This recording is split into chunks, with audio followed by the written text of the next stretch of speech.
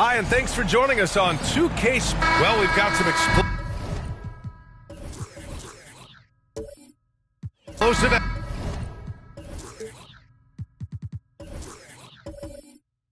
athletes out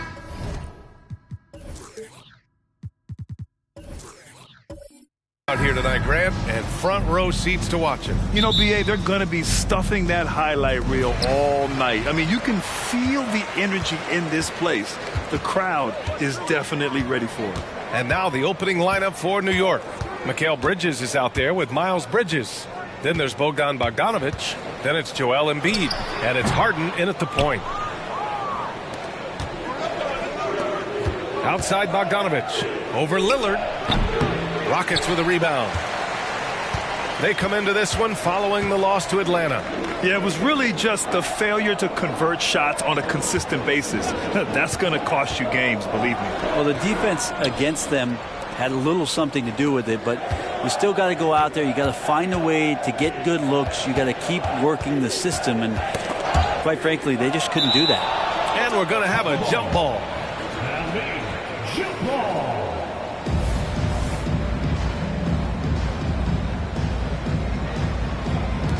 So it's the Rockets now. Here we go. Here's Beal.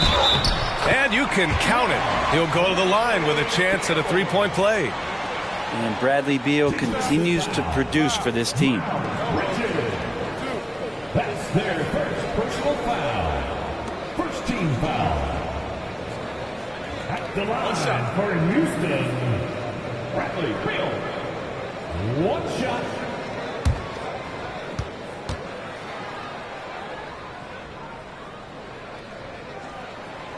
Free throw drops for Beal. Everyone knows that Bradley Beal is going to produce, but he plays with such great effort at both ends. He doesn't just kick his feet up when he's on D. Harden finds Bogdanovic. The next rebound. Here's Embiid. Some solid defense from Jordan. Man, he's had 3 good looks at the basket and nothing to show for it. Beal, the pass to Lillard.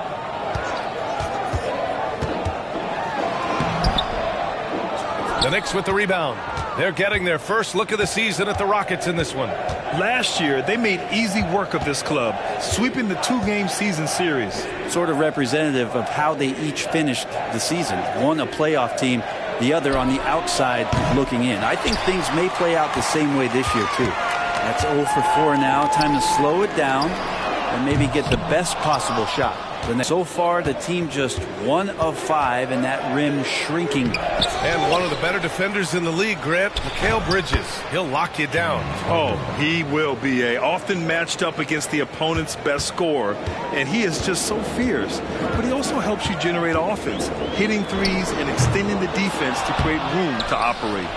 Well, they shouldn't be giving that shot to anyone, but they certainly shouldn't be giving it to him. That's a big break for the defense. Pass to Embiid. And he drops it in from the low post. Well, he passes to the wide open man. Bridges developing some team chemistry. Lillard against Harden. Beyond the arc. And Damian Lillard gets a 3. That's got to be a relief. After 3 straight misses, he finally gets one to go. Now Bogdanovic. Nice shot by Harden. Harden's got his second basket of the night. Well, you want to lead by an example. Bogdanovic leading the way with the assist. Grant outside. Outside Thibault.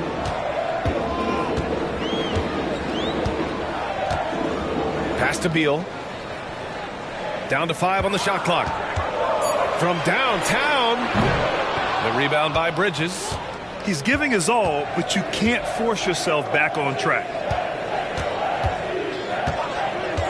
Outside Bogdanovic. From deep three-point land. It's rebounded by Grant. It's been an ugly quarter for him. Trying to shoot his way out of it. Might be time to work on the playmaking skills. And so it's Bogdanovich with it. He brings it up for the New York Knicks. Their last game, a win against the Clippers, looking to carry it into this one. Yeah, you know, you'd have to think that this wasn't their most impressive win this season, but it still counts as a W. In the end, actually a pretty comfortable win for them. That was a gritty effort on a night when they were not playing their best basketball. Now here's Lillard. He's coming off a 19-point game against the Hawks in Atlanta. Thibault against Bogdanovich. Bridges down low. Hey, great D that time from Grant. Here's Lillard. Pass to Thibault. Good. And it's Lillard who picks up the assist. You forget sometimes about how gifted Lillard is as a passing guard. You want him running your point. Left side, Harden. Shot from the low post is good. Harden's got 6. Houston has gone 2 of 5 from deep. Beal outside. Lillard, a screen on Bogdanovich. Shakes him. Lillard can't get it to go. They've been able to have some team success in this game despite what's been an awful shooting night for him. The last few seasons, the Knicks have had a defensive-minded approach. And that's been the key for them getting back into the postseason, B.A. I mean, they play great team defense and pride themselves on getting stops. The Rockets trail. And here's Beal. He had a 12-point outing in their last game against the Hawks in Atlanta. And Grant gets it to go. This game has been like a seesaw. Both teams going back and forth at one another. Yeah, everybody trying to get away from one another, and the threads are keeping them close. This has been highly competitive. Now here's Bogdanovich. He picked up 15 in their last win against the Clippers. Something's off about him this quarter. Well, he's missing, and it's starting to affect a little bit in his body language, and you just don't want to see that. Harden against Lillard. Back to Beal from behind the arc. The Knicks with the rebound. So far, rebounding has been a focal point for them. And Harden gets it to go on the assist by Bridges. Give him 8 points now. I mean, with the ball in his hands, Harden's as creative as anyone. Houston calls timeout. And the Rockets will go for a different look here. Richards is checked in for Jordan. Johnson comes in for Grant. Trent, he's checked in for Thibault. And it's Dunn in for Lillard. A big group substitution here for New York. Collins, he's checked in for Embiid. Okeke comes in for Bridges. Exum's checked in for Bridges. And it's Brown in for Bogdanovich. And it's the Knicks with the ball after the Rockets picked up a basket a moment ago. Collins with a screen on Beal. Here's Harden. Ooh, plenty of contact on that shot. Officials call the foul, and he'll take 2 free throws now. A master of attracting contact. Harden just takes pride in fooling defenders and getting those calls. All right, guys, what do you think so far about the offensive approach for Houston? Yeah, their early focus on outside scoring has paid off. They're finding plenty of points from three-point land. Let's make sure that that selfish nerve doesn't get tapped, because right now there's great ball movement. They're setting each other up. Let's see if that maintains. That's good from Harden.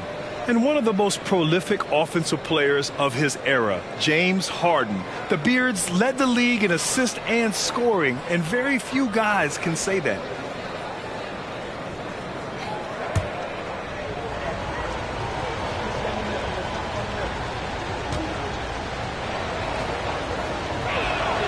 And so he hits both. Well, a great player on a great role at the charity stripe. The D has got to be careful about being too aggressive on him and sending him back for freebies. Now here's Dunn. He gets it in there. And the Rockets lead by 2. And Beal continues to be that guy where he opens your eyes with his playmaking. Outside, Brown. And the 3 off target. And they've come out with a fearless approach on the boards. Tries to spin move. To the paint. Here's Johnson. Oh, and Johnson slams it in. Gotta love the effort there. An undersized 4 who can really make things happen with that leaping ability. Here's Harden. Pass to Collins. It's Brown on the wing. Collins a screen. Brown passes to Collins. Done with a steal. 7-second difference between the shot clock and the game clock. Trent finds Beal. Shoots over Harden. Can't hit it from 12 feet. New York has gone 0 for 4 from deep to start this one. Well-timed pass, and he goes straight to the bucket for the layup. Harden's got 12 points. A consistent and standout scorer. It's really no surprise to see Harden making a big impact out there. Heady play to stop that easy layup right there. I mean, make him earn it at the line. Second team foul. At the line for your Rockets, Bradley Beal. 2 shots. Shoot 2.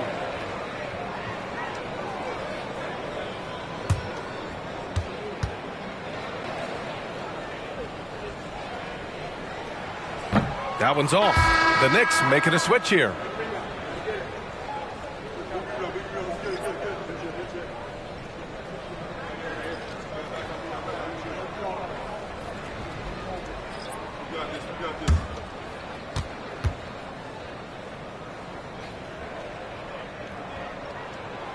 Good on the second one.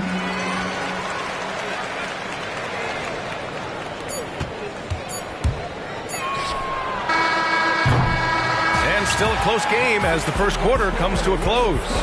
Rockets ahead, up by 3. And we'll be back in just a minute with the start of the second quarter. 16.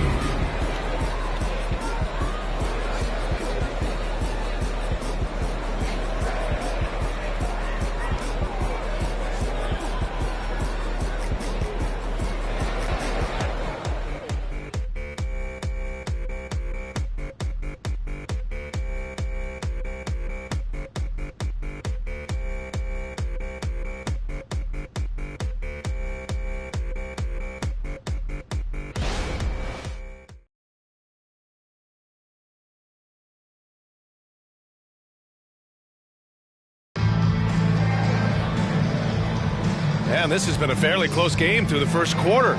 We'll see what happens here in the second. All right, guys, for the Rockets, what jumps out at you stat-wise? They're getting a big contribution from the bench already. Yeah, looking for a spark here, and the coach tapped the right guys to get out there and provide it.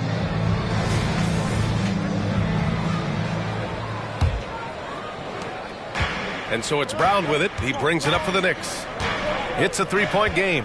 Following this game, they host the Magic. It'll be a quick stopover at home before they have to get back out on the road. Gary Trent is out there with Damian Lillard. Then there's Nick Richards. Then there's Chris Dunn. And it's Johnson in at the 4. That's the 5 for Houston right now. And a foul called on the way up. So he'll take 2 from the free throw line. Well, Brent, for a lot of fans, this is the best time of year. Any team can find reasons to be optimistic. And I love looking on the bright side early on. The young players have room to grow, and every fault seems to be fixable.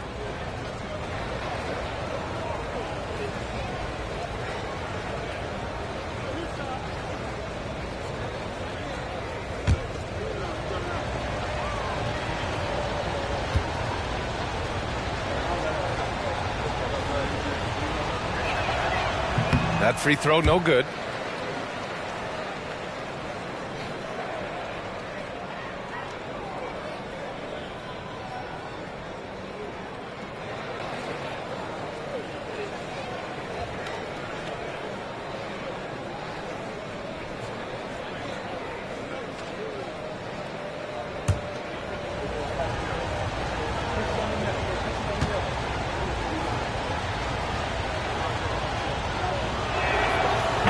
Off on the second. Houston has gotten 3 of their 7 threes to find the net in this matchup. Out of bounds. It'll go to the Knicks. And here's the upcoming schedule for the New York Knicks. On Thursday, they'll be matching up against Steven Adams and the Orlando Magic. Then on Monday, they'll be matching up against Kawhi Leonard and the Memphis Grizzlies. New York trailing. Exum passes to Embiid. Outside, Brown. On the take. It's rebounded by Houston. That's the only kind of defense that's going to cut the mustard here tonight. You got to stay on top of a guy like that who can play at such a high level offensively. Pass to Exum. Here's Embiid. And the foul is called. He missed it, so he's got a couple of free throws coming his way. It's going to be on Nick Richards. Look how sturdy Embiid is as a shooter. Even with the foul, he's able to put the shot up.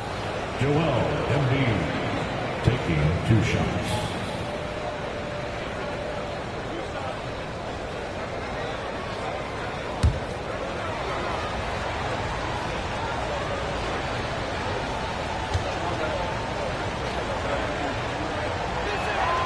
And the first one at the line is good. Molding himself into one of the most dominant centers in the league, Embiid has really come into his own.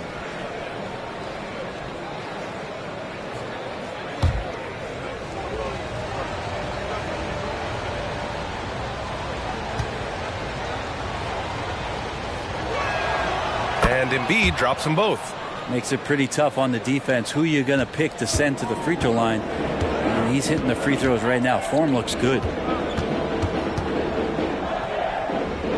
Richards inside. Embiid covers. There's the screen by Johnson.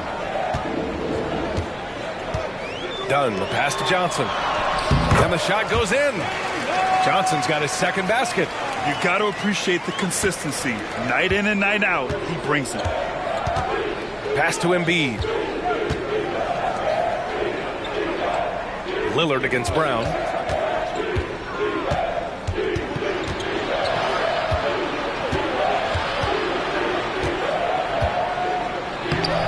The shot won't fall. Trent with the defensive effort. Houston in the lead. Dunn outside. Richards with it. Kept alive. And there it is for him. Richards has got his first points of the night. Now, what's the saying? Don't box out. You get your feelings hurt. Embiid a screen on Lillard. Pass to Exum. Now Embiid. Shot clock at 5. Here's Exum. Fires from deep.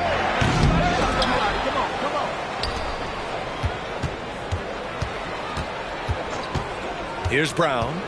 We saw him with 11 points in his last game. And the Knicks miss again. Yeah, pretty safe to say that this is the kind of game that you just want to flush as soon as you get done with it. All right, let's check in with Allie LaForce.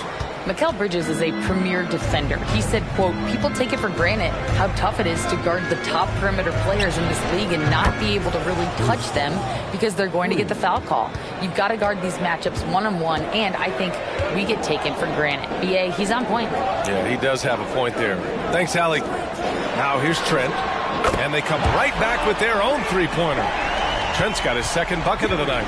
Oh, you gotta love the back and forth, showing real confidence at the arc. Yeah, both teams finding ways to the three-point line and trying to take advantage from distance. Now a timeout called by New York.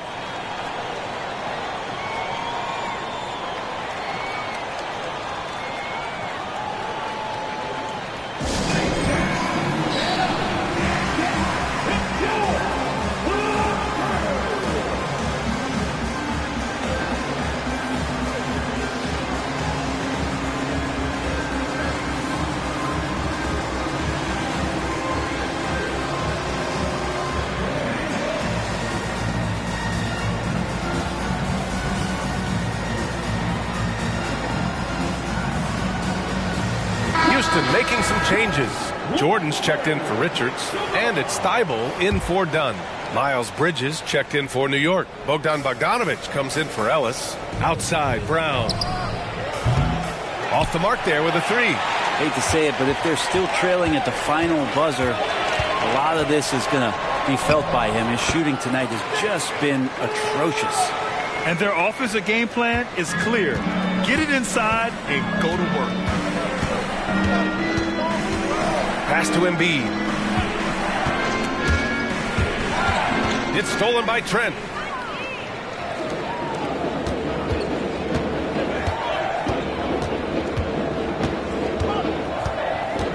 Lillard, a screen on Bogdanovic.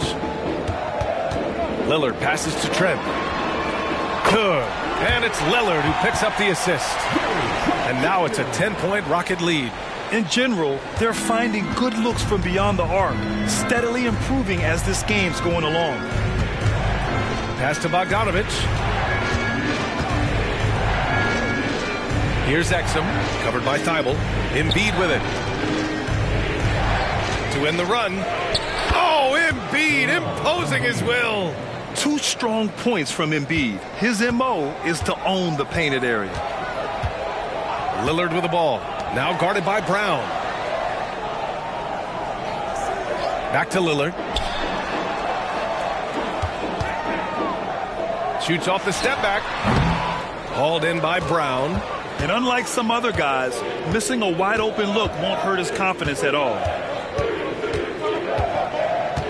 Pass to Embiid. Now here's Brown. Embiid inside. Jordan's there. And he got the whistle on the way up. So he'll be headed to the line for a pair. And Grant, these days, more and more teams emphasize the importance of switch defense. It's so true in the modern NBA, BA. Every team has to be able to switch to take away a lot of the action of the offensive team. So having defenders who can guard multiple players on the court is a must. And give them credit for making a more concerted effort to get to the line this quarter. Mikal Bridges checked in for New York. Harden comes in for Brown.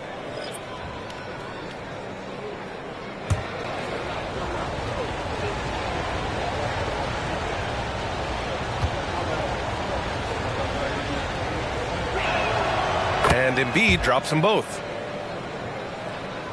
Here's Dunn.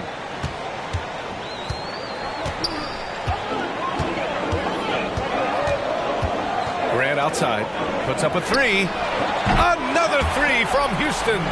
This defense is getting spaced out.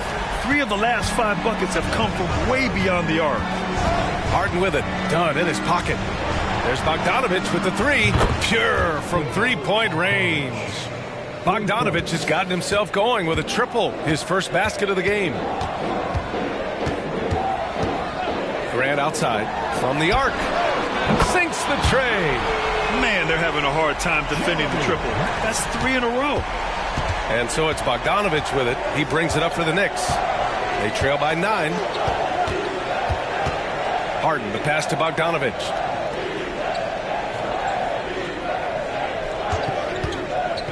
To the middle. No stopping Joel Embiid. Wow. I love the confidence Embiid plays with, especially this close to the rim. Pass to Beal. 1:46 left in the first half. Oh, and he got fouled on his way up. He'll head to the line to shoot 2. It's going to go on Bogdanovich. First team foul. At the line for Houston, Bradley Beal. And he drops the first. Collins, he's checked in for New York. And Beal drops them both. 1:42 left to play in the second quarter. Bogdanovich with it. Outside Harden. The 3 is up. And the Knicks, another 3. He saw he had an opening, and Harden took it. Houston has gone 7 of 11 from outside the arc. Nice percentage from distance so far. Beal outside. Now here's Dunn. Back to Beal. And another miss by Houston. For 3. And Harden gets it to go on the assist by Bridges. Harden's got 18 points in the game. He's never shy to let it go from 3-point range. Harden wants to make the D's job as tough as possible. Timeout called. Houston. And with this break, a chance to see the best passers in the league from last season. James Harden, number 1. It was a virtuoso performance. They ran the offense through him time and time again.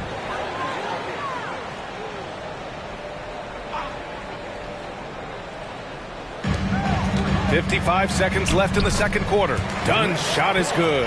Credit their discipline. They've been working for high percentage shots. Now here's Harden, defended by Dunn. Pass to Bogdanovich. Back to Harden. Fires the three. And again, New York with the triple. And their shots are dropping with more consistency now. For Houston, they've gotten 8 of 13 shots to fall in the second quarter. Dunn, the pass to Grant. The three connects from downtown. 12 points for him. They're unafraid to let it rip from downtown, extending their lead. 2 seconds separating the shot clock and the game clock. Now here's Harden, defended by Dunn. Now Harden. He had an 18-point outing in their last game against the Clippers. 4 on the clock. Over Grant. They grab their own miss.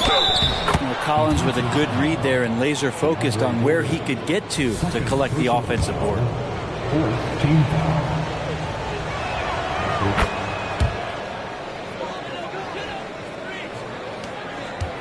It's been all about Jeremy Grant for Houston.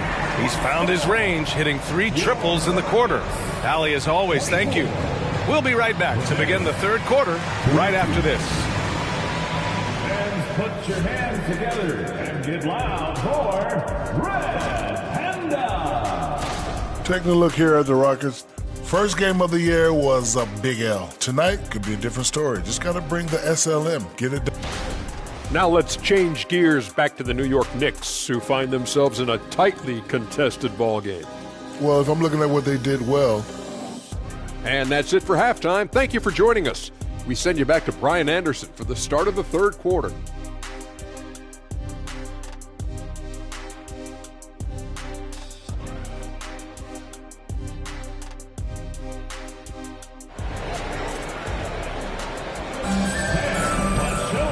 After a fairly even first couple of quarters, this second half could turn out to be a great one, as both teams trying to gain an edge.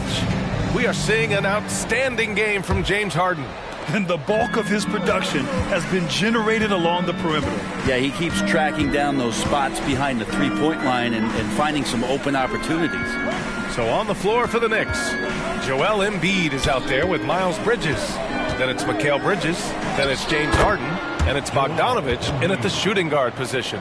Hey, they're just getting pushed around inside. And it's Houston's ball. They've led by as much as 10. Beal, the pass to Lillard. Embiid with a steal. For the lead, outside Bogdanovich. Oh, the go-ahead bucket, no good. The Rockets shooting efficiently, 50% so far. Thibault passes to Beal. Pass to Graham. Back to Beal. There's the three. And the three-pointer goes. Beal's got 9. Advantageous if you can get in Bradley Beal's airspace before he catches. Otherwise, that happens.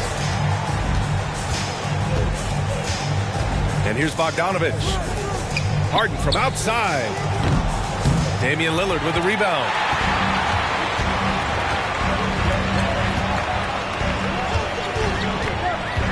He shoots. The rebound by Bridges. Bridges has got 5 rebounds tonight. Pass to Harden. That one's true. And that's 9 for 12 for him now. Tough bucket by Harden. A creative finisher near the hoop. Lillard deciding where to go with it. Jordan with a screen on Harden. Back to Lillard. Jacks up a 3.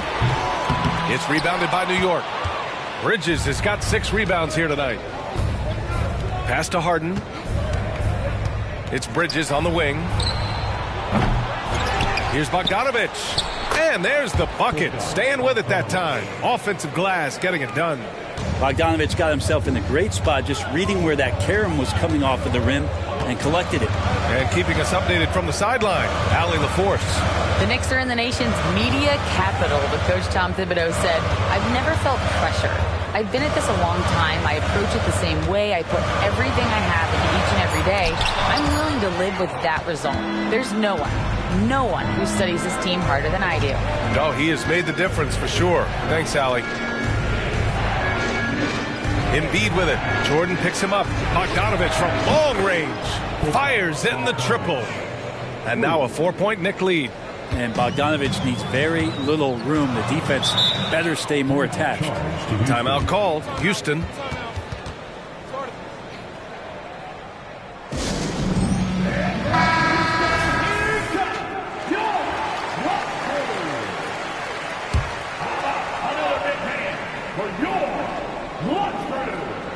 Clock keeps going. 3 minutes into the second half now. The Rockets with another miss. Yeah, starting the half here 1 for 5, and the offense might need an ironing out. Here's Harden. 23 points in the game. Here's Embiid. And it's Jordan with the rebound. Jordan's got 5 rebounds in the game. Lillard finds Beal. Lillard outside. Looking to win the run. And Embiid with the block. You have to be aware of Embiid at all times. He's an outstanding shot blocker. Bogdanovich with it. He's picked up by Lillard. First personal foul. First team foul. Shooting for New York, Bogdanovich. 2 shots. Take a break. Take a break. 2 shots.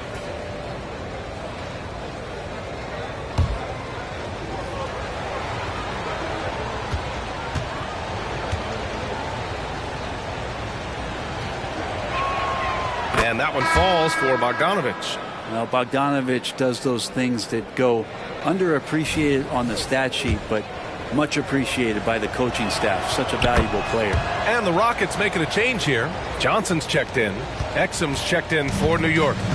And so Lillard will bring it up for the Rockets. 6-point game. And that'll be their only game on the road before heading back home. Beal against Bogdanovich. It's rebounded by New York. Bridges has got his 7th rebound of the game with that last one. Pass to Harden. Bogdanovich with it. Here's Embiid, covered by Jordan. Out to Bridges. The 3. Good. And the assist to Embiid. And the Knicks lead by 9. Their ball movement on this run has been tremendous. It's led to a lot of good, clean, open looks. Time called here. The Rockets decide to talk it over.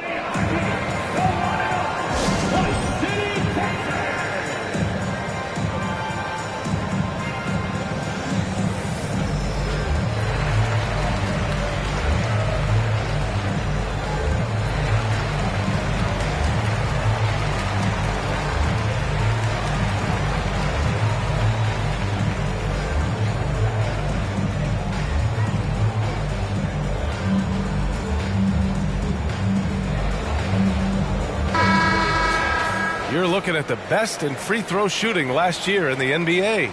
Damian Lillard 4th. Very steady at the line. He's a guy who isn't rattled easily, and that shows in his free throw shooting numbers.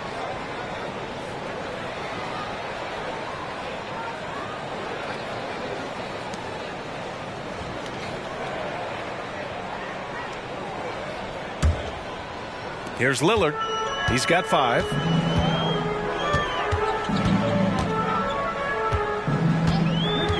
Pass to Beal. Back to Lillard. Shoots over Harden. And Lillard gets it to go on the assist by Beal. Beal's got 3 assists in the game. Total lack of hesitation. Lillard trusting his selections completely. Harden, the pass to Embiid. Embiid through contact.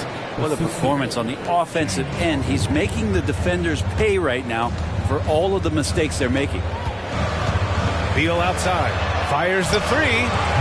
Joel Embiid with the board. And they just continue to dominate the boards. Pass to Bogdanovich. Back to Harden. Here he goes.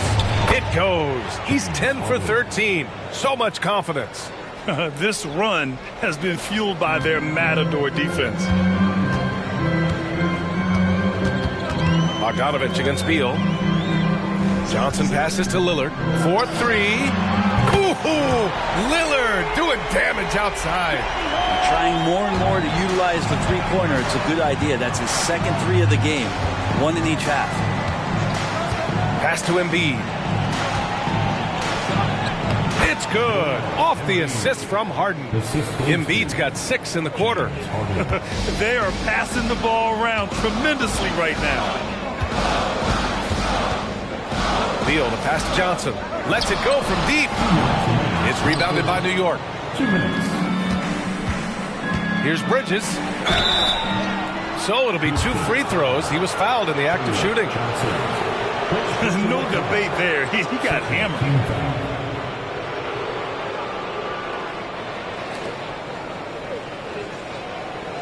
And let's take a moment here to get your take, guys, on the scoring so far for the Knicks. Yeah, what stood out to me was their passing. They moved the ball effortlessly and have been able to find those holes in the defense. All game long, they've just done a great job of keeping the pressure on the defense and penetrating with the pass. They've gotten everything inside, and they've converted there. And he makes a first. So for the Rockets, Richards is checked in for Jordan. Trent comes in for Thibault. And it's Dunn in for Lillard.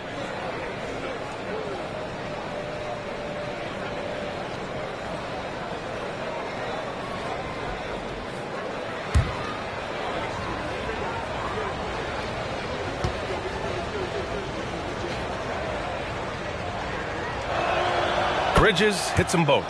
If they keep hitting free throws at this clip, it'll help them seal the deal. Outside Johnson. Pass to Trent. The 3 is up. The rebound by Bridges. Bridges has got rebound number 8 now. They've shown the power inside. Their rebounding effort has been sensational. Harden from outside. Rebounded by Trent.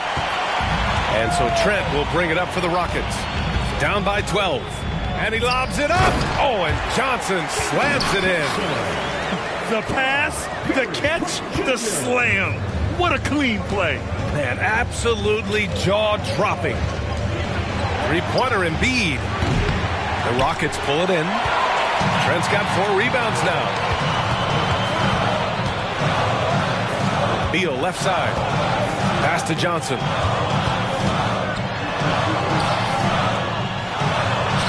Count that bucket. Johnson's got 8. Oh, what a crafty move, causing the defender to pause right there. Bogdanovich with it. Back to Harden.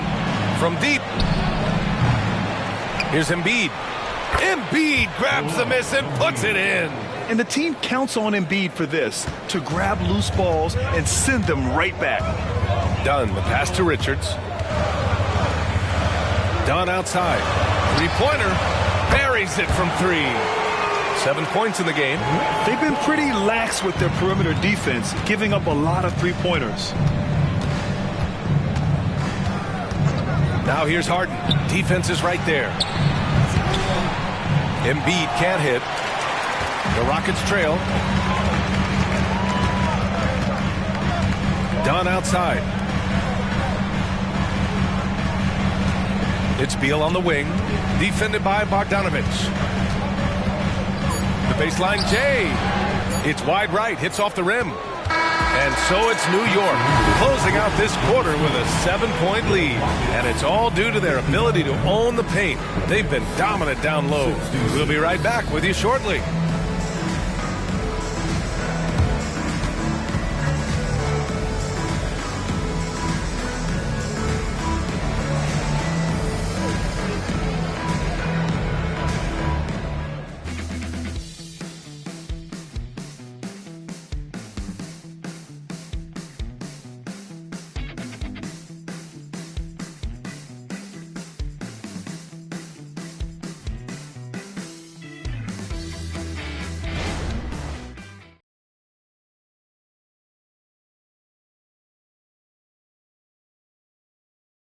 And it's time to bring up the State Farm assist of the game. This is the definition of team chemistry. I love to see this kind of communication and connection between teammates leading to the perfect pass. The coaches talk about it all the time, but to be able to play with that kind of feel, nice play, collaborating, improvising, and organic. The fourth quarter has arrived. So good to have you with us. We've got Damian Lillard. Johnson is out there with Nick Richards. Then there's Gary Trent, and it's Dunn in at the small forward position. That's the 5 for Houston right now. Here's Trent. Johnson for 3. It's rebounded by New York. Embiid's got 11 rebounds in the game. Ellis passes to Okeke. No good that time. Johnson with the defensive effort. Well, Houston's shooting at 45% of the game so far. Pass to Trent from outside the arc. Nails it from 3. And defensively, how do you leave them that open in crunch time? The Knicks with the lead. Outside, Brown. Lets the 3 fly. Rebounded by Trent. Trent's got 5 rebounds in the game. I've been in this position. Your team is up. You want to drive in the dagger. He may be a little overeager. Dunn, the pass to Richards. Embiid brings a double team. And wrestling for it there, but no one has possession. We'll have a jump ball. Jump ball.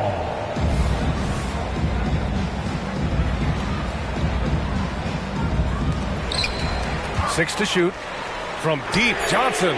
And the Rockets hit again from deep. Their defense has to do a better job of smothering those shooters. About a minute and a half through the fourth quarter now. And Chris Dunn gets the whistle that time. That's his first foul. All right, the Rockets making a switch here. Thybulle's checked in. Bogdanovich is checked in for New York.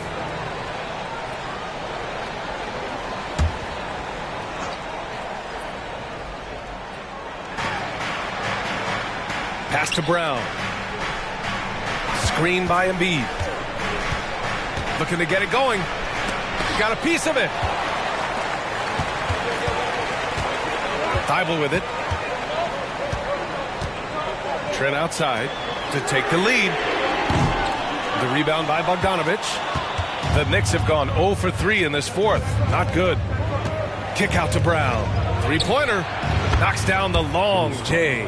Well, that's a shot he can hit. If you give it to him, you need a little more energy on defense that next trip down. Outside Thybulle. Pass to Trent. Launches a 3. And that one falls. His 5th basket in 7 tries. Their strategy has been pretty simple here in the second half. Attack from three-point range. Maybe trying to find a little bit more space and ball movement to get guys open at the three-point line. And here's Brown for 3. Good. And the assist to Embiid. Embiid's got 3 assists in the game. Now, the D has done a very poor job at contesting him from outside, guys. He's tearing into them right now, and they cannot stop him. There's a screen. Trent, the pass to Thybulle. And, yep, it's good. Another shot right in the lane. That's been their MO this evening. The Knicks have gone 2 of 5 from the field in this final quarter. Pass to Embiid. Around 3 minutes gone here in the fourth.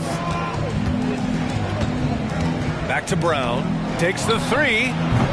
Again, Brown missing. Teammates right now covering up for the type of off performance he's having. In terms of scoring, this has not been his best night. Richards, the pass to Thybulle. Richards with a screen. Here's Trent. Ooh, can't tie it up as that one's no good. And so it's Brown with it. He brings it up for the Knicks. They held a 12-point lead earlier. And Brown with the stuff. Get up there, young fella. Sometimes as a point guard, you got to take it yourself. Well, it's okay to be selfish when you can flush it like that. Well, if he's calling his own number, there's a reason for it. They respect the decision-making from him out there. Pass to Embiid. Here's the 3. The Rockets pull it in. This game is so close. One or two plays could make the difference. It's so imperative to try to make each trip count. Thibault, that's good. Yeah, he's going to punish you if you leave him open. He's more than willing to take the open three when he's got it. Now a timeout called by New York. He recognized his players were fatigued and needed time to catch their breath. So for the Rockets, Jordan's checked in for Richards. Jeremy Grant comes in for Johnson. And it's Beal in for Trent. The Knicks making a switch here. And from the sideline, let's catch up with Allie. Hey guys, over the last break I listened to Tom Thibodeau address the team. Coach was urging his team to play strong defense, reminding them no easy hoops, give effort and help when needed. They do say defense wins championships, guys. And Allie, thank you for that. Flat out dominant. Joel Embiid having his way tonight. Pass to Beal.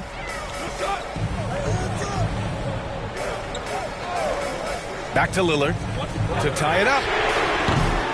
The Knicks with the rebound. Bridges has got 4 rebounds now. And here's Harden.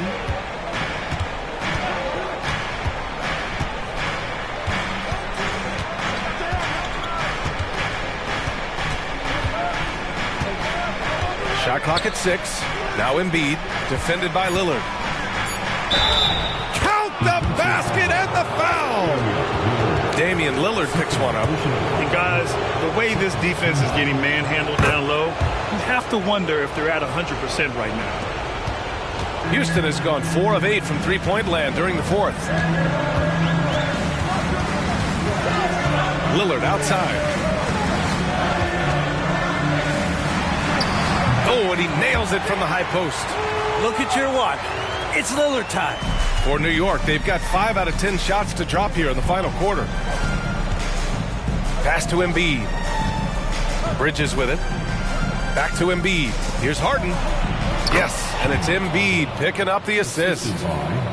Embiid's got his 4th assist with that last one. For Houston, they've gone 6 for 11 here in the 4th quarter. Lillard passes to Grant. He drops it from range. Wow, Jeremy Grant, the evolution will be televised. Phenomenal at staying cool and collected in that big moment. Pass to Embiid. There's the triple. It's hauled in by Beal. For Houston, they've gotten 7 of 12 shots to drop in this 4th quarter. Lillard against Embiid. Lillard can't get it to go. New York has gone 2 of 6 so far in the 4th. Bogdanovich passes to Embiid. 1:33 left in the 4th quarter. Pass to Harden. Takes a 3. And it's Jordan with the rebound. Jordan's got his 6th rebound on the night. Now here's Lillard. He's guarded by Bridges. Fires, top of the key. It's rebounded by New York. Bogdanovich has got 7 rebounds in the game. Harden drives in.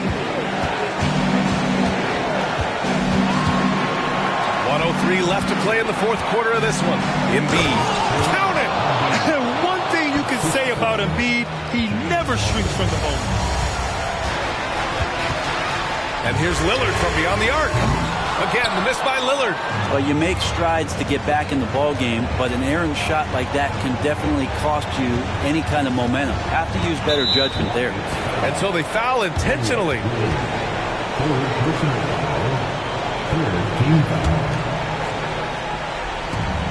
43 seconds left in the 4th quarter. Pass to Bridges. Fires for 3. Bridges misses. And here are the Rockets now. And not a moment to lose on this possession. Time is not on their side right now. They're aware. How about Jeremy Grant stepping up right here, taking some clutch shots and knocking them down?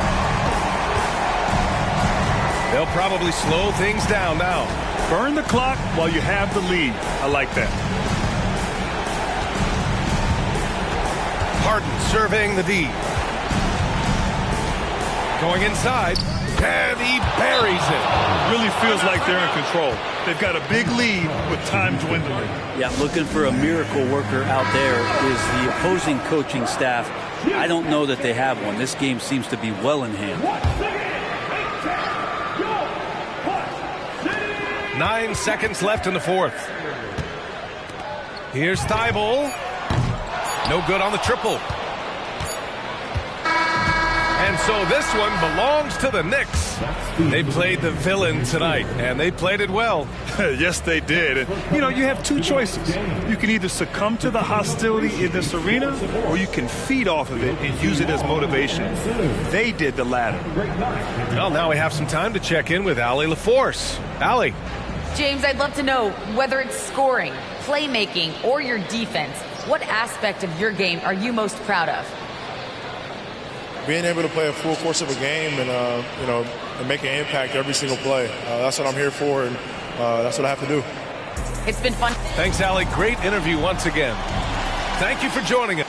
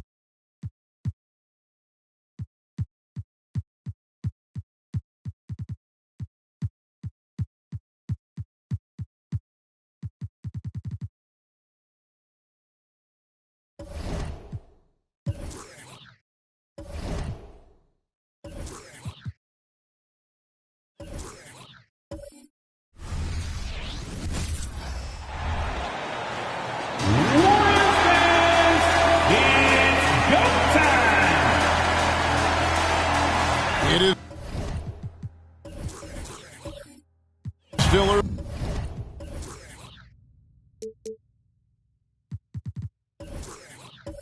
early in the season, Greg. You'd like to think we have teams figured out, but do we really? Not at all, Kevin. This is the time period where fan bases freak out because of records. There's still a lot of identity to be found with every team. And the starting group for the Grizzlies. They've got Smart. Lauri Markkanen is out there with Kawhi Leonard. Then it's Zach LaVine. And it's Wiseman in at the 5 down low. They get it again. On offense, here are the Warriors. And it's hard penetrating. Now on the scoring column with that bucket. 1 for 2 this game.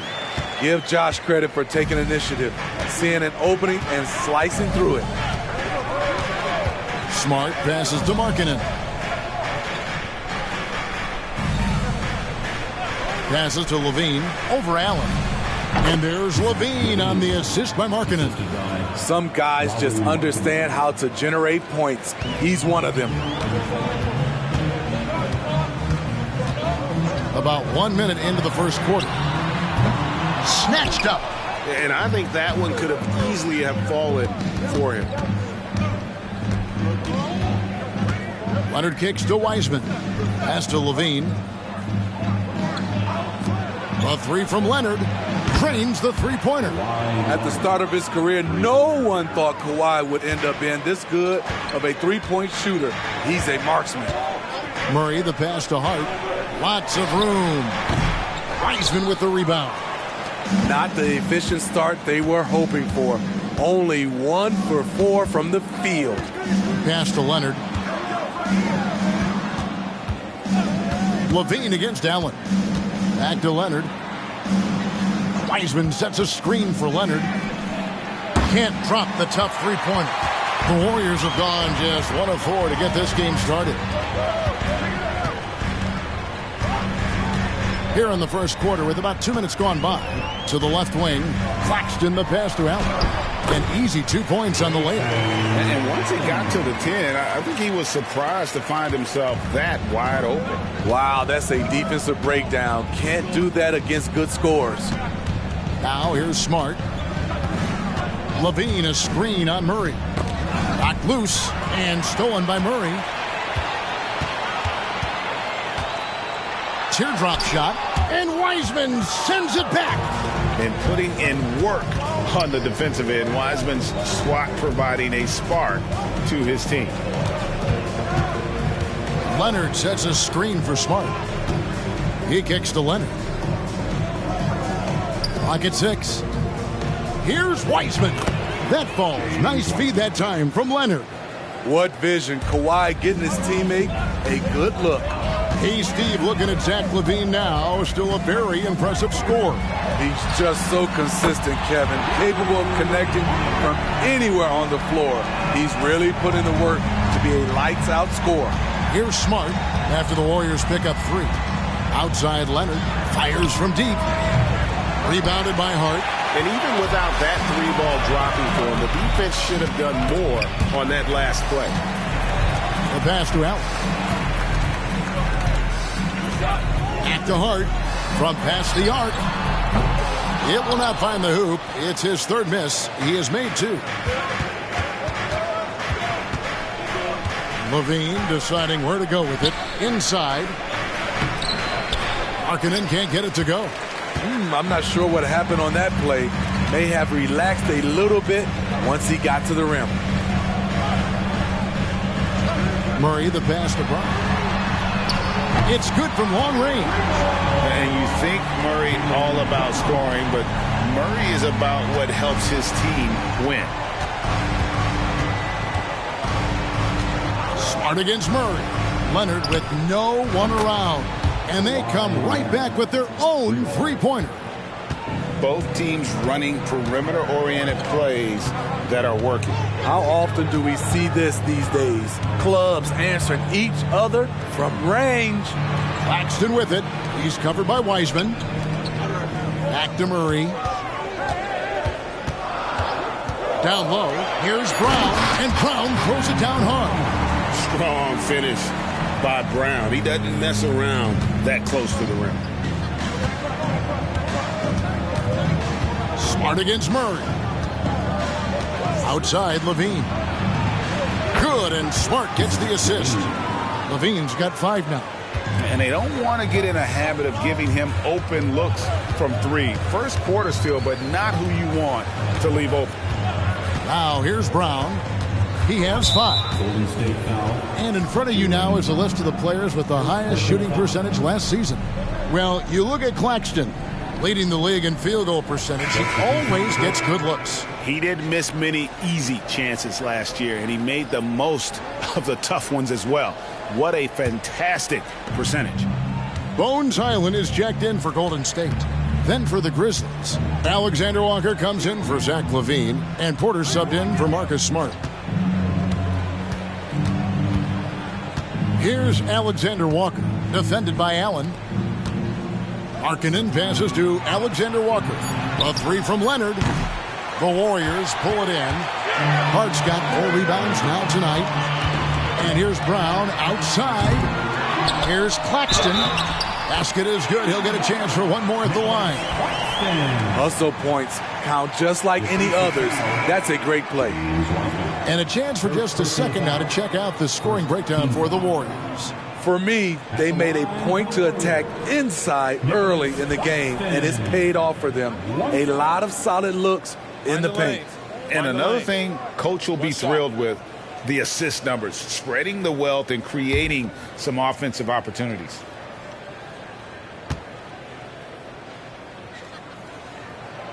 Greg, here we are watching Claxton. Who does he remind you of? You know, Kevin, defensively, he looks a lot like AD out there. Similar builds, and Claxton can also handle the ball a little bit. Just want to see if this guy can develop an ability to play facing up to the basket. Good job of stepping up to the plate there, seizing back the momentum for his team. That's the competitor in him. Close game. Let me have this one. Island against Porter. They set the pick. Driving inside.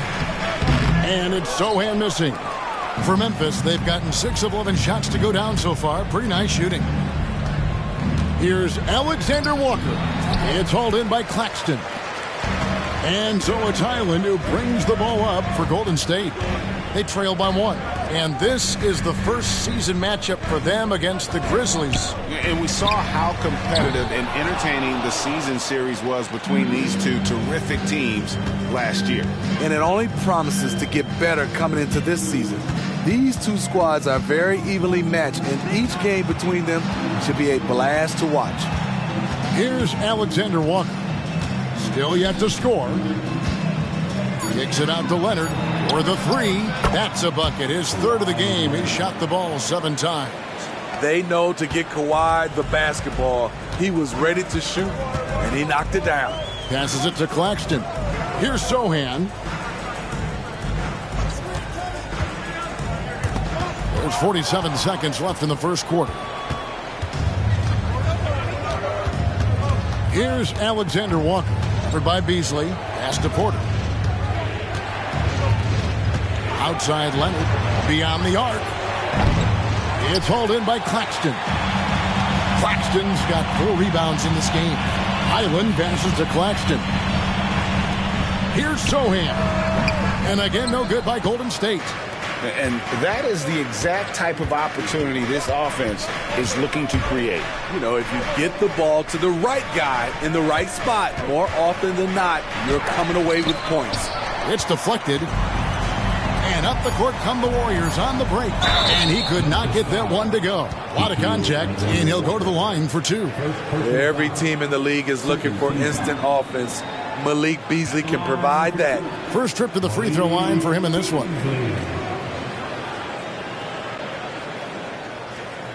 Shooting 2.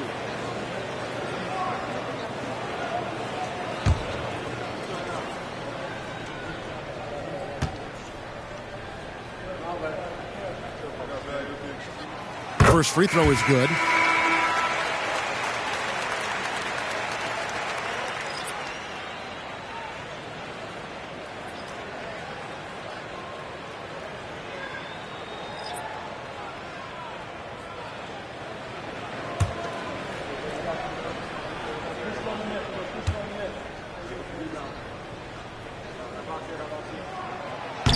So he hits 1 of 2 from the stripe.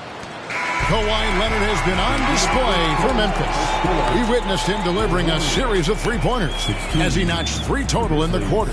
And don't go away. We'll be right back.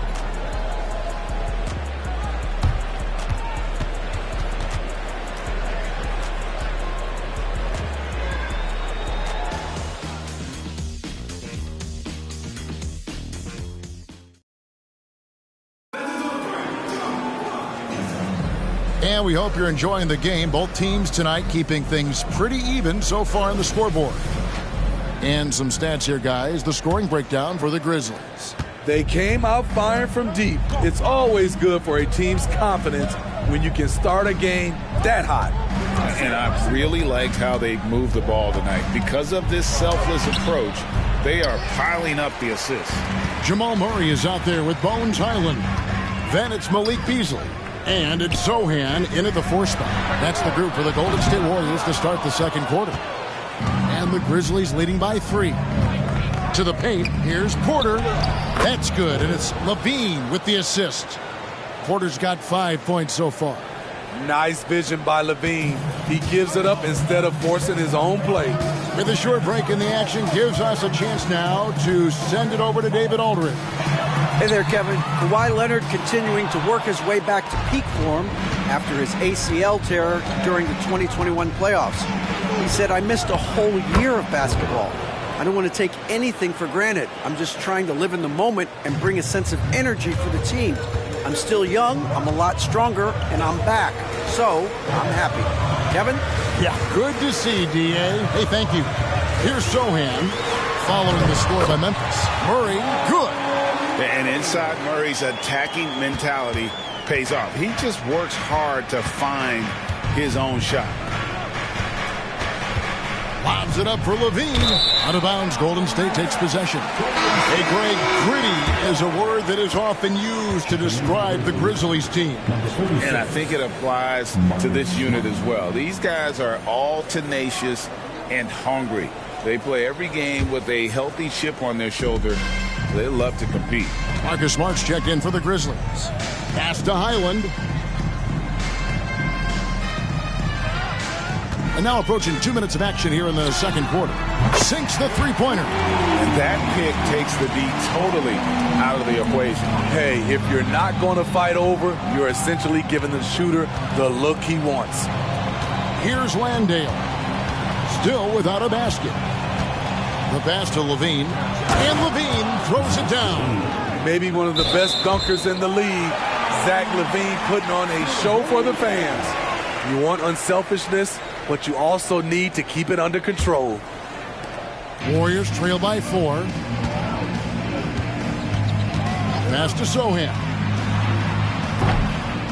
And the three off target. Memphis has gone 5 of 9 when they put up the three-point shot tonight. Pass to Jaquez. Back to Smart. And here's Levine. He's covered by Murray. And it's Levine that time on the assist by Smart. Smart's got 3 assists tonight. For the Warriors, they won their last contest, that game against the Hornets. Here's Highland. The Grizzlies pull it in.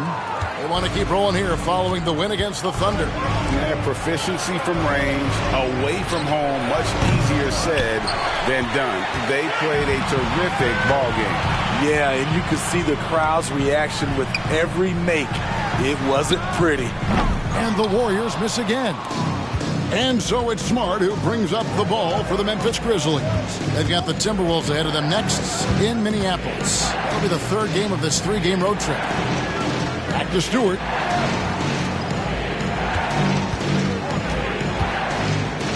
Levine kicks to Stewart.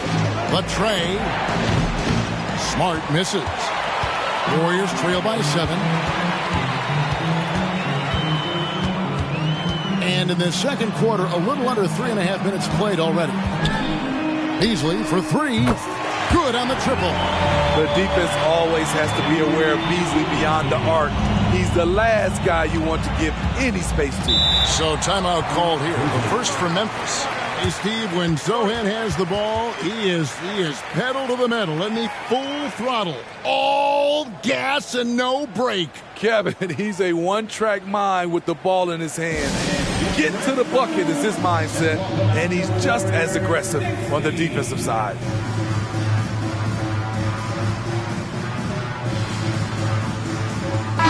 Taking a look here at the numbers for Allen. Some last season stats for him. Averaged about 10 points a game, 3 rebounds, and 2 assists. Just a fantastic scorer off the bench. Always a factor in every game he plays. What I love is he heats up quick because when you're on the second unit, you have no time to mess around. Offensive rebound. Here's Murray. That one dropped for his second bucket. Marking 2 for 4. And there's an aggression to Murray's game, willing to battle there for the bucket. Outside, Smart. Levine a screen on Murray. Levine against Allen. That's tipped. And another shot. Levine's shot is on. The Warriors have gone 4 of 10 in the second quarter from the field. High post Allen. Markkanen on him. Murray. And they're unable to get the tying basket there. Allen against Leonard. Kicks it to Markkanen. Dishes to Levine. Memphis moving that ball around. Here's Landale. It's hauled in by Claxton. Claxton's got 6 rebounds now in the game. Leonard against Brown. It's Brown on the wing. It's to Hart. And here is Allen. Murray outside. For 3. Markkanen pulls it in. Memphis leading. Smart with the ball. Still scoreless. A 3 from Leonard. And another miss by Memphis. Well, he's got a great stroke. That one almost dropped. Brown, good. What unselfish play by Josh Hart with the perfect pass to an open teammate. They need this one. Kicks it out to Leonard. Launches it. Good, and Smart gets the assist. Smart's got 4 assists now tonight. And let's see, guys, if that triggers another little explosion from him after hitting 3 triples in that first quarter. Hart, wide open. He fires. And right away, they match it with a 3-pointer of their own. Both teams running perimeter-oriented plays that are working. How often do we see this these days? Clubs answering each other from range. And guys, point of emphasis for the league is to really crack down on illegal screens. Yes, the last few years, the rules changes have tended to benefit the offenses. This evens things out a bit. And the Warriors making a change here. Island's checked in, and the Grizzlies also with the sub. James Wiseman, he's checked in for Jock Landale. And the Warriors decide to take their first time out here.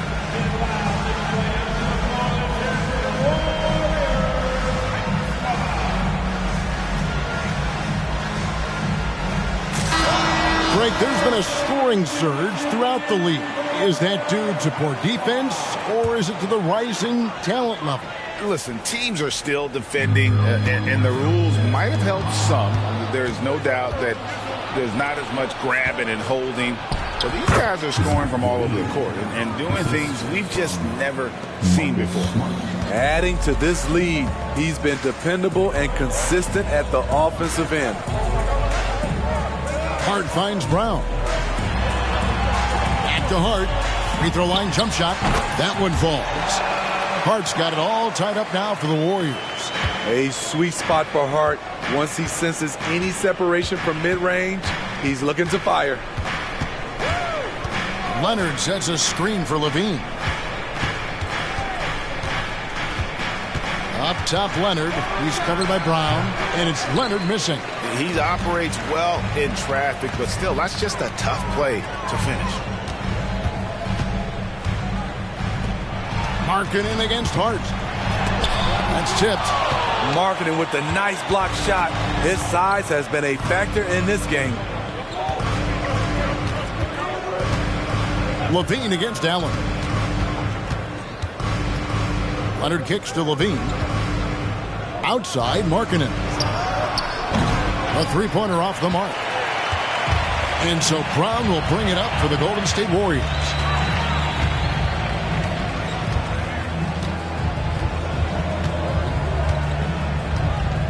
12 seconds left in the first half of basketball. Now the pass to Highland. And trying for the go-ahead basket. It doesn't go in. A deep 3 from Leonard. And he got that one up in time, but doesn't go in.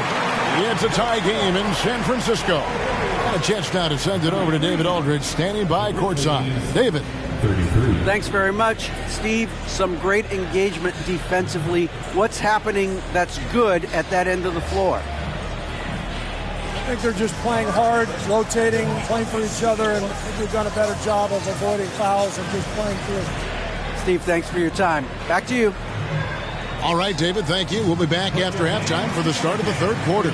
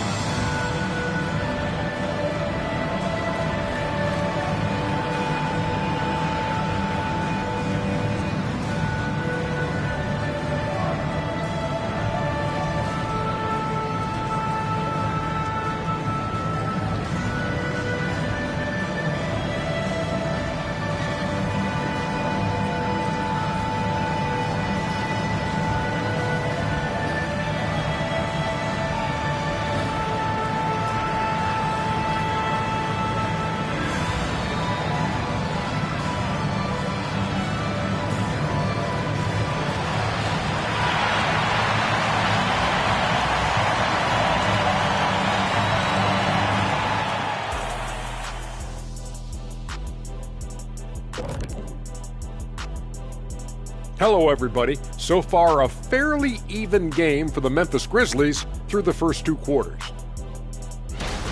The difference in this game, the free throw disparity. They've been too complacent on the offensive end, and defensively, no. And now, the moment we've all been waiting for. That'll do it for our show tonight. Thanks for joining us, and we'll send you back to Kevin Harlan for more hoops action.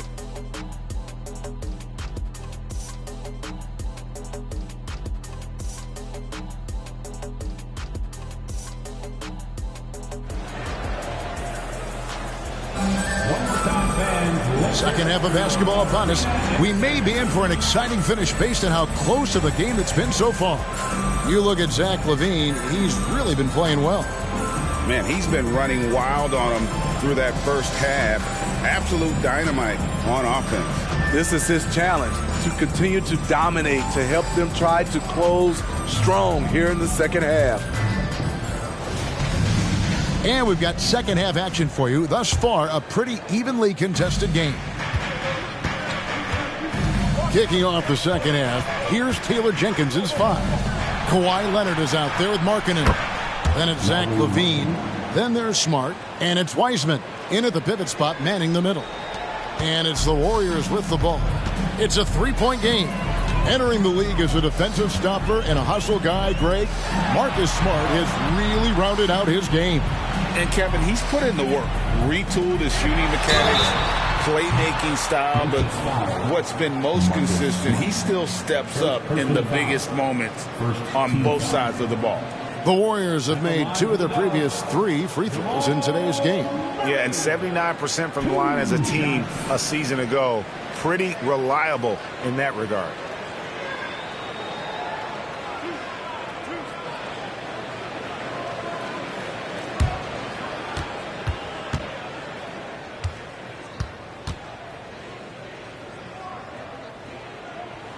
And the first one at the line is good.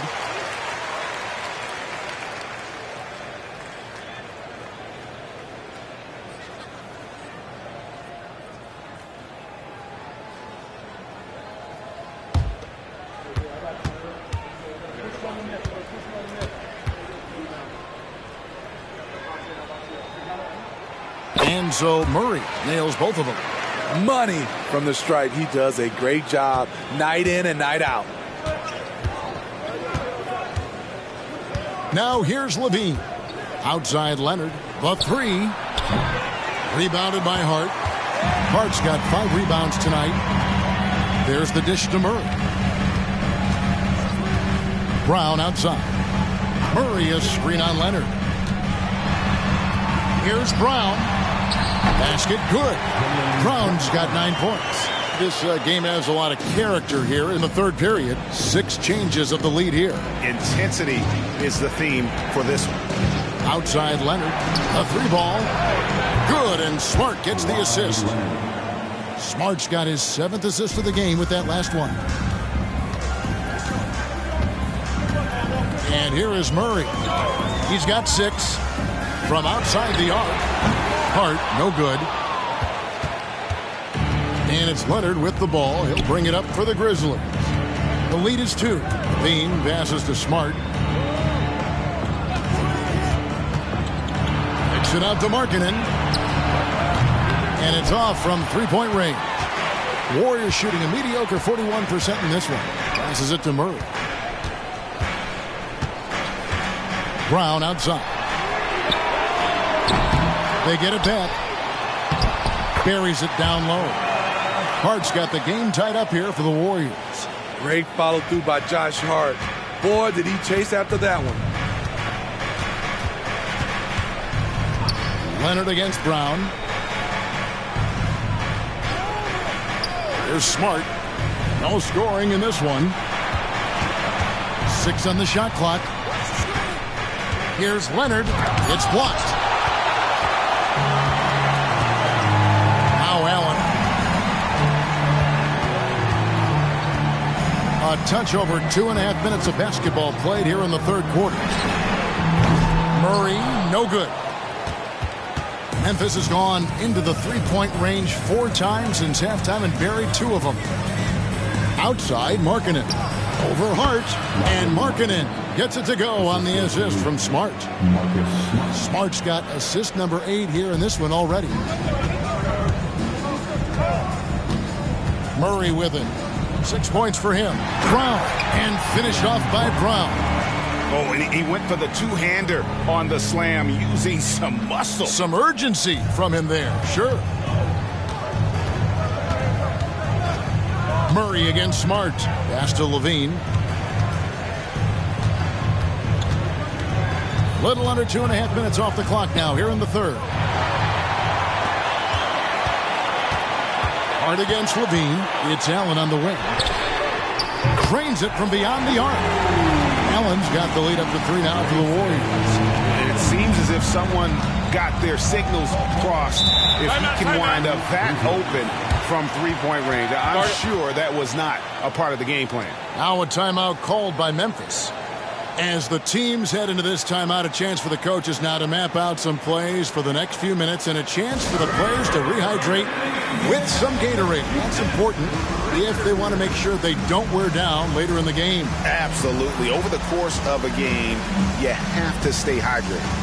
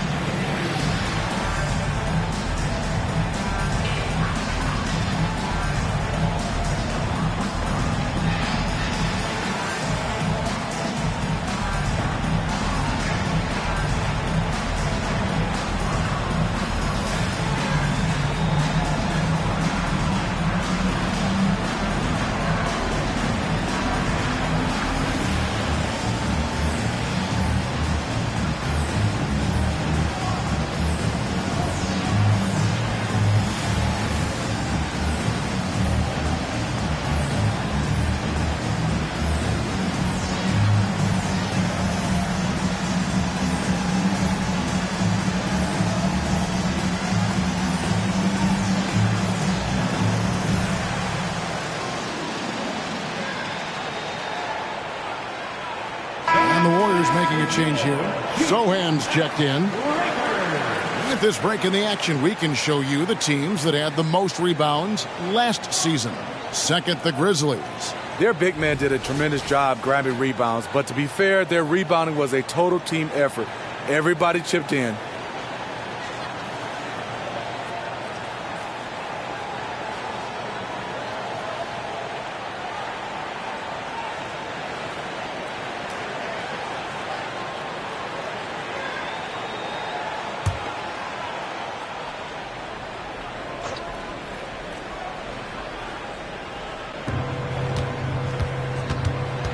Murray against Smart.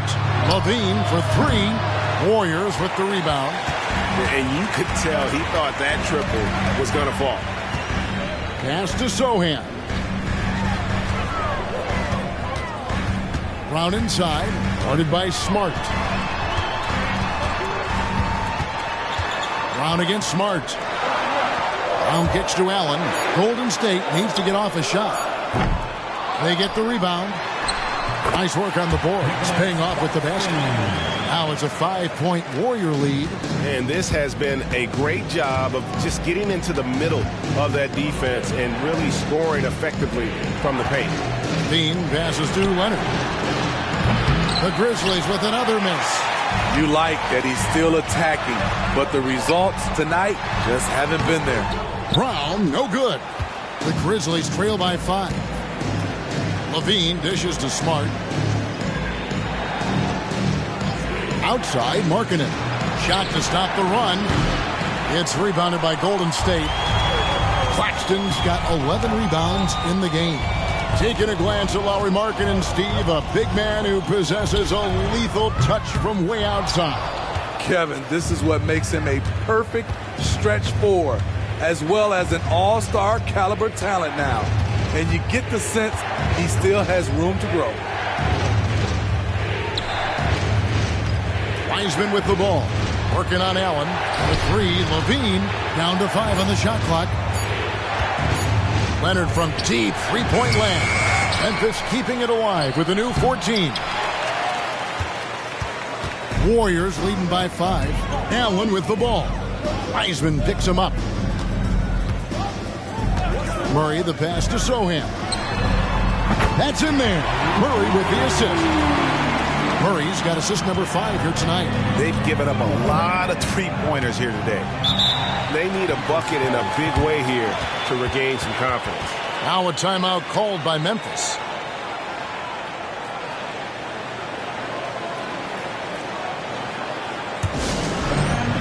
Porter's checked in for Memphis. And we'll examine here how the distribution has been between three-pointers and two-pointers tonight for the Grizzlies. And they're getting them up from beyond the arc, shooting a solid percentage from out there. So thus far, it hadn't been a problem.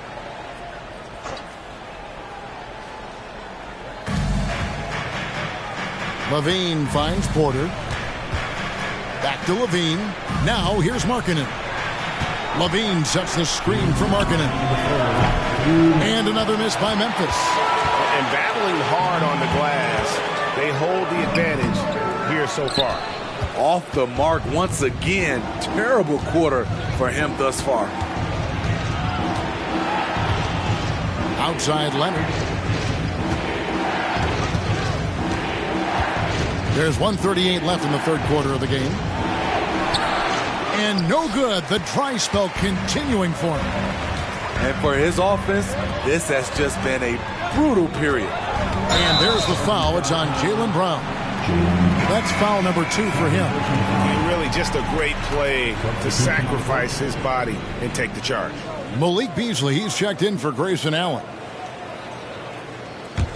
The Grizzlies trail by 8. A minute 20 left here in the third quarter. Porter kicks to Leonard.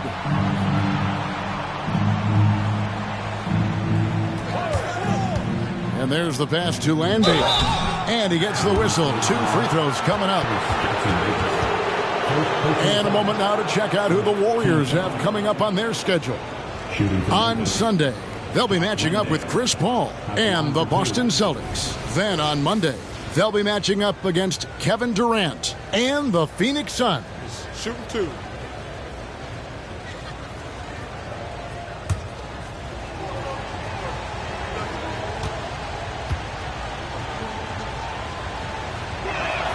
And he makes the first.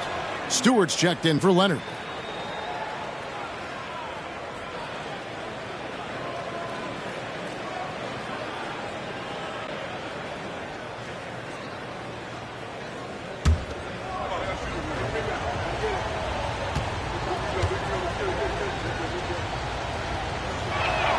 And so he hits both. 1:06 left to play in the third. Highland passes to Beasley. Here's Jackson Davis. Here's Sohan. Kicks it out to Beasley.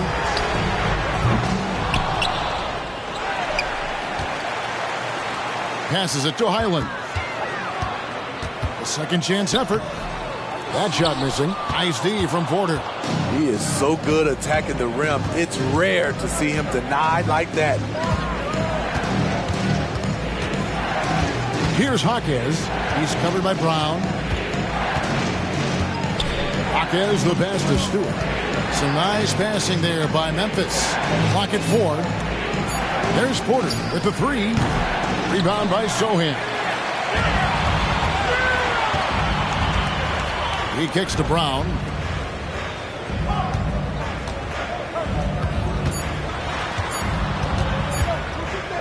A baseline J. And so it's the Golden State Warriors with their lead standing at 6 points here at the end of the quarter. Looking good at this point, but wanting more. Don't go anywhere. We'll be right back.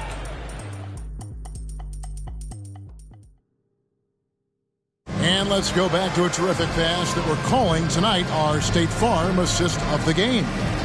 Yeah, an easy choice tonight. Look at the precision on this pass. Put it on a platter for him. This is why you preach teamwork. Some of the most spectacular plays are the ones where guys are feeding off one another. Well, this has been a great contest so far, and I imagine the fourth quarter could have even more action in store for us. We've got Murray. He's out there with Bones Highland. And it's Jackson Davis in at the 5. That's the Warriors' 5. Here's Jaquez. Three-pointer, Markkanen. Beasley with the rebound. You know, we talk a lot about scoring efficiency. He's displaying the exact opposite. Sohan. And again, no good by Golden State. Not his best game, but they're still getting it done collectively. Jaquez the pass to Markkanen. And it's in there. Wow, has he flipped the switch at halftime. Much more effective here in the second half. Highland deciding where to go with it. Murray outside. Pass to Jackson Davis. It's rebounded by Memphis. Some tough offensive sets. They want to turn it around. Yeah, right now you just need a bucket to get some momentum. Pass to Alexander Walker. There's the pick. Shoots the 3. Gets the three-pointer to fall. Alexander Walker's got his first bucket of the game, and he's on the board for 3. Now here's Murray.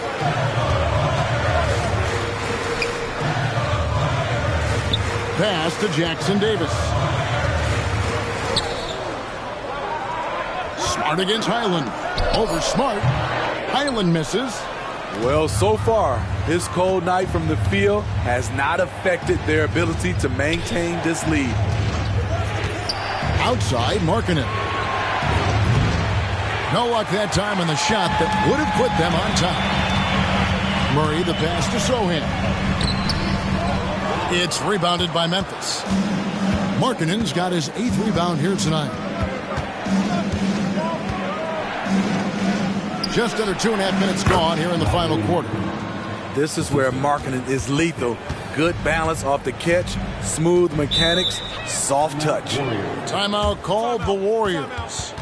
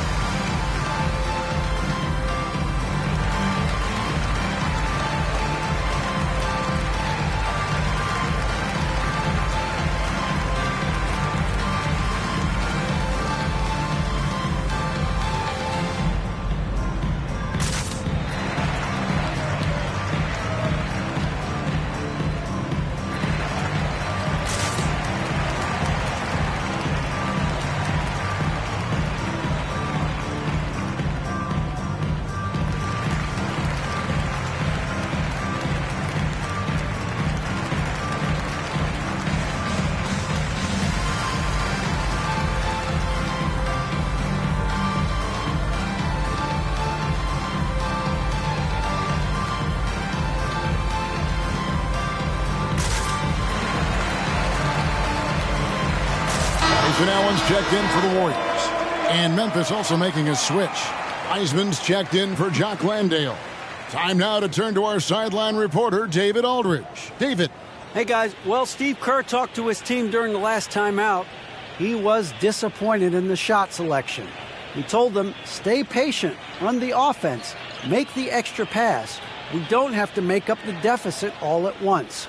We'll see if they start shooting a little better. Kevin? Thanks, David.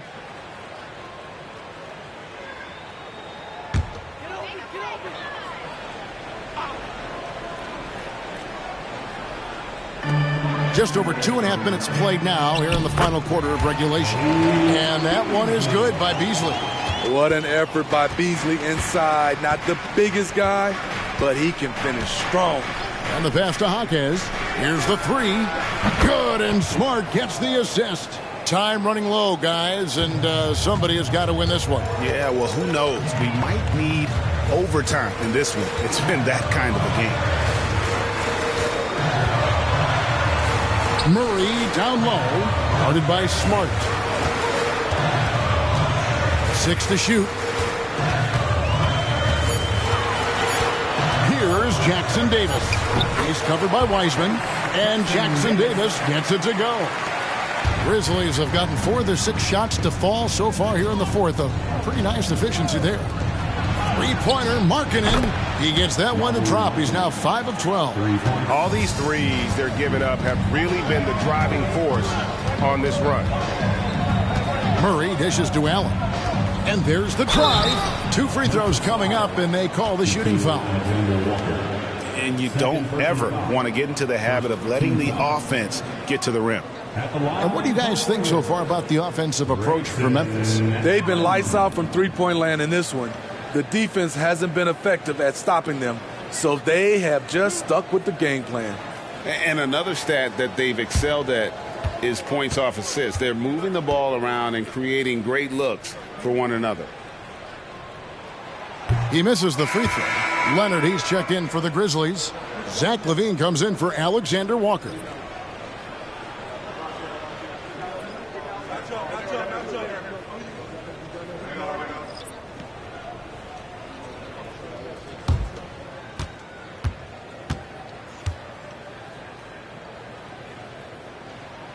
And he sinks the second. Yeah, being down 2 points instead of 1 thanks to the free throw miss makes getting a stop here absolutely critical. Passes it to Leonard from deep. It's hauled in by Claxton. Claxton's got 12 rebounds here tonight. Big time effort. Allen inside the three-point line. And good. He nails it. Allen's got it all tied up now for the Warriors. And that's right in his wheelhouse, looking to make an impact when it counts. It's the fourth quarter, and it's a close game. You want to get the ball to someone you can rely on. Smart passes to Leonard. Good, and Smart gets the assist. Their third three-pointer in a row. And so it's Murray with it. He brings it up for Golden State. Brown outside. Hart the pass to Claxton.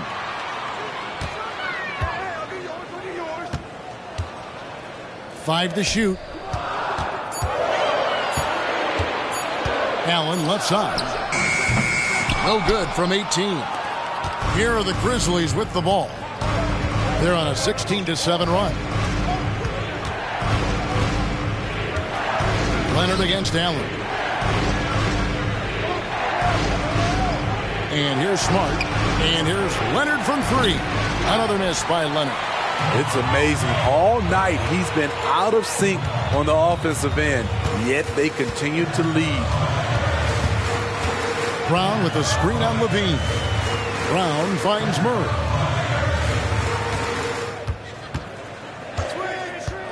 Back to Brown. Second chance shot. It's tipped. Leonard looking around. Now the feed to LaVine. Leonard dishes to LaVine. Kicks it out to Markkanen. Leonard the pass to LaVine. Outside, Smart. Off target from outside. Warriors trail by 3. Allen with the ball. Out guarded by Smart. Murray outside. Back to Allen. Brown outside. Here's the floater. And it's sent back by Leonard. Great effort by Kawhi. One of the best to ever do it. Here's LaVine. There's 1:38 left to play in the final quarter. Pass to Leonard. Kicks it out to Markkanen. That's good, and it's Leonard with the assist. Leonard's got 3 assists in the game. Lowry Markkanen making his presence felt as this game heats up. Allen outside. Murray outside. Trying to answer back, but that 3 is off the mark. And the Grizzlies leading by 4. To the middle. Here's Markkanen. Finished off by Wiseman. And look at Wiseman stepping up here, showing he's ready to shoulder the pressure of the moment. Brown against Leonard. Fires the three. Oh, he got hacked on the three-pointer. He'll head to the line. It's on Kawhi Leonard. Yeah, you hate to give up a foul on a three-point attempt. At the line for three, Jaylen Brown.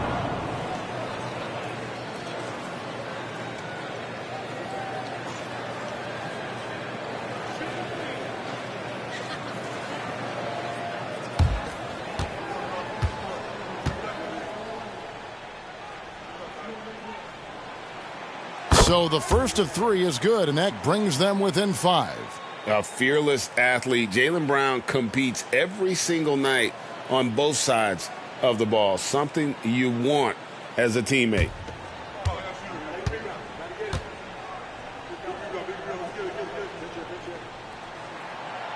And he misses the second attempt, but one more coming up here.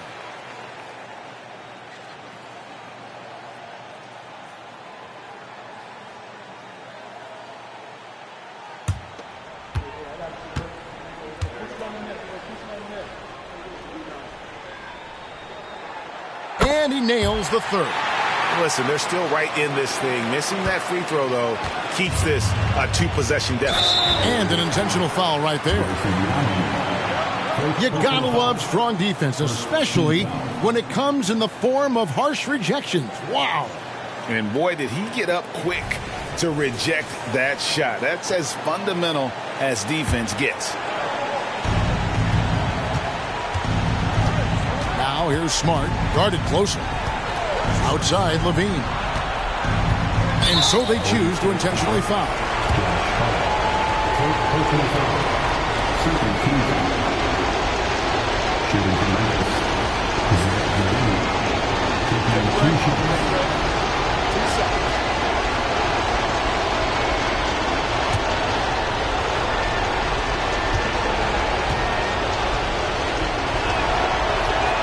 First free throw is good, and that puts them up by 5. He's an all-around talent. I like that Zach LaVine continues to try to find ways to get better. So he gets them both, and it's a 6-point ball game. Good job. Want to keep fueling that lead. Make your free throws. Timeout called the Warriors. They're down by 6. 34 seconds left in the fourth quarter. What's your take, guys? Looking for a quick shot, trying to extend the game. And on the defensive end, they'll have to foul whomever gets the ball. No time left to be picky.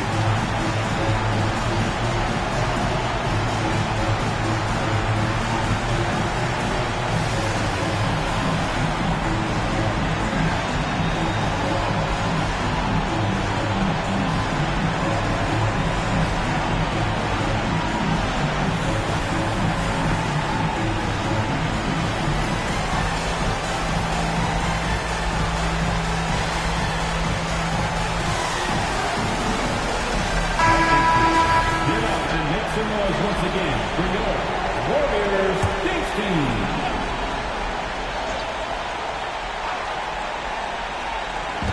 .34 seconds left in the fourth quarter. Murray for 3.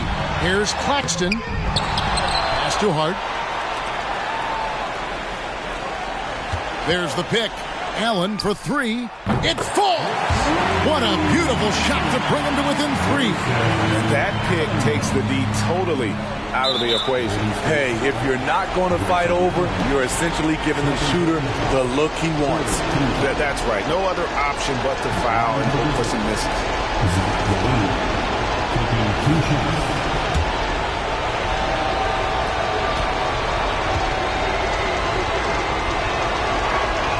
So the first one drops, and that gives them a 4-point cushion. Big-time performer. Many observers feel Zach LaVine is underrated. And so both free throws are good, and it's a 5-point game. Nice job extending the lead and making this a 2-possession game now. Timeout called the Warriors. They trail by 5. 19 seconds left in the game. Guys, what do you think? Looking for a quick shot, trying to extend the game. And on the defensive end, they'll have to foul whomever gets the ball. No time left to be picky.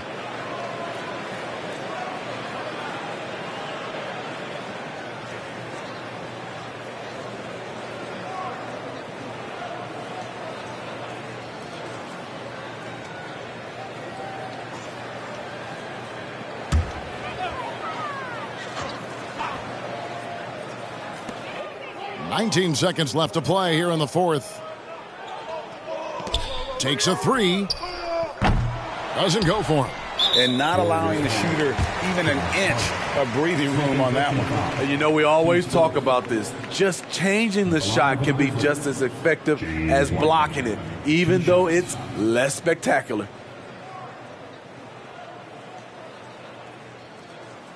Take a break. Take a break. 2 shots.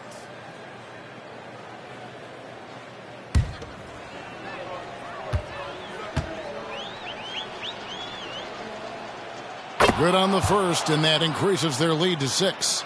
And you got to respect how quickly Wiseman has adapted to big league play. He hit the ground running and has not looked back. Always growing as a player. Murray kicks to Brown. Knocks down the three. It seems like Brown always has something cooking, and he shows up big when they need him most. Timeout called, the Grizzlies. They're up by 3. Just 4 seconds left in the fourth quarter of this one.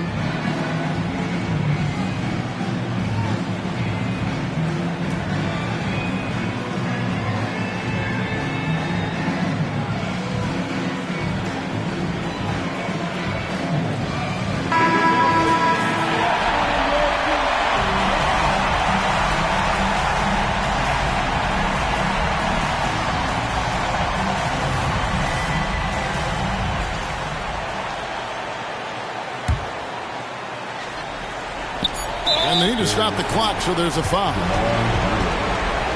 Personal foul. 15 foul. At the line for the Grizzlies. Marcus Smart. 2 shots.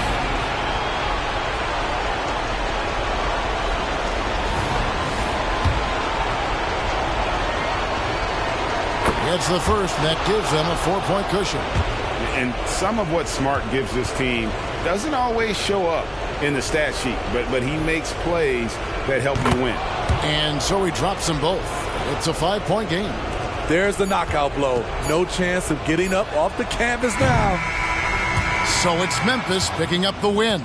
This was a hard-fought, well-earned victory for him, Greg. They really had to work for this win. Yeah, that's a good point. I mean, weaker teams might have buckled at the end, but the crowd amped up, everyone in the building kind of rooting against you, but they stood tall and pulled it out. Well said.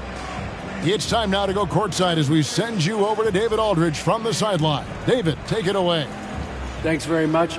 Kawhi, how satisfied are you with your team's performance tonight in this win?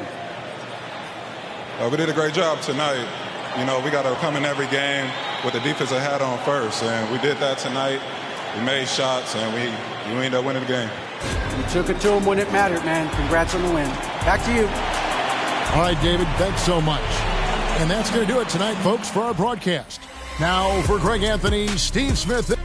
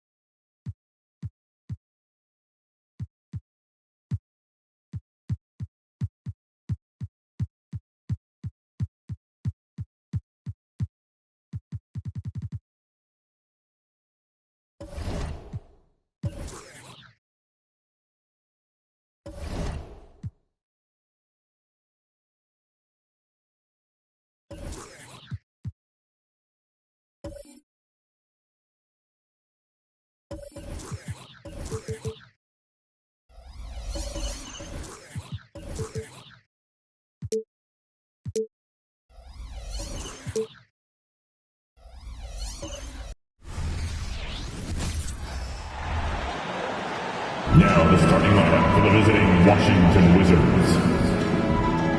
At guard. Well, we got an old fat.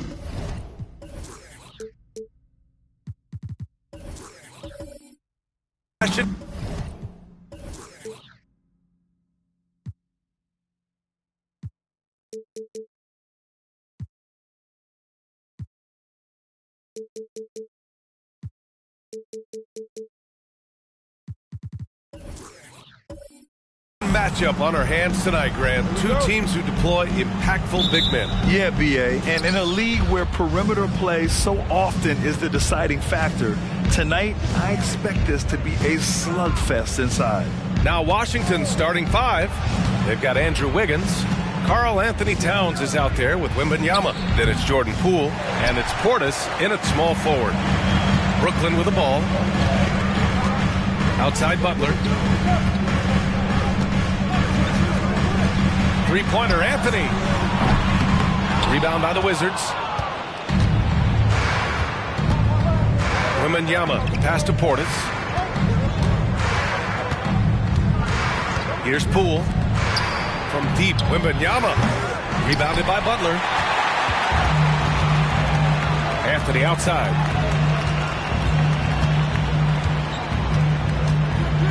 Back to Butler. The three ball. It's hauled in by Wembanyama.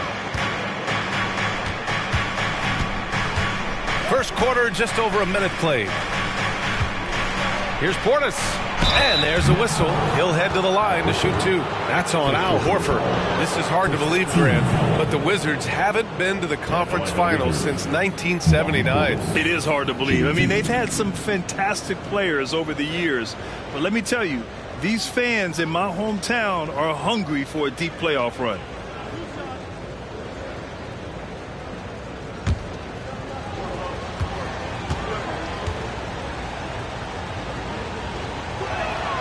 That free throw good from Portis. And without a superstar scorer, Grant, the question has always been, how does this Nets team generate enough offense? Yeah, well, hero ball is not going to work. I mean, they've got to push the pace and trust one another and go from good shot to great shot.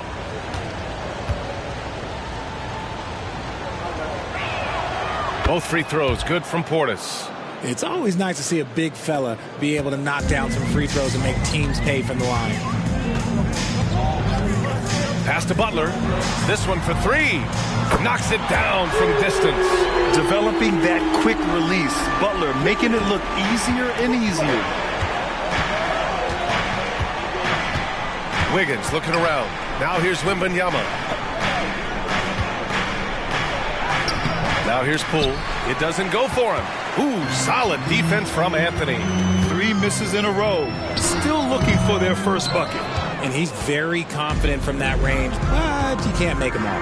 Wembanyama pass to Poole. Launches it. Rebounded by the Nets. 0 for 4 to start things off. Got a bit of a pillow fight brewing here, but they're going to get it going. Pass to Butler. Inside. Here's Porzingis. And they're going to count that bucket, and they'll send him to the line. It could be a three-point play. Karl Anthony Towns. His first personal. First team foul.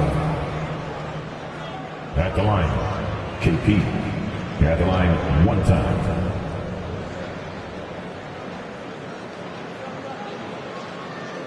Mind the lanes. Mind the lanes. One shot.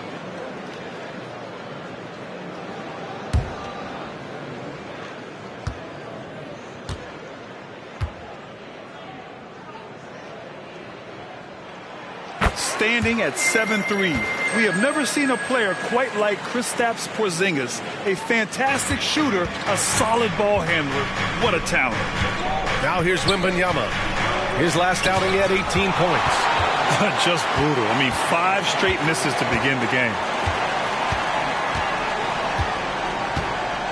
First quarter of ball, almost 2.5 minutes in. Plenty of daylight on that shot. Butler's got 6. Nice shot from Butler, making himself a threat from downtown.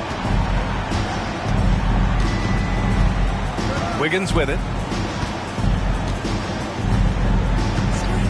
Pass to Wembanyama. Will it go? That shot off. If this quarter is any indication, he's not going to be the guy to turn this game around in their favor. Winslow passes to Anthony. Let's go with a 3. And the Nets, another 3. The defense is nowhere to be found guarding the three-point shot. Time called here. The Wizards decide to talk it over. This game coming on the heels of their win versus the Cavaliers. They were lights out from beyond the arc, and they spaced the floor beautifully in that one. Tough to keep the consistency from deep, but they did it last time. And if you want to know which players had the most success from distance last season, here they are. Al Horford is second. He shot with nearly unmatched confidence from the arc last year, and the numbers and his position on this list clearly reflect that.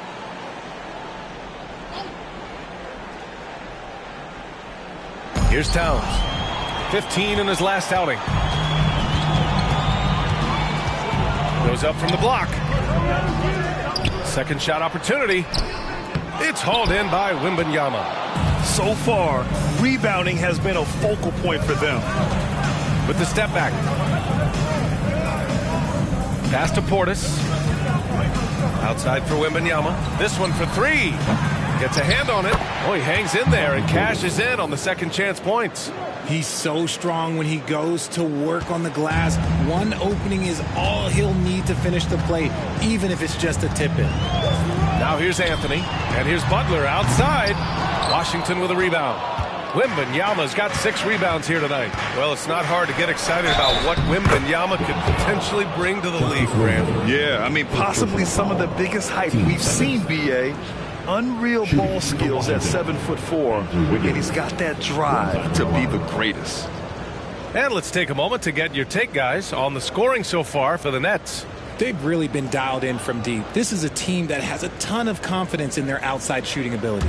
And from the jump, they've also clearly been focused on running effective plays here tonight. And there's been a lot of high-quality distribution from them on the floor. The NBA season just getting going. Fall is coming in full force. Grant, there's nothing quite like this time of year. It's the best time of the year, and I'm chomping at the bit. I mean, every fan is excited and, of course, optimistic. You know, fans all over are excited to see the new faces on their team. So nothing can beat some good old basketball in the fall. It's great to see a fantastic block on replay once again. And that kind of rejection early on energizes your squad. The coaching staff just loves this kind of hustle. And here's Horford for three. And shows hustle and plays hard on defense. Wow. Towns sure knows how to keep his coaches happy. Wiggins passes to Poole over Anthony. Rebound Brooklyn. Winslow's got his 4th rebound in this one. Pass to Butler.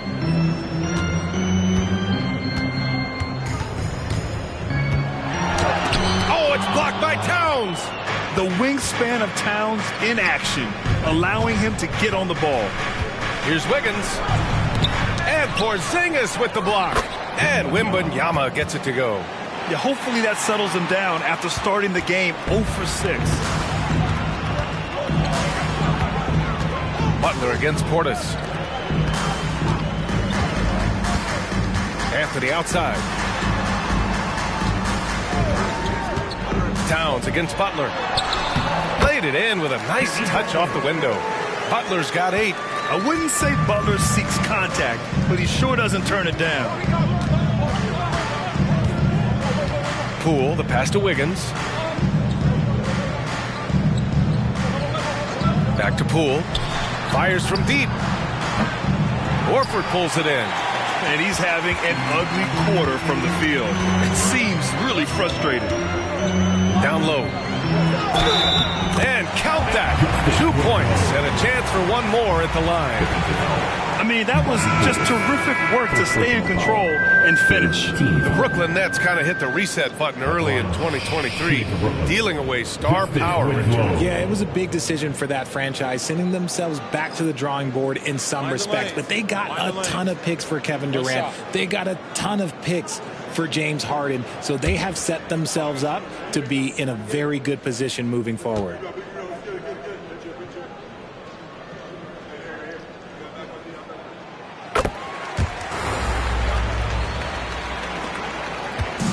And here's Rubio. He'll bring it up for the Wizards. 8-point game. It's Powell on the wing. On the wing, Vassell fires the 3. Porzingis grabs the board. Brooklyn with the ball. They're on a 17-7 run. And that's a foul called on Ricky Rubio. That's his first foul of the game. So the Nets making a switch here. Nance is checked in. To the lineup for your Nets, 16, Larry Nance Jr.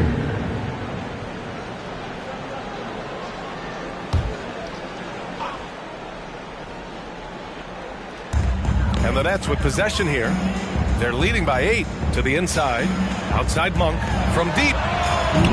Powell pulls it in. First quarter. 1:58 left to play in the first.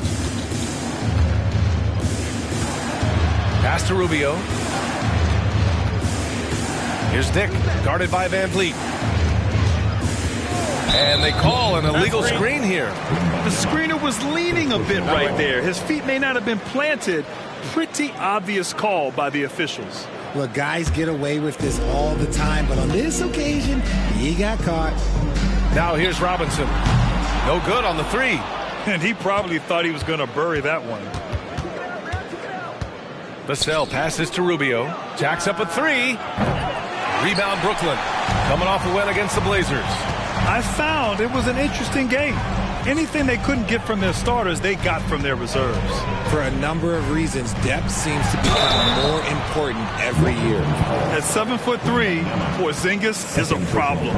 Really makes defenses settle for fouling him and hoping he misses.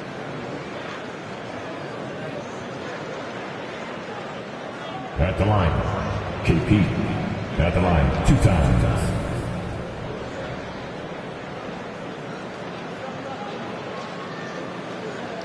Take a break. Take a break. 2 shots.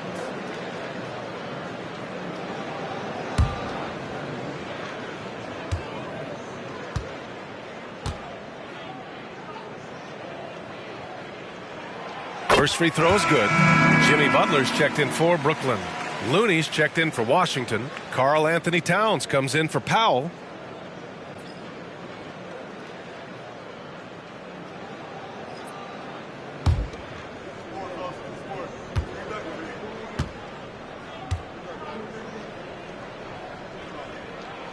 Both free throws good from Porzingis.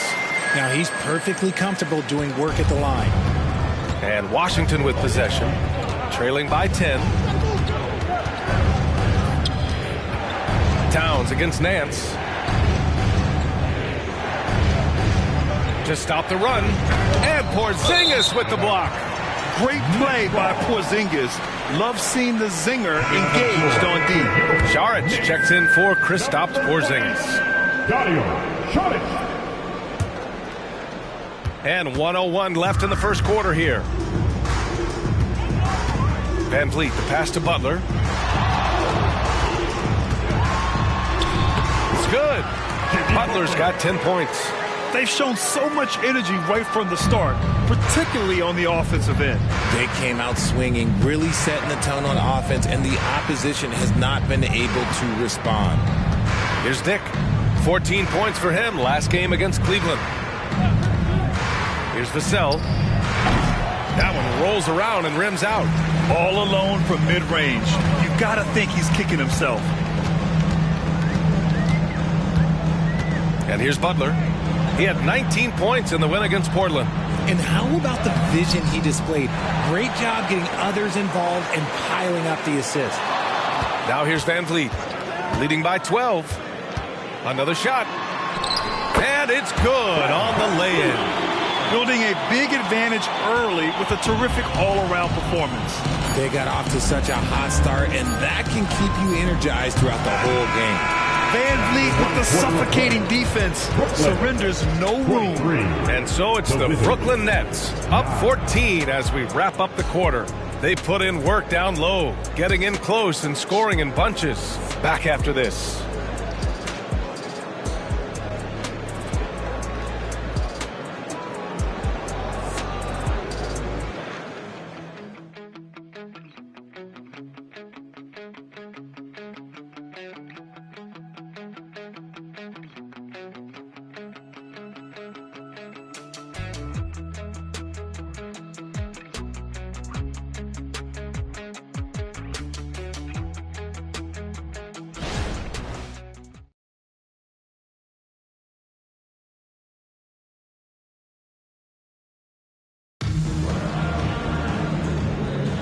And if you're just tuning in, we've got a wide margin on the scoreboard, but plenty of time left for a comeback.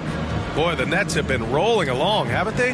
It's simple. When you can protect the rim the way they have, it's a big advantage. You can't overstate how much interior defense can shape the game. They have a distinct advantage there, and they have turned it into a lead. And for the Nets, they're shooting only 42%. They've got Duncan Robinson. Dario Šarić is out there with Larry Nance. Then there's Butler, and it's Van Vliet in it to 1. That's the Nets 5 as we get into the second quarter. We've seen that more than once today. An effortless basket inside. Van Vliet against Rubio. Towns on a screen. Here's Vassell. Nance pulls down the board. Now the Nets with it. Throws it up high, and Nance with the slam. They've been very well-rounded and extremely focused. Yeah, not just an impressive showing on offense, but on defense as well, executing their game plan perfectly. Looney, a screen on Butler. Here's Dick. Releases from the wing and drills it. Dick's got his first bucket in this one. And Van Vliet has got the ball here for the Brooklyn Nets. Outside Butler. And there's the drive. Somehow scores the layup in traffic. And the Nets lead by 18. They need something good to happen here. Yeah, they've gone way too long without a score. On the wing, Vassell. Robinson defending. Vassell can't get it to go. That's the shot they wanted. It just didn't fall. Tough to watch those miss. I'm sure they'll convert the next chance. It's stolen by Rubio. Here's Dick, guarded by Van Vliet. Vassell's shot is good. Now, you know, contact does not affect Vassell all that much. Well, Grant, with his size and range, Grady Dick is a ready-made floor spacer. Oh, this kid is lights out shooting the ball, B.A. Such a threat to defenses. You can't lose track of him. He's always moving around the floor. Nance outside. Just 5 to shoot. Van Vliet, the pass to Robinson. The three-pointer off the mark. The Wizards have gone 2 of 4 here in the second quarter. Pass to Towns. And with players like Morant and Giannis last season getting undercut around the rim, would you support moving the charge circle out a foot, Grant? You know, B.A., that's a good idea. I mean, I don't see why not. The league wants more highlights and less injuries, so it seems to make a lot of sense to me.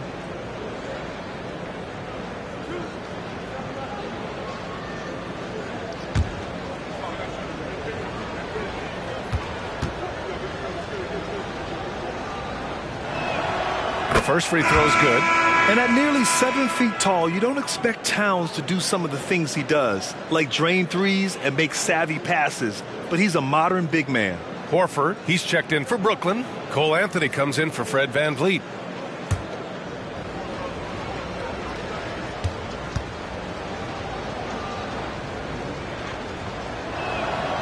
So 1 for 2 that time at the stripe.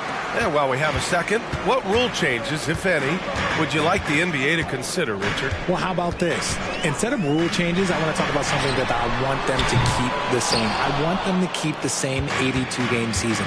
That's the same that Bill Russell played, that Kareem Abdul-Jabbar played. They weren't flying private. They didn't have 5 trainers. They didn't have all of this technology. And these guys put up outstanding seasons and played 82 games. That was the benchmark, and I think doing that and changing that would mess with history. Robinson finds Anthony. Now Butler lets it go from deep. Oh, that bucket gives him his 7th field goal in 12 tries. And that's his first triple this quarter. 3 total for the game. Now Rubio. He's scoreless, and it's good. 2 points. And he is a force in the paint. Towns is such a huge presence inside for them.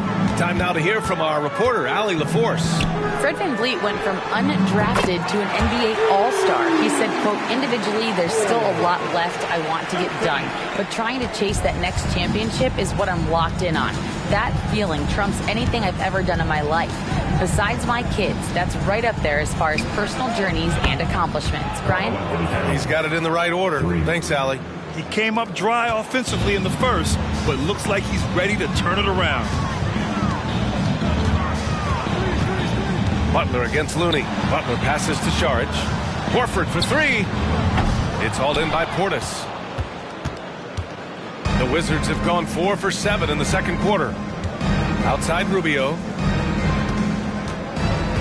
Pass to Towns. Portis against Robinson. Here's Poole. Oh, Poole so slippery inside. That's about the only way he can score from there. Perfect use of the reverse in the face of some tough defense. Timeout called. Brooklyn.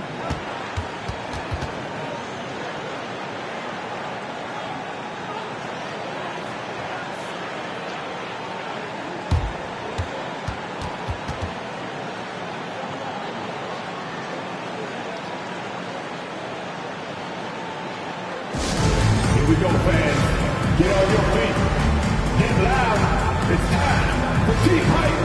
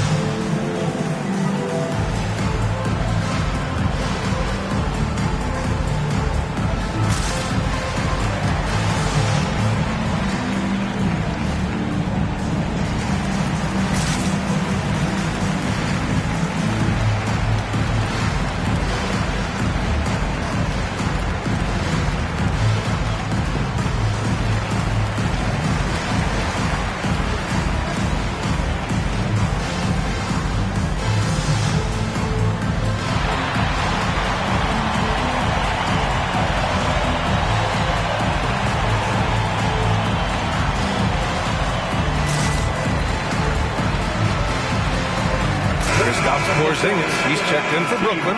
Winslow comes in for Robinson. Victor Wembanyama's checked in for Washington. Andrew Wiggins comes in for Rubio.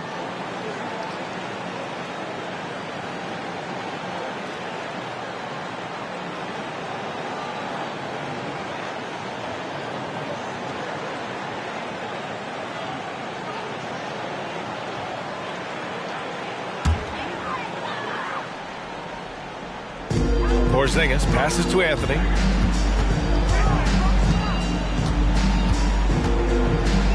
Pass to Butler from the arc. Sinks it from distance. Butler's got 20. And this is how he shines. He's a big part of their floor spacing. Yeah, you got to know where he is at all times, especially when he's roaming around the perimeter ready to fire. Here's Poole. Ooh, and he took a hard foul on the shot. So he'll head to the line to shoot a pair. 10 seconds. At the line for the Wizards, Jordan Poole, shooting 2.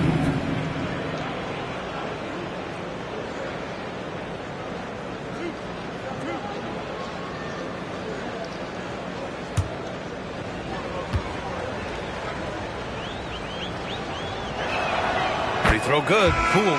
Powell, he's checked in for Washington.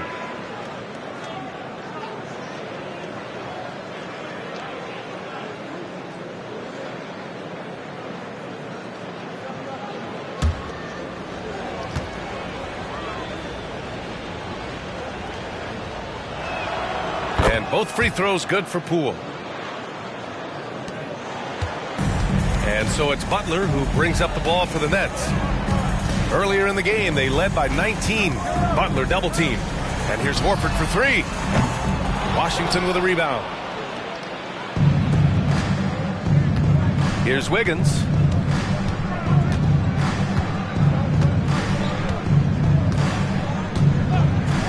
Poole outside. 5 on the clock. Pulls up on the wing. Horford pulls it in. They are losing because he is struggling so bad, and he has not looked comfortable all game. Outside Porzingis. Double team on Butler. Back to Porzingis. Horford for 3. Got a hand on it. Powell with it, and Anthony picks him up defensively. And Poole launches it from deep. Three-pointer off the mark. For Brooklyn, they've gone 6 of 11 here in the second quarter. Pass to Anthony. Back to Butler. From behind the arc. Ooh, that one misses the mark. Shooting 8 for 14 now for Washington. They've gone 5 of 10 in the second quarter. Poole gets it in close. In the NBA, you just can't let guys get to the rim. The Nets shooting a solid 50% throughout the second. Portis against Butler. It's hauled in by Portis. Portis has got his 4th rebound in this one. Powell finds Wiggins. 1:11 left to play in the half. Poole from long range. Misses the mark there. Just 2 for 10 for the game. Well, Brooklyn's shooting around 44%. Not bad. Pass to Horford. Back to Butler.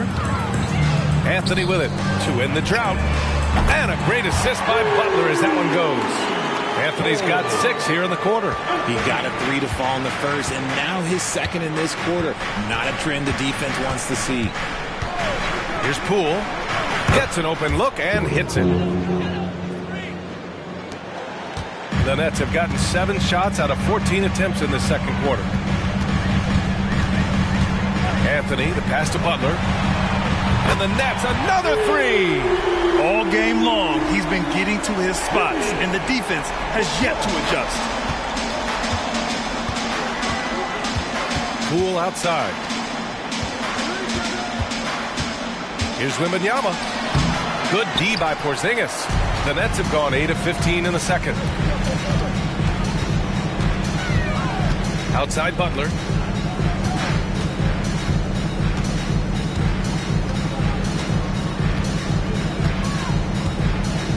Out to the right wing. To the left wing. And here's Horford for three. Jimmy Butler getting it done for Brooklyn. His fingerprints were all over that quarter. 13 points, leading the charge. All right, now let's check in with Allie LaForce. Allie, what do you have? Thanks so much, Al. As you anchor that front court, what were you guys looking to accomplish in the first half? I mean, we're just trying to play with pace. Trying to dominate on the defensive end, get rebounds, make it tough. Pace is key. Back to you. Thanks very much, Allie. And folks, we'll be right back to start the second half of this game.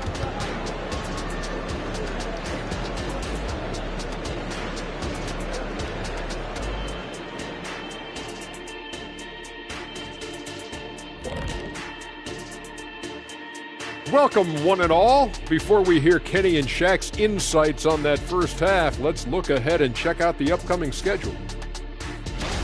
And beyond basketball, what are you guys looking forward to in the future? I'm looking forward to you and Kenny coming to my next DJ Diesel show. I don't know if it's my kind of music, Shaq, is it? Well, count me in, big fella. But I want to be right there in the front row, no shirt on. And let's move on now to our featured game and talk about a guy who's having a great night, Jimmy Butler. You know what you're going to get from Jimmy Butler every time he takes the floor? All-out effort and toughness. Look, he's doing his thing in the first half. He got his fingerprints all over this one.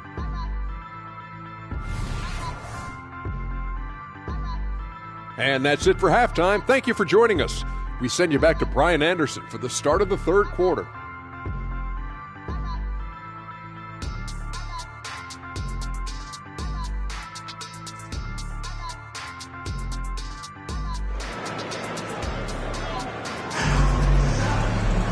And there wasn't too much drama in the first half, but maybe things will tighten up here in the second. It has been one outstanding game from Jimmy Butler. Yeah, he's kind of been the floor general for them tonight. A lot of assists for him. And it's a role we don't always see him in, but he's done a great job tonight getting the rest of his team involved. On the court right now for the Wizards, we've got Wembanyama, Jordan Poole out there with Andrew Wiggins. Then it's Karl Anthony Towns, and it's Portis in at the three. Porzingis, and he'll draw the foul. He'll head to the line for two. It's going to go on Jordan Poole. It's really good to see Kristaps inside forcing the issue. We know his outside abilities, but he can also bang down low.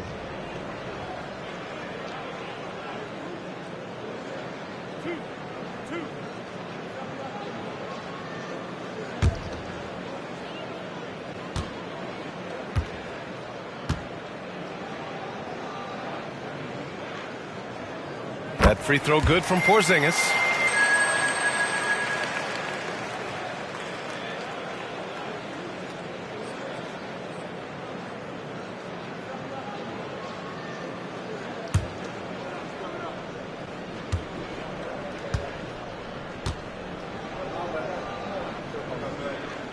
Both free throws good from Porzingis.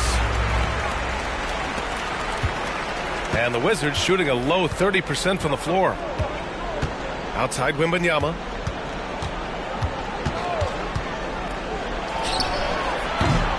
Rebound Brooklyn. Horford's got his fifth rebound in this one. And Grant, you look at the longevity of Horford's career. He's done a great job reinventing himself. You know, B.A., he added the three to his game once he hit 30, and that has extended his career by changing how he plays. He still can be an X factor on any given night. And those second chance buckets are major bonus points if you can get them. Boy, they'd love if anyone could get a bucket. Yeah, their offense has been grinding to a halt. And let's swing it over to the sideline and hear from Allie. Well, the Wizards not making the playoffs the last couple of seasons motivated them to bring in some youth in Jordan Poole, and the players say that they've seen dramatic improvements from player facilities, energy, and player development. They said they're transitioning, they're going in the right direction, but they still have a lot of improvements to make. Good point, Allie. Thank you. And Andrew Wiggins gets the whistle that time. That's his first foul of the game. And we have to take another look at that block. Oh, my. And that was textbook defense, positioning himself well to send it back.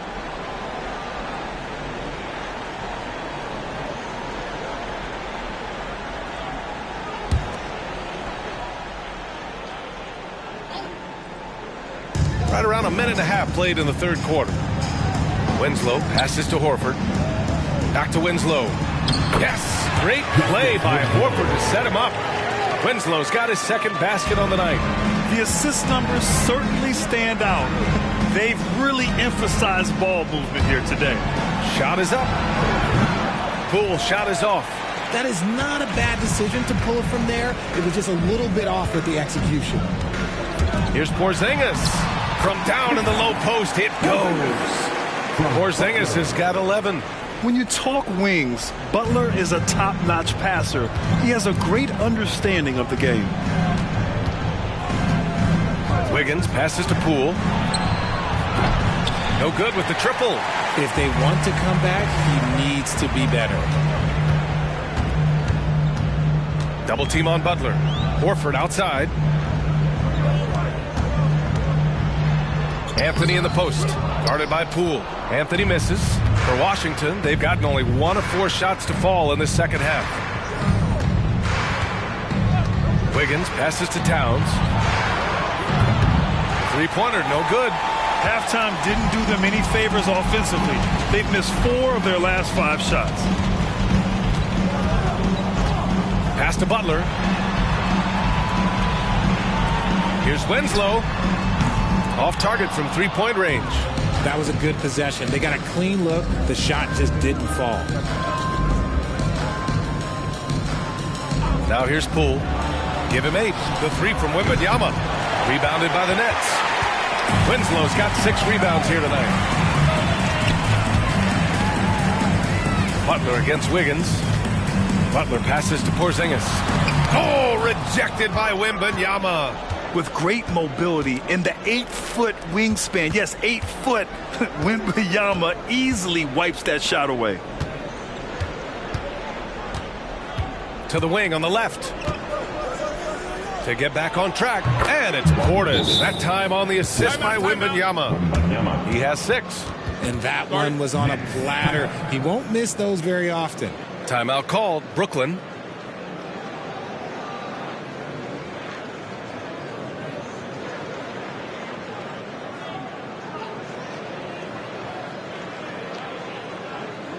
Let's go, everyone. I needed to get loud in here for your Brooklyn Nets.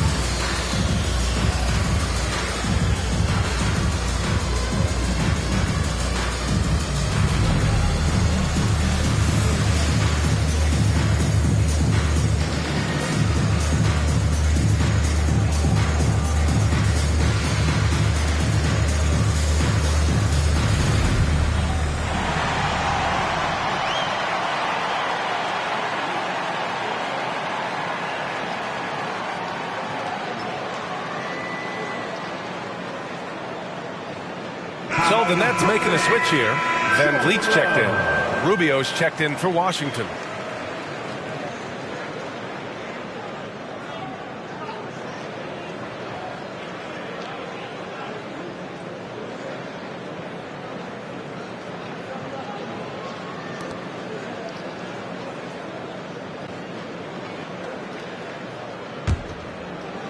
Just over 3.5 minutes through the third. Van Vliet scanning the floor. Pass to Butler. Lets the 3 fly. Towns with a rebound. And Rubio's got the ball here for Washington. Now Poole. Butler covering. Portis gets the bucket. Portis has got 4 points in the quarter. And we talk about the importance of versatility. He's really got it all on the offensive end. Van Vliet outside. And here's Butler outside. The kick out to Van Vliet. Pass to Anthony. And here's Horford. Porzingis with it. Guarded by Poole. Clock at 6. The Nets need to get off a shot here. And here's Van Vliet from the arc.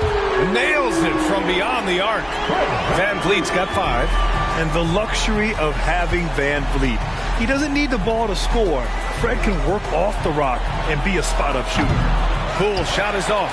It hasn't been all bad shots for him, but you wouldn't know that looking at his percentage from the field. Yes, it's good.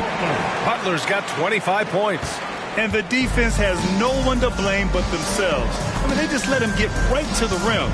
That's a great possession. Put your best players in a position to succeed. Here's Portis. Porzingis grabs the board. Porzingis has got rebound number 7 tonight. Poole against Butler. Pass to Van Vliet.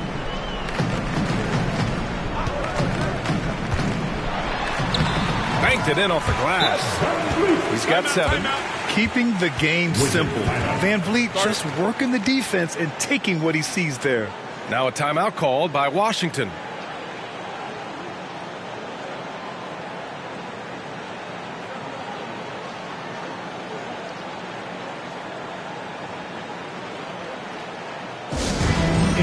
Time, fans.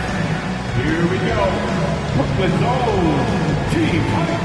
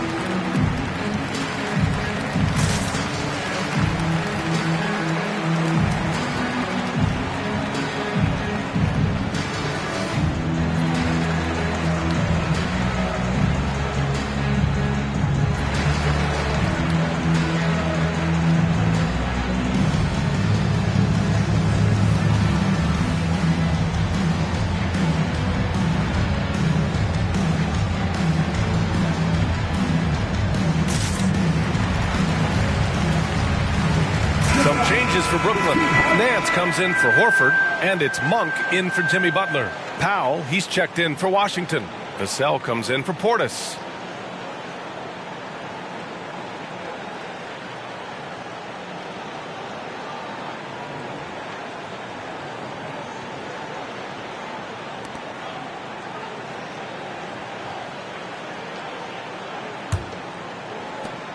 Washington has got nothing to fall here in the third. 0 for 4. Poole outside.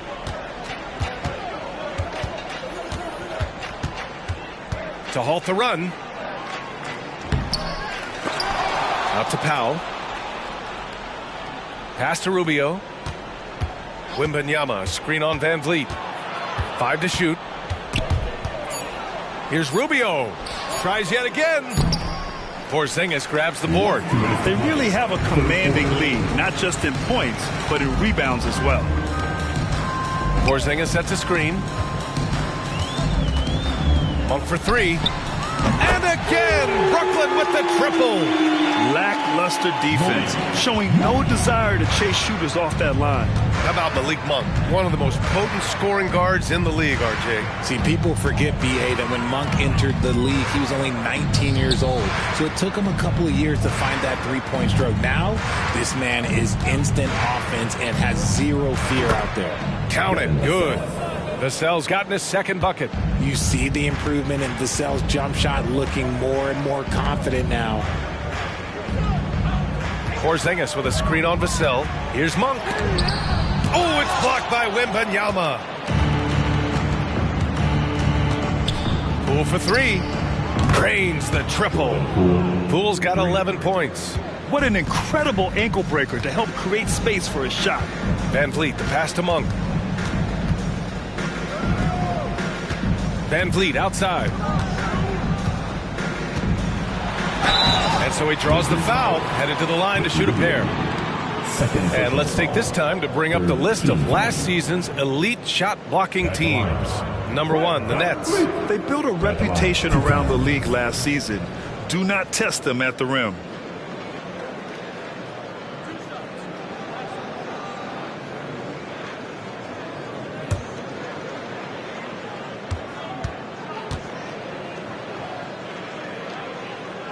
That free throw good from Van Vliet. And the big X factor Van Vliet brings to the team is leadership. He's very talented at setting a good tone out on the floor and organizing his guys. Robinson, he's checked in for Anthony. And the Wizards making a change here as well. Dick, he's checked in for Poole. Both free throws good from Van Vliet. And man, looking good from the line so far this half. And Wembanyama has the ball here for the Wizards. Out to the right wing. Wembanyama, screen on Van Vliet. The rebound by the Nets. Porzingis has got rebound number 9 now. What an effort here tonight. And you have to think that they're leading this game because of how they've controlled the boards tonight. Oh, rejected by Wembanyama.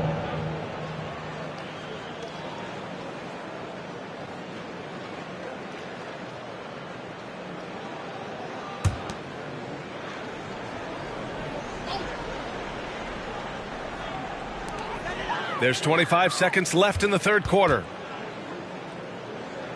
Nance outside. And so it looks like the Nets will retain possession here.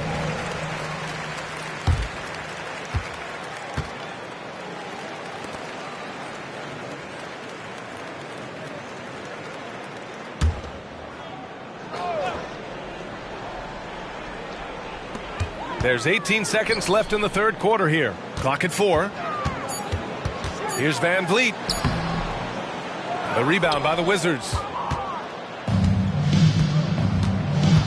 Rubio with the ball. The three from Wembanyama. That misses. Would have counted had it gone. And so it's Brooklyn. Already up 26 points as this quarter ends. The hustle they've shown on defense has been tremendous. Back to the game after this break.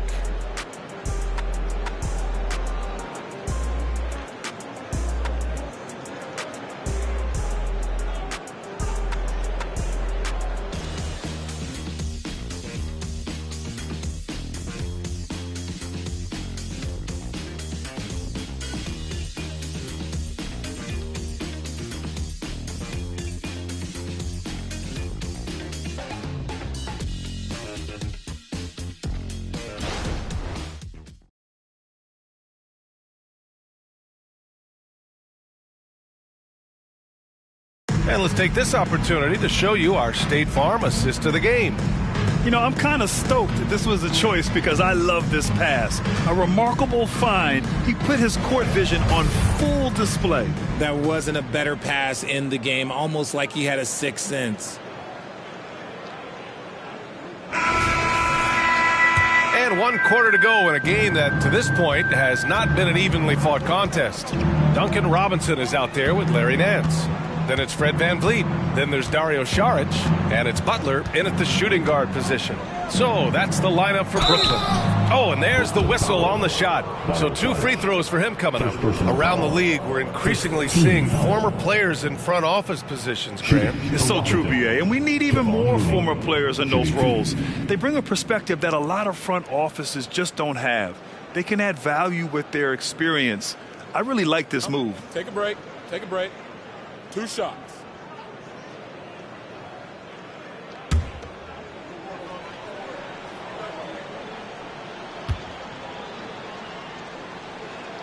The first one falls.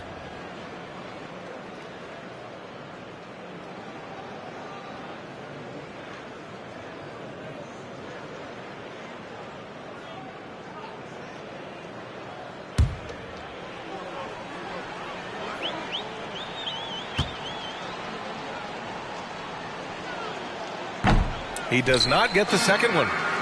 Well, the Nets shooting pretty well at 45%. Robinson passes to Butler. Three-pointer, Van Vliet. Rubio with the rebound. Well, the Wizards shooting only 31% in the game. Vassell finds Towns. The three is up. The shot by Rubio, no good. Oh, man, he can't get anything to fall. You can feel his frustration. Yeah, right now, he's just in his own head. Not much you can do to try and push through it. And that's how you lead a team, literally. Rubio passes to Dick. Now here's Vassell. Robinson defending. Pass to Dick.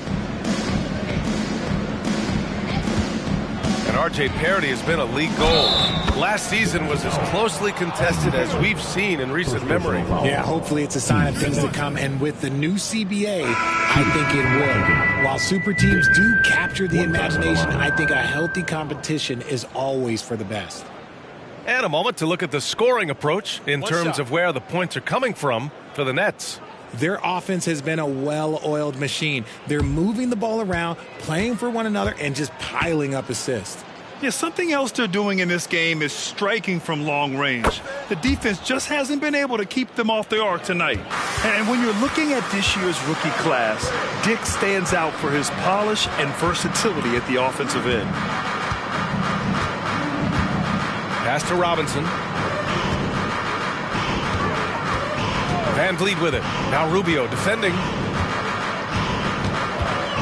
Shot from the wing. And it's rebounded by Karl Anthony Towns. Towns has got his fourth rebound in this one. Rubio looking around.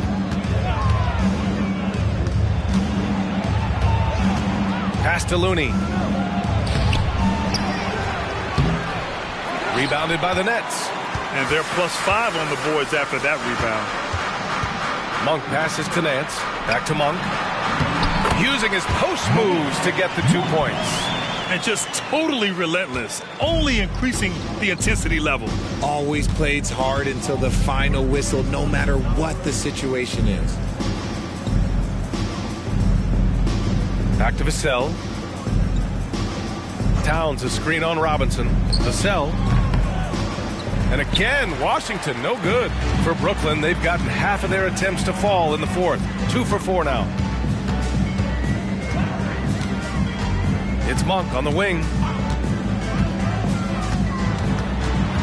So you played and now broadcasted all around the league, Richard. You have a favorite arena when it comes to atmosphere? Look, there is nothing like playing in New York City. I used to catch a cab from my apartment to go play games. But let me tell you, the crowds in Boston, they are something different. Highest energy I've ever been a part of. Up top, Šarić. He's guarded by Vassell. Šarić, the pass to Nance. Now Robinson. It's Monk on the wing. Here's the three. Drills it from deep. Monk's got 5 points in the quarter. Now you have to extend that defense. I mean, you really have to stay connected to him at all times. And the lack of defensive pressure on shots like that is a big reason they're down by double digits. Here's Vassell. Tried to come right back with a three of his own, but it's no good. Now here's Monk. He's closely guarded. Three-pointer, Van Vliet hits the trifecta. They've had a hard time shutting down the three-point shot. And here's Rubio. He'll bring it up for the Wizards. Things just don't seem to be clicking for them offensively. Yeah, they really need to find a way to get back on track. Here's Vassell. And right away, they match it with a three-pointer of their own. More comfortable in these moments. Vassell wants the ball as much as possible. Van Vliet against Rubio. Šarić a screen on Rubio. Here's Van Vliet. And his fifth basket. Now 5 for 8. Looking comfortable out there. Something seemed to click for him at halftime. He's looked a lot more focused, and the game is just easy for him now. And he was fouled while in the act of shooting, so he'll take 2 free throws. Well, Grant, you had to guard some of the greats in your career, including Jordan, Kobe, LeBron. Who was the toughest to cover? Well, for the record, I didn't really like guarding any of them, if I'm being honest. But no one, in my opinion, tops Michael Jordan. Of course, I had to guard Kobe the most, and he was very relentless, had no weaknesses. And, you know, I was in my late 30s on one ankle, but who's counting? And he knocks down the first one.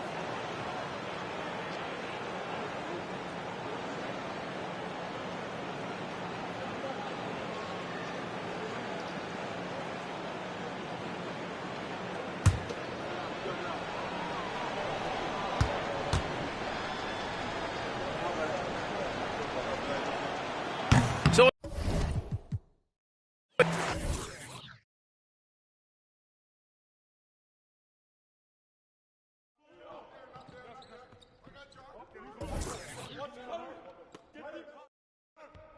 And one.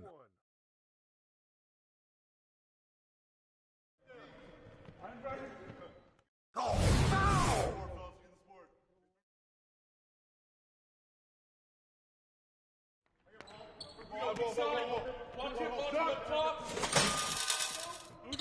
Wiggins! Wiggins!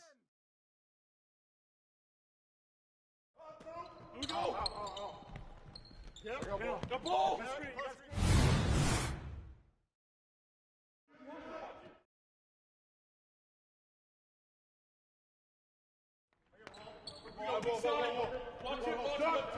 And one. Good finish. Gotta be a playmaker, man. Oh, for sure. Hey, get on Fred. Yo. Give me that. Down.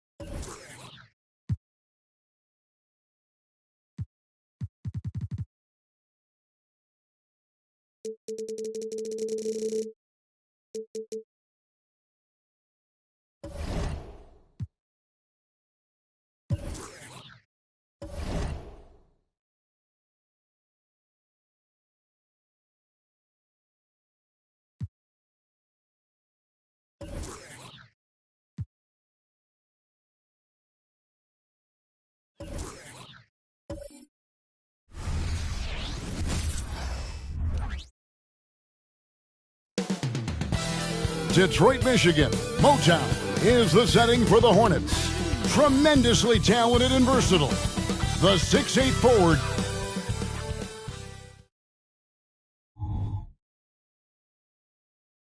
Welcome, basketball fans, to a very special, Greg, for these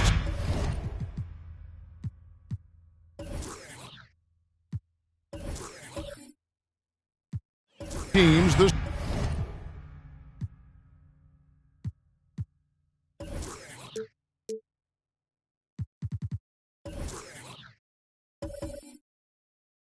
struggle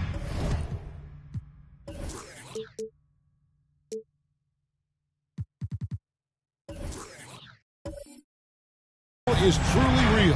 One of them hoping for some kind of pick-me-up tonight. And, Kevin, that's the thing. It's easy to say be confident, but you also have to perform and execute, players and coaches alike. So let's take a look at the Charlotte starting lineup. They've got Hartenstein, all out there with DeJounte Murray. Then there's Jonas Valanciunas, and it's Murray in at the 3. Ball, and the rejection by Jackson. Passes it to Brunson. Back to Anunoby. It's rebounded by Charlotte. First chance of the season for them to go up against this Pistons team. And two teams here that were evenly matched a season ago as they split the season series. Yeah, they'd settle for 500 against most teams. Both squads win challenge, perhaps a way to put it. But one of them has got to win tonight. Pass to Brunson. Pulls up, high post, and he hits the jumper for 2.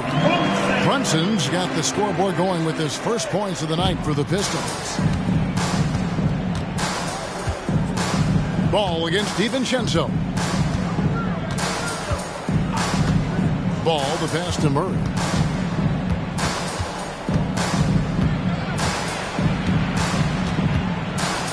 And Ball sends it back.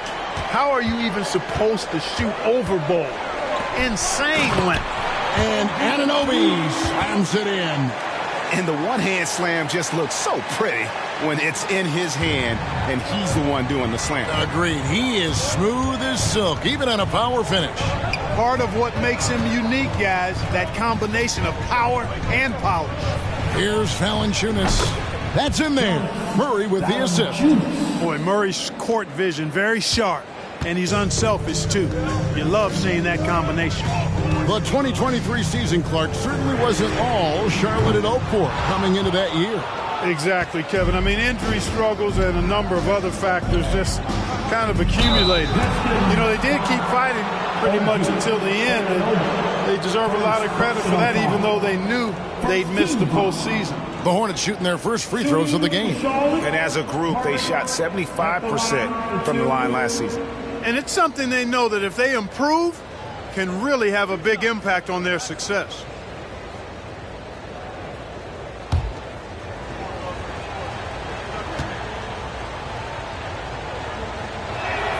Ties it up, and this next one could give them the lead. And with his mobility, Murray doesn't need the ball in his hands all the time to be effective. His movement and energy alone puts pressure on a defense. And they now lead as the free throw drops for him. The Pistons have gone 2 for 4 from the field so far today. Brunson against Murray. Brunson kicks to Jackson. Back to Brunson. Just 5 to shoot. Nice steal from Valanciunas. That is some tough defense there against one of the better finishers in our game. And it's blocked by Brunson. You know, currently they're just 1 of 5 from the field. That's not going to get it done.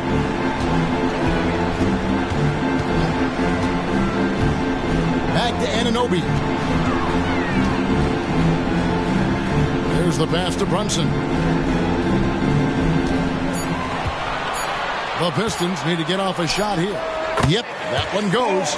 Wow, don't see the quick trigger out of Ball very often, but it was on display there.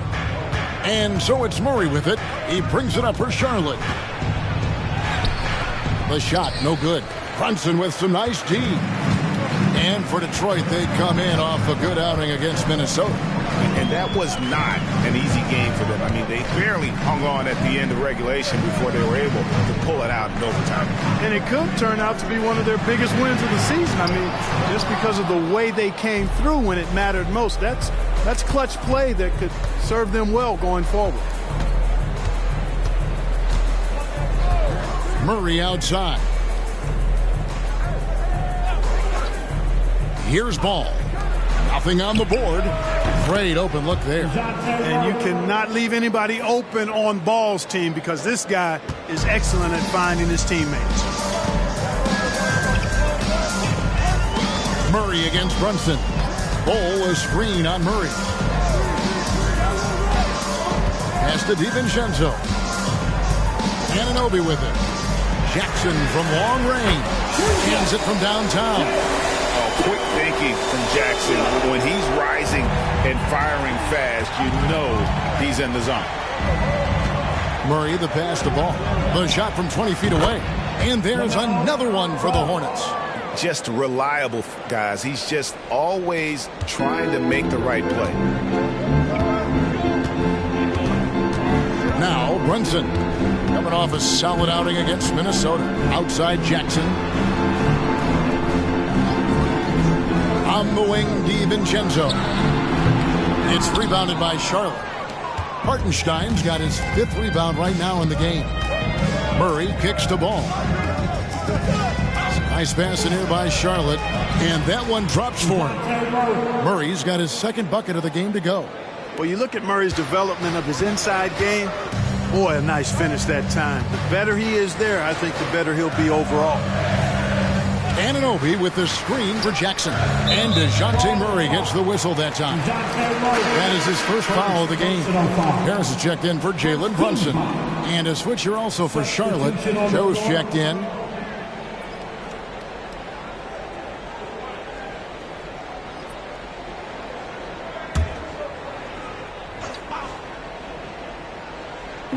So it's Detroit now, trailing by 2.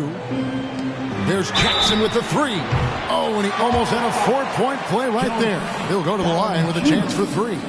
First personal foul. It's on Jonas Valanciunas. When you take a glance at the season and standings, Greg, teams are still kind of feeling things out. Yeah, it's just so early in the season, Kevin, and that means teams still trying to establish an identity as well as experimenting and just trying out new rotations.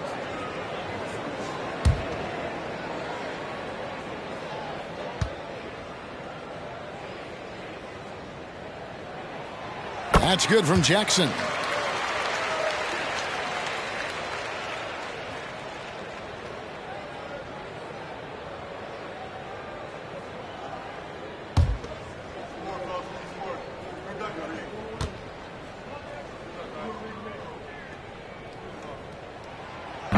He doesn't get the second one.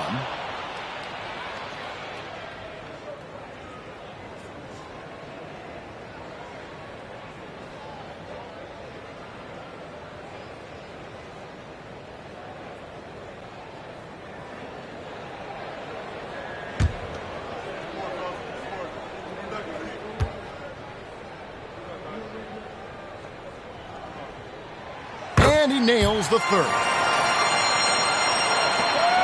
For Charlotte, they've gone 4 for 9 from the field to start this game off. Joe passes to Valanciunas. And stolen by Harris. And oh, here we go. Harris, nobody back. And slam dunk by Harris. Terrific instincts on defense. Harris has a good nose for the ball and when to go after steal. And when it comes to 3-and-D guys, Clark, Gary Harris has been in that mix for a while. Yeah, he stretches the floor for you offensively and defensively. He's going nose to nose with whoever he's guarding. Doesn't back up a bit. He's a valuable combo guard to have in your rotation. First personal foul. This is his first free throw of the game. You know, this is not an area where they expect him to contribute. You know, he's a guy that shot below 70% last season. You know, yeah, guys, last year was a rough one for him at the stripe. I mean, it's going to be hard for him not to improve on those numbers. They were that bad.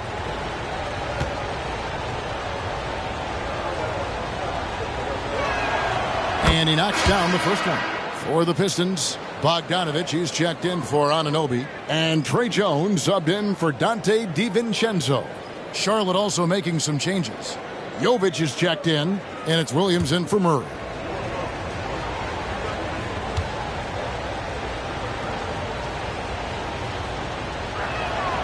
And so he makes both from the line.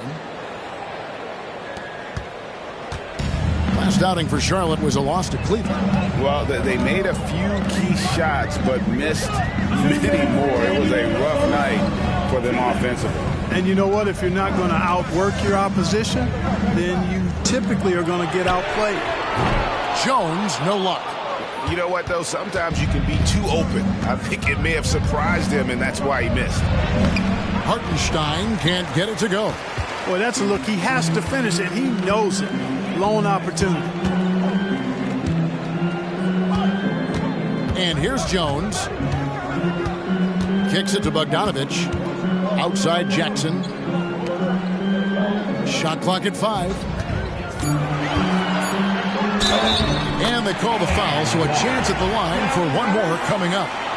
Hey, even when you knock Gary Harris around, he powers these shots in. First trip to the free throw line for him tonight. And just a fantastic season a year ago in terms of his free throw shooting, 90% from the line. Yeah, those were fine numbers he posted at the line. It was hard to find fault with anything he did from the stripe. Ryan's checked in for Hartenstein.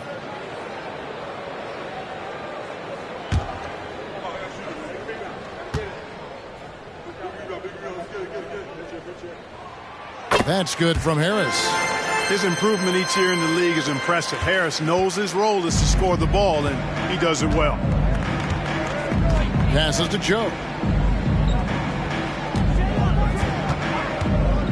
1:10 left to play in the first quarter. He kicks it to Williams. Pass to Jovic.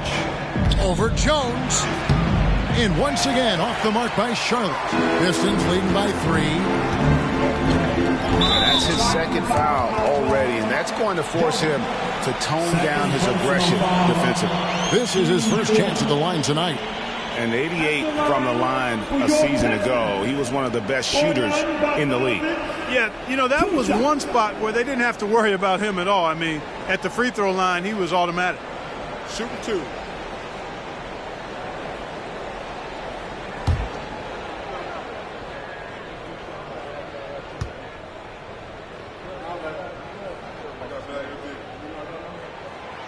That free throw missing. And, you know, Bojan Bogdanović, not an elite athlete by NBA standards, but he's a live weapon because he can really shoot the ball and put it on the floor. Looking at who's out there now for the Pistons. Tillman's checked in, and it's Gallinari in for Jaren Jackson.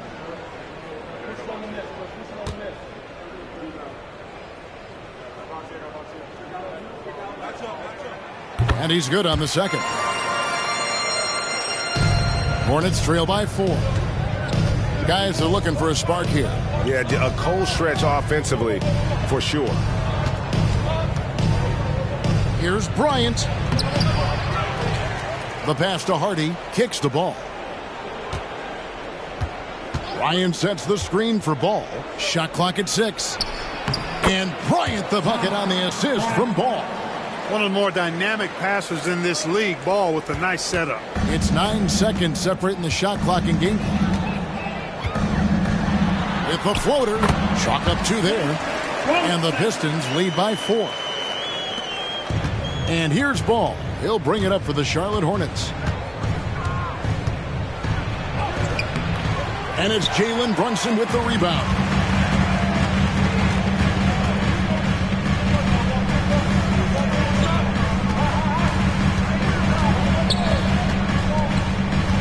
Outside, Jones.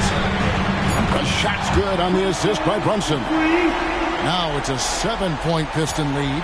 Oh, what a find. The ball just comes out of Brunson's hands on time.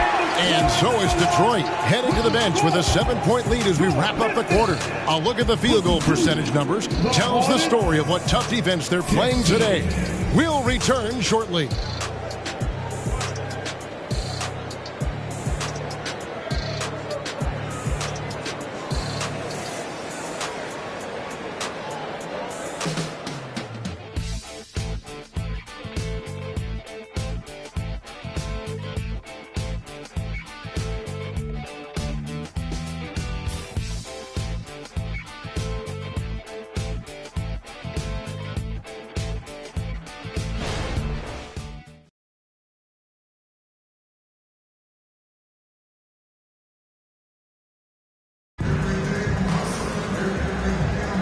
And thanks again for tuning in. If you're just joining us, we've played through one quarter of action so far. And guys, let's get your take on the scoring breakdown so far for Detroit.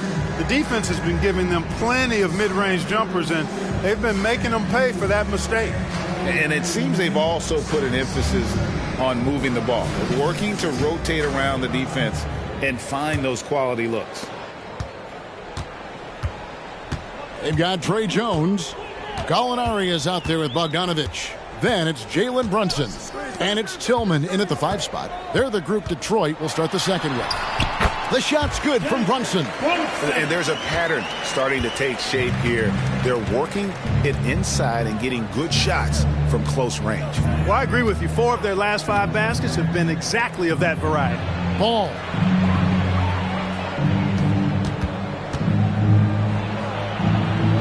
To the left side wing. Here's Hardy. Off target with his 3. Pistons leading by 9. A moment now to hear from our sideline reporter, Hall of Famer David Aldridge. David.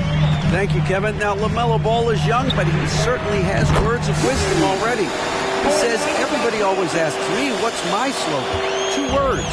Be you. You just got to be you from the jump, and whatever's supposed to happen is going to happen. If you ain't you, you're already lost. That's a fact. Kevin? Yeah, that's right. More than comfortable in his own skin. David, thank you. 5 on the clock. Hardy passes to Bryant. Off the mark there with the 3-point shot. Detroit's gone 3 of 6 tonight when they've let it fly from downtown. And oh boy, a lot of contact there, but he gets the call and will shoot 2. That one on Hardy. And sports may be the ultimate meritocracy. Does it matter where you're from, Greg, your background? You got to have game, right? Kevin, it's a beautiful thing. Some players grew up with a father in the NBA. Others were a world away. Either way, when you get here, you know you've earned it. Take a break. Take a break. 2 shots.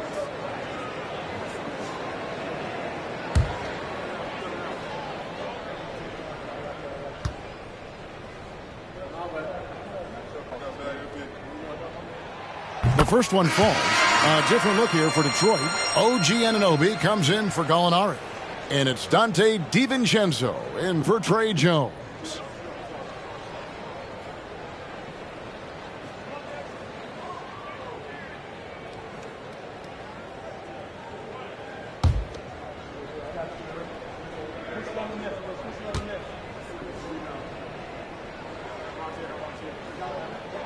And he makes both free throws. We're about a minute and a half into the second quarter now.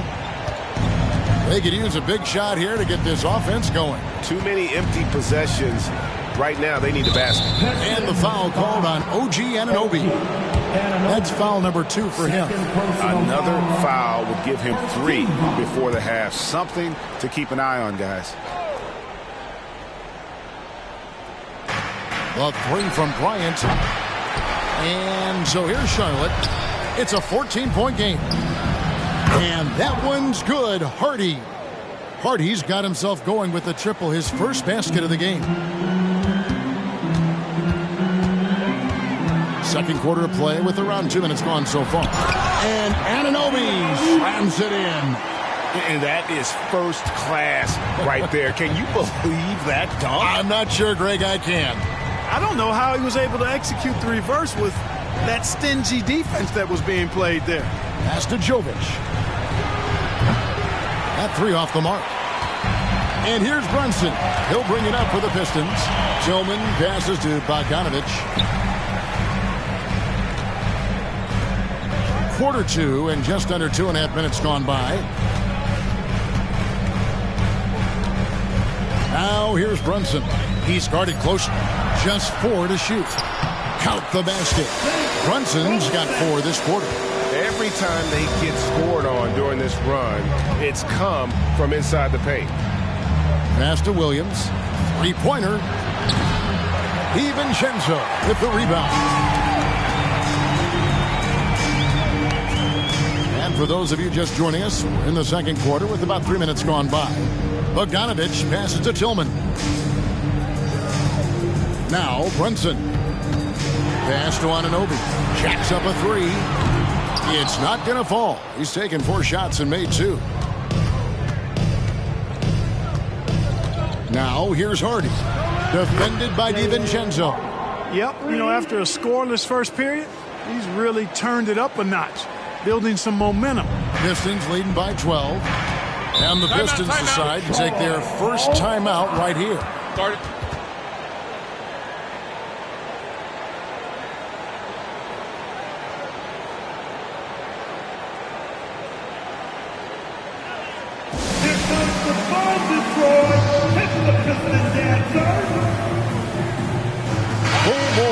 He's checked in for Detroit. All right, a chance to check out stats for DiVincenzo. How he performed last season. He was around 9 points per last year.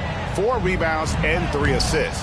The contributions he's been making on the floor have been a boon for this team. Great stretch of games for him. Yeah, they've given him more responsibility, and he's responded. And the way he's going, I think his role is only going to increase. Murray, no good. Detroit's gone 1 of 2 on 3-pointers here in the second quarter so far. DiVincenzo can't hit it. Hornets trail by 12. Murray left side. Outside for Murray. Charlotte moving the ball around. And the pass the ball. 3-pointer. DiVincenzo with the rebound. Not quite enough defense that time around. Just lucky he was off. Ball a screen on Murray. Here's Brunson. No good with the layup. Charlotte shooting just 28%. They're offensively out of whack and out of step with each other at this point. Ball, the pass to Murray. Back to Ball. Lets the 3 fly. Good, and the assist goes to Murray. Murray's got 3 assists tonight.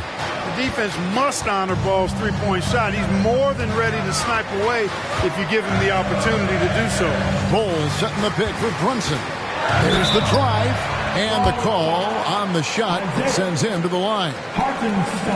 And Clark, we know Commissioner Silver has acknowledged the game has changed in terms of its impact on players' bodies. And so adjusting the regular season's length is not out of the question. Well, you and I have talked about it for years. I've talked about it with other fellow announcers. It would be wonderful to see the season reduced by about 15-20% in terms of regular season games. I think it would enhance the product immensely. And the fact that Commissioner Silver is letting us know it's not off the table, maybe we'll see it reduced in the not-too-distant future. And the Pistons making a change here. Jackson's checked in. The Hornets also with a sub. Joe's checked in. And both free throws good for Brunson. And they have yet to miss a shot from the line here this quarter. Yeah, you have to make teams pay for fouling you. That's why they call them free. And they've done exactly that, made them pay. Jackson against Valanciunas for 3. Murray, and the rebound goes to the Pistons. The biggest lead of the game, 15 points. DiVincenzo finds Brunson. Here he goes. No, it doesn't go. His 4th miss in 8 attempts. Murray, the pass to Joe. Murray outside. Good on the 3-point shot. Murray's got 7. Their 3rd 3-pointer in a row. Adjustment time for these guys. The defense has to make some adjustment here. DiVincenzo with it. Hasn't made one yet. Brunson kicks to Anunoby. Ball setting the pick for DiVincenzo. And the dunk by Ball. Really good screen that time. Then Ball with the quick roll. Hornets trail by 10. And Clark, here we are looking at a player like Bol. Big man who continues to improve. And part of that improvement clearly is work ethic, taking coaching, but also he's a confident young man. He believes that he belongs in this league, and he backs it up with how he carries himself and how he plays. And now the first timeout called here for the Hornets.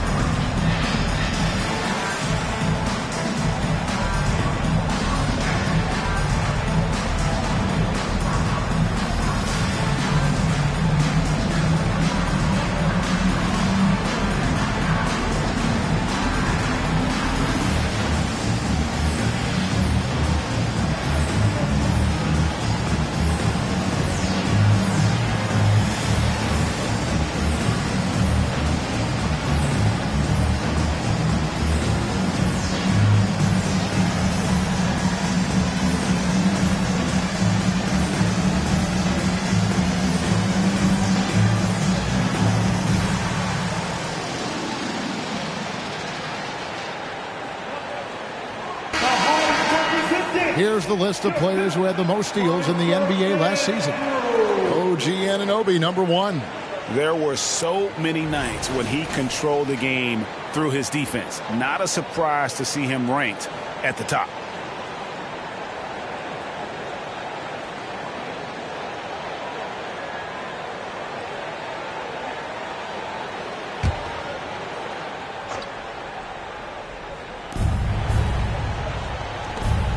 Here's Joe, defended by DiVincenzo. Joe, good. And when your wing, like Murray, is moving the ball effectively, that really helps your offense to flow. 1:31 left in the first half. Pass to Bull. DiVincenzo with it. Just 5 on the clock. No good on the 3. Just enough coverage to bother that three-point attempt. Murray, the pass to Joe. That's in there. Murray with the assist. Murray's got 4 assists now tonight. Boy, you look at him. He's a quality floor general who knows exactly how to dish the ball to his teammates. Murray, nice job there running the offense. I mean, even from over here, you can see that one pretty clearly.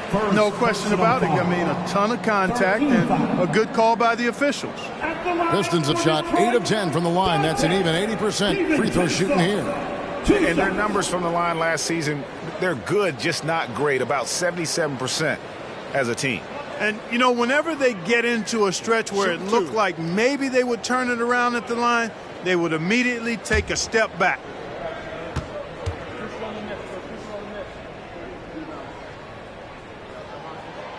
And he can't get the first one. Boy, the upside DiVincenzo has is obvious. I mean, now it's up to him to continue working on his game and keep getting better.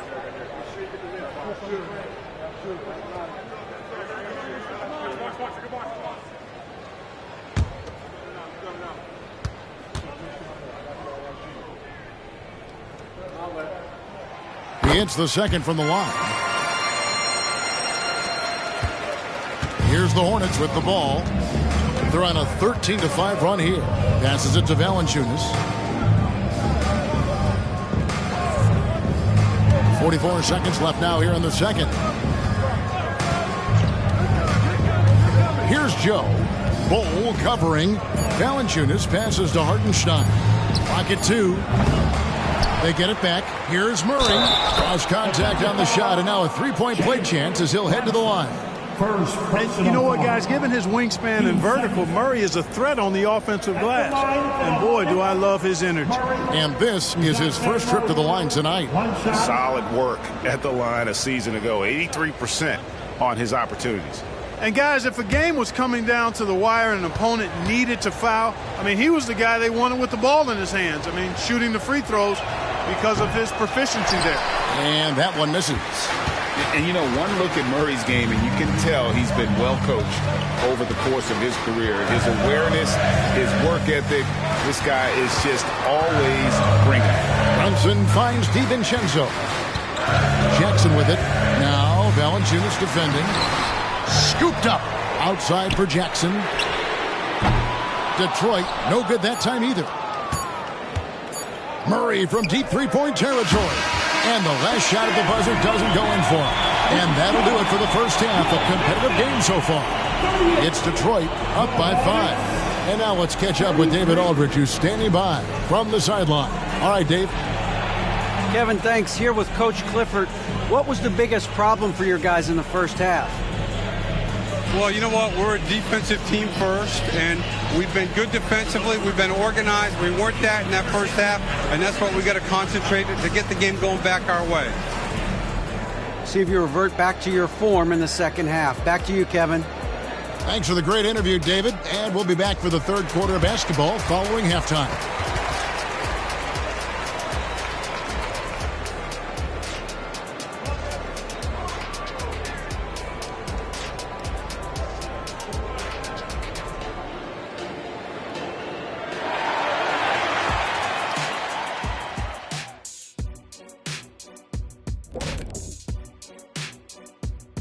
Come one, come all. The 2K halftime is here, and so's our breakdown of the upcoming schedule. Let's check it out. Not to steer us completely off topic, but just out of curiosity, either of you ever think about coaching in the league? You know, I don't know if I'd be good at it because I get so invested in these games, man. I might lose my cool at a bad call and, just go crazy. My answer is no. You heard it here first. No Coach O'Neal in our future. Let's move on, shall we? To that first half we just watched. Guys, how about Victor Wembanyama? Well, I love what he's doing offensively. He's hungry, he's attacking, and he's not settling. He's shooting well because he seems to be getting the shots he wants. Listen, a guy like that can always get a shot that he wants, Ernie.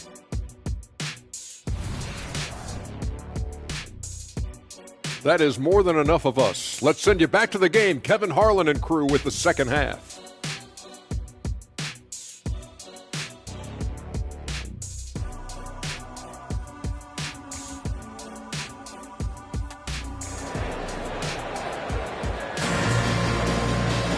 And after a fairly even first couple of quarters, the second half could turn out to be a great one as both teams try to gain an edge. You know, Jalen Brunson has been exceptional here, guys. Wow. Man, he's been running wild on him through that first half. Absolute dynamite on offense. And you know what? I'll be interested to see just how much he's got left in the tank. That first half had to take a lot out of him. And we're halfway through this one. Plenty of basketball left in a game that's been fairly even so far. Detroit leading by 5. On the court for the Hornets, Jonas Valanciunas is out there with Murray. Then there's DeJounte Murray. Then it's Ball, and it's Hartenstein in at the 5. And so it's Murray with it. He brings it up for the Charlotte Hornets. Ball dishes to Murray. Outside for Murray. Good, and the assist goes to Murray. Murray's got 5 assists in the game. And love the focus from Murray. He wants to make the most of his opportunities. Pass to DiVincenzo. Over Murray. DiVincenzo can't hit it. The Hornets shooting has been a little ragged, just 38% from the field. Ball, the pass to Valanciunas. Here's Murray, and it's all evened up. Murray's got 11 points. They didn't have much of a problem getting the ball into the post that time. Brunson against Murray. Got a piece of it. Clearly out of sync to begin this half. 0 for their first 3 attempts. To the inside. Valanciunas, and the dunk by Valanciunas. You've got to give them a lot of credit for just battling back into this game. Extremely impressive was the rally they made. I mean, we'll see how much their comeback might have taken out of them, and we'll see if they can keep that foot on the pedal now. Time called here. The Pistons decide to talk it over.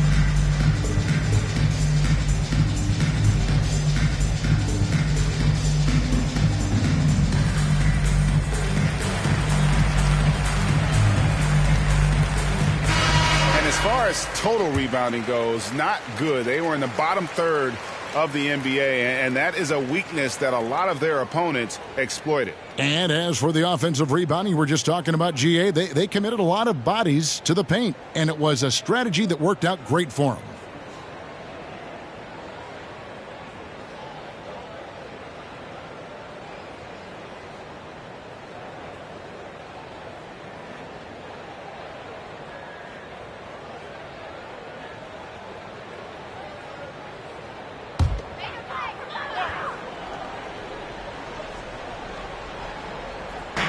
Just a little over 90 seconds gone in the third quarter. And here's DiVincenzo from the arc.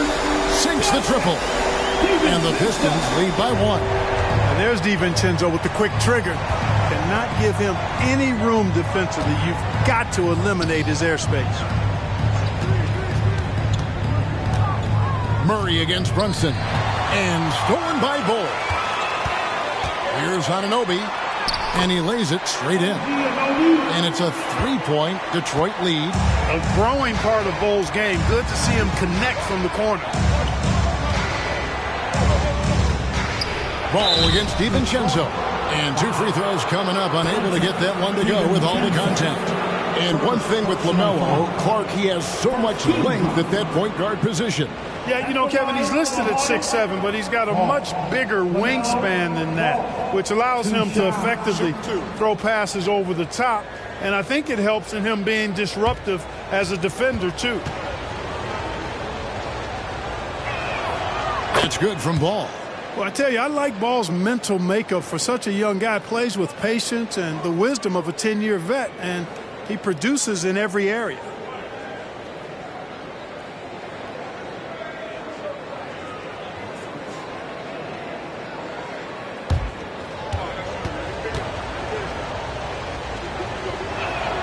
Ball hits them both. Free throw shooting is about mechanics, confidence, and your mental approach. He's locked in from there most every night. And there's the pass to Bull. Back to DiVincenzo. And the call will be against LaMelo Ball. That's his first foul. Personal foul. First team foul.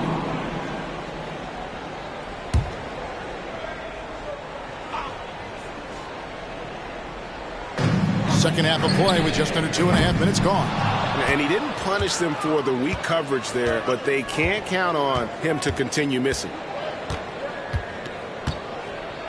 Murray finds Ball.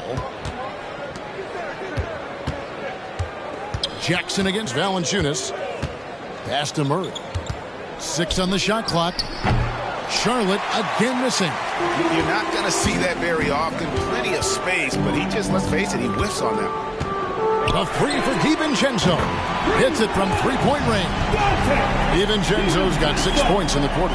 Really in a good position thanks to the accuracy from beyond. Yeah, you got that right. I mean, you got it real right. They are lighting it up from beyond the arc this half. And the Hornets call time here.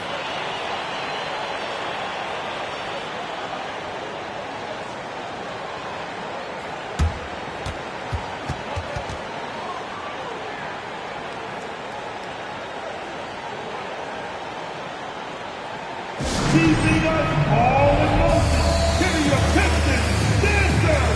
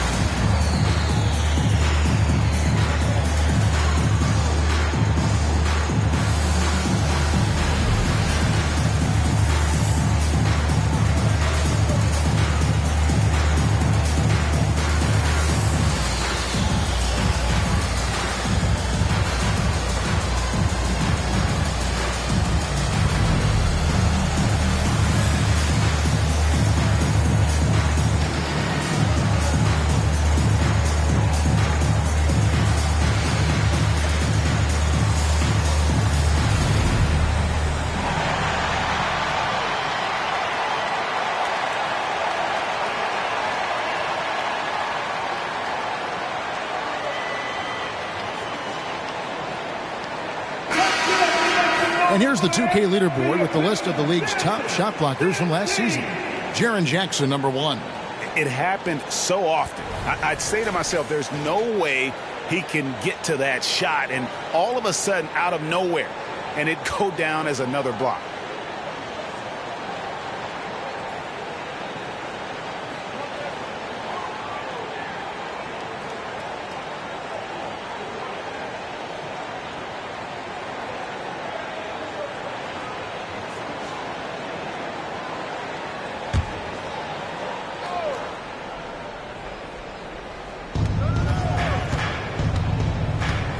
Now here's Murray. He's got 5. Stolen by Brunson. DiVincenzo against Ball. Third quarter of basketball here, and just a little under 3.5 minutes gone by. Clock at 6. Here's Brunson. That one a little long. Well, I don't think he's performing up to his own expectations, but they still find themselves out in front. Ball dishes to Valanciunas. Here's Hartenstein. Brunson covering. Ball with the bucket. Nice start to the second half. Just one miss in their first 5 attempts. Detroit's gone into the three-point range 4 times since halftime and buried 2 of them. In the pass to Anunoby. A 3 for DiVincenzo. It's rebounded by Charlotte. And gotta like what they've been doing down low in the post. I certainly do. You know, I like to see guys do their work inside. Their rebounding has been excellent, and that's always important in a close game. And the Pistons making a change here. Harris is checked in. The Hornets also with a sub. Jovic is checked in. DiVincenzo against Ball.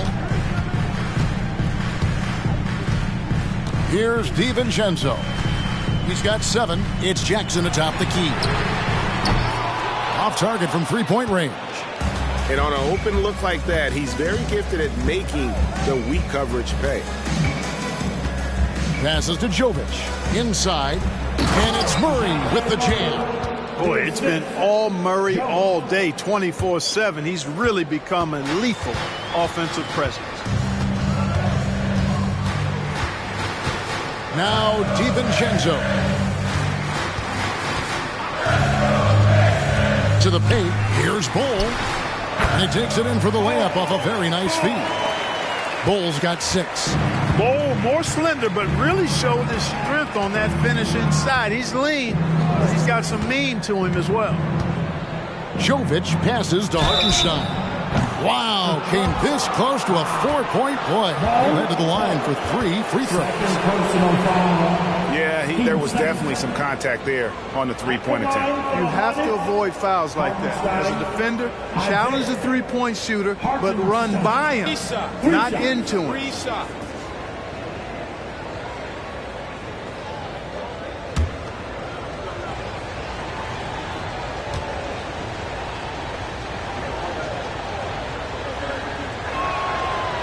And that one misses.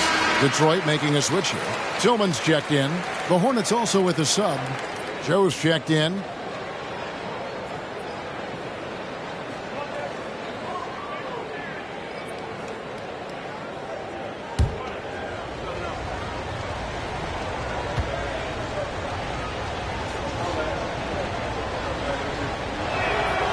That one is no good. And just so frustrating for a team when you collectively go cold at the line. And that's happened to them here in the second half.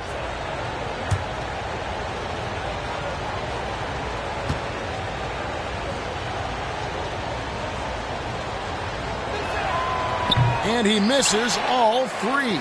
The Pistons leading. Yeah, easy call. Yeah, you can hear the smack all the way over here where we are. Second personal For Detroit, they have been shooting right around 75% at the line, 9 of 12 so far. For your Pistons, OG Anunoby.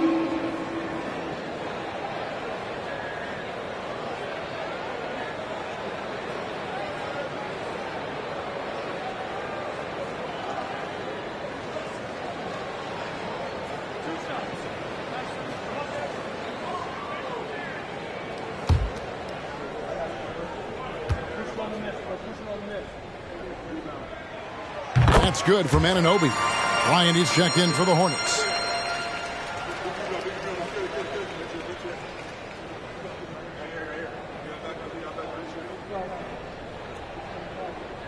We got this.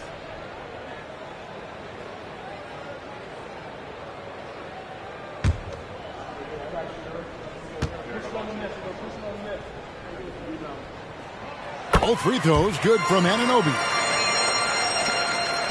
Hornets trail by 4. Murray outside. Over Jackson. Murray, good. Murray's got 6 here in this quarter. Detroit's gone a less than productive 2 of 6 from three-point land in the second half. DiVincenzo passes to Harris. Detroit, no good that time either. You can't look at the result of that shot. They'll take that whenever they get it. Well, you know, I hear you. That's a good look, but when you're that wide open, I think you got to knock it down. It's a neck-and-neck game in Detroit. DiVincenzo passes to Harris. Bogdanovich is checked in for the Pistons. Trey Jones comes in for Dante DiVincenzo. And a switcher also for Charlotte.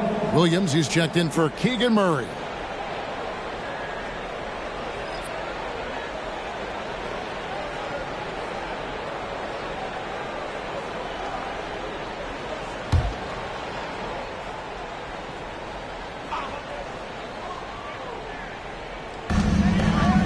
Outside Jackson. They set the pick. Drives to the hoop. It's rebounded by Jovic.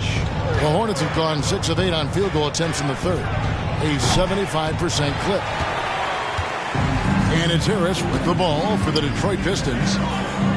The biggest lead of the game, 15 points. And slam dunk by Harris. Gary Harris says, I got more than just a three-point shot, folks.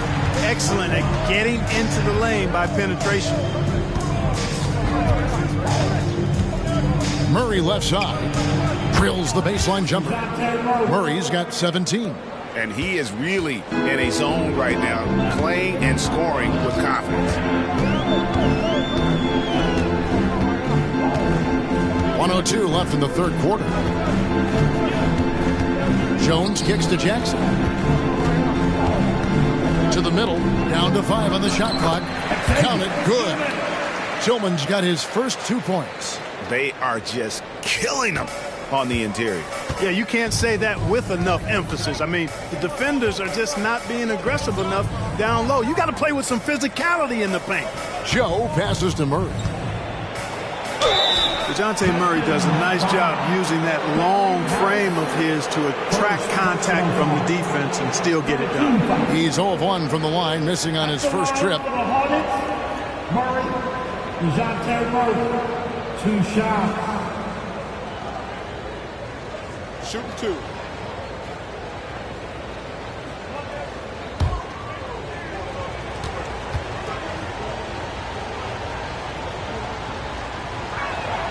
Free throw good, Murray.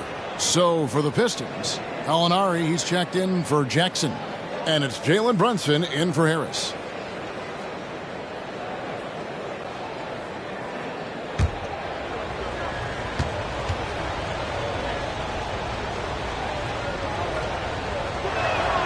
And so Murray nails both of them. We'll see if they want to trade 2 for 1 here. Got to time up that clock to do so. Brunson finds Gallinari. Outside Bogdanovich. And here's Brunson outside. That ball. Nice feed that time from Bogdanovich. 13 points in the game. Nice look there from Bogdanovich. The shooter keeping an eye peeled and open for the open man. And here is Murray. He's got 19.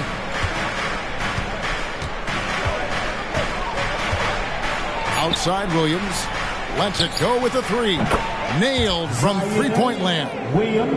Williams has got himself on the board with 3 there. We're at the end of the third, and we've still got a close one. Pistons lead by 2. And don't go away. We'll be back momentarily. 55.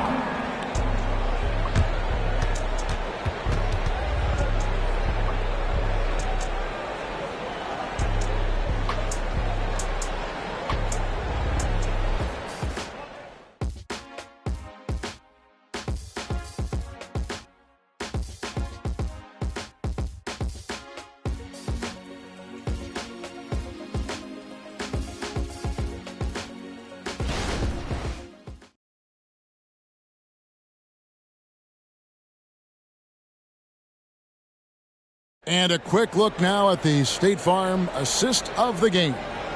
And, you know, you can always count on him for at least a couple of these pretty assists over the course of a game. And this one, a thing of beauty. It sure is. I mean, he's a maestro. Great vision, terrific IQ, everything you want in a point guard. And it's been a very competitive game so far as we get rolling here in quarter number 4. Bogdanovich out there with Gallinari. Then it's Jones. Then it's Jalen Brunson. And it's Tillman in at the center, filling out the middle. That's the group for Detroit right now. That ties it up. Bryant's got the fourth quarter going with the first basket of the period here for the Hornets. Brunson with it.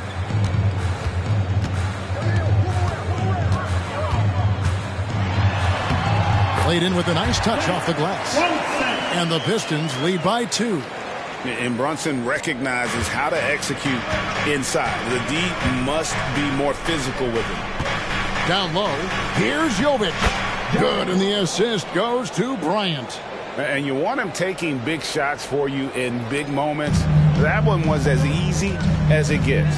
Well, you don't want to give him any open shots at this stage. Never mind the layup. Come on now. My goodness.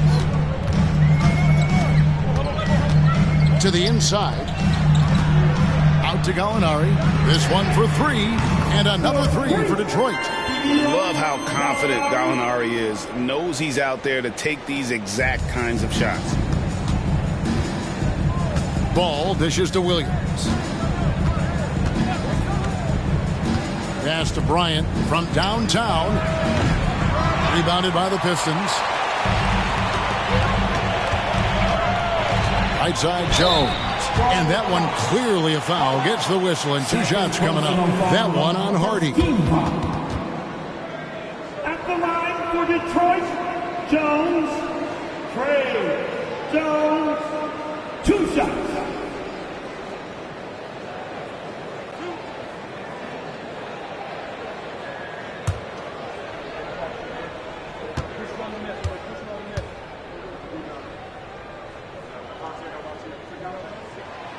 No good on that one. Bull. He's checked in for the Pistons. Keegan Murray's checked in for the Hornets.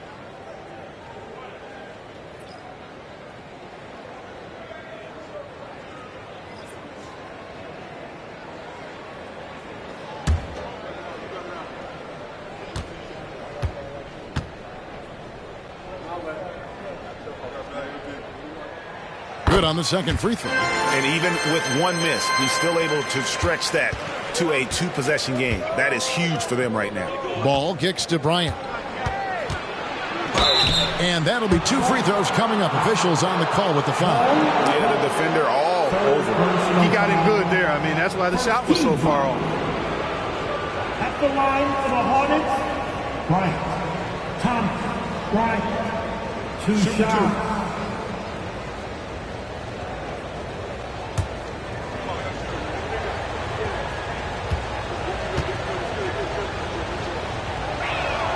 First free throw is good.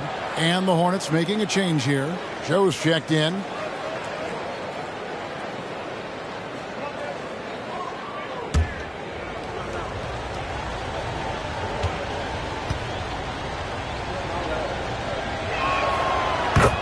Bryant hits them both. Well, he's certainly been on target with the free throws. Such an advantage when your bigs can knock them down from the line. The pass to Brunson.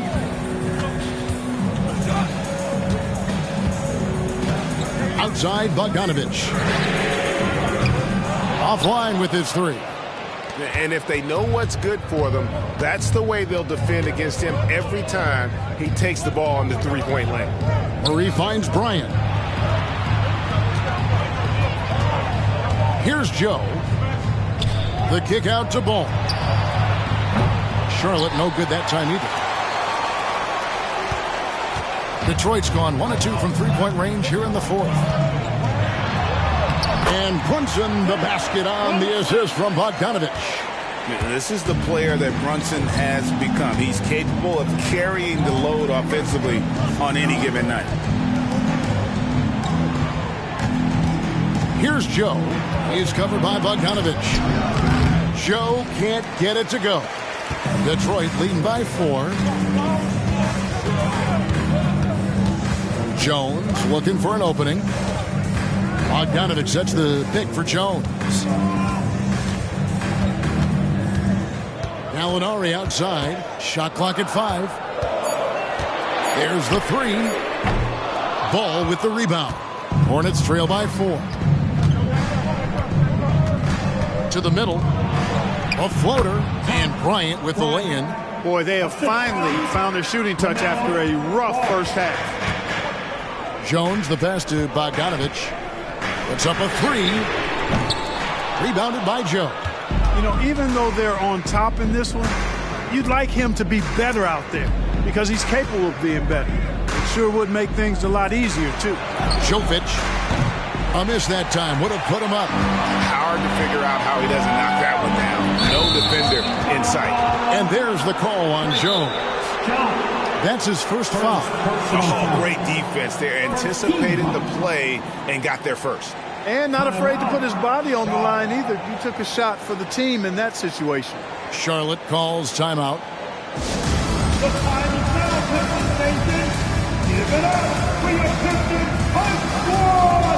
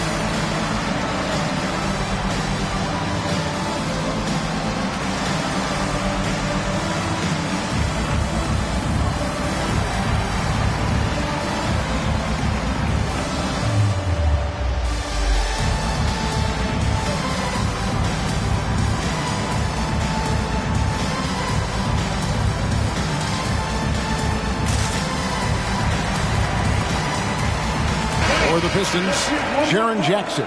He's checked in for Gallinari. OG Anunoby comes in for Bogdanovich. And it's Dante DiVincenzo in for Jones. Let's check in with our reporter, David Aldridge. Well, I was able to listen in on what Steve Clifford had to say to his team. Now, Coach told his guys it's not over until it's over. He asked them to stay sharp out there and to keep fighting. If we lose this, it's on us, he said. Back to you guys. Okay, David, much appreciated. Murray outside. And they double up Murray. There's Ball with the 3. That's in there. Murray with the assist. Murray's got his 7th assist of the game with that last one. For Detroit, they've gone 3 of 6 from the field so far in the 4th quarter. Pass to Anunoby.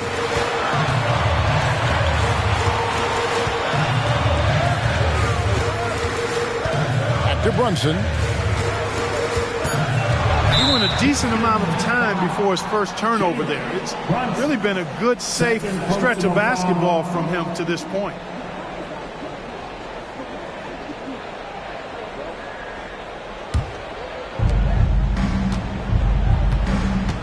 Now, here's Ball. Passes it to Valanciunas. And Jaren Jackson picks up the foul. That is his first foul of the game. And the next one puts him in the bonus. Yep, they'll be trying to draw that next foul quickly so they can start getting those easy chances at the stripe.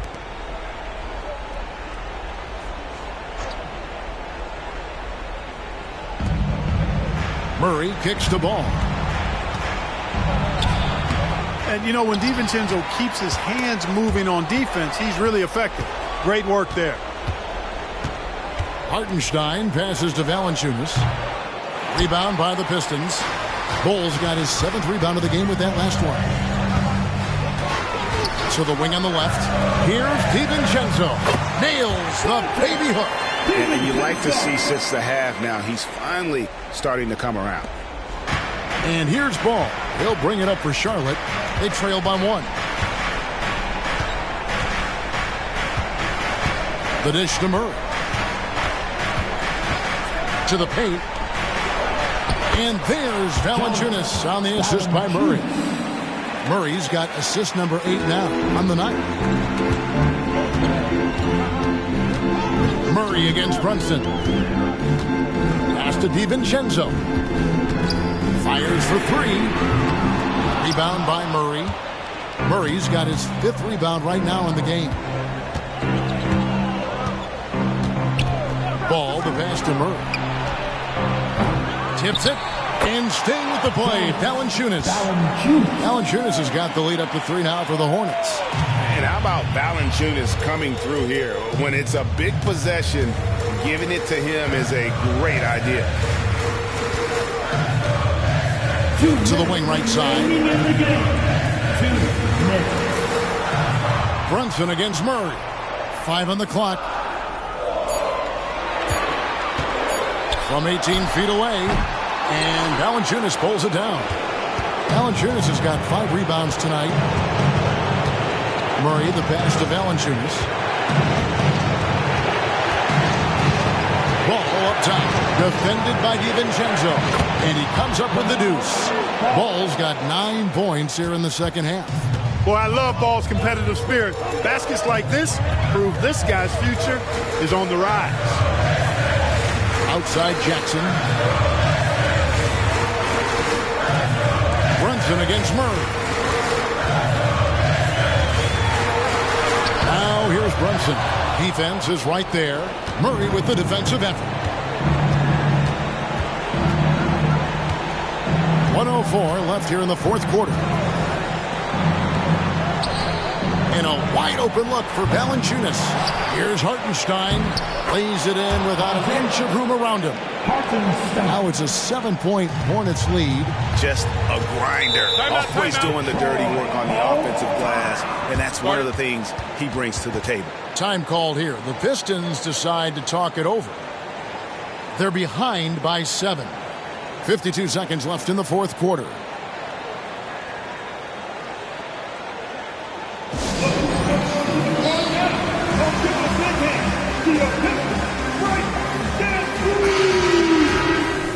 Make some noise for your Pistons Breakers dance move.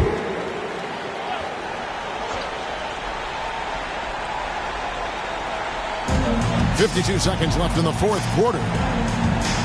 Brunson the pass to Anunoby. It drops. Oh, and that cuts the lead to just 5. What a baller this young man is. Anunoby, even though he's young, he looks like a veteran in the clutch. And so they foul intentionally. Second personal foul. 13 foul. 43 seconds left in the 4th. Valanciunas in the high post. And that defensive versatility Jackson has is just incredible. Able to guard multiple positions due to that height and reach. And hustle like that is why he leads this team in rebounds tonight. I tell you what, guys, nobody's been more physical in this game than he has. He has been a glass eater. Murray, he's out there low. 2 shots. Take a break. 2 shots.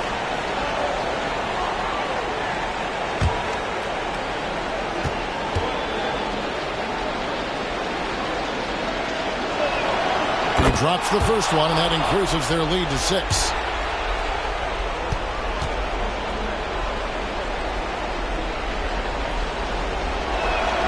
So he goes 2 for 2 at the line, and it's a 7-point game.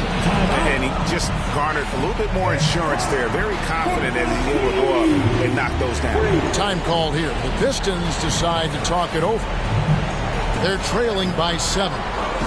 There's 25 seconds left to play here in the 4th.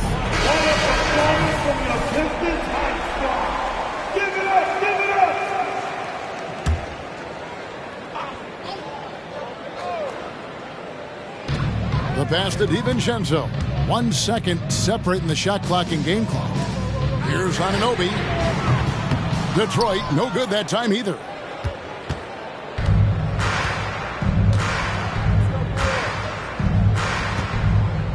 DiVincenzo against Ball.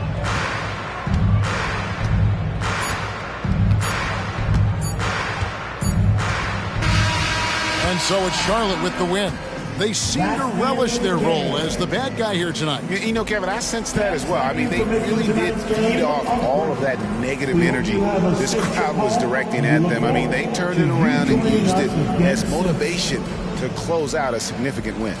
And now we'll send it over to David Aldridge, who is standing by courtside. David. Thanks, Kevin. Jonas, you have a lot on you in terms of patrolling the paint. How do you think you're doing? I feel good. You know, there is a better game, there is a worse game, but, you know, I'm bringing energy every game. I'm fighting, and my job is to take rebounds, set of screens. I'm doing that job. It's grunt work, but you're good at it. Thanks. Back to you, Kevin. Thanks so much, David. And that about wraps it up. For Greg Anthony, Clark Kellogg, and David Aldridge, this is Kevin Harlan saying thanks for watching. As New Balance presents our player of the game, DeJounte Murray.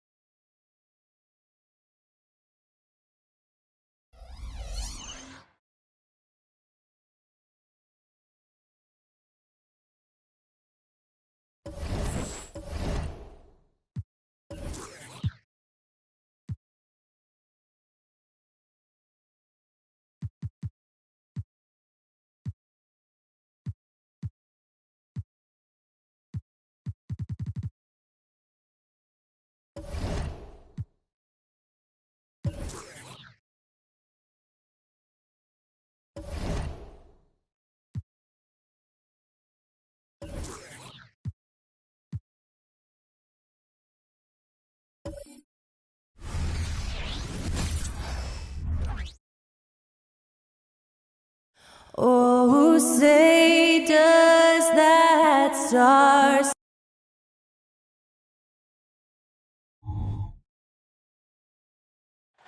Welcome to the NBA on... Oh, we're in for...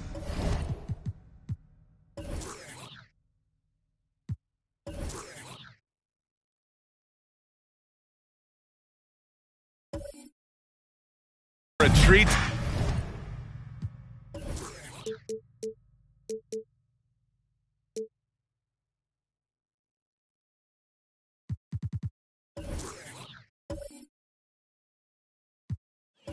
Tonight, Brent, two teams that know how to score the basketball. What makes good offense? Good players. I mean, you can scheme up the defense, scouting reports, make the effort, but offense, man, you need skill, and you can't fake that. Now let's take a look at the Bucks' opening lineup. They've got Jalen Green, Jabari Smith out there with Trey Murphy. Then it's Maxey, and it's Lopez in at the 5, roaming the paint. Now here's Maxey. Smith with a screen on Henderson. Pass to Smith. Outside, Green. Lopez, the screen on Thompson. Green. That one rolls around and rims out. And it's Henderson with the ball for the Sacramento Kings. It's a three-point game.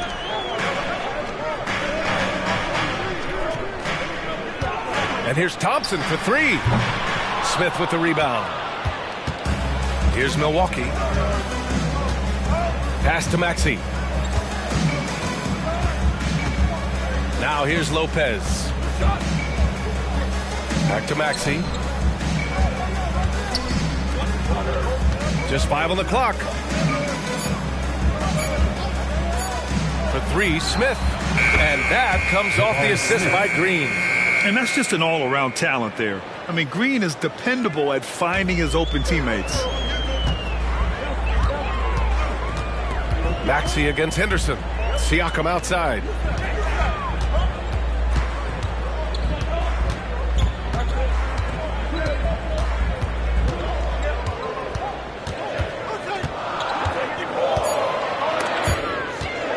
Ooh, stolen by Smith.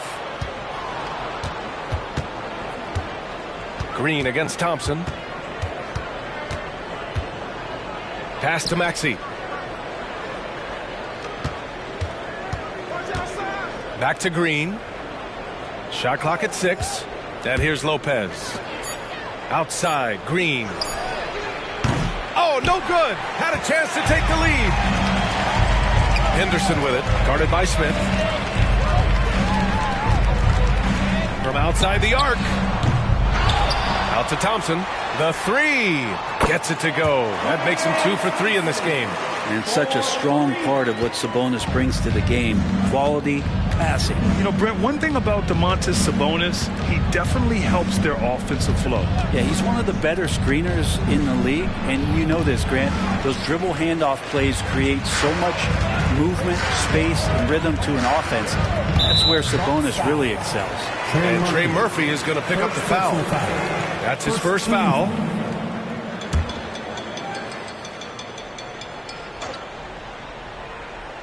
Here's Henderson. Pass to Sabonis. Here's Siakam. Here's Avdia. 6 to shoot. Beyond the arc.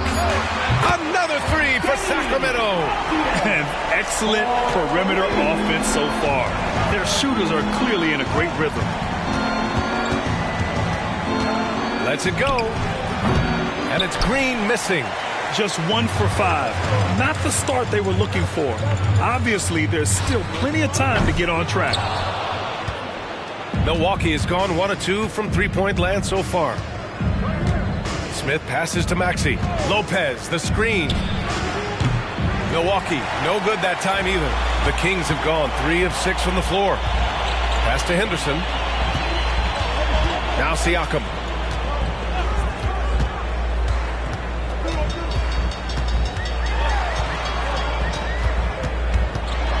Outside for Henderson. Puts up a three. They get it back. Here's Sabonis. That shot is off. Practically a block. Good, strong challenge. Yeah, altering the shot just as long as there's a miss. That kind of energy not wasted. Maxey passes to Lopez. The layup off target. He's so good at getting to the rim. Maybe tries to get a little bit too cute with that one. I thought he'd lay it straight up and in. Yeah, he's just explosive. I mean, Scoot gets off the ground in a hurry and puts some emphasis on it, too. Boy, they need something to go to regain some confidence. No question. Way too many empty possessions for them. Time called here. The Bucks decide to talk it over.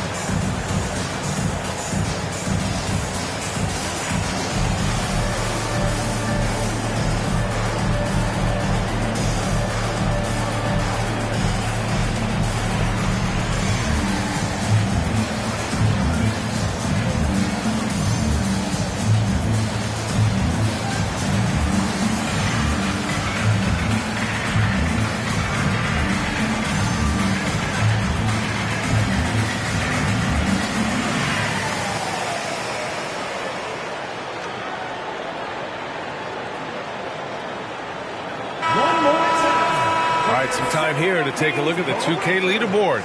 Here were the league's top shooting squads from last year. The Kings in second. They were so consistent with their shooting. Maybe not lights out, but they played smart and didn't let good looks go to waste.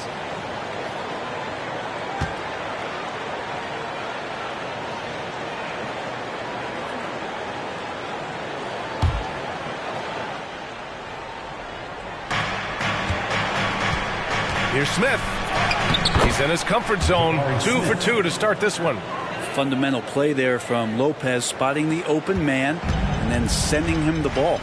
Well, Mike Brown is known as a great defensive coach, but he led the Kings to an all-time great offensive season in 2023. Yeah, and they actually ranked towards the bottom of the league defensively. So for them going forward, we'll see if Brown's expertise can bolster the Kings' defense. Here's Maxey, following the score by Sacramento, gets the 3 ball to go. Defensively, you have to stay connected to him on the perimeter. Henderson scanning the floor. Siakam with a screen on Maxey. High post Siakam. He's against Smith. Sabonis in the post. Covered by Smith. Siakam, the pass to Avdia. The basket drops, and he gets fouled on the shot. 1 free throw coming his way. That was just great work to battle through contact and will in the shot. And let's quickly check out the scoring breakdown here for Sacramento. Well, in today's NBA, the three-point shot is so valuable. They realize this, and that's why they're continuing to drain as many as they can. Let's make sure that that selfish nerve doesn't get tapped, because right now there's great ball movement. They're setting each other up. Let's see if that maintains. Grant, during your 18-year career, you only went to a new team 3 times. Not a lot of movement there for you, my friend. What was switching teams like? Well, B.A., at this point of the season, it's too early. I mean, you're still trying to get comfortable, trying to learn a new system, your new environment, and really just find your place within the organization. And there's a nice rhythm to his three-point shot. You know, George has a confident stroke. Siakam, the pass to Olynyk. Morris outside. Pass to Siakam. Counted, and it's Morris with the assist. Siakam's gotten his 2nd bucket of the game. Defensively, you can't afford to get stuck on the pick. That's one that the coaches will watch tomorrow with that player. You hate to see him give up in that situation. Now here's Green, still without a bucket. Boston. And it's off from three-point range. Morris passes to Siakam. Well, Brent, one area of the floor where the Bucks really shine is on defense. Yeah, no question. This defense is one that just smothers you, and if you're not ready for it, they can come at you defensively in ways. They don't let you rebound. They pressure shooters, and they're going to make you work for every bucket.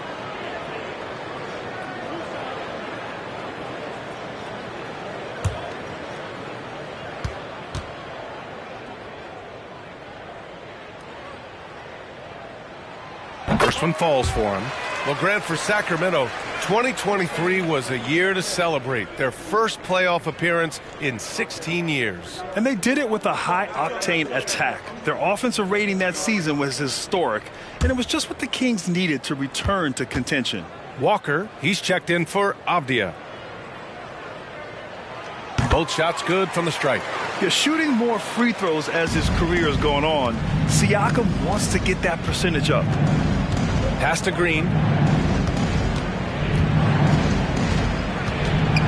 We've got 1:23 left to play in the first.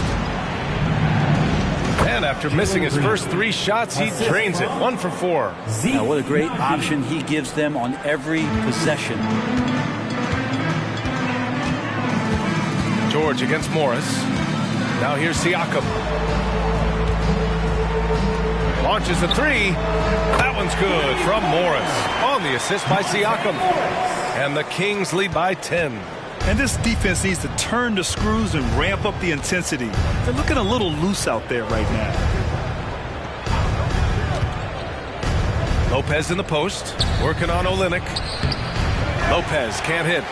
Sacramento has gone 4 of 8 from outside in this first quarter. Strus with it. Guarded now by George. Strus the pass to Olynyk. Here's Morris. Siakam for 3. Another 3 for Sacramento. They've really built this lead on the back of their perimeter game. Well, a lot of importance placed on outside shooting, and tonight you can see why after that kind of quarter exploding from the perimeter. Now here's George. He picked up 10 in his last game, and that's good for 2. George has got 5 now. So it's Sacramento now. They lead by 11. To the paint. Here's Olynyk. Counted. And it's Morris with the assist. Morris has got 3 assists now in this one. They've shown so much energy right from the start, particularly on the offensive end. Yeah, if you walked in at any point during this game to watch 5 minutes of play, one team played harder. We know who that was. And so it's the Sacramento Kings in command with a 13-point lead at the end of the quarter. Defense is setting the tone. And more NBA action on 2K Sports coming your way right after this.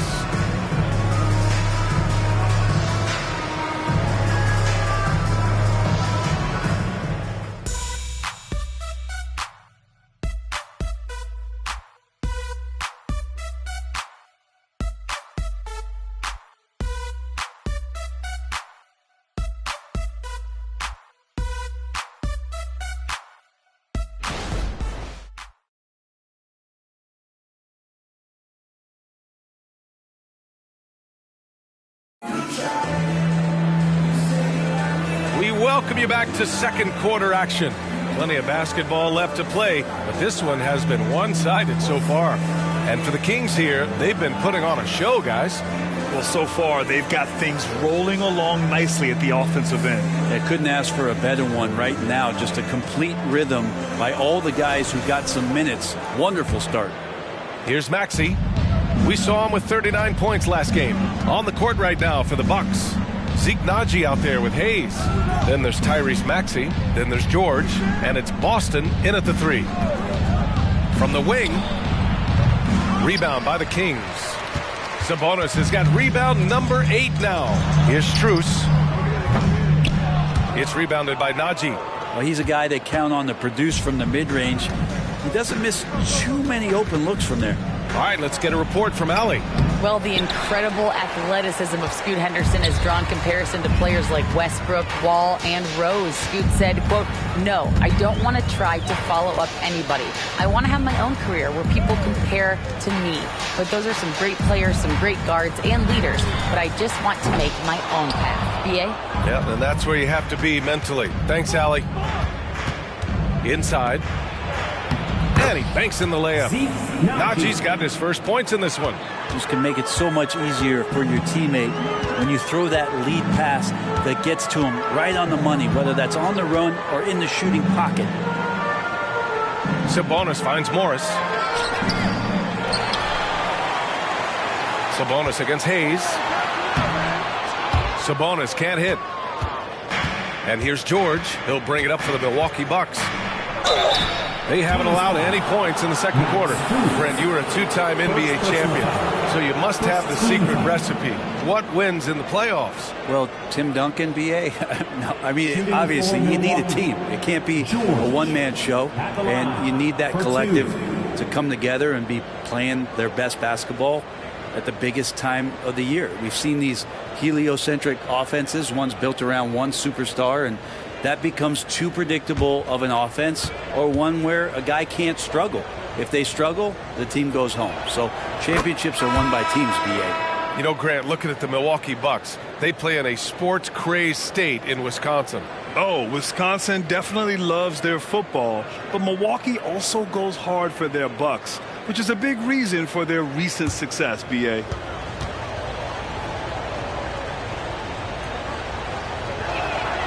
It's both from the stripe. Well, Brent, when you think of the Bucks, it's hard not to remember their huge playoff disappointment in 2023. Man, pretty crushing, right, BA? You got the #1 seed. You're a team poised to get back to the finals with a chance to win the championship and get knocked out in the first round. What a terrific regular season they had, and no one expected them to go out so quickly. Here's Maxey. Najee passes to Smith. Milwaukee, no good that time either. You have to credit their effort. I mean, they've done an amazing job on the glass. Strus finds Walker. Rebounded by the Bucks. They're coming off a loss against Miami. It seemed like coming into that game, they looked a little off, and they never really hit their stride. Yeah, and that score got a little bit lopsided, so not the kind of effort that they want to repeat anytime soon. Drives to the hoop. Pass to Walker. Morris outside. Sabonis with a screen on Maxey. Maxey against Morris. 4 on the clock. Fires the 3. Smith with the rebound. Smith's got his 4th rebound in this one.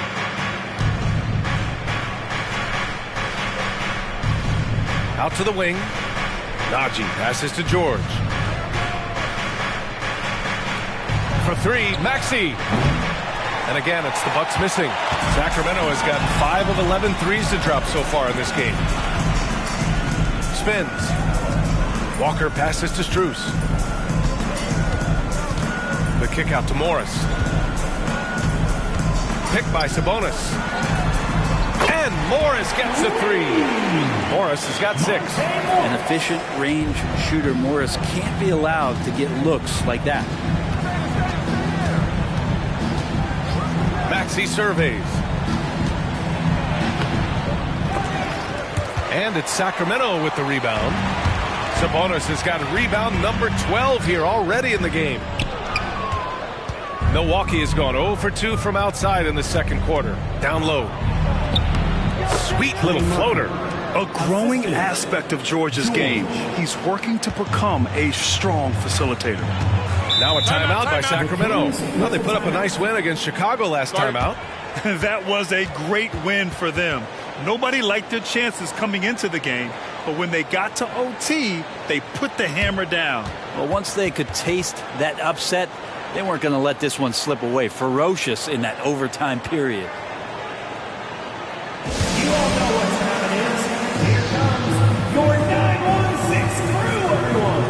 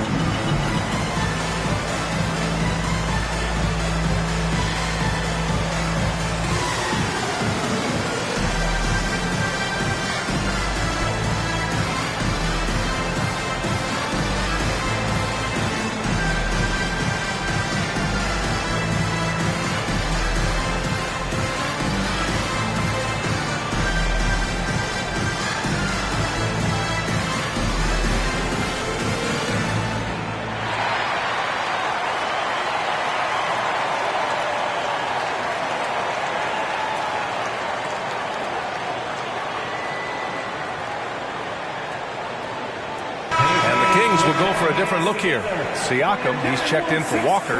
Avdia comes in for Walker. Klay Thompson, he's checked in for Strus. And it's Henderson in for Morris. And Milwaukee also making a switch. Lopez is checked in.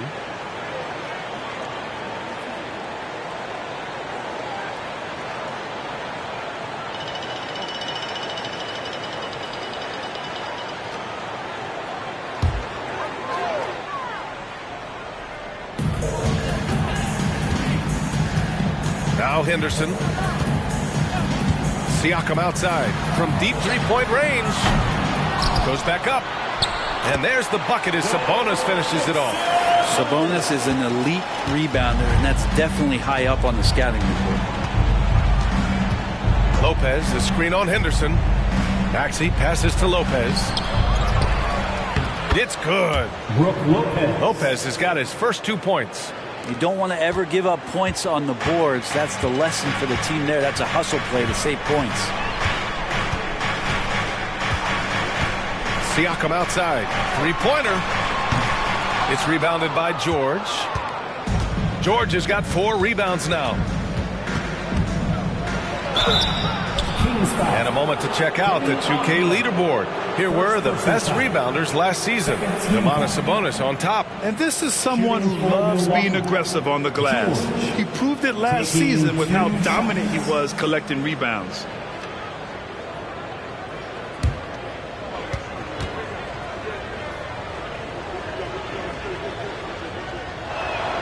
The first free throw is good. And the league's longest playoff drought was snapped last season by Sacramento.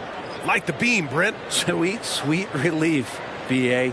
First postseason for the Kings since 2006.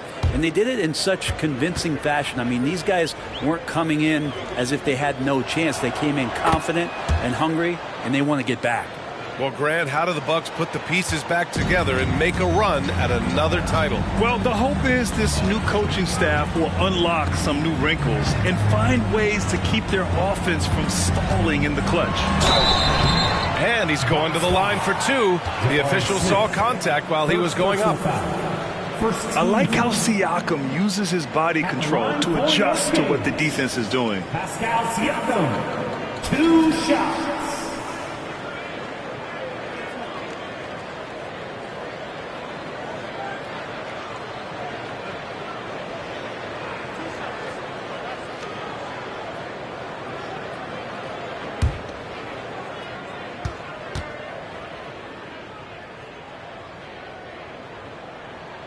That's good from Siakam.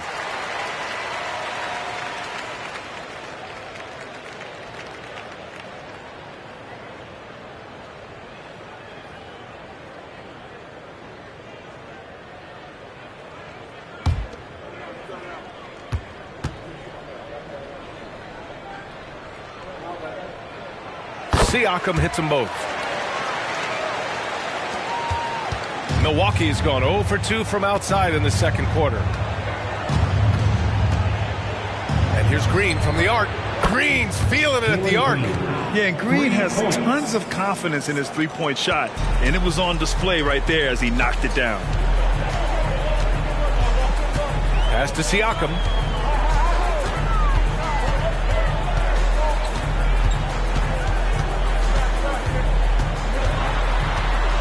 Back to Henderson. 5 on the clock. Olynyk with a screen on George. Henderson for 3.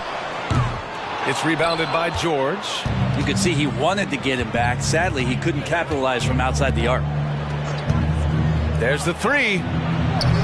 And it's Green missing. Well, that's not a shot he's ever going to pass up, and he shouldn't. Despite the miss, no defender anywhere near him. He's got to shoot that one. And Siakam gets it to go. Over time, we have seen Siakam blossom into a star. Someone who's comfortable shouldering the offense. 2 minutes remaining in the first half. 2 minutes. George scanning the floor. Pass to Lopez. Back to George. Lopez finds George. That one no good. Excellent D there from Siakam. Avdia passes to Henderson. Here's Avdia. Thompson outside. Here's Siakam.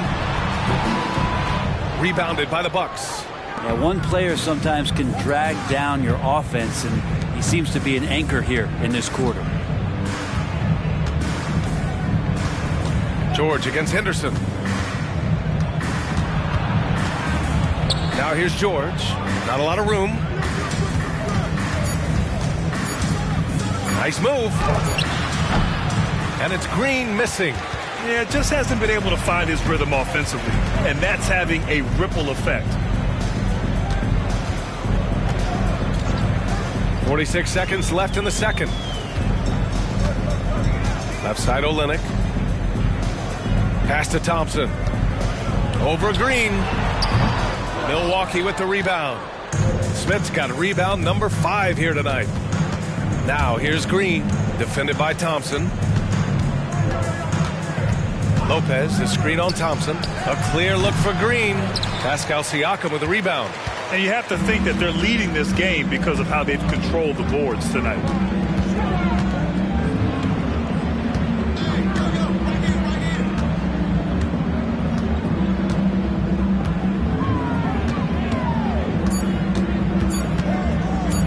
Steps back and fires. Ooh, he released it in time, but it's off the mark. And so it's Sacramento. They lead by 11 as the quarter comes to a close. They're communicating well and stringing together stops. Well, now a minute to check in with Allie LaForce. She's courtside. Hey, Allie. Thanks, DeMontis. Thus far, more success than your last game. What improvements have you made? We try to come out from the get, trying to get under them. Last game, we played very loose. Coaches like good teams are just going to torch you out there. So our mentality today was really pressure. Got to keep it loose. Thanks, DeMontis. All right, good stuff, Allie. And we'll get back to the action at the start of the third quarter.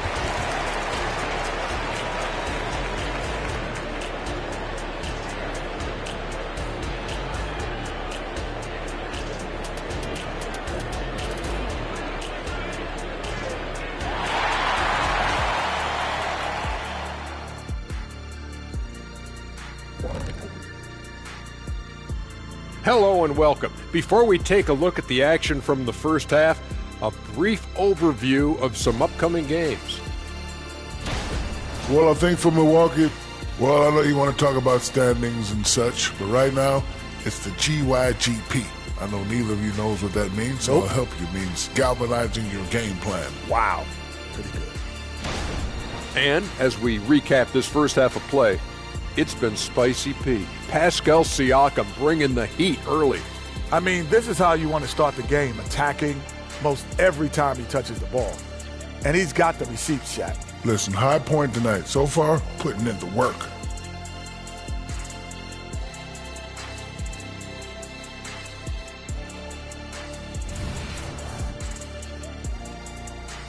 Thanks for joining us. Time to head back over to the third quarter with Brian Anderson.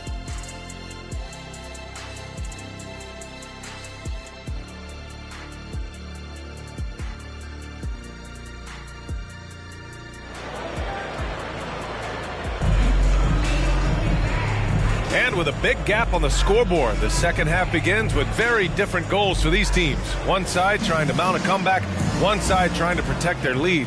Man, what can you say? Pascal Siakam, an impressive effort here today. And how about his dime dropping in the first half? That was something else. Doing a great job of just setting guys up and demonstrating just how important ball movement can be. We've got Pascal Siakam, Scoot Henderson out there with Thompson. Then it's Domantas Sabonis, and it's Avdia in at the small forward position. That's the group starting the second half for Mike Brown. Siakam, right side. Henderson for three. Smith with the rebound. The Bucks shooting only 31% in the game. And in most other draft classes, Scoot Henderson could have been a top pick. Yeah, he has the talent and skill you want in a number 1 overall pick. Circumstance of the class drops him down, but he has everything you look for in a franchise centerpiece. Siakam outside. And he lobs it up to the rim. And they're on the run. Maxey with it. Now Thompson defending. That one drops for him. Maxey's got 5. This is how you execute in transition, getting all the way to the cup. Yeah, sweet finishes like that, you see everybody get up. Look at the guys on the bench. They're fired up. Siakam outside. Back to Henderson. The teardrop. Oh, it's blocked by Lopez. Excellent off-ball awareness as Brook was able to get over there and swat it away. Back to Smith. The 3. It's rebounded by Sabonis. Sabonis is... Henderson against Green. Back to Avdia. Takes the 3. They get the rebound. The shot's good. And the Kings lead by 9. Yes, finally one drops after the 0 of 3 start. Now a timeout called by Milwaukee. Okay, Sacramento, time to get loud and make some noise for your 916 crew.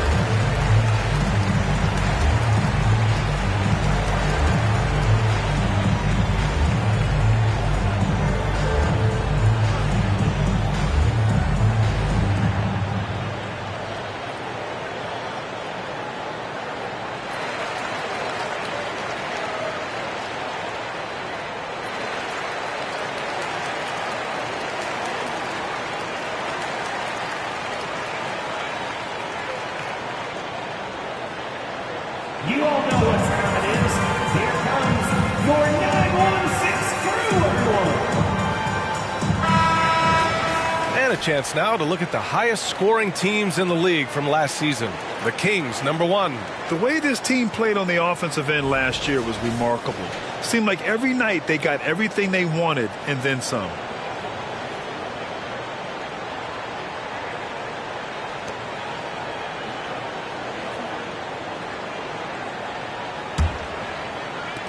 Milwaukee has gone 0 for 2 from outside here in the 3rd. Outside Maxey. Pass to Green. Smith with it. Maxey on the wing. Just 4 to shoot. Over Henderson. Maxey, that's good. Maxey's got 7 points in the game. Got his man all tangled up. I mean, serious crossover. Just under 2.5 minutes into this 3rd quarter now. Pass to Sabonis. And here's Siakam, covered by Smith. Oh, and he got fouled on his way up. He'll head to the line to shoot 2. That's on Brook Lopez. You can see the length come into play, whether Siakam's facing up or back to the basket. Siakam, 2 shots.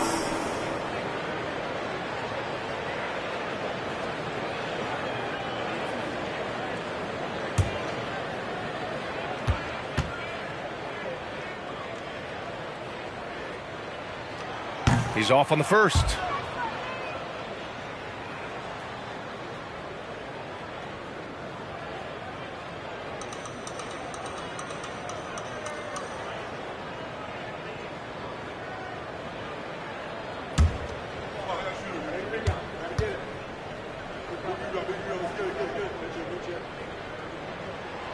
And he's good on the second.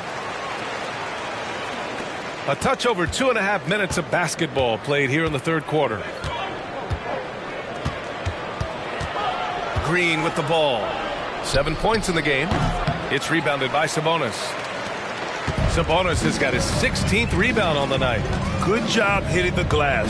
They're +8 in rebounding. Up again. Great positioning on the putback. And the Kings lead by 10. Well, Sabonis at 6'11" doesn't need to get too high, but it still counts. Right side, Maxey. Up top, Lopez unloads. Avdia pulls it in. Hate to say it, but if they're still trailing at the final buzzer, a lot of this is going to be felt by him. His shooting tonight has just been atrocious. Sabonis finds Henderson. Shoots over Maxey. Henderson misses. Time for some consideration in the passing category, maybe, Kevin. The shot is just not on. Get somebody else going. Alley-oop up top. Hammer it home. Throw it up to Trey, and he'll finish it off. The Kings have gotten only 2 of 7 shots to go in the third quarter. Now here's Henderson. Sabonis outside. Here's Thompson. Clay busting it up inside. And trust me, when the D's slow to react, he'll be the first guy to make them pay. Well, I know they don't have mobile devices out there for texting, so they might as well talk to one another.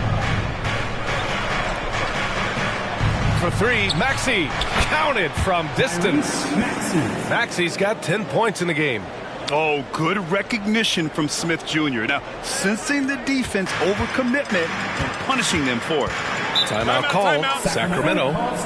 And as we head into this break, the players have an opportunity to replenish their energy with Gatorade as they prepare to go into the final stages of this ball game. Absolutely. Over the course of a game, not to mention over the course of a season, you have to stay hydrated. If you don't, it's amazing how much slower your body is to bounce back. It can have a serious effect on performance, no question. Right now, for your Sacramento Kings Elite Team.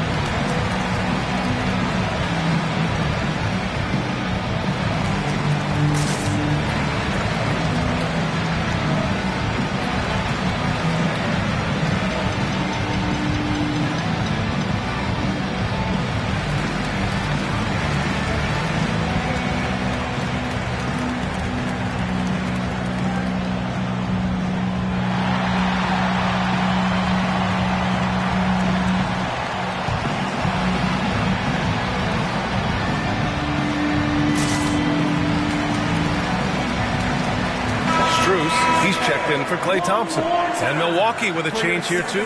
George is checked in.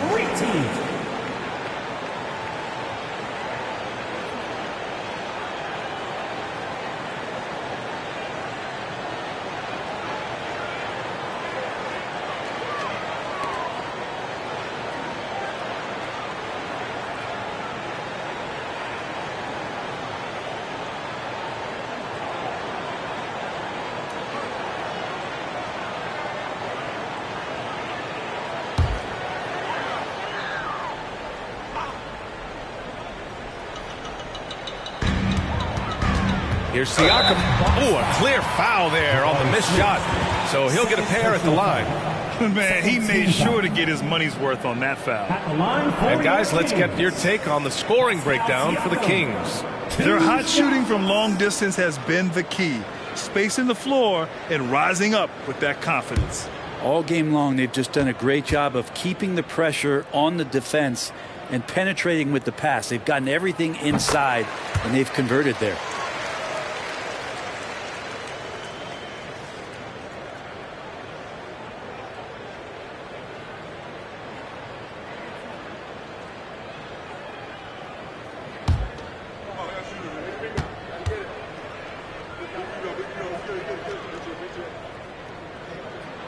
That one falls, so he hits both of them. And with the new CBA, Brent, the league making things a little more challenging for the top spending teams. Yeah, BA, is there a chance that big market teams become a little bit more frugal? Because above that $17.5 million apron, you lose the taxpayer mid-level. You can't shop the buyout market like you used to bolster a team that just needs maybe one veteran piece to finish off a season and put themselves in a better position. There's definitely some trade restrictions that are going to keep teams from having some fluidity. So it's buyer beware, and the big spenders are going to have to be a little bit more careful. Pass to Avdia. Sabonis can't hit. That's going up against a defense that knows your tendencies. Tries the spin move. Strus against Green to the middle. Lopez. It's rebounded by Sabonis. Sabonis has got his 18th rebound here tonight. All over the place. Now here's Henderson. Guarded closely. 4-3. Gets the three to fall. Henderson's got his second bucket on the night.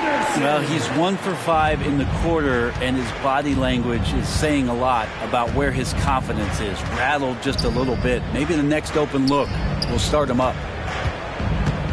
Here's Smith.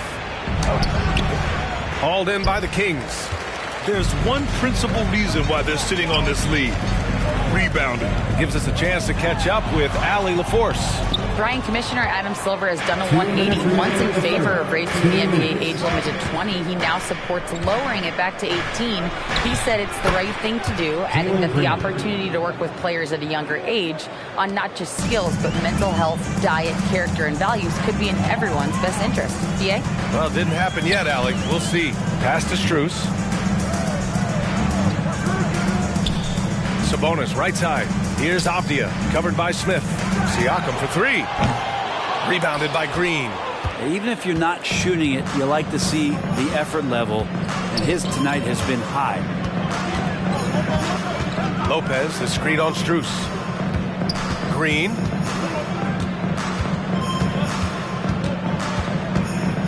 Clock at 6.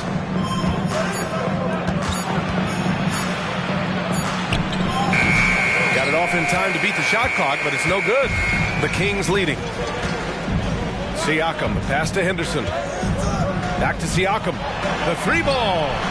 And his 5th make of the game in 12 attempts. Yeah, you see the vision from Henderson. Just a terrific facilitator. Milwaukee's gone 6 of 14 from the perimeter tonight. Smith with a screen on Strus. And it's Green missing. Sacramento has gone 2 for 5 from 3 since halftime. No good from outside. And it's Green with the ball for the Bucks.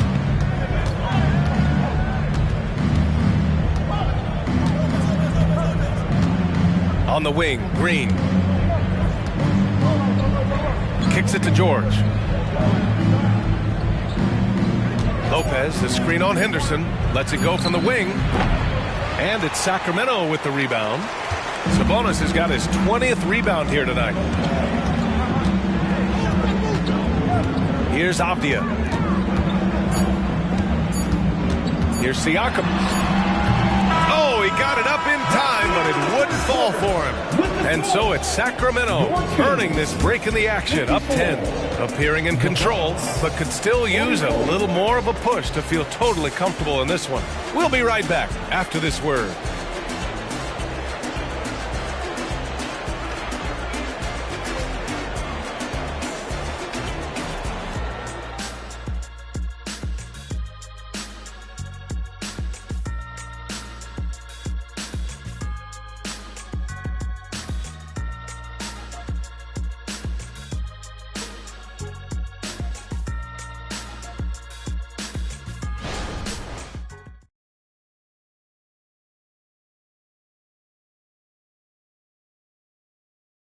And a worthy candidate tonight as we take a look at our State Farm assist of the game. Now, I know he's a big man, but he's got some point guard in him if he's making passes like this. Now the passing for the team becoming contagious, this time involving the big.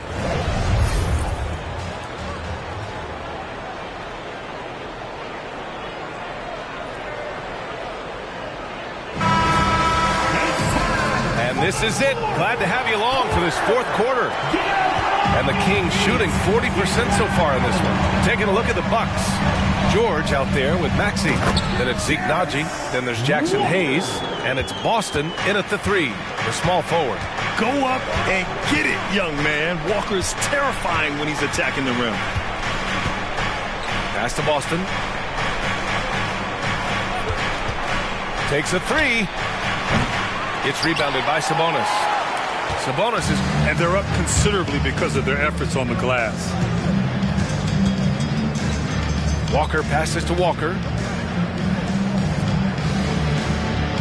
Outside Walker. Picked by Sabonis. Shot clock at 6. And Walker with the three. Easy look when the defender isn't fighting over the screen. Yeah, the coach over there just asking for one simple thing, and that's some effort. Got burned on that one. George's shot is off. Yeah, that miss might stick with him for a little while. That's kind of a shoot-around jumper if I've ever seen one.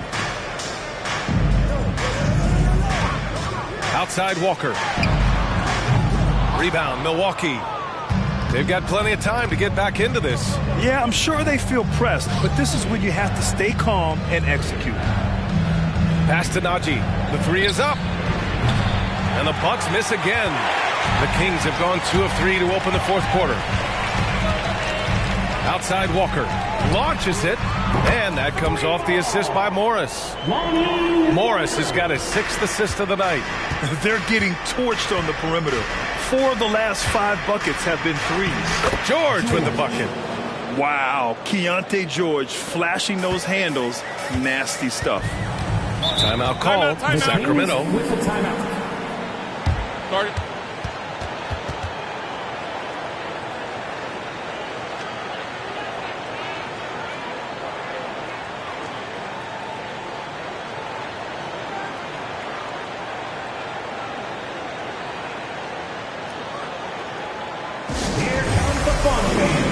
Your Sacramento Kings breakers, make some noise.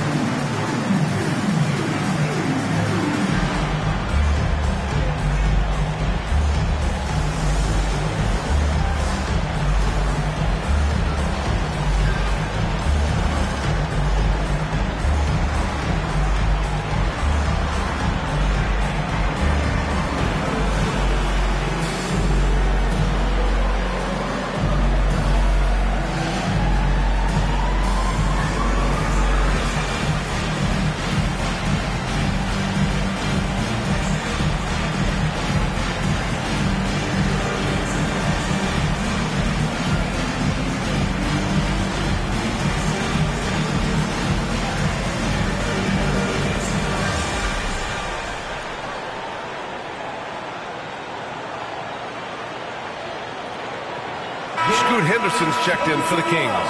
Once again, for your 916 crew dance team.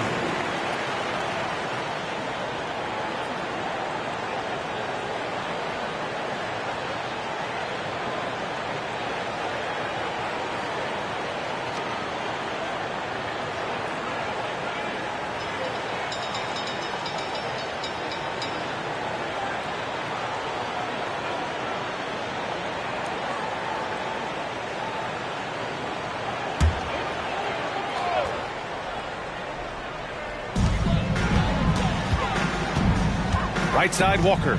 Henderson outside. Fires for 3.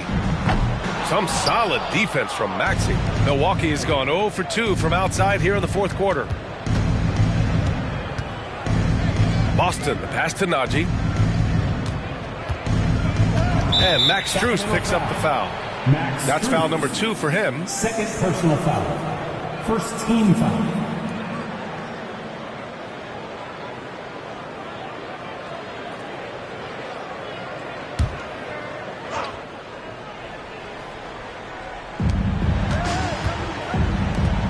Maxey against Henderson. For 3. And no good. For Sacramento, they've gone 3 of 5 since this fourth quarter started. From deep, Strus. They get it again. Controls the rebound and the putback. Just great positioning to get the rebound, then get it back up. And so it's Maxey who brings up the ball for the Bucks. They trail by 18. Pass to Boston. From downtown, on target from range. Boston's got his first bucket of the game, and he's on the board for 3. To the inside. And Sabonis slams it in. And he's now got the double-double. And how about Sabonis getting up there and rising up to slam down? Here's Boston. There's the triple. The shot that time not on target. Henderson, the pass to Strus. Down low. And it's Walker. That time on the assist by Strus. Walker's got 8 here in this quarter. Their offense has been unstoppable, just firing on all cylinders. I mean, this team is just dangerous. Right now, every shot that they're putting up feels like it's going in. Henderson outside. Goes up on the wing. The shot no good. Well, there's more he could have done in this game for sure, but it hasn't kept them from pulling ahead. Strus the pass to Henderson. Outside Walker. Three-pointer. Sends it home from three-point land. Walker's got 11 in the second half. Well, he doesn't look satisfied with the lead right now. He wants more. He looks like he's going to get it. Timeout called. Milwaukee.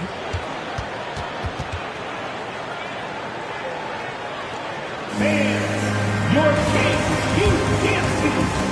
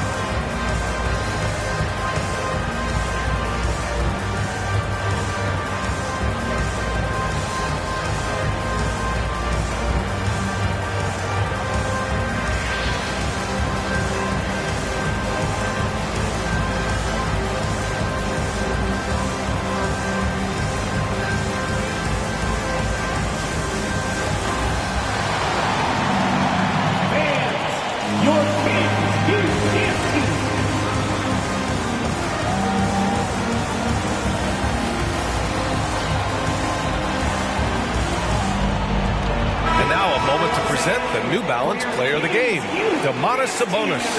Defensively, they were not prepared for his inside game. They were not able to deny him the ball, and once he got it, he was so quick and able to get to work. Just a masterful performance in the paint tonight. Boy, you can see the amazing relationship he's built with the hometown fans, and it motivates him to always give them his very best.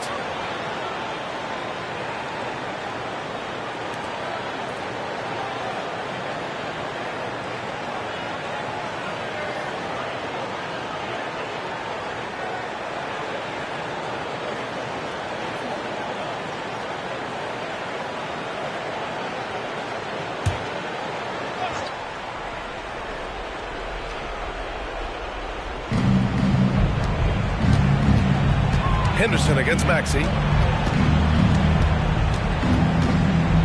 And even the players have expressed concern about load management. Are changes afoot, or is this the new normal, Greg? Well, B.A., I think protecting players from injury is smart to do. But maybe the ticket sellers need to highlight the back-to-back games so fans are well aware that some players might be sitting. Henderson misses.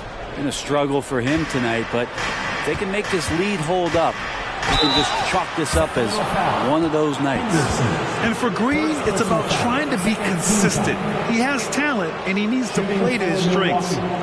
Jalen Green at the line for two.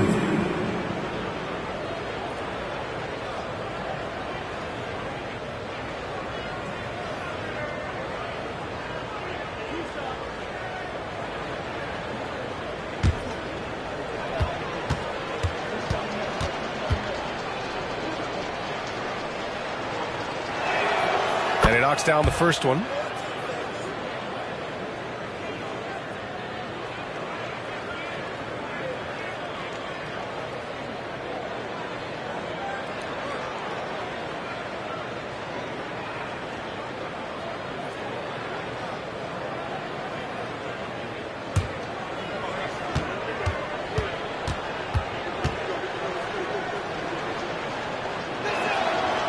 Second free throw, no good. The Kings have gotten 7 of 12 shots to drop in this fourth quarter. Here's Avdia. Siakam outside. Pass to Sabonis. Down to 5 on the shot clock. That one's wide left. Milwaukee has gone 2 of 6 so far in the fourth. Oh, there's the alley. And it's hammered home by Green. Come on, man. Green. Wow. The guard throwing down the alley-oop. And here's Siakam. Henderson for 3. Milwaukee with the rebound. Smith's got double-digit rebounds now in the game. Pass to Maxey. Back to Smith. The 3 ball. Siakam pulls down the board. Sacramento has gone 3 of 7 from the perimeter during the fourth. And here's Henderson. Back to Siakam. Lets it go from deep. It's Avdia on the wing. There's the triple. Rebounded by Lopez. Lopez has got his 7th rebound of the game with that last one. Pass to Green. Now here's Smith.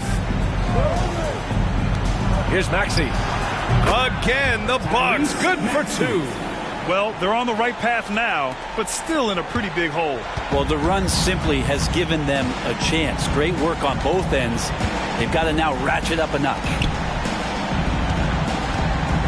Back to Henderson.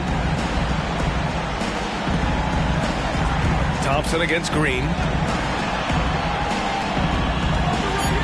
Siakam outside. Up and over Smith. Siakam, no good. Here's Milwaukee. It's been 8 unanswered for them. Outside Maxey. Lopez, the screen. And that's good. Maxey for 3. Maxey's got 12 points in just the second half. And he was dominant in their last outing. And the same thing here tonight.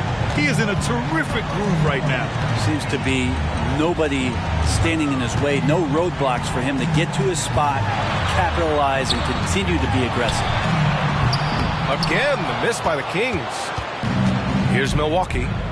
11-point game. And the ball out of play. The Kings will have it. And it's a completely new group for the Kings. Substituting on the court.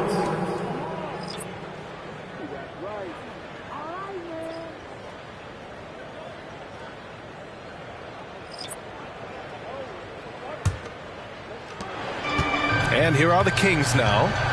22 was their biggest lead. Outside Strus. Back to Morris.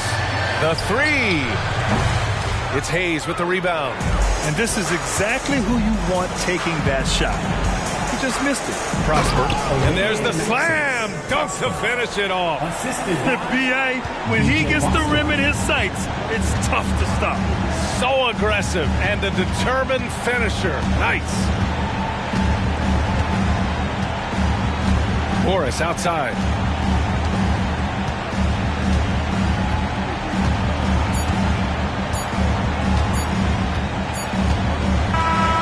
So the Kings win it. This one was a fun one to watch. They were clearly in the driver's seat down the stretch. They really were, B.A. They played with great intensity on both ends of the floor, and they didn't allow their mistakes to get the better of them. Thanks for joining us. All right, Allie's ready to go. She's courtside. Hey, Allie. I'm here now with Klay Thompson. And Klay, congratulations on the win. How satisfying is it winning games in front of this devoted crowd? Well, we always want to put on a show for our fans. They deserve it. They show up every single night.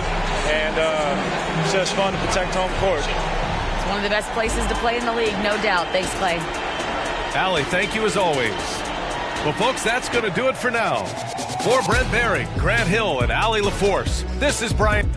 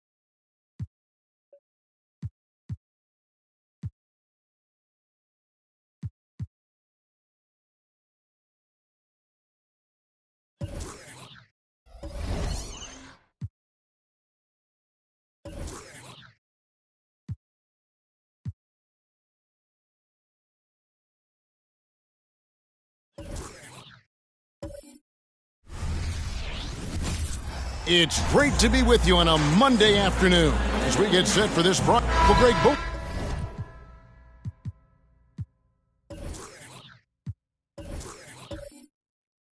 of these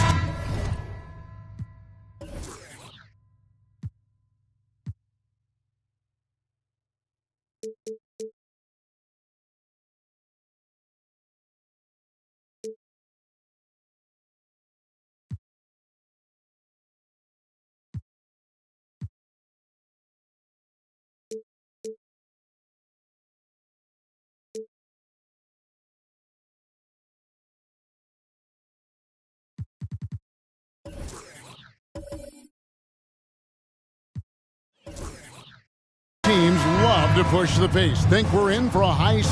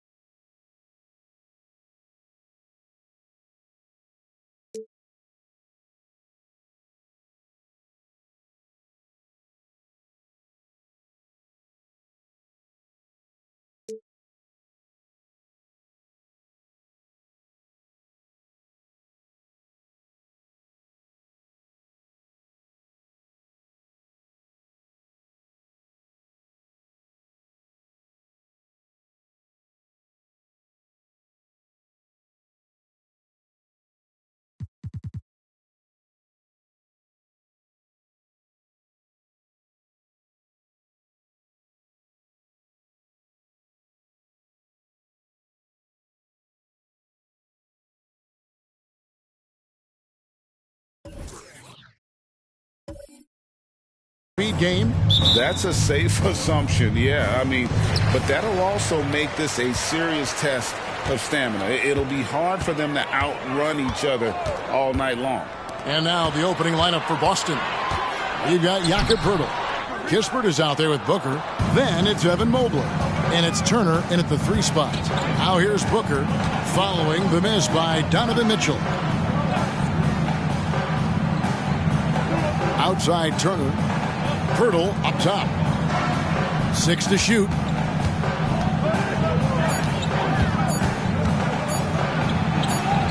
And he hits it just before the shot clock expires. Well, with big hands and nice touch, Poeltl knows how to finish in the post. This guy has a lot in his arsenal. Mitchell passes to McConnell. Back to Mitchell. Lets it go. And the jumper falls for him. Well, that's a bad shot until it goes through the net. First quarter, just over a minute played. Now Turner. Poeltl with a screen on McConnell. Booker the pass to Kispert. Back to Booker. It's tipped. And now, Adebayo pushing it up. No one back to stop him. And Adebayo throws it down. Bam is a menace defensively. This time he uses those active hands to start the break. Of course, we've talked about Boston's young talent for so long. They've now become battle-tested veterans. And it's incredible how young that experience has taken hold. They have had players build big roles in so many big games.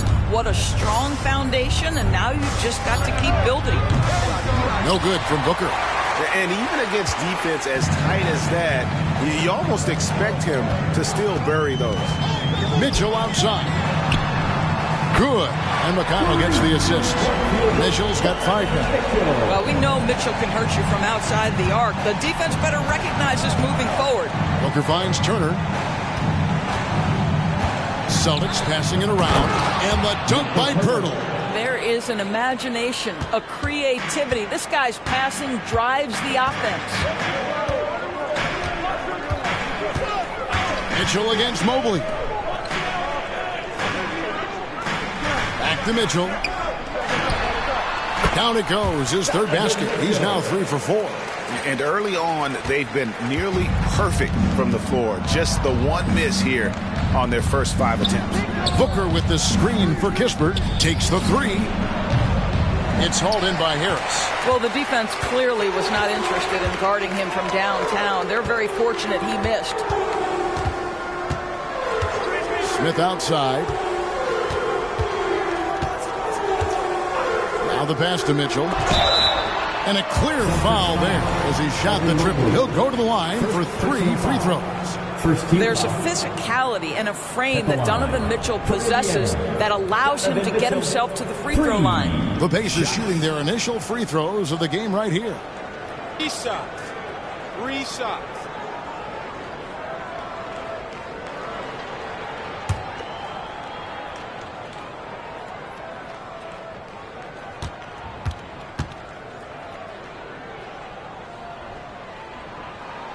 Free throw drops for Mitchell.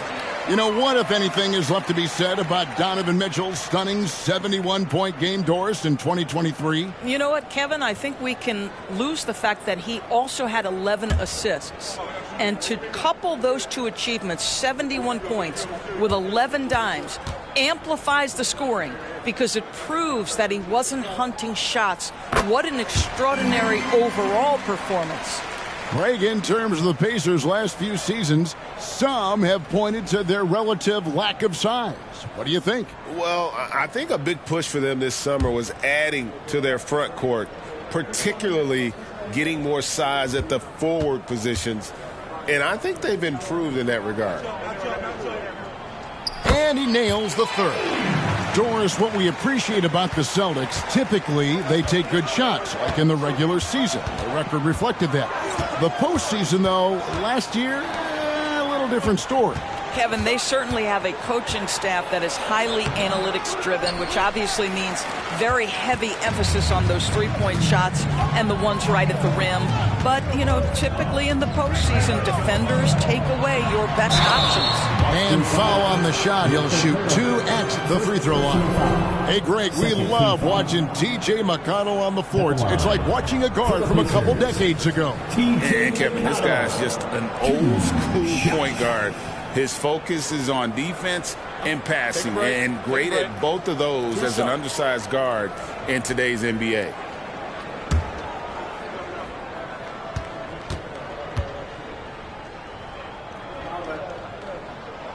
First one falls for him. And even though we're in the very early part of the season, Doris, you can already feel some teams distancing themselves from others. Yeah, Kevin, we don't want to get too far ahead of ourselves, obviously, but there are some squads you can tell. They look like they're going to be strong competitors for the title. They are on point early. No good on the second, so he hits 1 of 2. It wasn't the best of seasons, Doris, for the Indiana Pacers last year, but there are reasons for optimism. Kevin, they've got a talented young core that appeared to really enjoy playing with one another. It was a selfless group that looked fun to coach, and I believe the franchise headed in the right direction.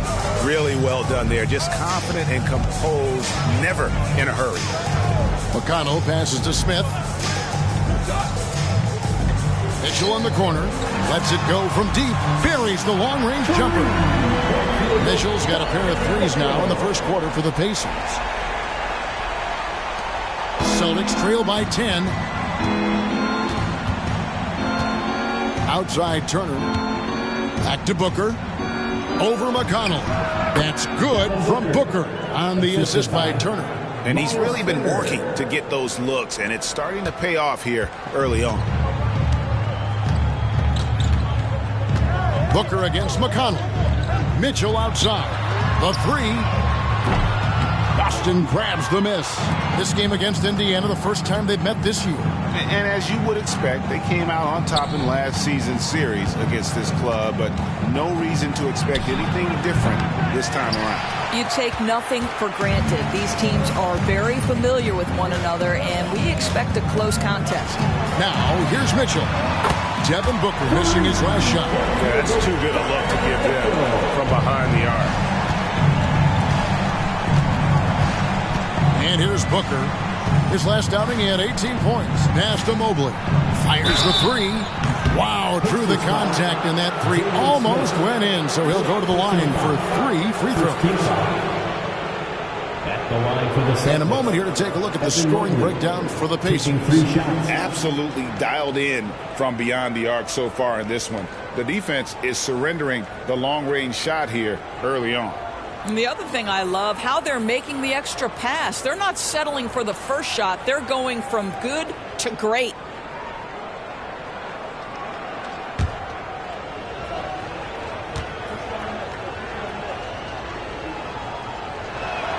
And he's good on the first of 3. You know, Greg, it's nice to have a big man like Mobley out on the floor with all the things he can do. And Kevin, you gotta love his skill set for a 7-footer. Really diverse in terms of what he brings to the table. And then you hear so much praise for his attitude and his feel for the game. What a valuable player to have on your team.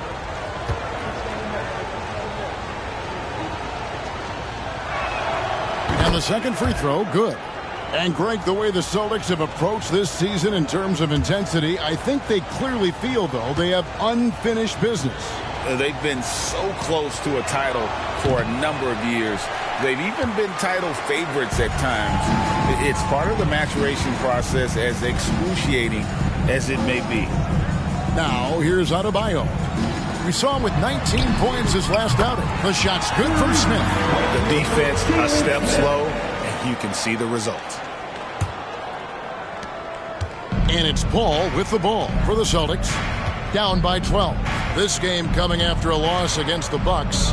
Really a disappointing effort. That game could have and should have been closer than it was. Listen, I don't fault the effort. That was there all night. It was the quality of play that was lacking. There was not a ton of cohesion. They've got to figure it out. Just 2 to shoot. Kept alive. Pirtle. And the dunk by Pirtle. Well, the hard work on the offensive glass pays off for Jakob Pirtle. Like to see that mindset from the big man. Goes back up strong as soon as he gets his hands on the basketball. Now here is Harris. He has yet to score. There's the triple. That doesn't go, and he's 0 of 1 from the field. Celtics trail by 10. Here's Kispert. And a great assist by Paul as that one goes in. Well, the vision and the understanding of Chris Paul is something to behold. Harris outside.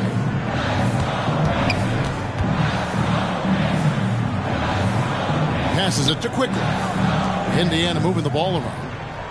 And here's Adebayo. Floats one up. That one's no good. That makes him 1 for 2. Pressured that shot by getting a hand up just as good as a block. And he did it without fouling, and that's become an art, changing shots without making contact. A little artistry in the painted area, converting against the size.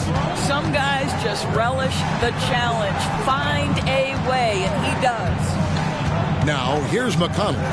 9-point game his last outing. Adebayo with a screen on Pirtle. Harris's shot is good. 12 straight points off of 3-pointers, and the D looks chill.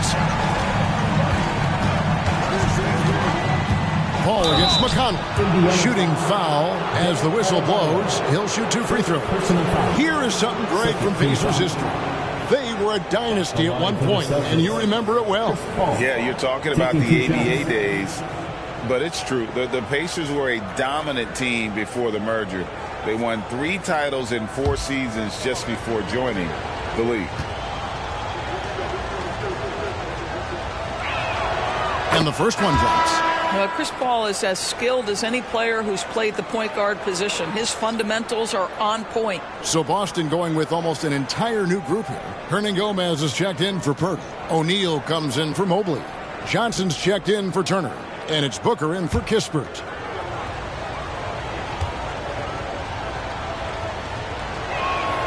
And Paul drills both of them. This is about the last guy you want to send to the stripe right now. They keep fouling him, and he keeps making them. Aston Morrow. Here's Green. Launches a 3. Paul grabs the board. Now here's Johnson. Booker looking around. That one rolling around and rims out. Well, if the defense gives him that shot next time, they could get burned. I think he's just a little bit out of rhythm. Donovan Mitchell firing on all cylinders for Indiana. What an amazing quarter. There was absolutely no stopping him. We've got more in store for you right after this.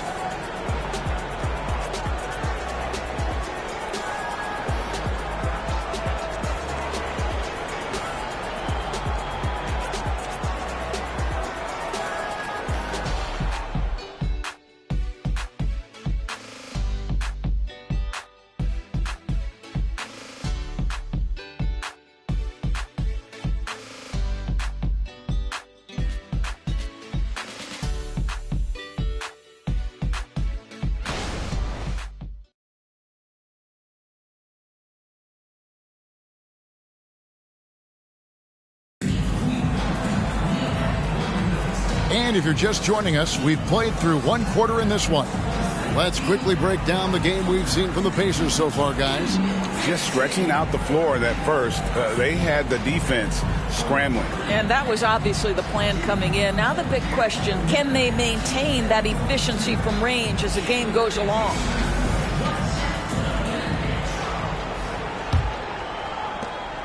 Celtics trail by 6.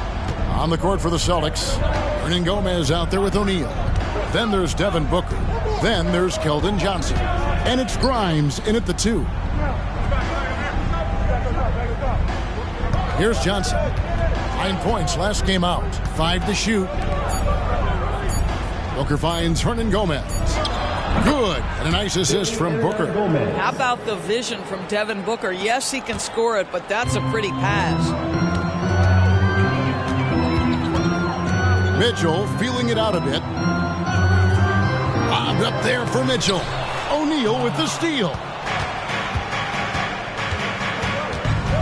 Quickly against Booker. There's the pass to O'Neal. Here's Grimes. On the wing, Booker quickly covering. No good from Booker. Pacers leading by 4. You know, Greg, they call him IQ. Instant offense is Emmanuel Quickly. Yeah, and he puts points on the board quickly. No pun intended. A volume three-point shooter and has a deadly little floater in the lane. And while we've got a moment, let's send it over to our terrific reporter, David Aldridge. David? Thanks very much, everybody. Quentin Grimes is not just a 3-and-D guy. He's one of the best in the league at attacking the closeout. He says they know about my shooting, so that opens up my drive game. If I'm closing out hard, I can see if they're coming to my right side or my left side. It's read and react. Quick decisions. Kevin, my decision is to send it back to you. All right, D.A., that's why you're in the Hall of Fame. Thank you so much. That's in, and the Pacer lead is cut down to 5 on the bucket from Booker. Pass to Man. The drive by Mitchell. Oh, the power on that through down. How high was Donovan Mitchell? How pretty was that dunk? My goodness. Booker against Quickly. Passes it to Grimes.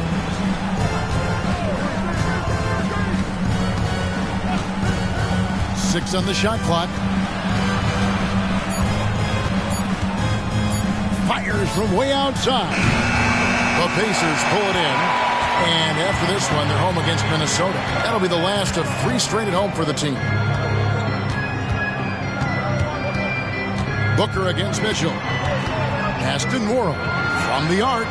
And Indiana, another 3. And they're getting their points now almost exclusively from the triple. 4 of their last 5 makes are from beyond the arc. So the Celtics call timeout. They're first.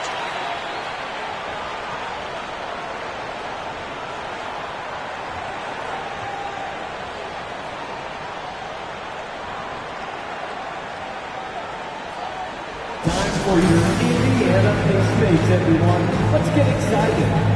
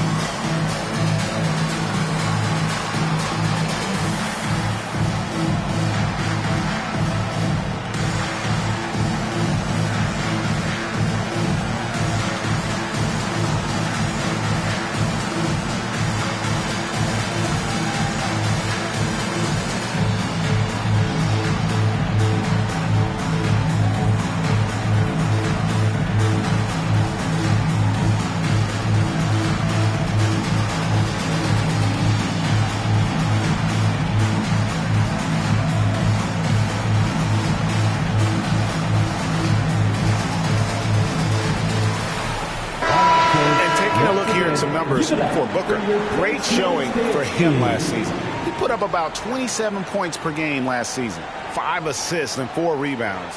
And when he takes over at the point, he really keeps the offense flowing. Well, this is a guy who brings a solid skill set. Excellent ball handler, high level of playmaking, the perfect backup point.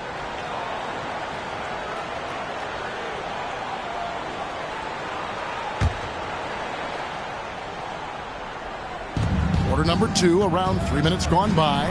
Here's Turner. Greg, you've heard people say it's a make or miss league. Does that hold true? It seems so, right? Shooting percentages correlate more with winning than possession stats like turnovers or offensive rebounds. It's clear shot making has never been more valuable, but the ability to disrupt rhythm still plays a big role. The ball movement on this run has been fantastic and is a big part of why they've been able to get these good looks. Booker against McConnell. And almost 4 minutes gone here in the second quarter of play. The shot by Turner, no good. It's all about the defense right there. Without that level of activity, he probably scores it. Smith outside. Inside. Here's Adebayo. And contact on the shot, so he'll be shooting free throws here. Second personal foul. An outstanding athlete for a player of his huge build. Adebayo will bang and bump with the best of them. The Pacers shooting their 6th and 7th free throws in the game. And look back a season ago. They did a solid job at the line. About 79% of their free throws.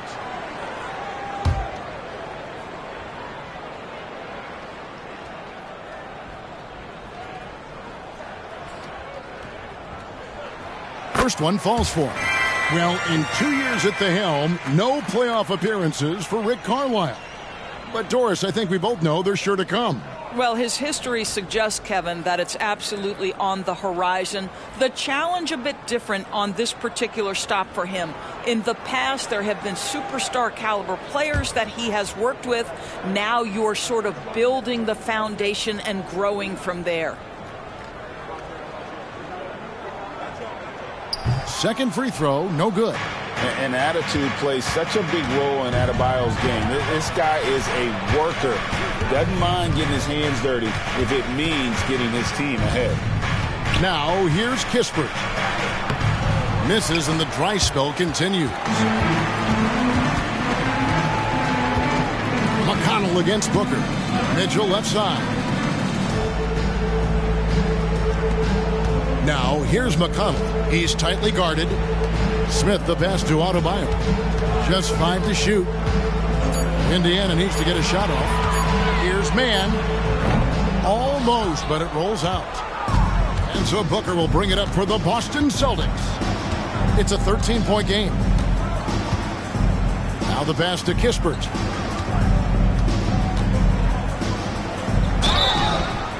And foul on the shot, so he'll get a chance at the line. It's going to be on Donovan Mitchell. Nice work to get it inside and draw the contact. For Boston, they have only one missed free throw. They've had 5 attempts and made 4 of them. And a season ago at the charity stripe, this is a group that shot an impressive 81%.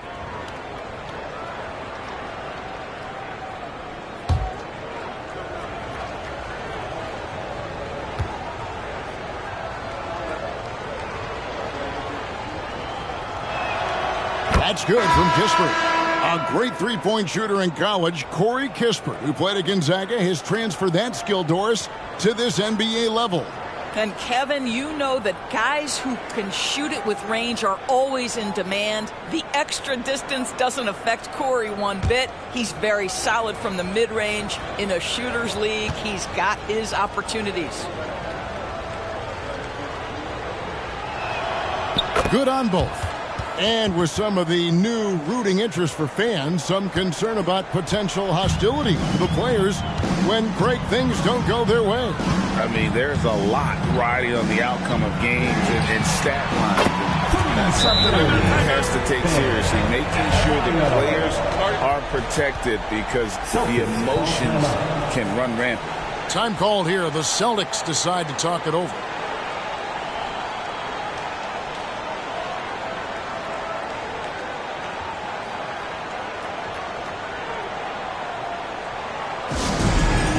That music. Here they come, your Pacers Hype Crew.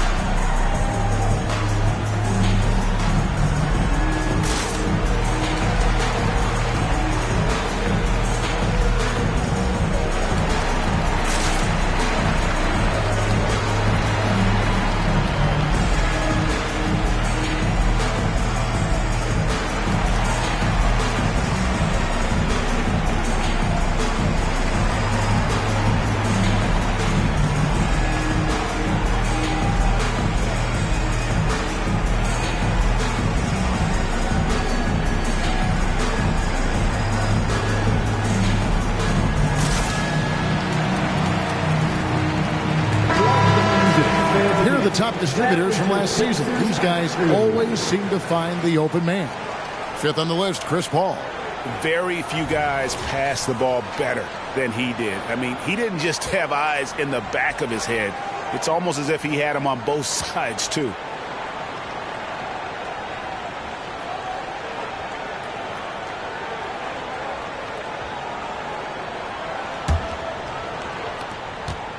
Celtics trail by 14.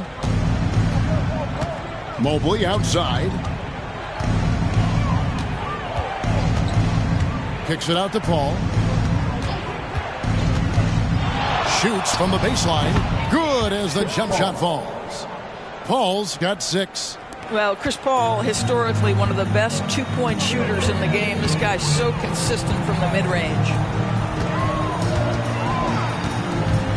Smith left side. Back to McConnell.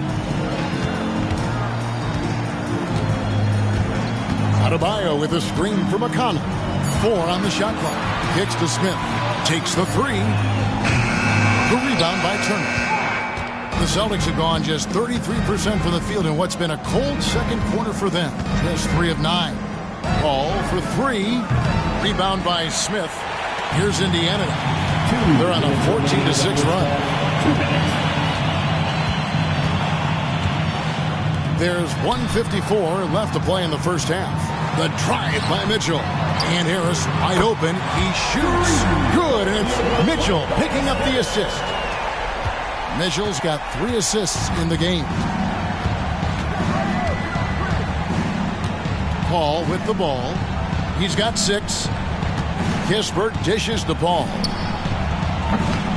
Again, the miss by Paul. And we haven't seen them get to the line as much here in the second quarter. They might be settling a tad too much offensively. How many times have we seen a possession like that from them today? Ending with a basket, coming off a pretty pass.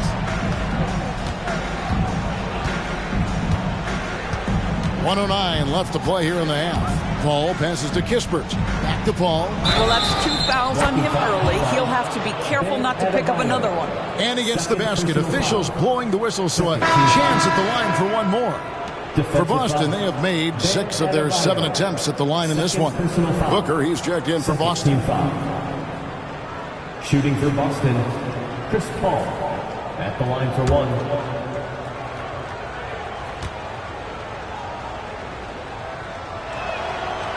Free throw, good, Paul.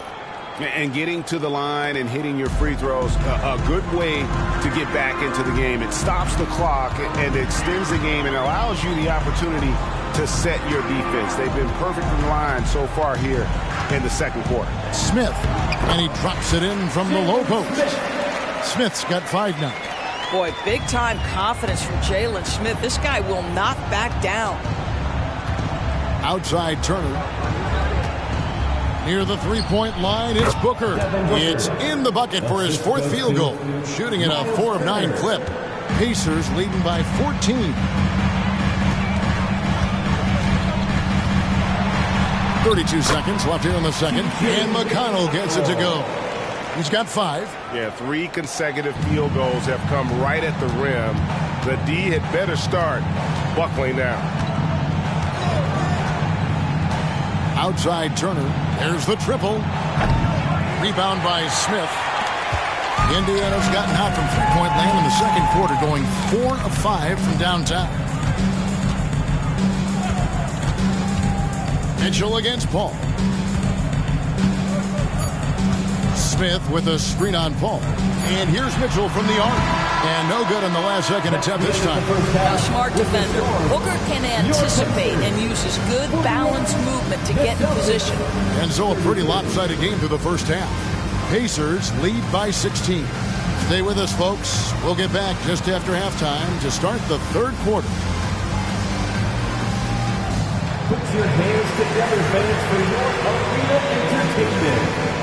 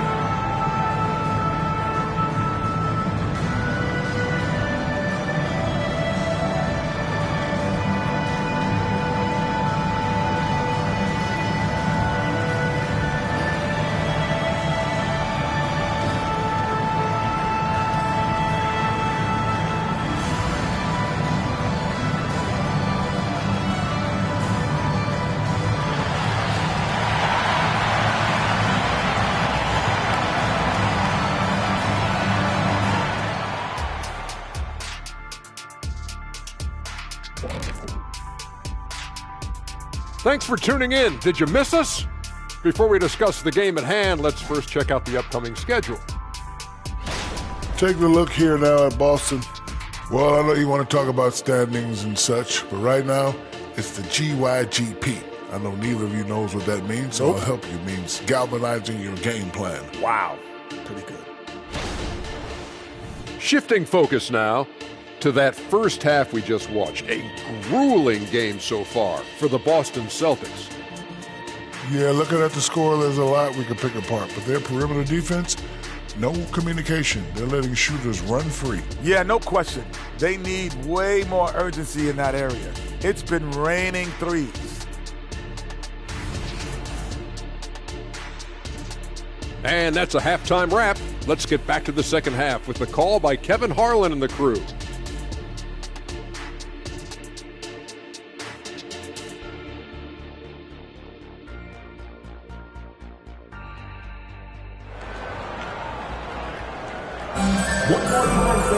Well, we've got a second half of basketball for you. We think it's going to be pretty good. A big comeback, though, is needed for this game to be competitive, and it probably has to happen quickly. It's been one outstanding game from Donovan Mitchell. And if he can keep shooting from deep like he did in the first half, he's going to be more than a handful. What I love is they've continued to feed this guy, ride the hot hand until the defense does something about it. And with a big gap on the scoreboard, the second half begins with very different goals for these teams. One side trying to mount a comeback, one side trying to protect their lead. Smith is out there with Adebayo. Then there's Harris. And it's T.J. McConnell. And it's Mitchell in at the 2 spot. So that's the group out there for Indiana. A good board there, Kevin, but overall they're getting slightly out-rebounded. Greg, talking about Jakob Poeltl, it doesn't seem like he gets enough credit for his defense. I don't think he does. I mean, he's an excellent rim protector and rebounder, and a big man who just takes pride in defending. Now here is Harris after the miss from Corey Kispert. McConnell passes to Mitchell. Misses the 3. And they had some botched coverage that turned into no coverage. Harris against Booker. Mobley outside. Fires for 3. It's rebounded by Indiana.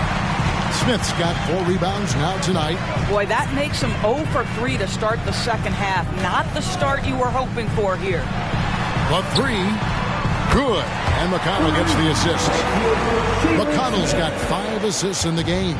3-pointers are killing them at this point, and they haven't been able to respond at the other end.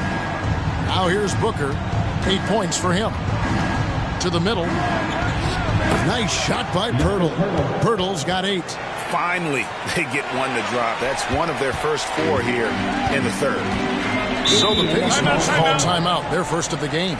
And sometimes from the outside, not always clear what led a coach to call for a timeout. And as you know, it's what comes after that gives you some sense of what has changed.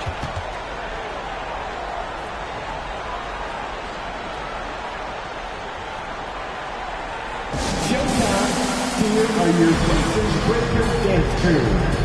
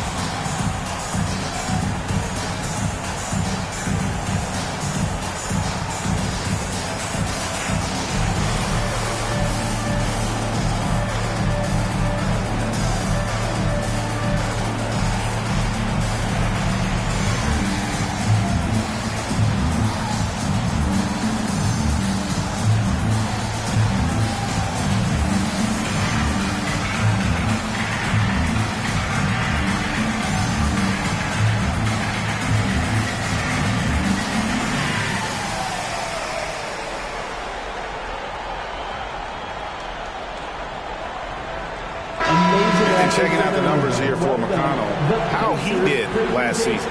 Put up 8 points per game, 5 assists, and 3 rebounds.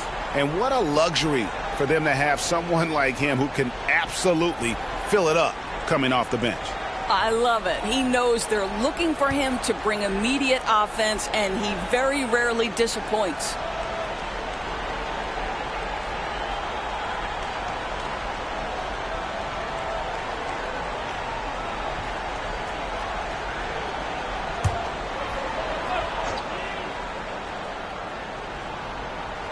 Just over a minute and a half played here in the third.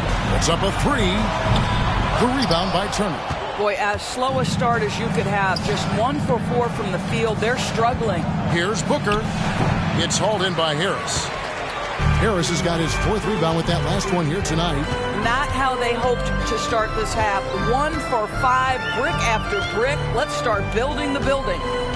Now, here's McConnell. 5 points in the game. Mitchell left side. Shoots over Mobley. Mobley with the block. That's a big-time send back by Evan Mobley. That length is real, folks. Look out.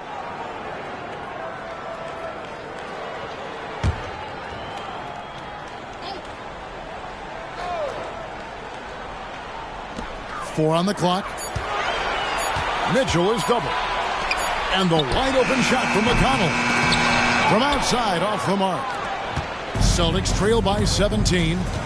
Here's Kispert. 2 free throws coming up, and they call the shooting foul. With a pause in the action, let's show you the teams that were best from the line last season. In 4th, the Celtics. Yeah, they were incredibly accurate on free throws last season. They are an organization that doesn't neglect an important part of the game. Shooting 2.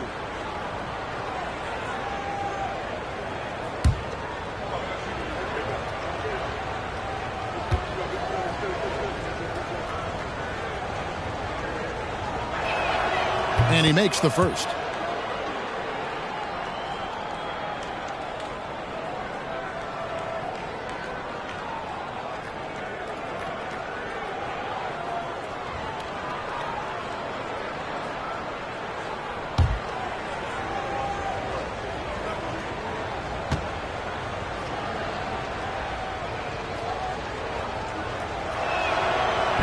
So he picks up just 1 from the line that time. And so it's McConnell with it. He'll bring it up for the Indiana Pacers. Since the second half started, they've only given up 3 points. Now, here's Kispert. Following the missed shot by Tobias Harris. Getting the latest now from our sideline reporter, David Aldridge. David, it's all yours. Take it away. Thank you, Kevin. Now, load management is among the new buzzwords around the league. Now, Adam Silver says maybe on top of your typical guaranteed contracts, some incremental money should be based on number of games played and results of those games. That's how most industries work. Kevin, we've seen changes with that. The league now mandates 65 games played during a season to qualify for most individual awards. David, I'm a fan of it. It's a step-by-step process, but they've got to do something. It looks like they are. Thanks so much for the report. Now, Booker, following the 3-point attempt by Donovan Mitchell. Pass to Booker. Over Adebayo.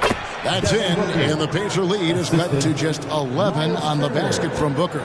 Yeah, Booker welcomes this offensive responsibility. Very capable of carrying the load. Now, here's McConnell. He has 5. Passes it to Adebayo. He kicks it to Mitchell. No one near Smith as he lets it go. Good, and the assist goes to Mitchell. Smith's got 2 now from beyond the arc in the third for the Pacers. Now, Kispert. He has 6. Pass to Booker.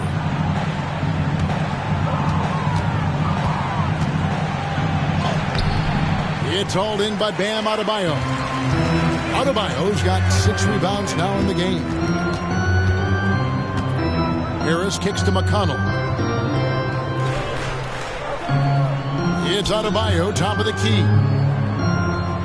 Smith outside. Indiana moving the ball around. From 17 feet out, Harris no good. Well, terrific defense. They obviously respect his ability and just want to make it tough. Now, here's Kispert. Covered by Mitchell. Here's Booker. It's rebounded by Indiana. Earlier in the game, they had a 19-point lead. Not a lot falling for him in this quarter. He's got to stay aggressive, try to break through, see if you can get an easy opportunity. McConnell passes to Harris. Now Smith. Back to Harris. Smith outside. From outside the arc. And that's out of bounds. Indiana will retain possession. Here's a look at some stats for Purple. Coming off a terrific season. And he's a shot blocker as well. Top 20 in that category last season. Great timing and challenges at the rim. And, you know, back to his tremendous efficiency shooting last season, top 10 in the league, his dead-eye shooting creates so many opportunities for that offense. Harris against Pirtle. Here's McConnell. Basket is good. The assist from Harris. McConnell's got 8 points. And credit Harris for creating that high percentage look, scanning the floor and finding the best option. Paul passes to Turner. Now here is Pirtle. Down low. Banked in off the glass. Boy, defense making a valiant effort, truly, but Mobley with authority to his shot. Now here's Quickly. D right on him. McConnell against Paul.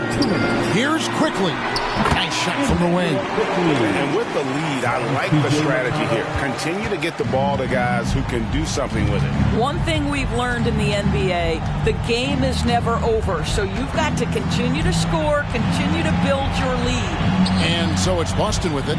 The Pacers making the shot. Here's Turner, and there are the Celtics with another basket. And defensively, they are on their heels every time the ball comes inside. We've got 1:28 left to play in the third. You know, Greg, one thing you got to admire about Miles Turner is how sensational a shot blocker he is. Every year among the leaders in the NBA. And Kevin, such a dependable defensive anchor. Someone that just reads shooters well, knows when to go after the block. Both teams will make substitutions.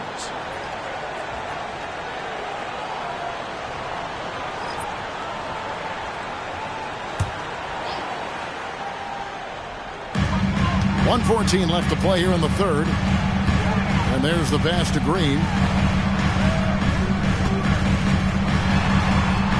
Herman Gomez grabs the miss. Celtics trail by 15. Johnson, the pass to Mobley. And that one drops. Mobley's got 4 points in the quarter. In the painted area, Mobley just so effective. Hard to cover a guy who's got that kind of size so close to the cup. Harris finds McConnell. Harris against Johnson. Pass to Green. Shot clock at 6. Oubre for 3. No good. It's 9 seconds separating the shot clock and game time. Here's Grimes, guarded by Green. High arcing shot for 3. And the Celtics another 3. Wow, something's brewing, guys. The three-pointers just continue to flow. Pass to Oubre. Here's Nwora. Looking for Harris. He gets it there. Over Johnson. And the Pacers can't get it to go. And as we end the third quarter, a double-digit deficit will make it tough to come back. Pacers out in front. They're up by 10. Live from Cambridge Fieldhouse, you're watching 2K Sports.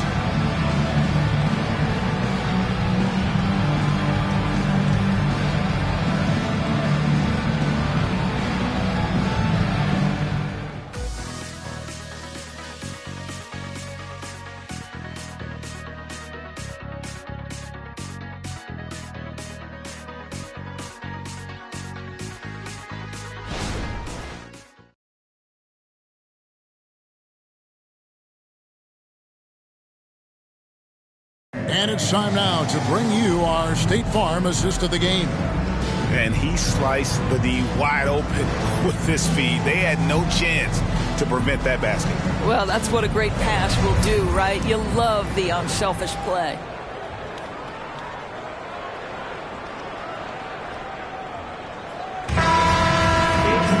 The fourth quarter has arrived. So good to have you with us. Indiana leading by 10. And a look at the 5 for the Celtics to start the fourth quarter. O'Neal is out there with Johnson. Then there's Hernan Gomez. Then there's Devin Booker. And it's Grimes in at the shooting guard. He tore it up from downtown in the first half. Now hits this one. Dangerous shooter, guys. Here's Grimes. Pass to Booker. Beyond the arc.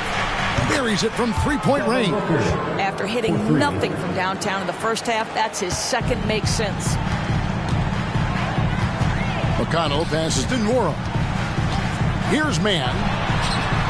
And Indiana, another three. For real. Come at us, and we're coming right back at you. And you would expect nothing less from these two, taking pride and making plays. And with that shot, the Indiana lead is cut down now to just 11 on the bucket from Booker. An emerging part of his game. Johnson's becoming a better playmaker. Mitchell outside. Back to McConnell. Good, and the assist goes to Mitchell.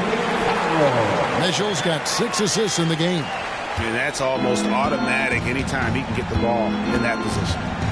Now here's Booker. The pass to Grimes. Booker with it. Now defended by Mitchell. Booker no good. And it's McConnell with the ball. He'll bring it up for the Indiana Pacers. And it's Green with the jam. And you really can't forget about Green's speed. So effective on the drive. Here's Grimes. Good D by Mitchell. Indiana leading by 15. Out left to the wing. Here's Mann. Guarded by O'Neal. McConnell kicks to Mitchell. Back to McConnell. Shoots the three. And Indiana, another three. This guy is cooking right now. He is leading them on the offensive end as they remain in front here. Grimes passes to Booker. Drills it from outside. Booker's got a pair of threes here in the fourth quarter for the Celtics. Now this is more like it. 9 points for him from three-point range this half. That's 9 more than he had in the first. Timeout called the Pacers.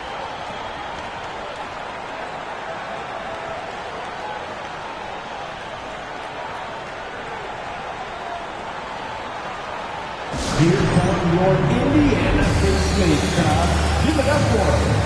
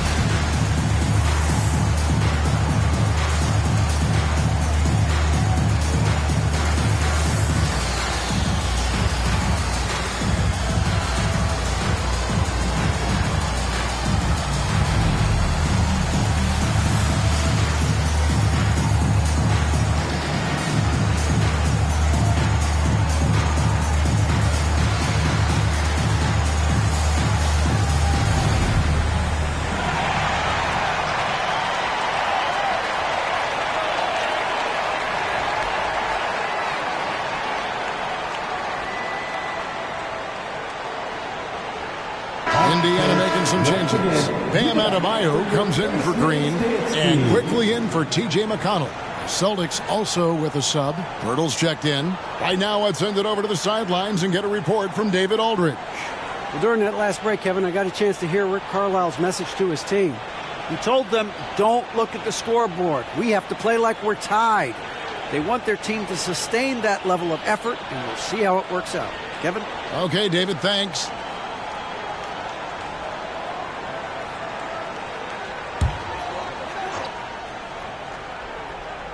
Just a little under 2.5 minutes have passed now here in the fourth. Pass to Adebayo.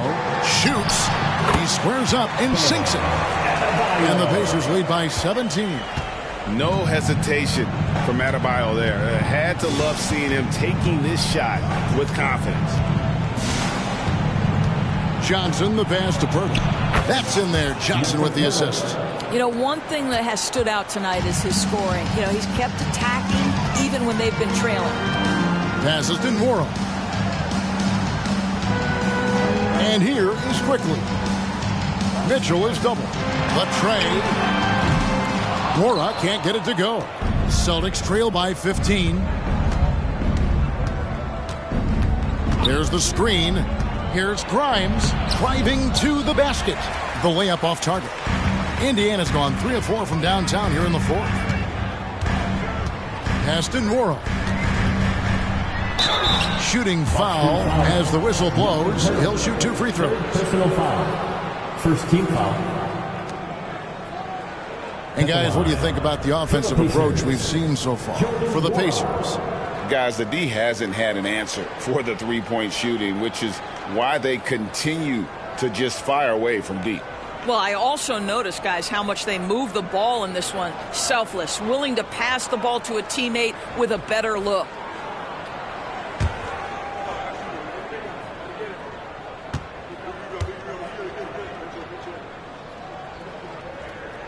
The first one falls. Indiana making some changes. Harris is checked in for Terrence Mann, and it's T.J. McConnell in for Quickly. Boston making a switch here.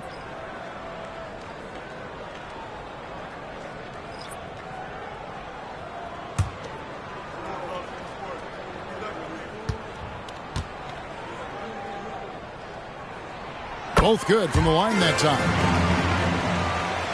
A bit under 3.5 minutes have passed here in the fourth. Now, here's Kispert. Covered by Mitchell. And here's Booker. Now the dish to Mobley. And there's the call on Evan Mobley. That's foul number 2 for him.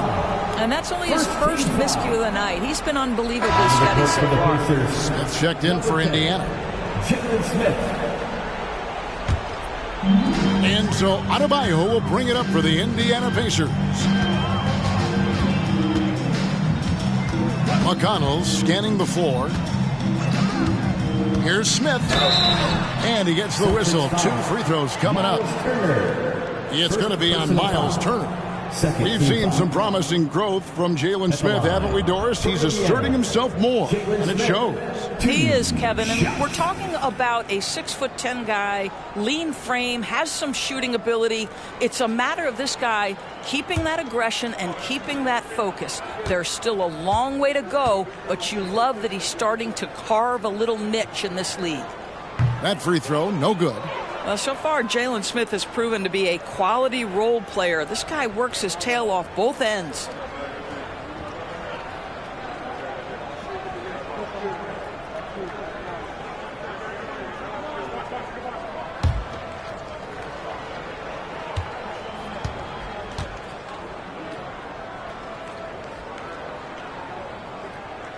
He hits the second from the line. Here's Kispert.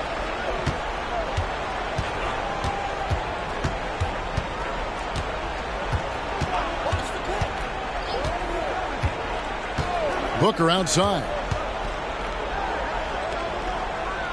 Outside Turner. 5 to shoot.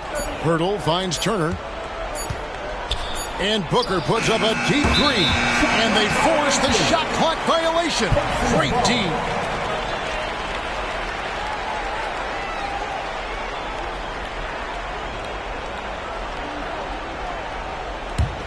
Pacers leading by 18. Now, here's McConnell.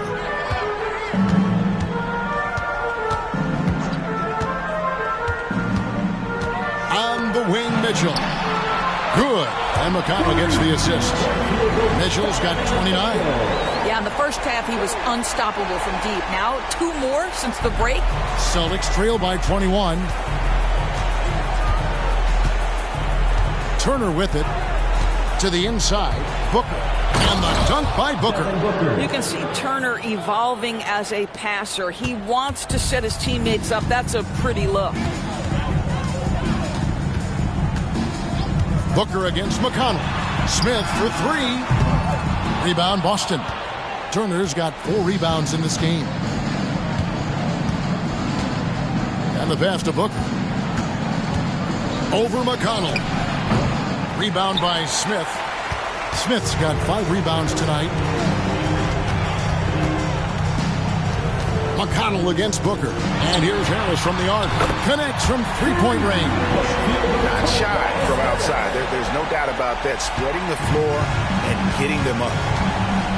Now a timeout called by Boston. We've seen a few play-in tournaments already, Doris. I like it. How do you like it? I absolutely love, Kevin, that it has emphasized success in the regular season. A huge difference between a 6 seed and a 7 seed. So you give teams something to play for so much further into the year. Obviously, you give more teams more hope. It has been perfect.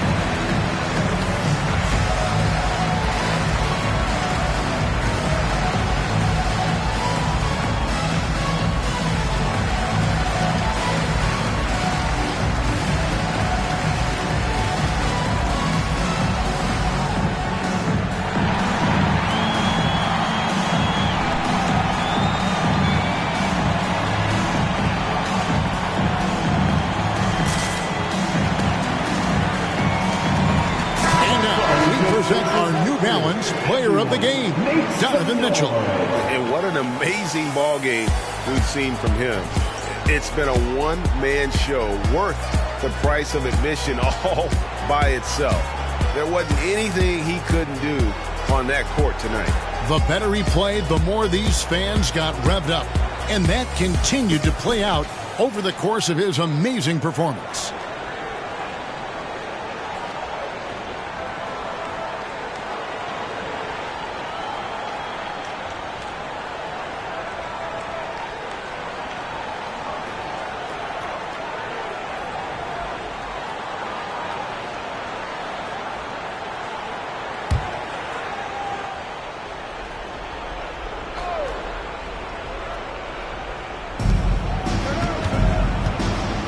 Now Kispert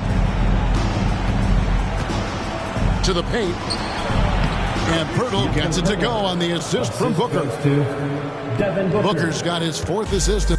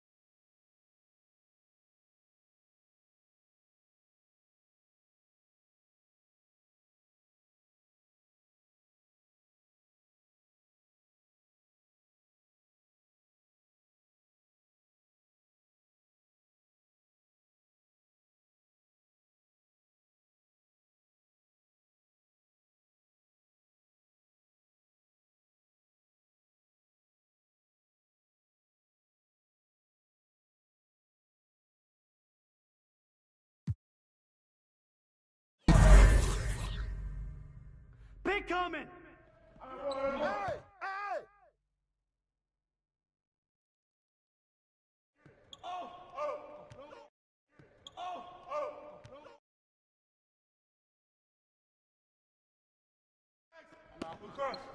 You got double. You too slow. It's all good. I'll do it. Coming in.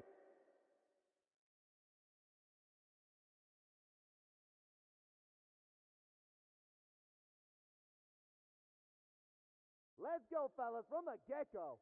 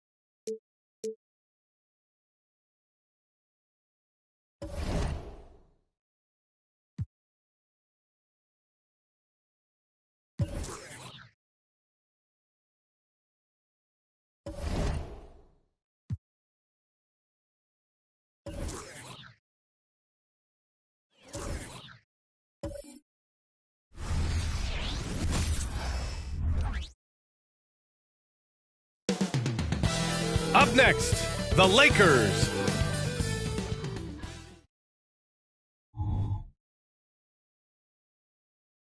Welcome, everyone. Thanks for tuning in and what a great...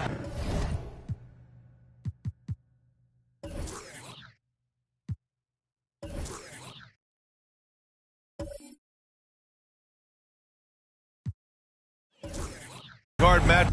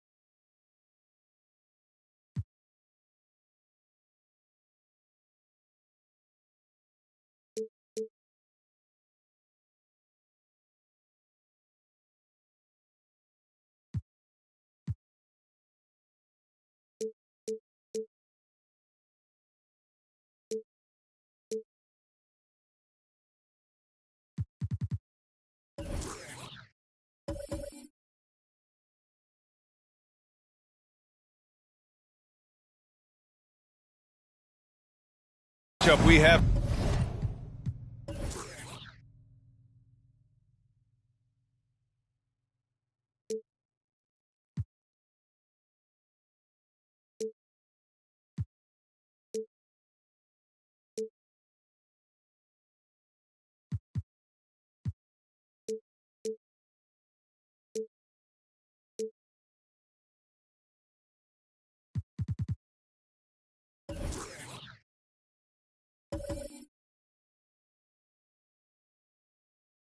tonight.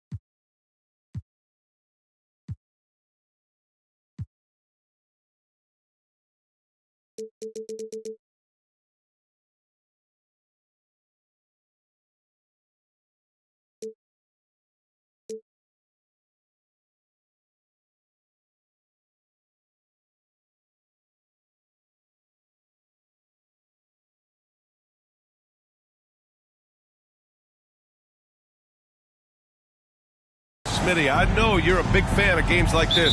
I am.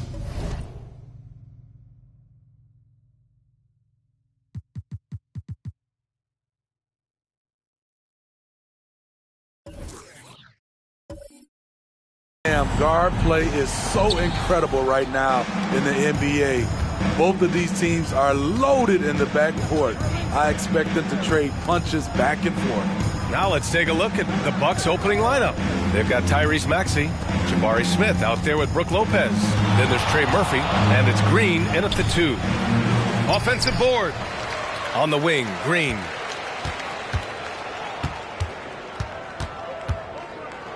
Just 5 to shoot. Tries again. Green with the defensive effort. Pass to George. Outside White. It's good. Set up beautifully by George. Demonstrating how efficient he is. Derek has a great feel for when to fire away. Maxey surveys. Inside. Here's Lopez. And misses it off the right side of the rim. And so it's Jones who brings up the ball for Los Angeles. And really, credit Green for getting the favorable position down inside, forcing the D's hand there. First team foul. At the line for the Lakers, Draymond Green. 2 shots. Take a break. Take a break. 2 shots.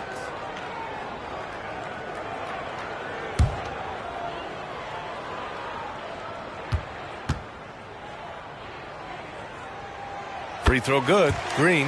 You know, since the Lakers moved to L.A. in 1960, they've had the most sustained success in the NBA. Well, think about this, B.A. From West to Magic to Kobe to LeBron, they always have a superstar. And NBA players love living in L.A., and the city loves basketball. And he makes both free throws. The way Draymond carries himself, plays with a chip on both shoulders, which can be good and bad. Now Maxey.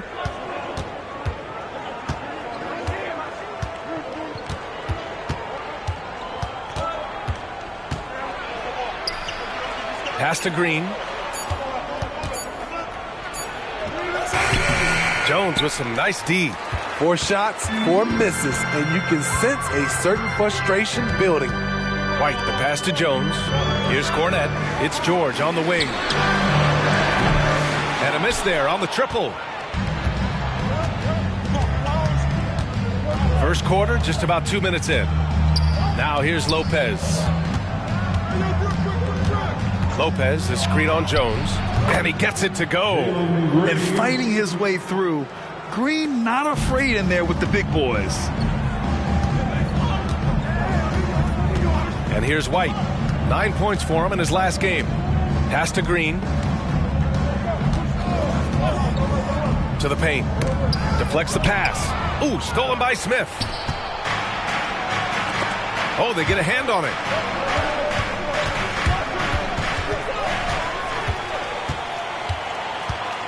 It's George with the drive. And the jam by George. And with those long strides, it takes Paul George no time to get to the rim. White against Maxey.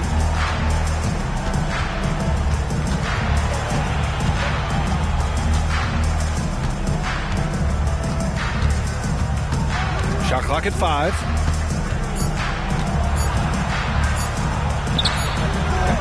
The Lakers with a rebound. Their last game, a win against the Magic, looking to carry it into this one. You have to credit the game plan going in, especially at the offensive end, where they were just so relentless. They knew that the arena would be rocking, and if they could execute well on the offensive end, they knew they could quiet down this hostile crowd. Now here's Green. He had a 15-point outing in their last game against the Kings in Sacramento. Excellent use of his physical gifts. Goes up strong and captures the board. Here's the floater. White can't hit. The Bucks trail. They're searching for a way to score. Yeah, buckets have been very tough to come by. Green, the pass to Lopez. That one falls. He's now 1 for 3. And that's just an all-around talent there. I mean, Green is dependable at finding his open teammates. White on the wing. Lets the 3 fly. He buries it from 3. White's got 6. Intelligent basketball. Keep feeding the hot hand. Talking about the veteran Paul George, a star player, Smitty, wanting to compete for titles. B.A., he knows he's not getting any younger. I think it's good he poses this win-now mentality. He's clearly hungry to win a title. Now here's Maxey. No made baskets yet. Shoots over White. And it's Cornette with a rebound. High percentage look for him. But bottom line, they're not all going to go down. White can't hit. And for the Bucks, they're shooting just 22% in the early stages of this one. Pass to Maxey. Lopez, the screen on White. Maxey passes to Lopez. Green with the ball. Working on Cornette, and it's Green missing. Hard to catch up when you can't hit shots. This is a quarter he liked to forget. George finds White, puts up a 3, and doesn't connect. That miss makes him 2 for 5. Pass to Maxey.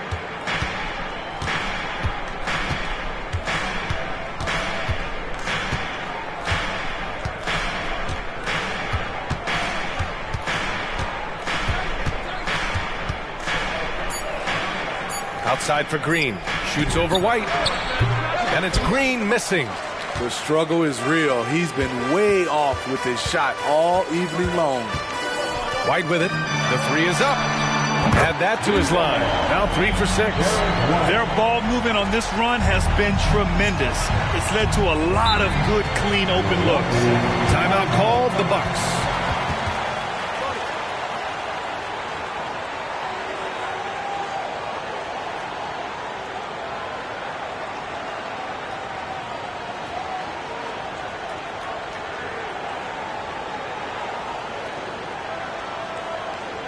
Get up, get loud, it's your record breaker.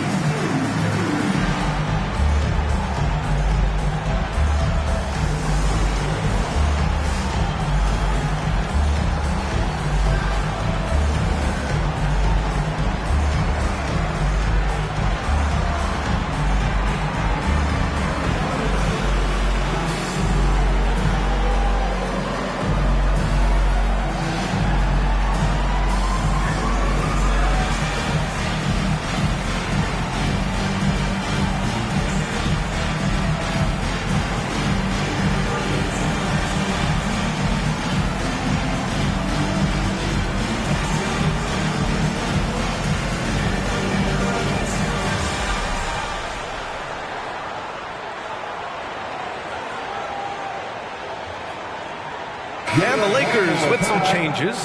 Woods checked in for Green. Hayward comes in for Paul George. And Brogdon is subbed in for Jones.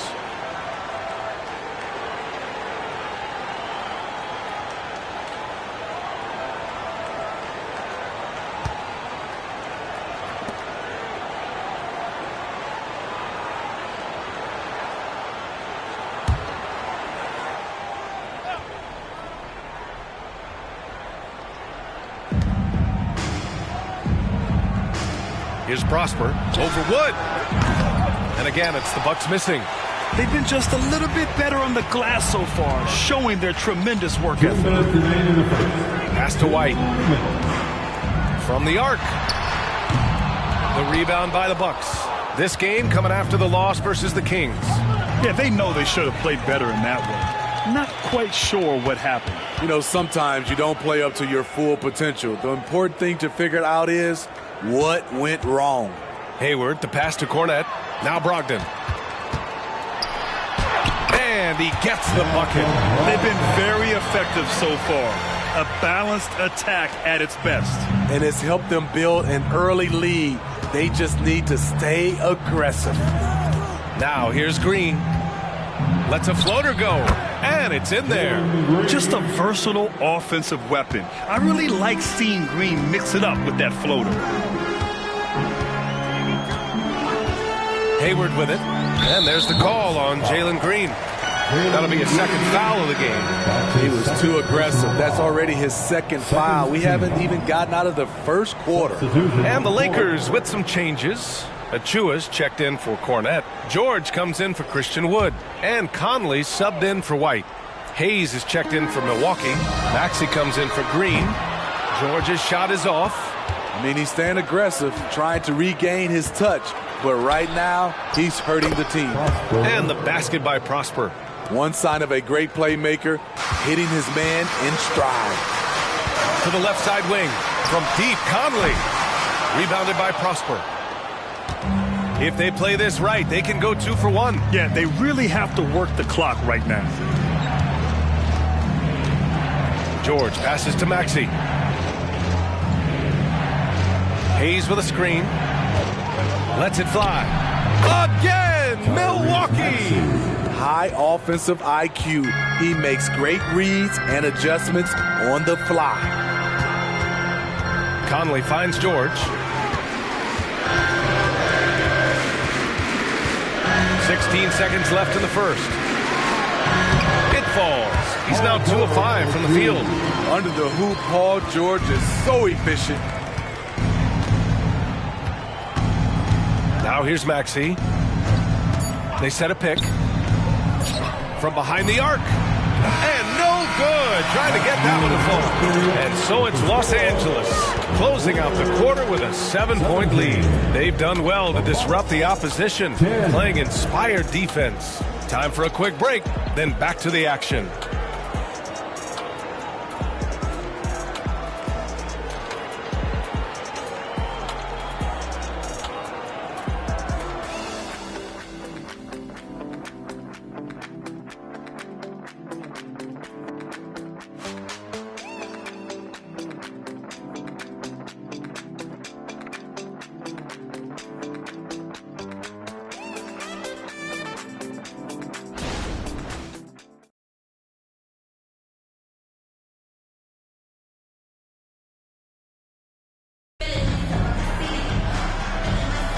If you're just joining us, we played through one quarter in this one.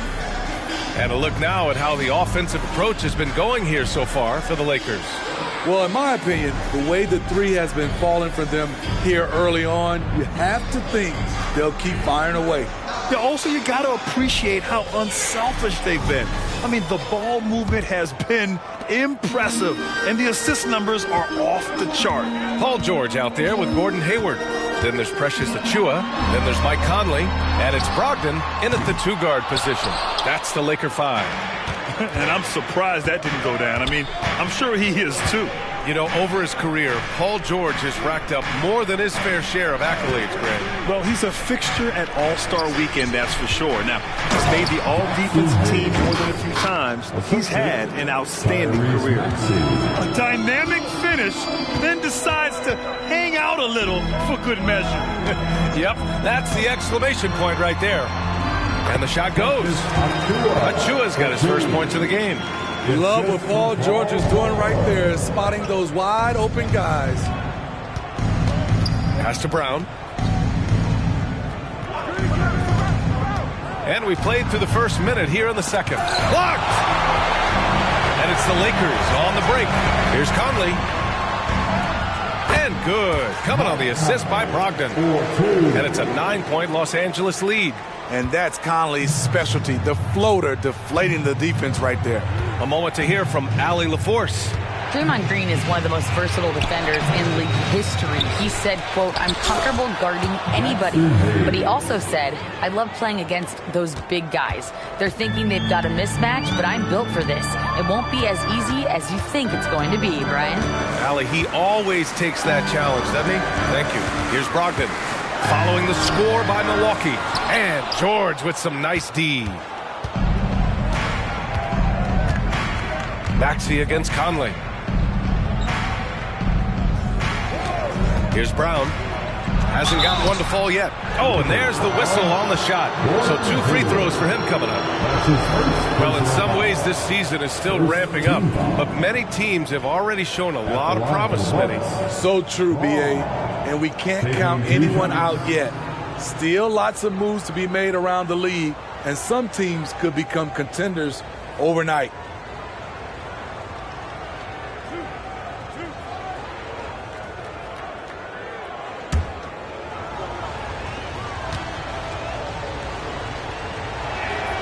And he drops it first.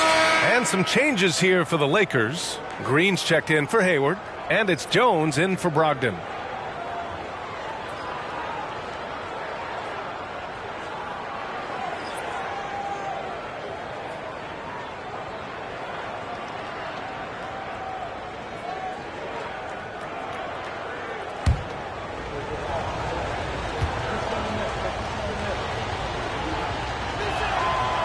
So he makes 1 of 2, and the second one misses. You know what you have to appreciate about Precious Achiuwa? Just how active he is, Smitty. B.A., he's full of energy, and it's why his teammates love playing with him. Every minute he's on the floor, he gives it his all. Achiuwa gets the bucket. Finding a man wide open, Mike Conley does an exceptional job of leading this team. His first shot coming late. Rebound by the Lakers. And after this one, they're at home against Sacramento. That'll be the second and last game of a quick homestand. George, no good. Just hasn't found much consistency from the floor. but his teammates have picked up the slack. George outside. Pass to Smith. Over Achua. And the Bucks miss again. Once he gets the ball there, you expect him to capitalize. That was a missed opportunity.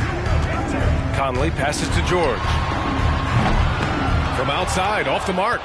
The Bucks have gotten just 2 of 6 field goals to go in the second. And he lobs it up top. A growing aspect of George's game. He's working to become a strong facilitator. The Lakers have gone 3 for 7 here in the second quarter. Jones, the pass to Achua. No luck on that one. Ooh, excellent D there from Smith.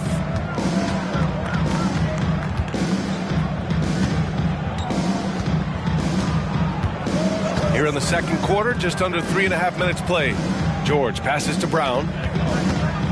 6 on the shot clock. Conley against Maxey. Up and over Conley. Maxey, that's good. Maxey's gotten his second bucket on the night. And it's Jones with the ball for the Lakers. Leading by 5. Now a timeout called by the Lakers.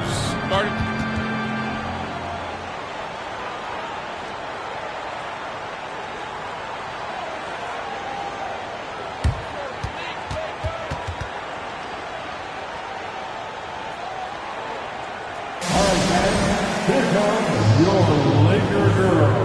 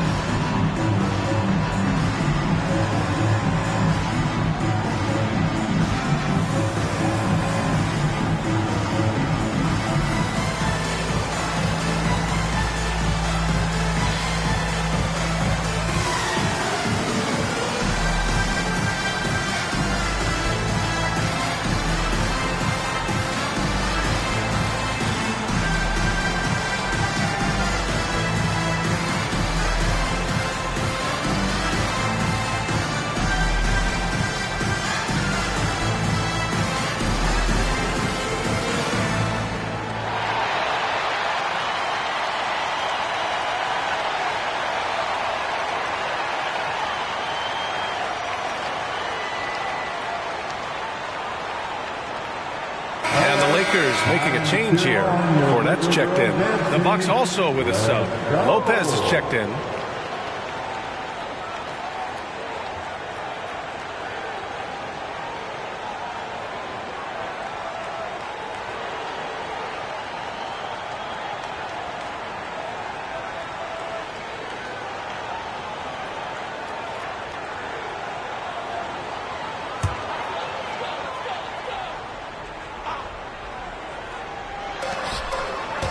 Here's Jones. The rebound by the Bucks. Smith's got his 7th rebound here tonight. Pass to Maxey.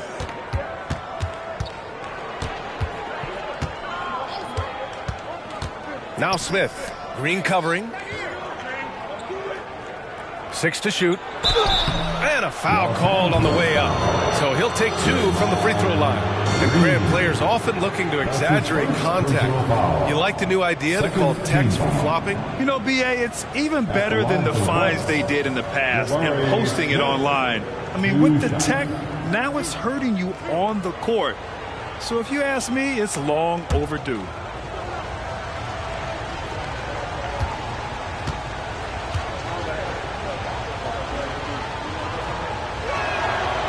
That one misses.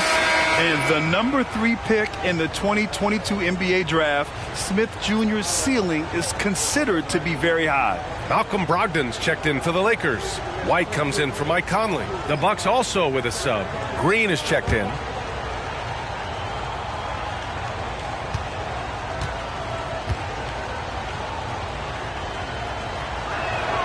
And he sinks the second. Getting themselves to the line this quarter is a good way to get their offense rolling. The Lakers in the lead. White, the pass to Brogdon. The Lakers with another miss. And just terrible defense. I don't know how he missed that shot. George scanning the floor. Pass to Green. Milwaukee, no good that time either. Those are precisely the looks this team is trying to create. You know, if you get the ball to the right guy in the right spot, more often than not, you're coming away with points. And he was fouled while in the act of shooting, so he'll take 2 free throws. That's his first personal foul. First team foul. At the line for the Lakers, Luke Cornett. 2 shots.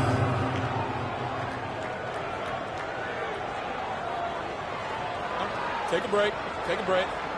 2 shots.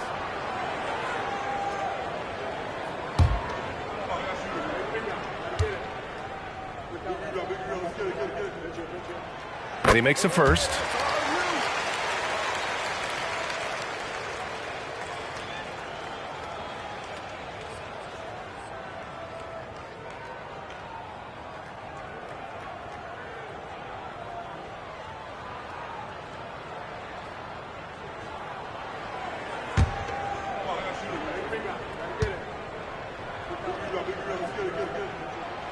That one misses.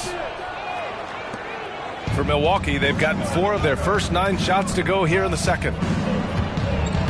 Pass to Smith, and here's George. Oh, it's blocked by Green. He's a tremendous defender. Draymond Green all over that shot. Right.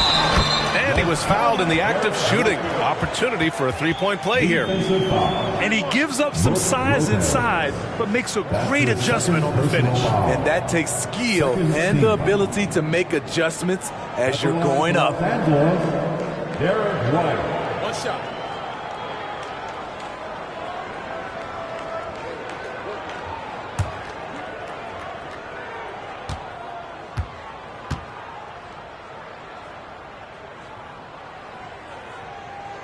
That's good from White. Well, if we want to talk about Derek White for a moment, he's become such an effective defender, Grant. Yeah, you know, B.A., he's got a great mix of awareness and ability. Just an exceptional quickness that allows him to be a disruptor at that end. And the Bucks miss again. And so it's Jones who brings up the ball for Los Angeles. They've led by as many as 11. Back to White.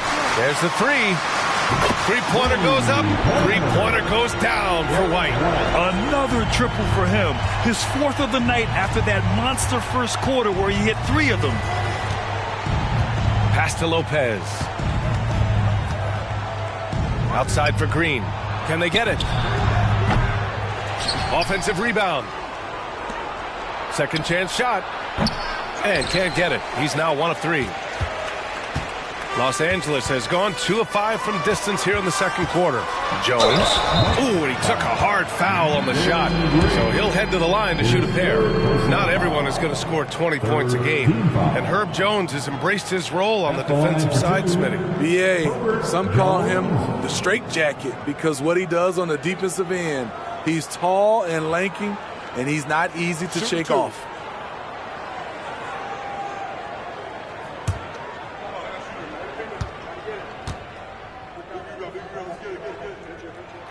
First free throw is good. Yeah, they're playing a much more physical game here in the second quarter. Boston's checked in for the Bucks. Tyrese Maxey comes in for George.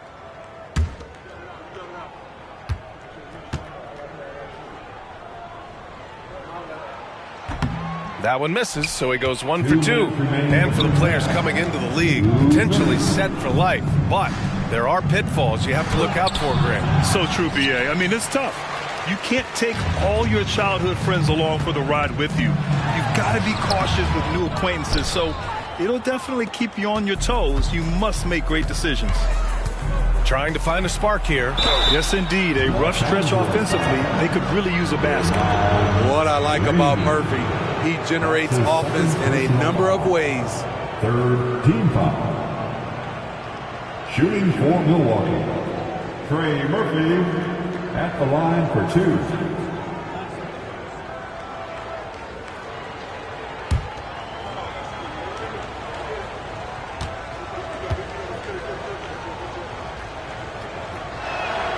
And the first one at the line is good. It's pretty clear where Trey Murphy III has focused his development. His range shooting. He knows a guy who can knock it down will always have value in this league. And the Lakers making a change here. George is checked in. So he gets them both. The Lakers shooting just 38% in this quarter. White, the pass to Jones. Pass to Green.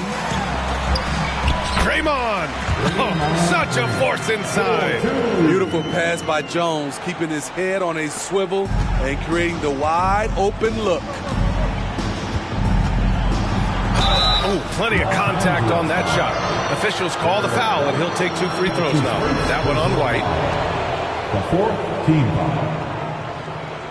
At the line for the Bucks, Tyrese Maxey.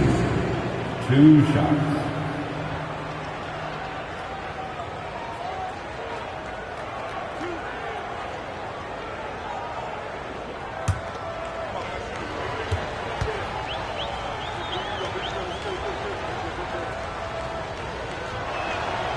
First one falls.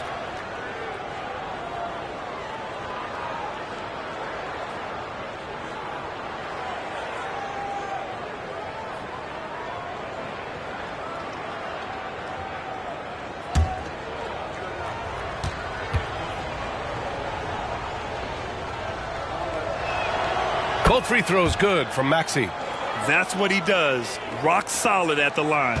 The Lakers have gone 6 of 14 in the second quarter. White, the pass to George. Here's Cornette, covered by Lopez. White for 3, and another 3 for the Lakers. He's been dropping them in from downtown since the tip. 3 triples in the first quarter, 2 more since. 51 seconds left to play in the first half of basketball. Maxey, that's good. Exchanging buckets from downtown. That's been a staple of tonight's game. Hey, players love competition, and the fans love it as well. Here's Cornette.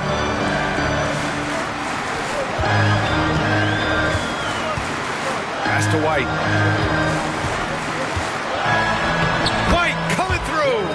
Love how Derek plays the game. Catches fire quick when he's getting to his spots. And Maxey's got the ball here for the Milwaukee Bucks. Down by 12.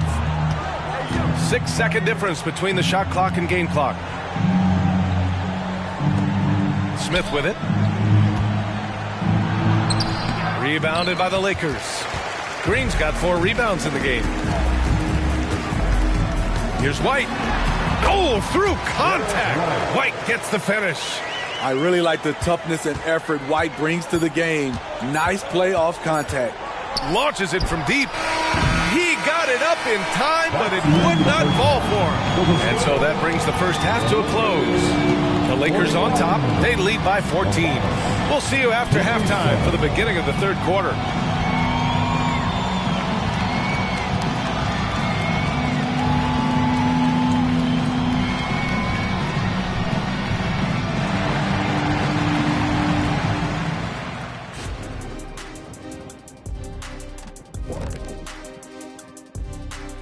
Welcome, everybody. Right off the bat, let's see which games are still to come tonight. For the Raptors, they'll be up against the Wizards in Washington. Tip-off is 7 p.m. Eastern Time. Now, this could be a close one, guys. 2 evenly matched teams. I don't really know what else to say.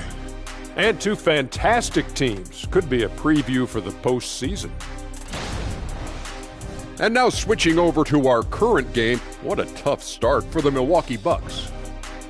They can't stop anything down low. Playing soft. S-O-F, capital T. Softer than Egyptian cotton, softer than a bag of marshmallows. S-O-F, capital T. Big fella, that is soft.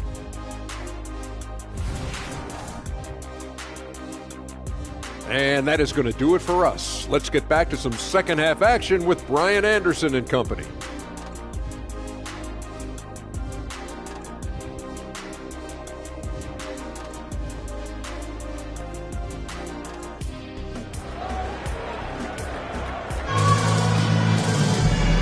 After a very lopsided first half, we'll see if things play out a little more evenly in the second. How about Derek White really making a difference here? The numbers say it all. He spent the first half playing efficient ball. And it's not like everything's been at the rim. There's been a number of jump shots along the way. So on the floor for Milwaukee, we've got Smith, Maxey out there with Green. Then there's Brook Lopez. 4 on the clock. Knocks down the triple. White's got 25 points. In today's game, you can never afford to get beat in the three-point battle. Well, Milwaukee's shooting an unimpressive 30% in this game so far. Lopez, the screen on Jones. And it's Green missing. Oh, man, he hasn't had the rhythm tonight. Tried to make up for it there, but it just wasn't meant to be. And it hasn't just been their stellar offense. Their defense has been effective as well. Yes, when it's going good, it feels easy. These are the nights you relish, but they're tough to replicate. Now, here's Green. Lopez, the screen.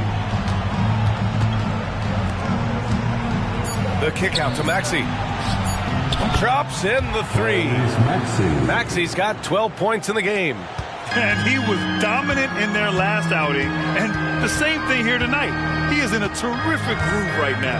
Here's the thing. He's a guy who will go on hot streaks for you over a number of games. Outside for Green. Pass to George. The three is up. Hits a three-pointer. He has 7. 3 straight to begin this half. Couldn't have drawn it up any better. Maxey passes to Green. Over Jones. Jones with some nice D. I mean, he's trying to shoot his way out of what's becoming a prolonged cold streak. You know, to me, this is when you want to focus on creating for others. Give someone else a chance. It's called a teammate. After hitting 3 straight, they finally missed one. But you can see the rhythm coming out of the half. I love great defense. Just quick to establish his feet, and he takes the hit. And the Lakers call time here.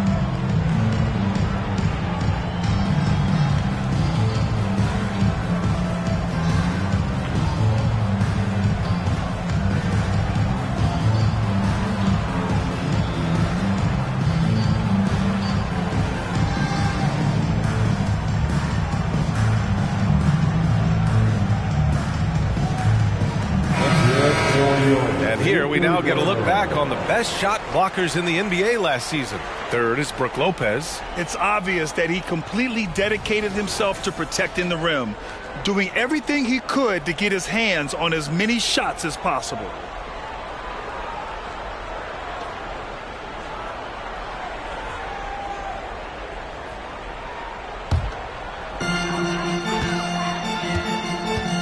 Now Jones.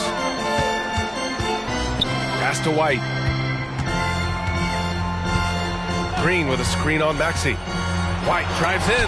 Oh, it's blocked by Lopez. Just an effective shot blocker. Lopez using all of that 7 feet, and he does a great job of picking his spots. So good at the rim. A slow defensive rotation leads to the easy lay. Let's go now to the sideline and catch up with Allie LaForce. Well, through NBA Africa, the league is putting a lot of resources into growing the game there. Hall of Famer Dikembe Mutombo is an investor, and he said, "It's always been my dream since I got into the league. I want to see the NBA on my continent." Africa's a place full of treasure, and I'm happy to see it taking place. Brian? Outstanding. Look forward to that. Thanks, Allie. Maxey against White. Outside Maxey. Rebounded by Green. Green's got 6 rebounds here tonight. Pass to George from downtown, and another 3 for the Lakers. Yeah, just a drop in the bucket for PG-13. He will roast you from the corners if you let him. Now Lopez takes one from 10 feet. Count that one. Lopez has got his second basket of the night. Great player movement, great ball movement. That's fun to watch. George outside. Launches a 3. It falls. 5 for 11 in the game. They're getting torched on the perimeter. 4 of the last 5 buckets have been 3s. Outside Maxey. To the inside. From deep. And another 3 for Milwaukee. Just waited for his chance and took it. Murphy clapping back with his own 3. White, the pass to Jones. Back to White. Outside, Green. And the Lakers hit again from deep. Man, they're having a hard time defending the triple. That's 3 in a row. Lopez, the screen on White. Down low. And it's Lopez. That time on the assist from Maxey. Maxey's got his 4th assist with that last one. And so George will bring it up for the Lakers. Outside White. Sinks that one from the post. White's got 27 points. He's given a great lift to this offense tonight. Very, very efficient. White against Maxey. Inside. And it's Cornette with a rebound. Cornette's got 11 rebounds in the game. Outside White. Outside Jones. Pass to George. Fade away. And again, it's the Lakers. Talk about making halftime adjustments. You love what they're doing with him now offensively. Milwaukee calls timeout. How about Derek White? Really making a difference here. Yeah, they're going to have to find a way to run him off his spots out there. He is rolling.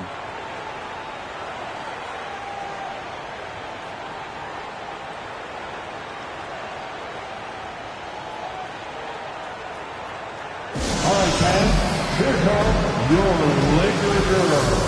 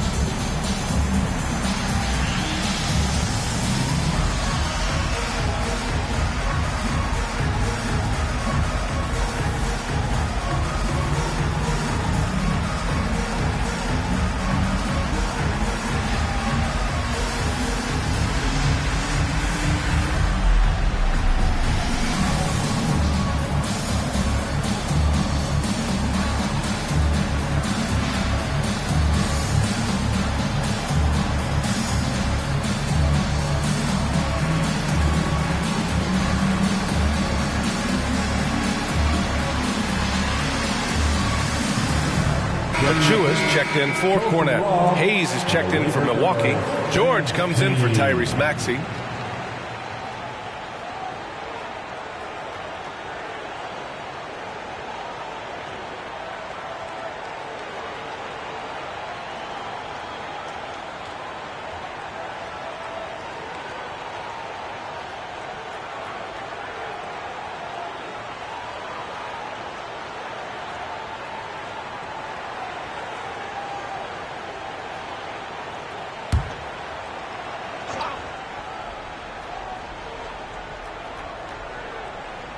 Outside, Green.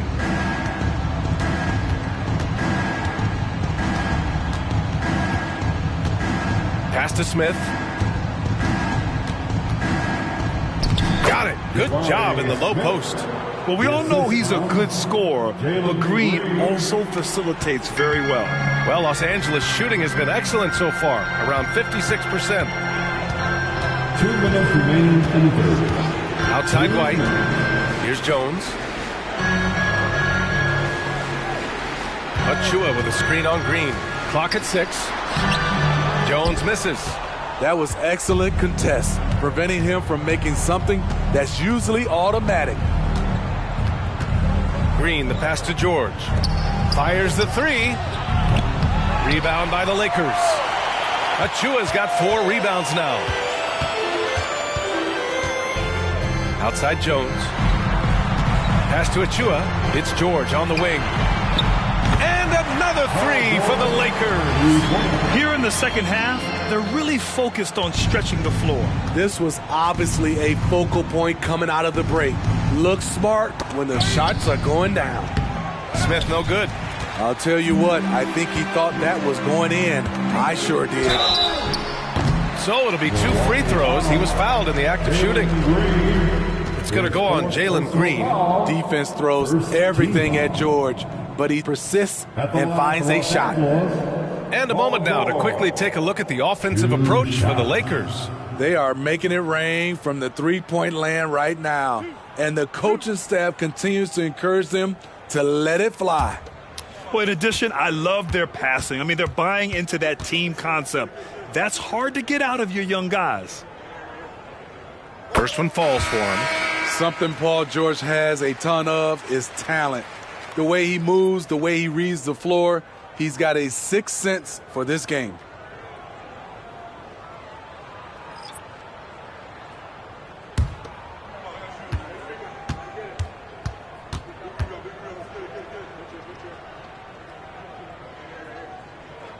George hits them both. 1:03 left in the third. They've been having major problems offensively. Definitely in a bit of a dry spell. Maxey passes to Brown. Rebound, the Lakers.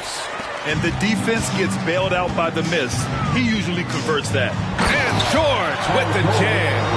An elite player in this league. Paul George is going off tonight. Something we've seen PG do a lot. Outside Maxey. And Tyrese Maxey gets the whistle that time.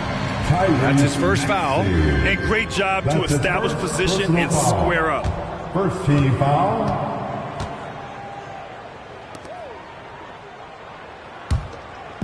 And Hayward has got the ball here for Los Angeles. About 7 seconds separating the shot and game clocks. For 3, Conley. And another 3 for the Lakers. Lackluster defense, showing no desire to chase shooters off that line. Maxey against Conley. And here is Maxey. He's got 12. 5 to shoot. They need this. And it's Hayes. That time on the assist by Maxey. Maxey's got 5 assists tonight. And so it's Los Angeles building a mountain of a lead, up 31 points as this quarter concludes. And they've been shooting the lights out from the arc. All those threes have this poised for a blowout. More 2K action in just a moment.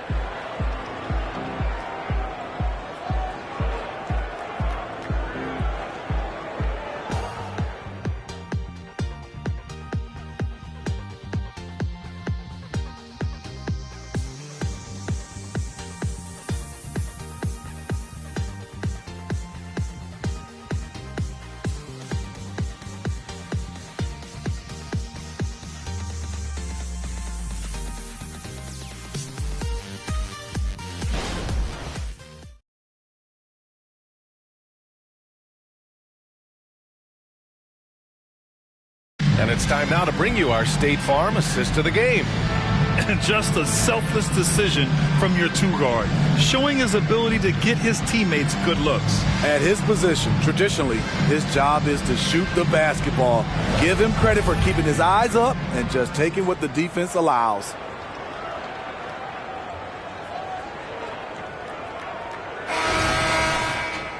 Well, there may not be a lot of drama down the stretch as we head into the fourth quarter, but stranger things have happened. Gordon Hayward is out there with Achua. Then there's George. Then it's Malcolm Brogdon. And it's Conley in at the point. That's who's in the game for the Lakers. Here's Brown. Grant, you had an incredible career. 2-time college champ, 7-time All-Star. But tell me where owner ranks in your career resume. You know, B.A., it's very fascinating. And the main reason I wanted to open the door for other ex-players to get equity in teams. I do believe ownership groups should involve ex-players and listen to us. You know, and I think that is where the league is ultimately heading. Now here's George. Tate's back. That one's off. 8 for 15 now in this one. And the Bucks shooting right at 35%. Not getting what they want out there. Hayes with it. And the foul is called. He missed it, so he's got a couple of free throws coming his way. That's his first personal foul. First team foul. Shooting for Milwaukee, Jackson Hayes. Taking 2 shots. Shooting 2.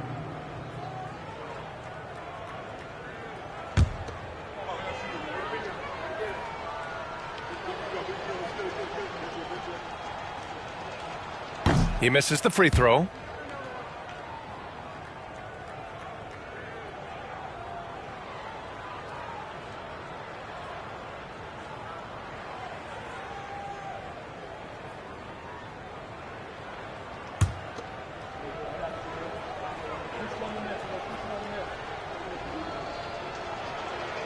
And the second free throw is good.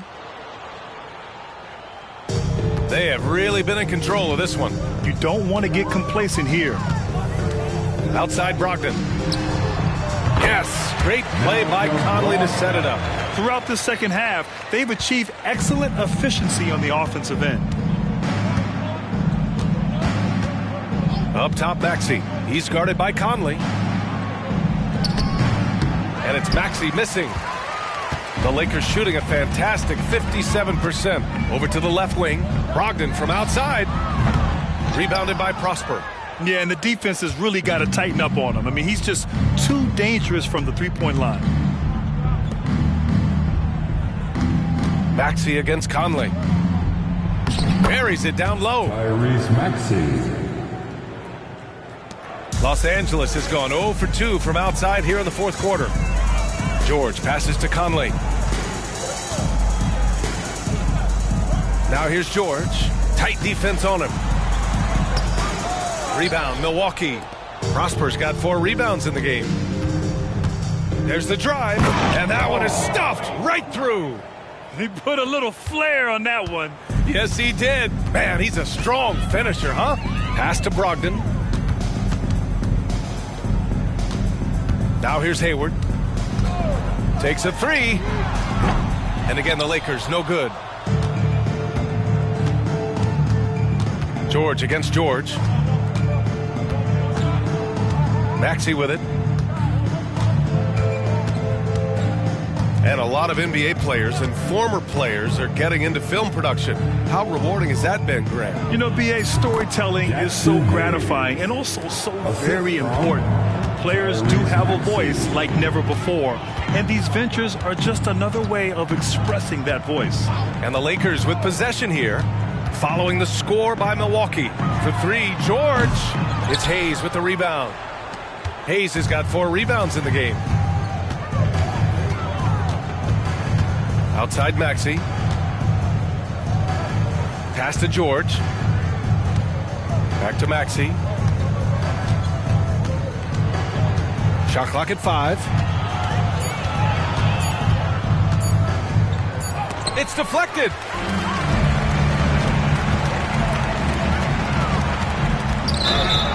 And it's good.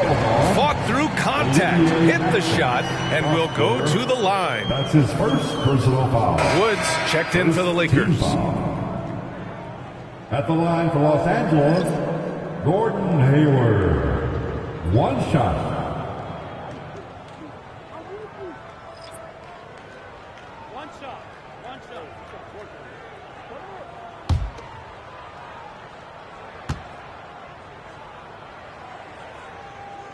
That free throw good from Hayward. And what I appreciate about Gordon is he's a fighter, working his way back from that devastating leg injury in 2017. Still a solid contributor. Now here's Green. Fires from the wing, and Maxey gets it to go on the assist from Green. You know he's pulling his weight, but they still find themselves behind. Outside Conley. Driving to the basket. And he got the whistle on the way up, so he'll be headed to the line for a pair. And the way the regular season came down to the wire last year, with so many teams still in the hunt, Smitty, that play-in tournament keeps things interesting, right? I love it, B.A., because like you said, at the end of the season, you had teams still competing at a high level, and also teams that was trying to get out of the play-in playing extremely hard. So I thought it was great.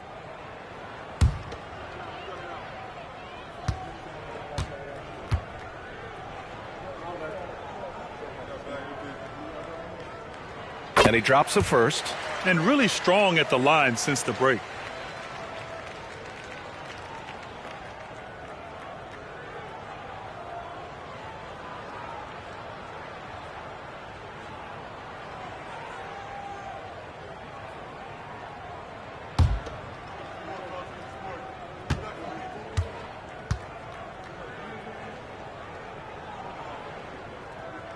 And that's good as he hits both shots.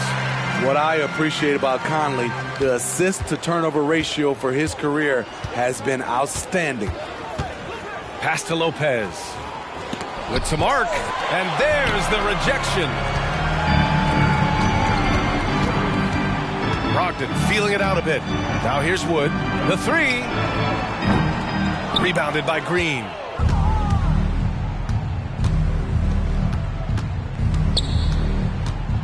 Now Lopez. Pass to Smith. And Grant, you grew up in the D.C. area. A lot of great basketball players coming out of the DMV in recent years. Yeah, B.A., especially PG County with Kevin Durant, Jeremy Grant, and plenty of others.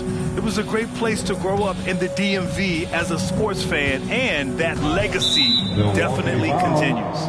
And the foul on Brook Lopez. That's his third foul of the game. And that puts them just one foul from the bonus. And that's how you defend. He wasn't showing any mercy with that swat. Yeah, obviously he had the shot well anticipated, able to shut it down with authority.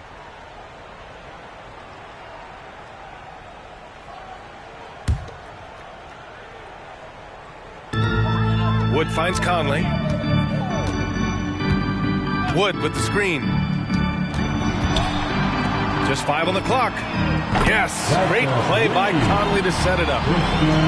Conley's got 4 assists in the game. Forget that Wood normally a 5-man. I mean, he's a great shooter for any position. Now here's Maxey.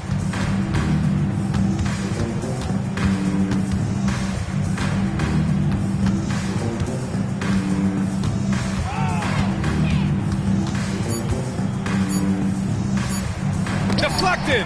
And there's the shot clock violation. Couldn't get the shot off in time.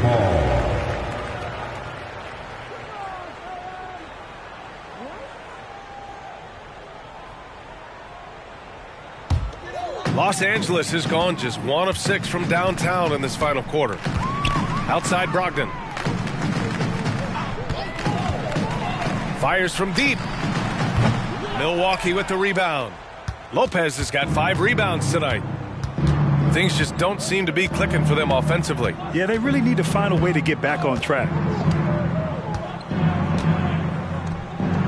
Well, from broadcasting to team ownership, heading USA Basketball. Grant, what drives you to do so much these days? Well, B.A., I'm an active guy, and I had a great playing career. But the things I wasn't able to do because of the injury, I think, left me even more motivated to excel and try new things in this next chapter of my life. Here's Brogdon following the score by Milwaukee from deep. Hayward. Milwaukee with the rebound. Lopez has got 6 rebounds now in the game. Brogdon against Green. Pass to Smith. They double him with Brogdon. Outside for Green. The offensive rebound. That one goes. Count it. And you can see how scary this team can be when everything is clicking for them. Just a terrific performance for the Lakers. And you don't usually see this kind of blowout, but tonight they delivered the punishment. I mean, what's so impressive is they never wavered in their approach. They just kept at it and showed they were without a doubt the better team. And they'll chalk this up as their 3rd win of the year. And the Bucks with the possession here. The Lakers getting their last shot to go. 1:05 left to play in the 4th. Conley passes to Achua. Pass to Brogdon. Back to Achua. To the middle. Ooh, stolen by Smith. Maxey with it. No good with a layup. 35 seconds left to play in the 4th. Hayward outside. Takes the 3. Rebound, Milwaukee. Green in the post. Guarded by Hayward. And so he draws the foul, headed to the line to shoot a pair. And it's like Green doesn't have an off switch. He's consistent at attacking defenses and drawing whistles. At the line for the Bucks, Jalen Green taking 2 shots. Take a break. Take a break. 2 shots.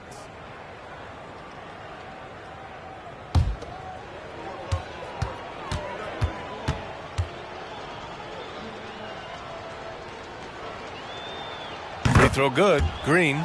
And for Green, it's about trying to be consistent. He has talent, and he needs to play to his strengths.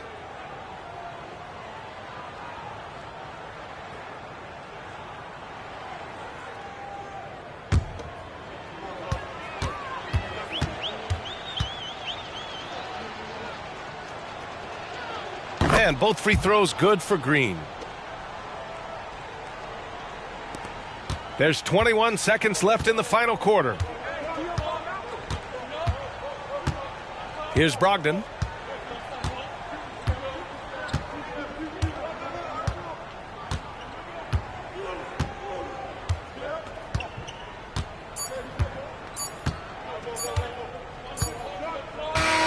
And so it's the Lakers easily grabbing this one. We saw 2 different teams tonight. One played with confidence, operating flawlessly. The other just looked lost. And the energy in this building was awesome. The crowd was involved from the jump, and once they started to really pour it on, it was fun to see how it all came together. Well, now we have some time to check in with Allie LaForce. Allie. Malcolm, there's no question you won this game defensively. What were the aspects that enabled you to contain them so well? Man, just being locked in, man, every possession. We didn't take any possessions off. Everybody guarded their lane, and we're there on the help side. You have to be mentally exhausted. Thanks, Malcolm. All right, Allie, good stuff there. Thanks for that. And that about wraps it up. For Grant Hill, Steve Smith, and Allie LaForce, this is Brian Anderson. Thanks for watching tonight's game as New Balance presents our player of the game, Derek White.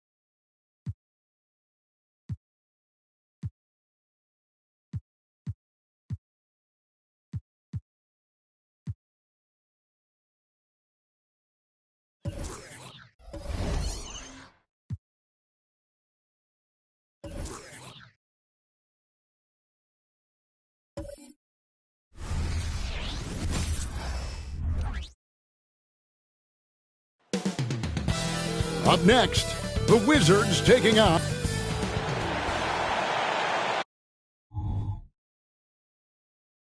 Welcome, folks. Thanks for tuning in to two conference rivals.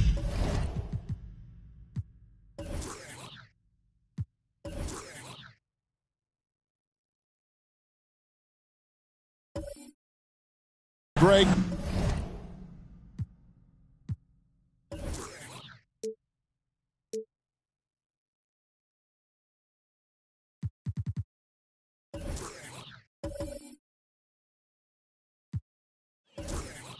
Butting hit.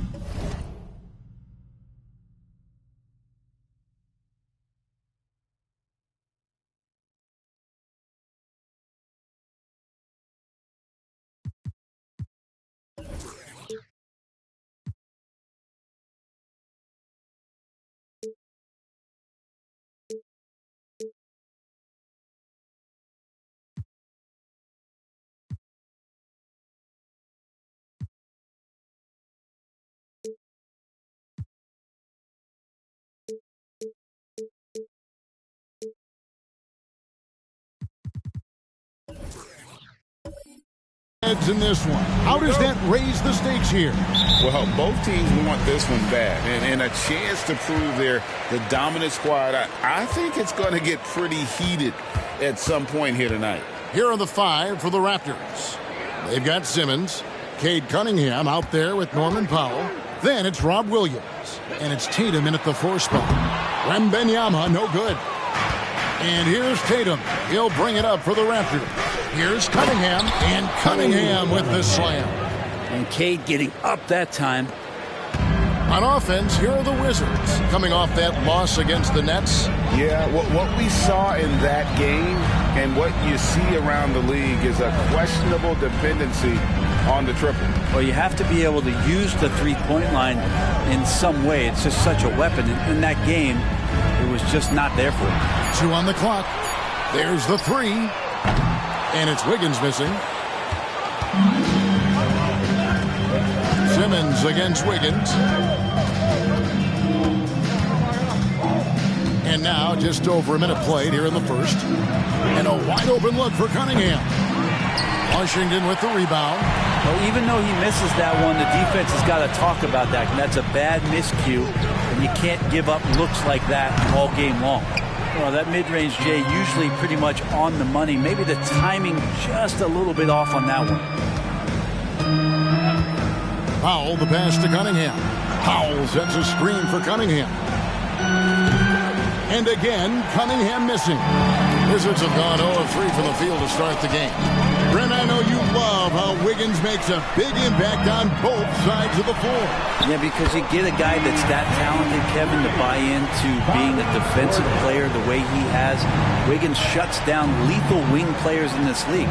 So hard to find guys who can do that on top of scoring 20 points. A costly foul there. He'll shoot 3 free throws. And Washington calls for the foul. It's going to be on Victor Wembanyama. No doubt, Greg, Jason Tatum is an all-NBA player. And this guy continues to improve.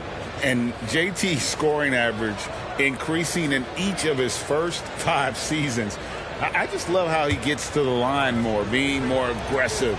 Tatum was the guy on a finals team at just 24 years old. First free throw is good. The past few seasons have seen frequent shakeups to the Wizards roster. Yeah, the Wizards have been a bit of a lab in terms of trying to figure out what exactly it is that they're going to have that works. What's the recipe here? What's the perfect fit here? And I'm sure in time it's going to come together.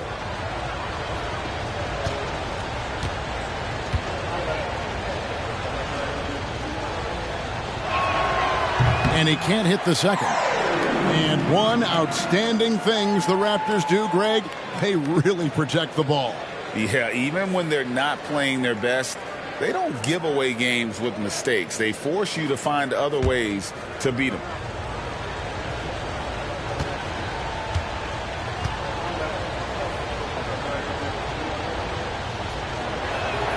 And he nails the third. And it's the attention to detail that sets Tatum apart from most players in our league. Here's Wembanyama. Portis for 3. Rebound by Williams. And so far, the team just 1 of 5, and that rim shrinking. And you can see the defenders afraid to kind of get in his way a lot of times when he's on his way to the basket. But on that one, they were there. Here's Wembanyama. This game he had 10 points. Passes it to Towns. Three-pointer. Drills the three-pointer. How about the vision by Wembanyama there? Always looking to get teammates involved. Wiggins against Cunningham. Dishes it to Tatum. Unloads. Good, and the assist goes to Cunningham. One of the more skilled offensive players that is on the floor here tonight. Not an easy fella to hold in check. Poole the pass to Towns. And it's Toronto with the rebound. That's a shocker there. Did not expect him to miss from that range. He's got to be shooting close to 60% from there. Cunningham's shot is off. For the Raptors, their last game, a loss to the Kings in Sacramento. Poor execution in that one. Not sure what led to the lack of focus, but Coaching staff definitely not happy. And they made some comments themselves that some of the fault might have lied with them because they didn't go in with the best of game plans and they didn't make the right adjustments. So we'll see tonight if they do. And he likes to get in a rhythm early. Nice triple. Wiggins against Cunningham. A three from Simmons. It's rebounded by Towns. Wizards leading by 3. Wembanyama passes to Poole. Outside Portis. And again, Washington with the triple. Oh, great ball movement there. And so it's Cunningham with it. He brings it up for Toronto. Outside Simmons.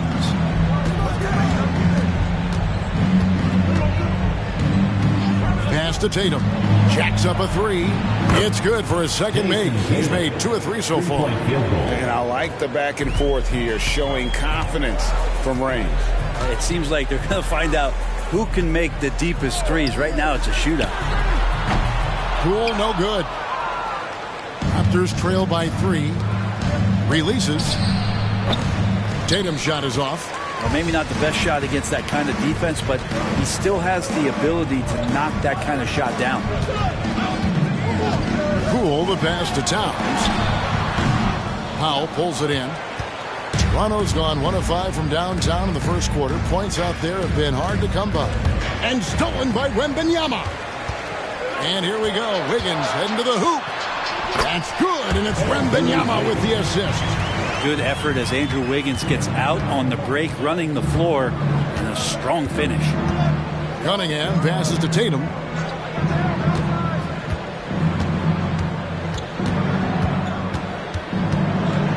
And he's fouled pretty hard on that shot, but he's got the chance to pick up the points at the line. It's going to be on Victor Wembanyama. And let's take a moment, guys, to get your take on the scoring so far for the Wizards. We've got a bunch of this game yet to be played, but they're shooting it well from the three-point line. That's got to be a welcome sight. Let's make sure that that selfish nerve doesn't get tapped, because right now there's great ball movement. They're setting each other up. Let's see if that maintains. And he knocks down the first one. Hey, Brent, early on in this season, teams still ironing out some of the kinks. What exactly are they working on at this point?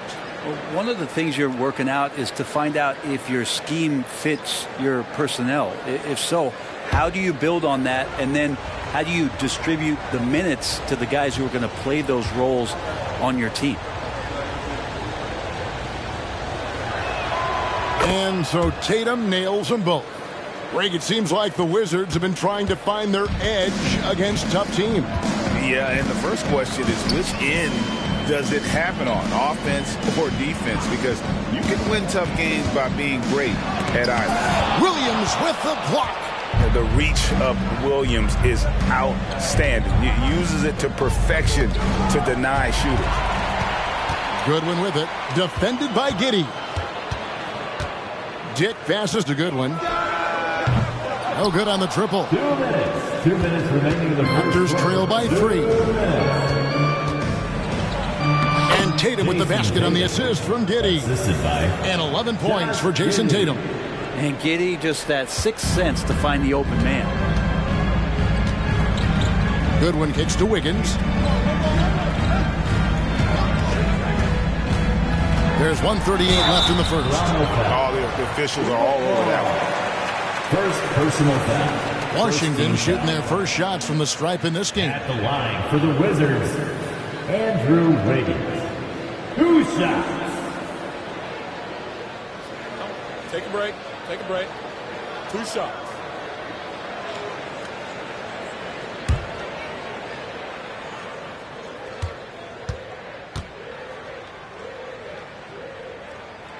Free throw good. Wiggins.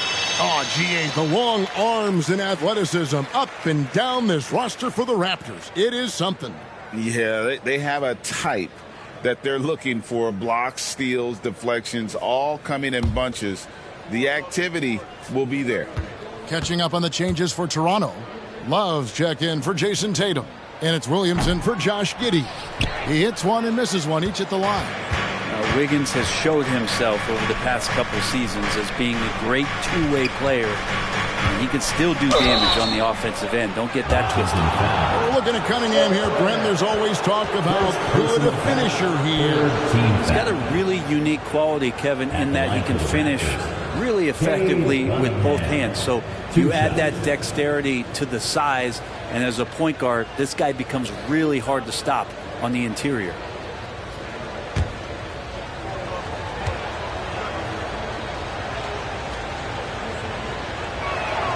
And the first one at the line is good. And what you get in Cade Cunningham is an oversized point guard who really knows how to use his size, see the floor, and initiate offense.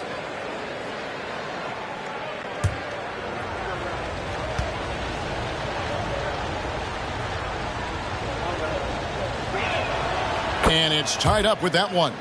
At this point, you might as well go ahead and chalk up the points when he's at the free throw line. Pretty much automatic. Wiggins outside. Portis sets the pick for Wiggins. A three ball. Oh, drew the foul and almost hit the three-point bucket. But he'll go to the line to shoot three. Second team foul. That's on Cam Whitmore. He's made one and missed one so far in the game. And you know, you'll take what he can give you from the free throw line. Looking at his numbers, just really not one of his strengths. Shooting in the low 60s last season.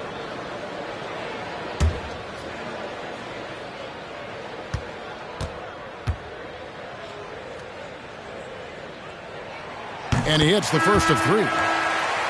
Washington making some changes. Towns, he's checked in for Kevon Looney. And it's Powell in for Bobby Portis. Then for the Raptors, that's who's checked in for Williams. Jason Tatum comes in for Kevin Love. And Josh Giddey's subbed in for Cade Cunningham.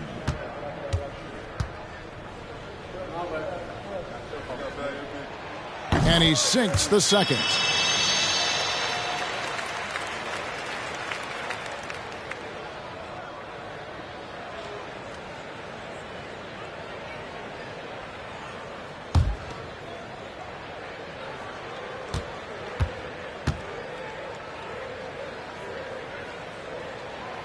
And he can't make it. 3 for 3.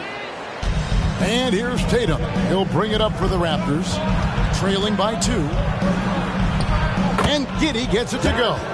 Not afraid to try his luck down there. Giddey on the interior. Washington's gotten a lot of shots off from three-point land in the first quarter, but they're only 4 of 9. The pass to Dick. Towns sets the pick for Dick. A three-pointer is right on target. And the Wizards lead by 3. You can't just stop when there's a pick set up. Gotta fight over it as a defender. That's one that the coaches will watch tomorrow with that player. You hate to see him give up in that situation. Now here's Giddey. Really had troubles in the loss to Sacramento. And there's the bucket from Medu. And I like the back and forth here, showing confidence from Rain. It seems like they're going to find out who can make the deepest threes. Right now it's a shootout. Here's Wiggins. Powell sets a screen for Wiggins. Tried to come right back with a three of his own, but it's no good. And they've come out with a take-no-prisoners approach on the glass here tonight, guys. And the rejection by Towns. In the corner, it's Whitmore. Pass to Giddey. And that won't go, missing the go-ahead bucket. Tie game in Washington. Stay with us as we get set to bring you the second quarter right after this.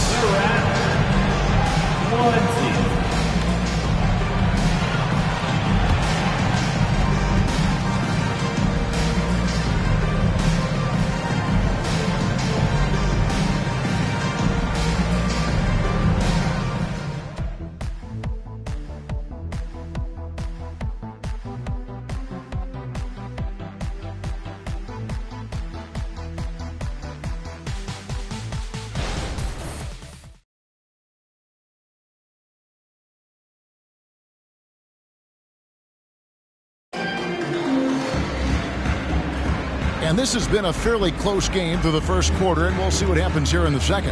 And let's quickly break down the game we've seen from the Wizards, guys. coming in hot. They were sharp from the perimeter right out of the gate. They just couldn't seem to know what it was that they needed to do and how to stick them from outside. The defense pretty lost. The Raptors shooting 43% for the game. Howell is out there with Towns. Then there's Dick. Then there's Devin Vassell. And it's Goodwin in at the 1. That's the group starting the second quarter for the Wizards. And there's Dick. That's good on the assist by Towns. Dick's got his second bucket of the night. Outside Tatum. Here's Whitmore. And no good. Had a chance to take the lead there. Washington's gone to the three-pointer 11 times tonight and nailed 5 of them. Here's Dick. He's guarded by Williams. Towns a screen on Giddey. And it's Goodwin missing. And they haven't been able to turn it into a big lead, but their rebounding advantage is starting to add up. And foul on the shot. He'll shoot 2 at the free throw line. That one is on Towns. And often players want to discuss calls with the officials, but Greg, what was your approach with those conversations with referees? Kevin, well, it depended on the conversation, but at the end of the day, you realize they've got a job to do just like you do, and you try to keep it as respectful as possible and yet still be able to get your point across.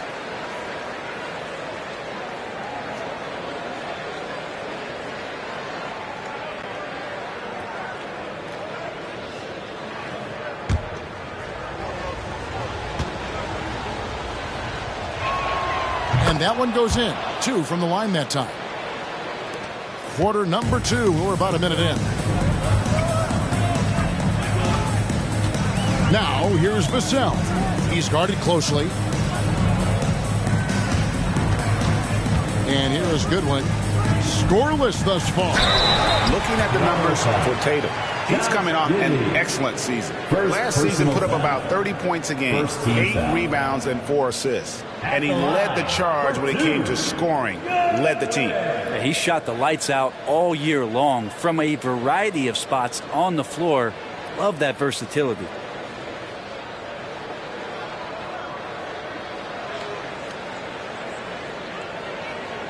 Shooting 2.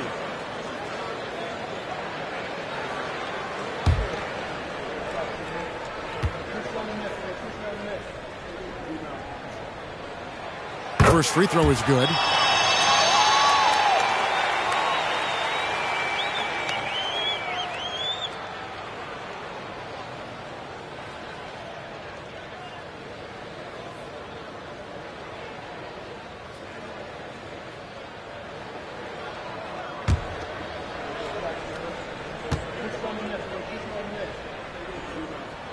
And both free throws good for Goodwin. Here's Tatum. 20 points for him last game against Sacramento. Yeah, but there's always this point you got to look at where did he also impact the game. It was on the rebounding end of the floor. A tremendous performance there. Now here's Giddey. Clock at 6.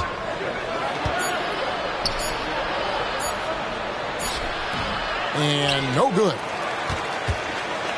And it's Goodwin with the ball for Washington. This, their first look at this year's Toronto squad. The Wizards working the ball around now. And another miss by Washington. Toronto trailing. Williams looking around. To the inside. Medu. And it is flushed down with a nice jam. And that's what you want to see. Good, fundamental, sound basketball with the bounce pass. To the middle. Here's Towns.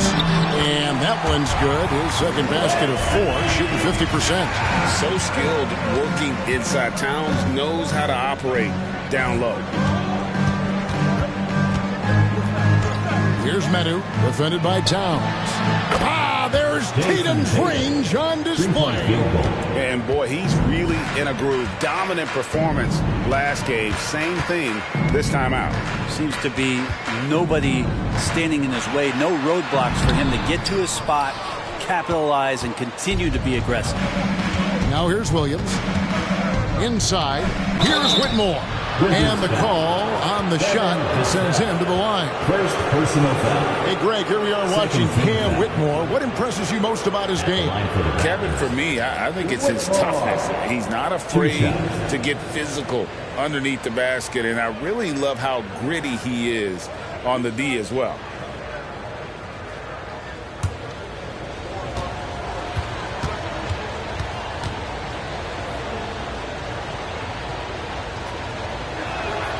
Free throw good, Whitmore.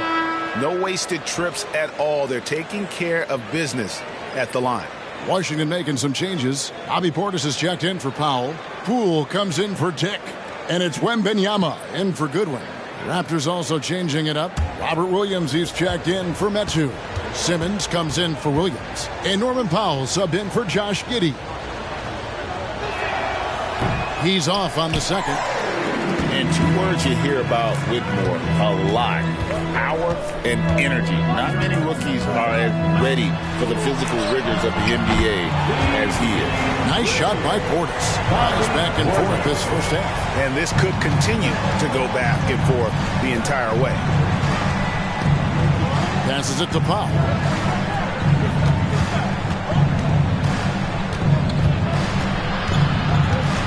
Pass to Whitmore. Now here's Tatum. Puts up a deep three. And they force the shot clock violation. Great D. Now at the break on the floor, you can see the teams that led the NBA in steals last year. Number one, the Raptors. You know, I don't know if the numbers even told the story. I mean, their defense was as good as it gets, often just leaving their opponents completely demoralized. Josh Giddey's checked in for Toronto. Towns against Williams, and the whistle blows. It's going to be on Robert Williams. That's his first foul. Second team foul.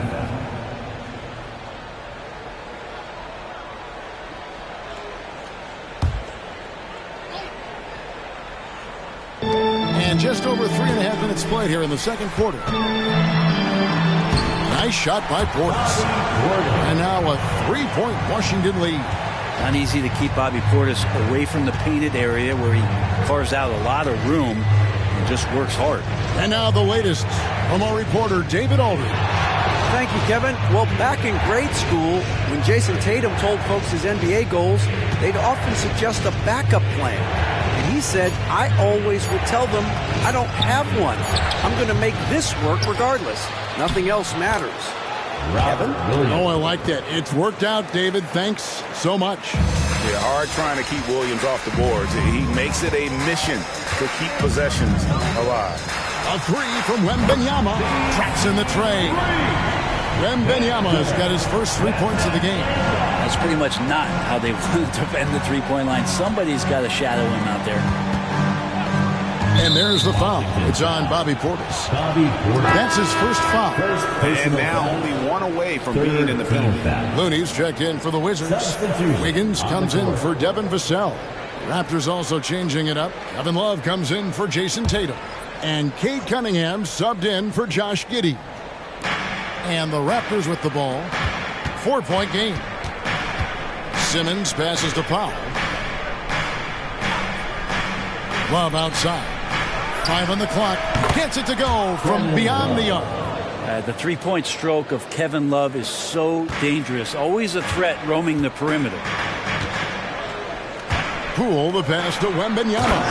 And Wembanyama throws it down. Gives the team such a great element having a one guard who can get to the 10.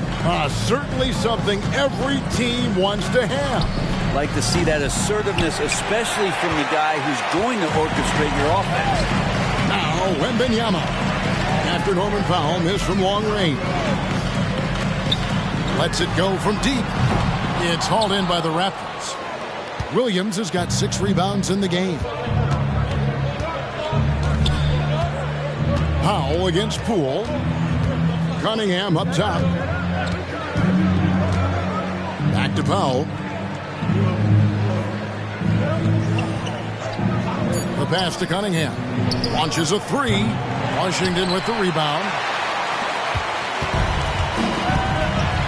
And Benyama with it. He has 5. 2 minutes remaining in the second quarter. 2 minutes. Now Poole. Here's Wembanyama. Back to Poole. And too much time in the lane. They get called for the 3-second violation. Towns is checked in for the Wizards. And the Raptors also making a change. Tatum's checked in. Raptors trail by 3. And here is Simmons. Still without a basket. Foul for 3. It's rebounded by Towns. Towns has got his 4th rebound in this one. Pass to Poole. Shoots over Powell. And Poole gets it to go. Poole's got 5 now. And Poole's shot sometimes, man, that thing just looks so pure. Now, here's Cunningham. He's coming off a 16-point game against the Kings in Sacramento. Yeah, there was definitely some contact there on the three-point attempt. This is his 3rd trip to the free throw line in the game. Wound up shooting 85 from the line a season ago, which is an exceptional percentage.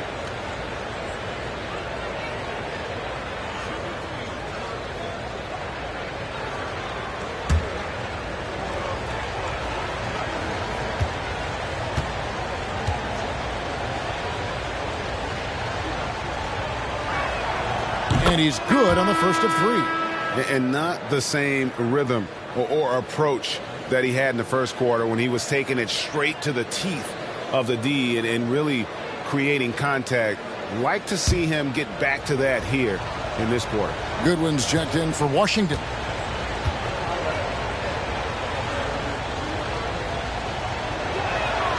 And he's good on the second.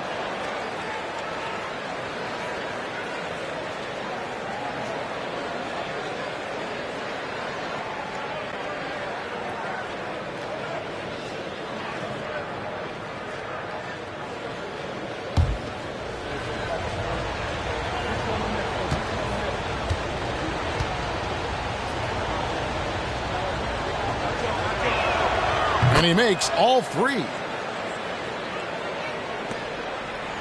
And it's Goodwin with the ball for the Washington Wizards. Pass to Poole. 56 seconds left in the second quarter. 6 on the shot clock. Williams with the block. Outside Tatum. Here's Cunningham. That misses. Had a chance to tie it there. There's a little bit of pressure on him, but not enough to cause him to miss a shot that's in that close. Goodwin passes to Towns. No good with the triple. Toronto trailing. Yeah, take your time. You don't give them another possession. And hopefully that's what they'll do here. It's what most teams try to execute at this time in the game. Cunningham passes to Tatum. Simmons working around. Here's Williams. And it's good, assisting on the play with Simmons. Simmons got 3 assists tonight. Well, we know Simmons can do this. At 6'11", I don't know that anyone in the league has his vision. So a tie game here as we finish the first half. They'll be back shortly, live from Washington.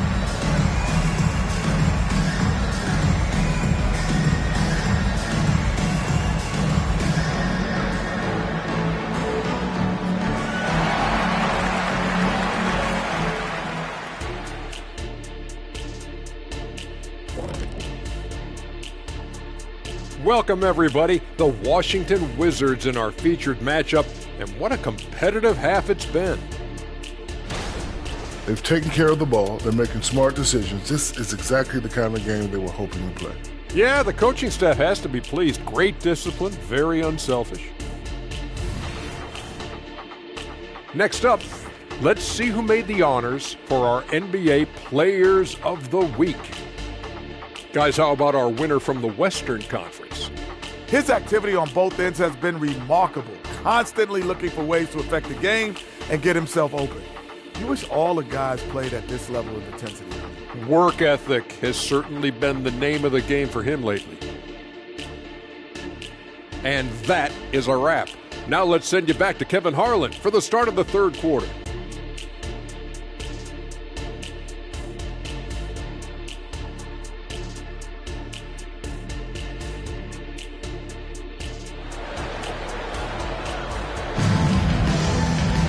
And as we get into this third quarter, as we've seen so far, neither team able to create much separation on the scoreboard yet.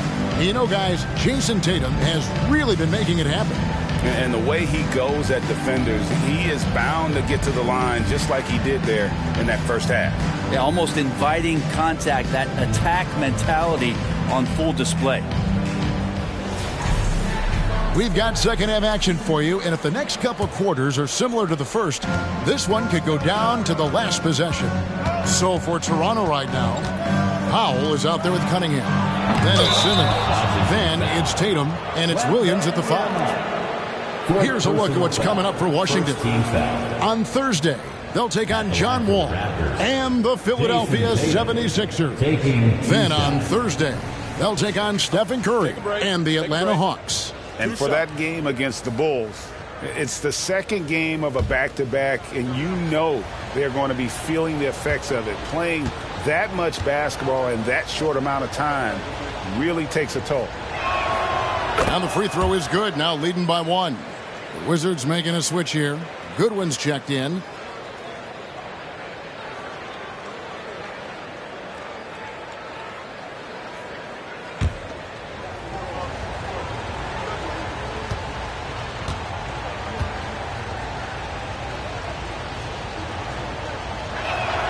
And good on the second, so he makes them both. And his work at the free throw line has been terrific tonight, making the most of his chances. And Poole now, top of the key. Wiggins inside the line. Doesn't go that time. Simmons with the defensive effort. Cunningham with it. Outside, Simmons.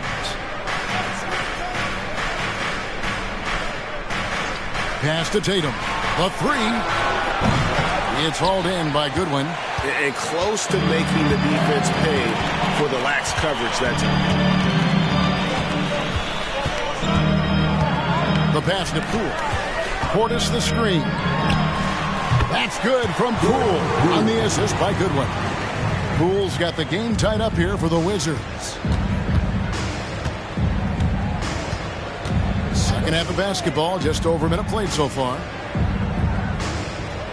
Cunningham sets a screen for Simmons. Takes it inside. The shot, no good. Washington's gone outside a lot tonight. 17 times, in fact. 7 of 17. Hey, Greg, even by modern big man standards, Karl Anthony Towns can really shoot the 3. Yeah, and the only center to win a three-point shooting contest. Towns has developed a terrific stroke, and he just shoots the ball as well as most of the guards in our league. So, timeout called here, the first for Toronto. If you want a t-shirt, and you know you do, make some noise!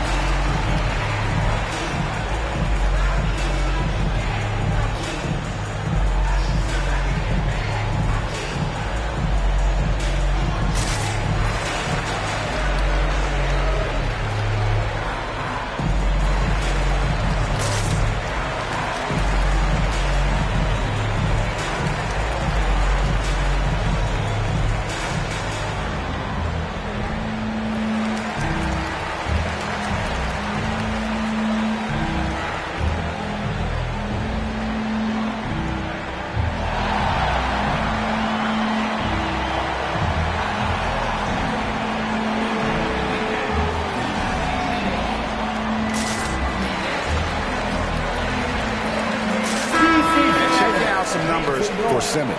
Good season for him last year. Averaged 7 points per game, 6 assists and 6 rebounds. And he's a nice scoring threat in their second unit, a guy who provides instant offense. And he has really settled into this role. For some guys, maybe him, they'd rather come off the bench and do their damage. Just over a minute and a half have passed here in the third quarter. Poole against Powell. Tatum draws the double. Oh, the lob for Simmons. And they call the foul, so he's got the and one chance here to make it a three-point play. Yeah, how about the concentration by the 6'10" Simmons? Ridiculously good at completing these chances despite the D's best efforts. And he's got his first chance at the line here. And not the guy you want to see at the line too often. Season numbers has him in the bottom tier of the league.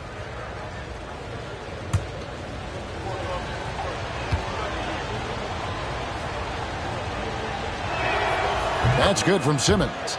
A walking triple-double threat. Simmons needs to keep working on developing that jump shot to be truly unguardable. Now, here's Poole. 7 points in the game. Offensive rebound. Another shot. Portis can't get it to go.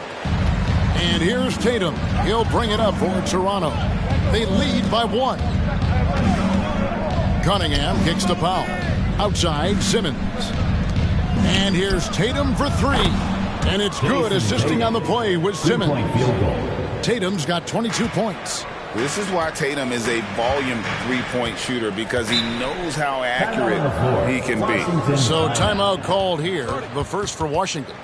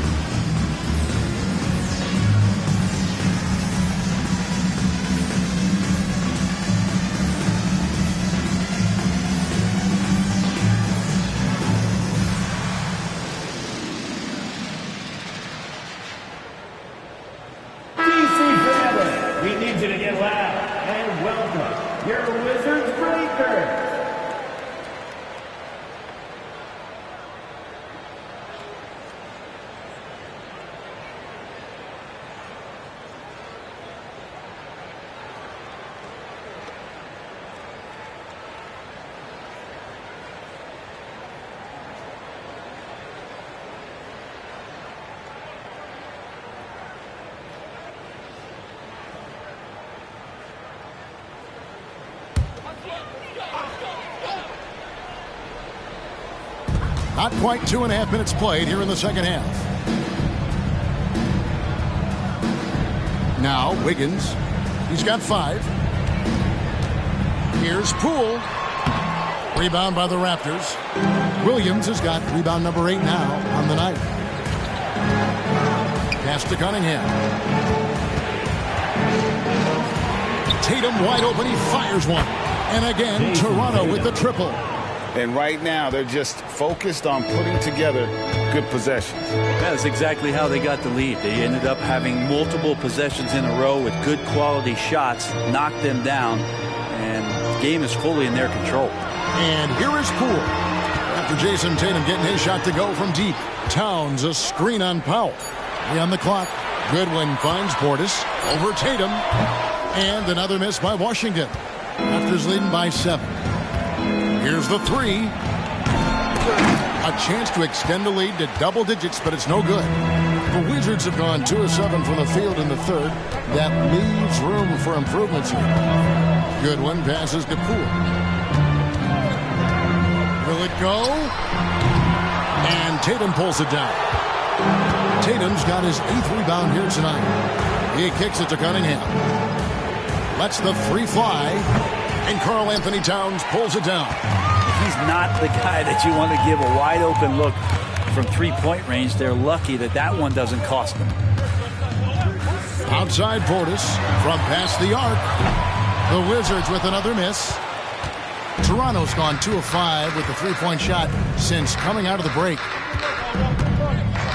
Cunningham dishes it to Tatum. Back to Cunningham. Powell, no one around him.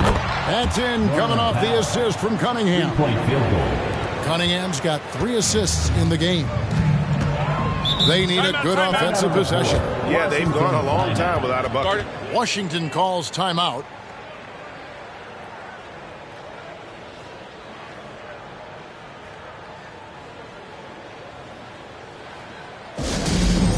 Attention everyone, equipment coming onto the court. That's right, it's your Wizards Ice Squad.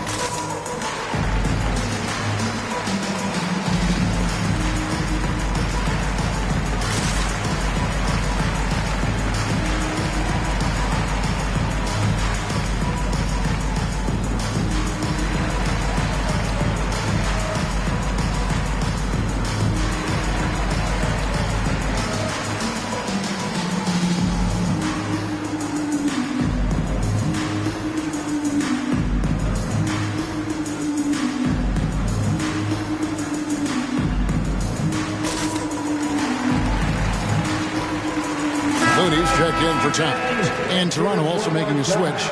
Love's checked in for Tatum.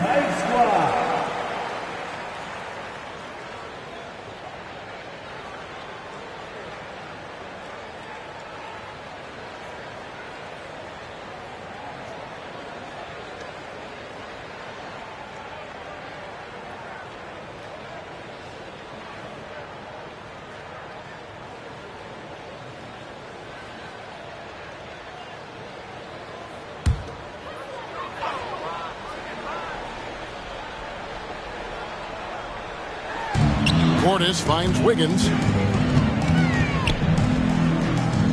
Nice ball movement by Washington. Good one, passes to Portis. And again, Washington, no good. The edge on the glass is the difference. It's allowed them to build this lead. And now we've got some time to check in from the sideline. You got for us, DA? Thanks very much, Kevin. Toronto has a new head coach in Darko Rajakovic. He started coaching at 16 in his home country of Serbia. So even though he's still young, he's already a lifer. In his near decade as an NBA assistant coach, he made a name for himself in player development. And of course, Kevin, that's going to be essential now with the rebuilding Raptors. It is, but I love his resume. His story is terrific. He is just what they need. David, thank you. First free throw is good. Hey, Brent, with his skill set, Norman Powell is the type of player that could fit on any team. Yeah, so effective at playing off the ball, and he's a good source of instant offense when he gets that opportunity. He can be a 3-level scorer.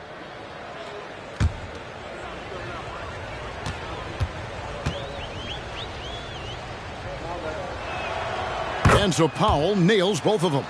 Well, Norman Powell settling in and understanding more and more of who he is at the professional level. He's a scorer, and he can shoot the three at a high clip. Now here's Goodwin. Poole, a screen on Cunningham. To stop the drought. That one's good, and the Raptor lead is cut down to just 10 points with the bucket from Poole.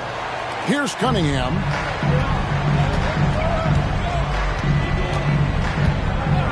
Passes it to Pop. That's in, coming off the assist from Cunningham. Howell's got 8 points here in this quarter. And really, as the three-pointers keep dropping, you get the sense that the frustration is mounting for the defense. A three-pointer. Wiggins hits the three-point bomb. What a response here from Wiggins, marching right back and answering with a triple. Here's Cunningham. Love outside. He can't get that one to fall. Great D that time from Portis. 2 minutes.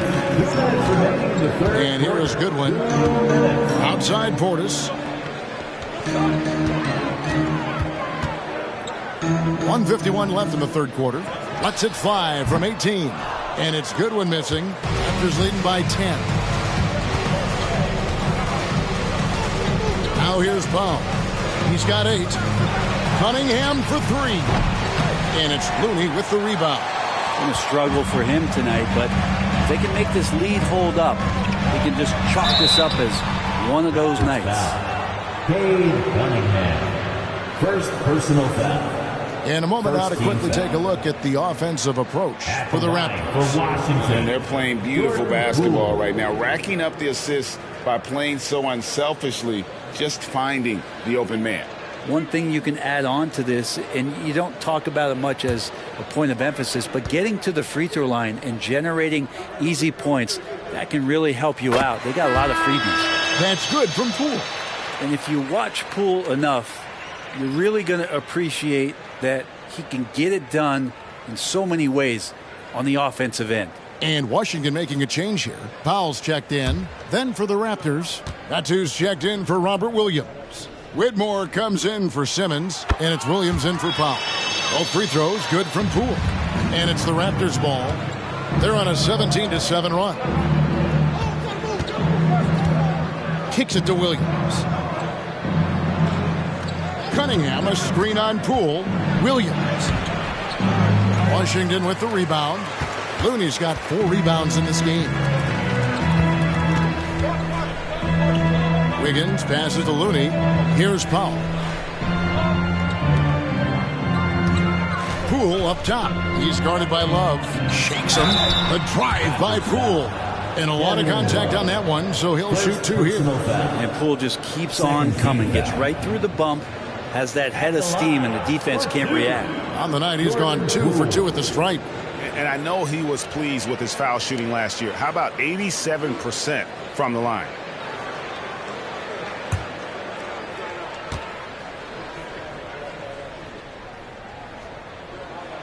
That's good from Poole. So for the Wizards, Karl Anthony Towns comes in for Looney, and it's Vassell in for Andrew Wiggins. And then for Toronto, Jason Tatum, he's checked in for Love. And Josh Giddey's subbed in for Cade Cunningham.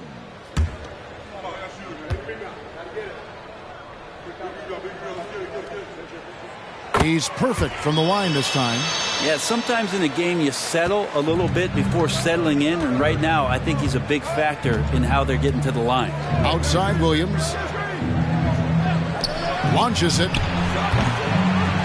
And it's Whitmore missing. Wizards trail by 6. Here's Vassell. Off target at the rim.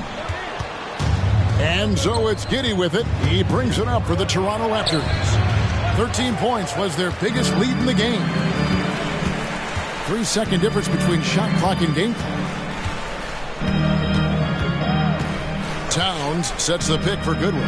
He takes it in, lays it up, and banks it in. All the way to the bucket, no resistance. Just swipe the candy from him.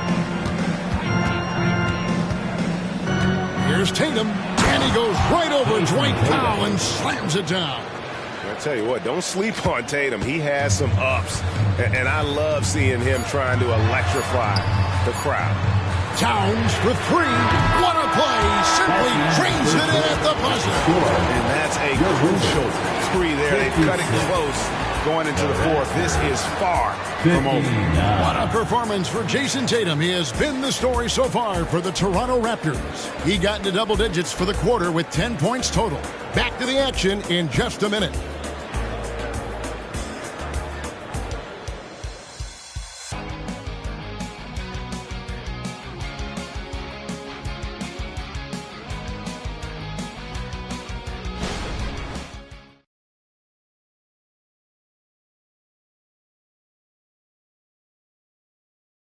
And a moment now as we take a look at our State Farm assists of the game. Yeah, an easy choice tonight. Look at the precision on this pass. Put it on a platter for him. Well, there's a way to break down the defense with the handle, but you can do it with the pass. Prime example of that right there. We've reached the fourth quarter, and what has been a very competitive game should be an exciting finish. Dwight Powell is out there with Devin Vassell. Then it's Goodwin. Then there's Dick. And it's Towns in at the pivot spot, manning the middle. That's the group on the floor right now for Washington. Now here's Vassell. And contact on the shot, so he'll be shooting free throws here. That's on Cam Whitmore. First team. And man, is Vassell tough to guard. So good at using that length to get the call. Two shots.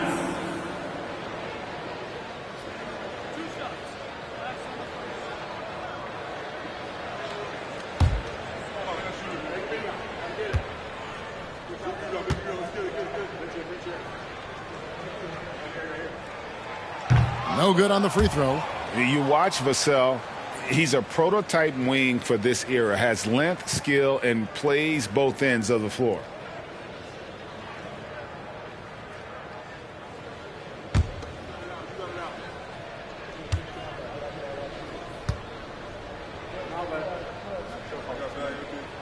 Good on the second free throw. Yeah, being down 2 points instead of one thanks to the free throw miss makes getting a stop here absolutely critical. Giddey with it. Pass to Tatum from deep. And that comes off the assist by Giddey. Giddey's got 3 assists now in this one. Vassell kicks to Powell. Down low. And Towns throws it down. Plenty of power on that slam. Towns was not messing around. Giddey the pass to Williams. Now here's Giddey. Not a lot of room. Uses the glass to finish the layup. Yeah, that play never gets old. The pick and roll will still be an offensive staple 100 years from now. Trust me. Here's Goodwin. Nice defense from Giddey. Toronto leading by 5. Outside Williams with the drive for the 3. Powell pulls it in. Washington shooting 43% for the game. Goodwin kicks to Vassell. Powell sets a screen for Vassell. Again, the Wizards good for 2. Yeah, that high release point really helps Vassell in that mid-range area. Now Giddey. Williams for 3. Powell pulls it in. Second minute off the clock now in the fourth. Goodwin passes to Towns. And Tatum with a clear path to the hoop. Jason Tatum making sure of that one. Huge fan of how Tatum runs the floor. It's almost a lost art. Terrific when he's in attack mode, in transition, putting a lot of pressure on that defense. Time called here. The Wizards decide to talk it over.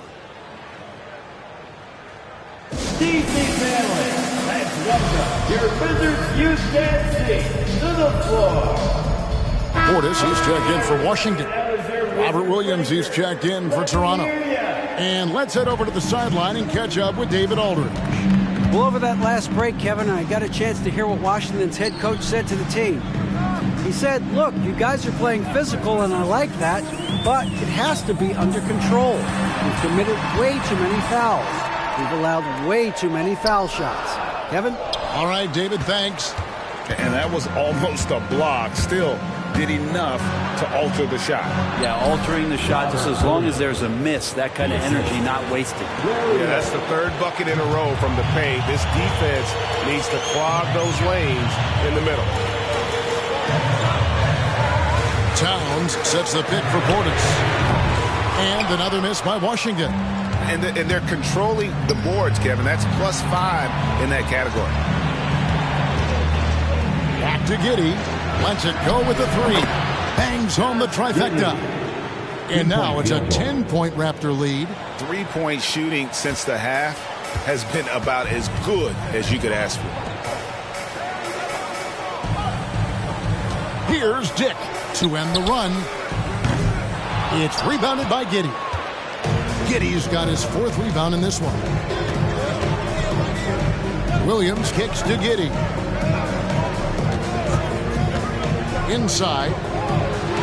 And Williams gets it to go on the assist by Whitmore. Williams has got 4 points now in the quarter. And not hard to see why they are giving up points on this run. Just too many good looks from in close. It's Vassell on the wing. Into the lane. Here's Towns. 6 for 10 with that shot going in. That's a good game for a lot of guys. Maybe he's thinking at this point, man, somebody's got to help me. I can't do this all by myself. And the Raptors call time here.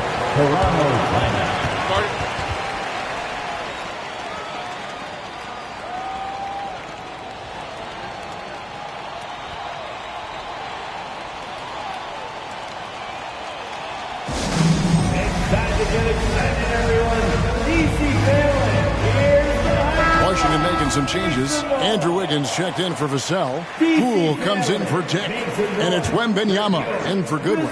Then for the Raptors, Ben Simmons, he's checked in for Whitmore. Norman Powell comes in for Williams. And it's Cunningham in for Josh Giddey. And stolen by Wiggins. That drops. Nice feed that time from Wembanyama. Wembanyama's got 4 assists in the game. Now, here's Cunningham. Tatum on the wing. And he's good on the 3-ball. Tatum's got 35. Down the stretch, he's been flat out awesome. He helped them get the lead, and now he's making sure they keep it. Wembanyama finds Poole.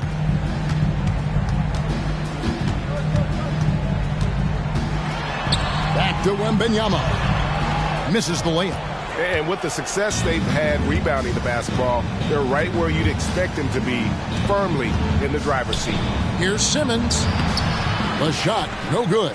Wiggins with some nice D. Well, there's more he could have done in this game for sure, but it hasn't kept them from pulling ahead. Wembanyama passes to Portis. And another make to his scoring column. His 5th basket of the game. Now shooting 5 of 11. Oh, nice setup by Wembanyama. On top of everything else, this guy has an incredible IQ. Cunningham dishes it to Tatum. Now the pass to Powell.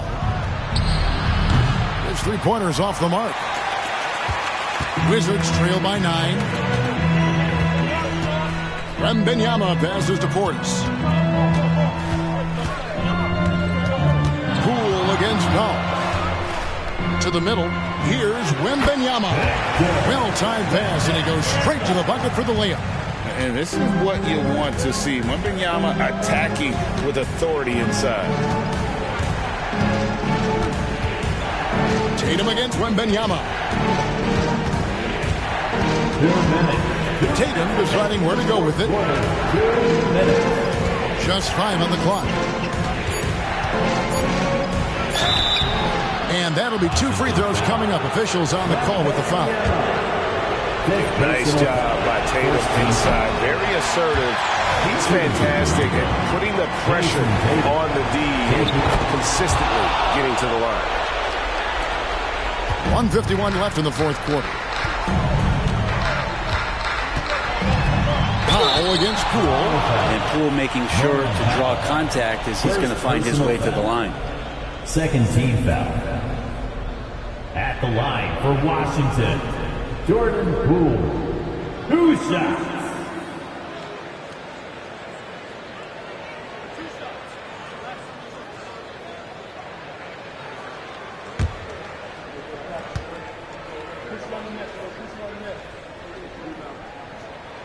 He hits the first one, and that narrows the gap to 7.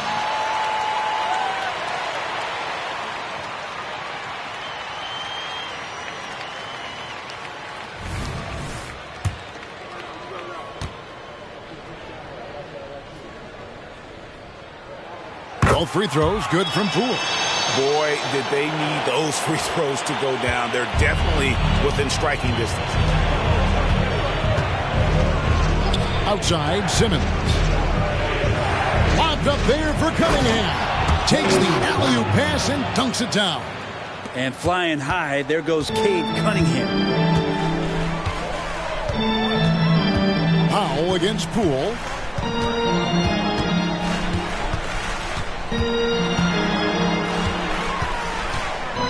Outside for Wembanyama. 6 to shoot. Nice ball movement by Washington. Wizards need to get a shot off here. He was all alone on that one. And Wiggins stepping up in a big moment. That's huge for this ball club. Tatum with it. Out guarded by Wembanyama. Fires the 3. Oh, and he almost had a 4-point play right there. He'll go to the line with a chance for 3. Wembanyama. And so he's picked up his final foul. He will sit for the rest of this game. And the Wizards making a change here. Goodwin's checked in.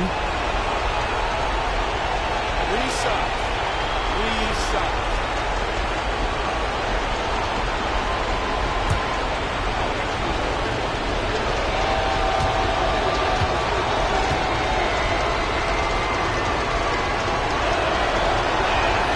He makes the first of 3, and that makes it a 7-point lead.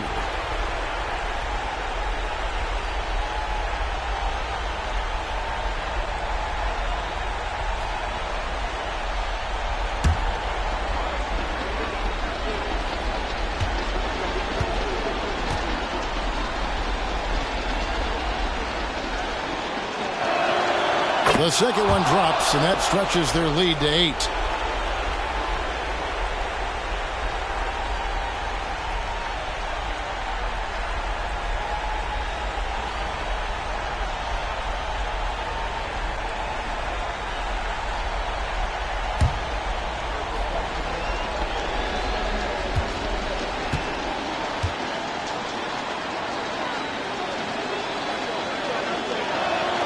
And so he's good on all 3 free throws, and that will put them up by 9.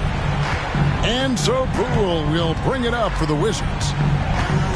To the inside, and stolen by Williams. And here's Cunningham. Outside, Simmons.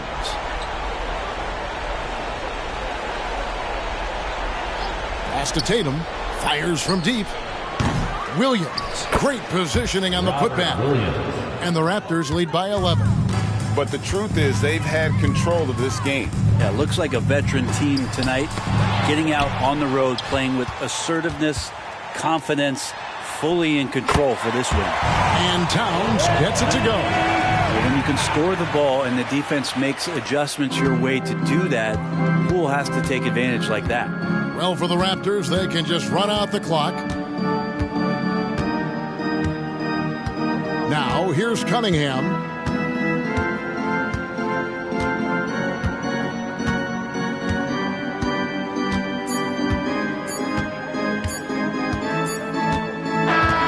And so it's Toronto winning this one. A solid win on the road for them. This building was dead silent by the time GA this one wound down. And that's what you want to do. Take the crowd out of it by...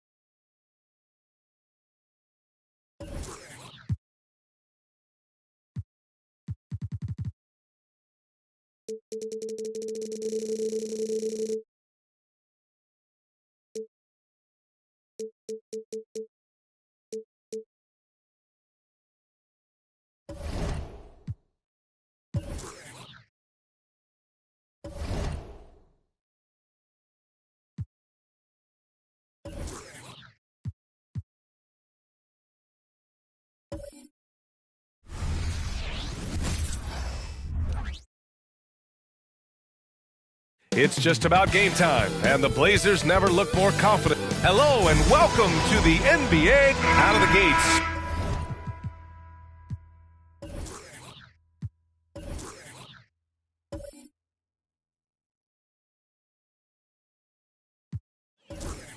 Some guys...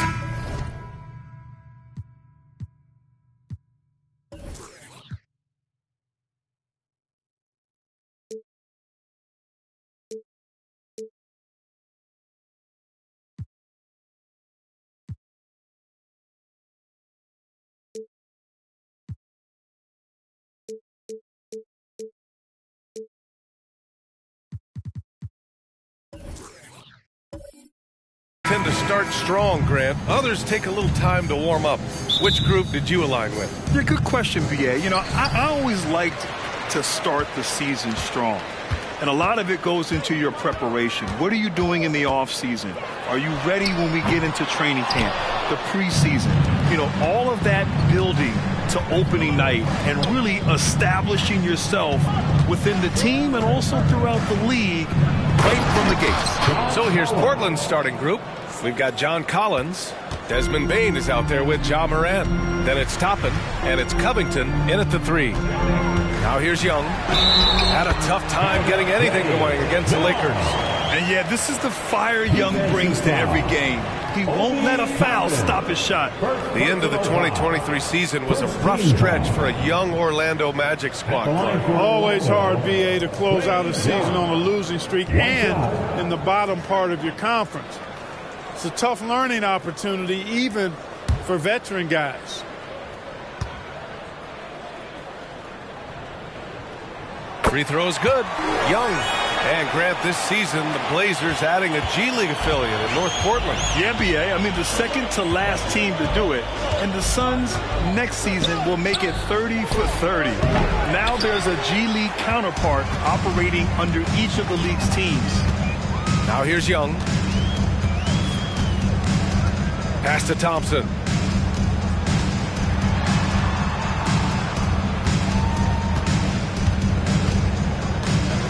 Just 5 to shoot. Back to Young. Jacks up a 3. Here's Nembhard. Over Bain. Nimhard. Good. He does not lack for confidence. He shouldn't. I mean, this guy is a dangerous scorer. Now Portland with it. It's a three-point game. Morant, the pass to Toppin. From deep, Bain. He buries it from three. He's consistent from out there, especially when you give him that kind of room. Williamson outside. Shoots over Collins. Williamson misses. Boy, great effort on defense there against a guy who typically makes that. Bain finds Collins. Here's Morant. Misses off the right iron. The Magic have gone 2 for 5 here in the first. And Obi Toppin gets the whistle that time. That's foul number 2 for him. You know, the question is, do you leave him in? A third foul this early could spell trouble. Matherin's checked in for Portland.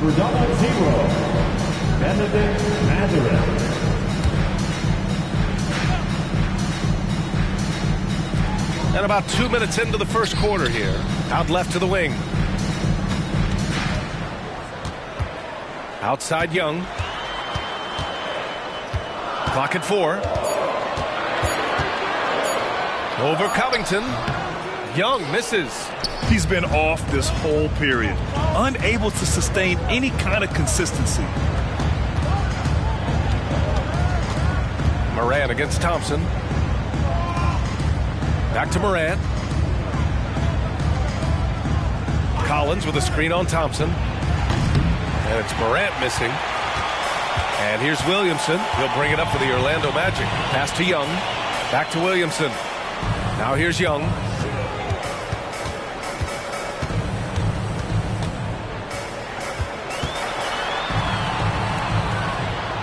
To the left side wing.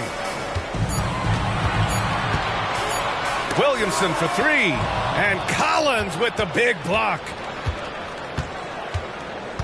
And here's Matherin. Pass to Collins. 4-3. That shot, no good. Orlando has gone 0 for 3 from downtown. Bain against Young. Adams with a screen on Bain. Here's Nimhard. Knocks down the triple. Nimhard's got 5. And what a look. I mean, Young, a high-level passer. I think when his coach looks at Andrew Nimhard, he sees lots of potential there, Grant. Oh, yes, he does, B.A. And for a second-round pick in 2022, he's been a steal. A pure point with size at 6'5", that enables him to play at either guard spot. Off target from outside. Man, miss after miss for him. When you're having a quarter like this, the only beneficiary is the defense. The 3 from Bain. Drills it from deep. Bain's got his second basket of the game. Not just an aggressive scorer, Morant is also a fantastic distributor. Nimhard, the pass to Williamson.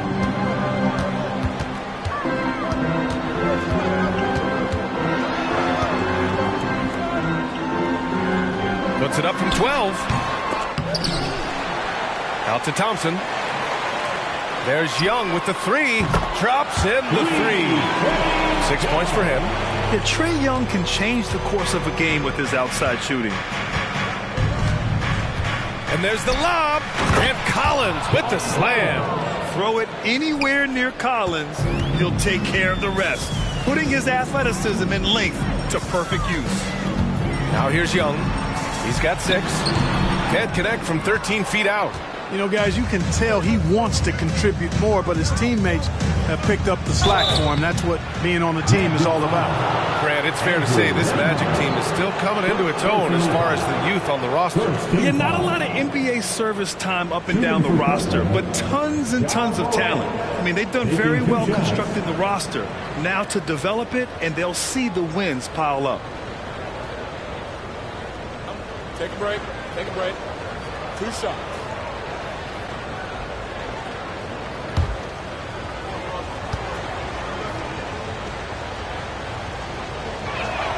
Ties it up, and his next one could give him the lead. Well, looking back, it wasn't too long ago, Grant. The Blazers had an 8-year playoff streak. And BA, that's no easy task. Some great years, but couldn't get over the hump. Now I think it's time to reset and build around their youth. And that one falls. That puts him up 1 point in the game now. The boundless athleticism Morant has is really special. He's someone that is always in attack mode. Young, the pass to Nembhard.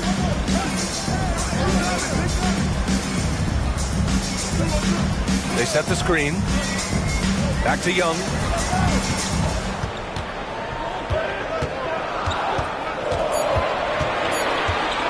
Driving in. Portland grabs the miss. Collins has got his 5th rebound in this one. Morant surveying the floor. Pass to Bane. Beyond the arc. It's rebounded by Hendricks. And he almost made them regret defending him so loosely. Here's Nembhard. That one is off. Good D by Covington. The Trailblazers have gone 4 of 10 shooting the rock in this first quarter. Not watching the line there. That'll be a backcourt violation. So for the Magic, Williams is checked in for Adams. Jones comes in for Thompson. And it's Dinwiddie in for Nembhard.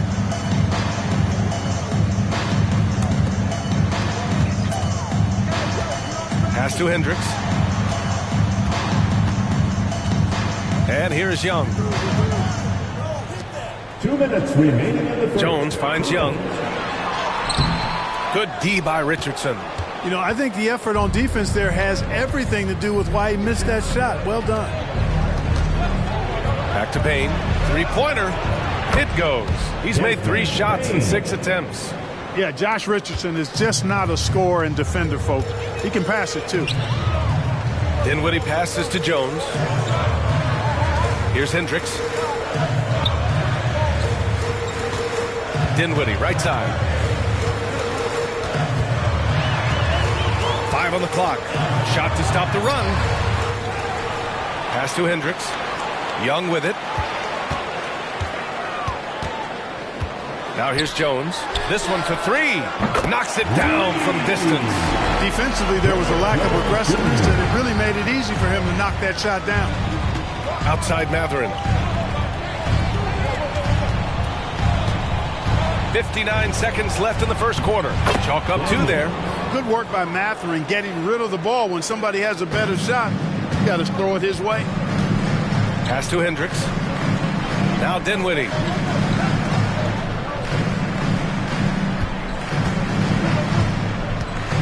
Back to Jones. Now here's Dinwiddie.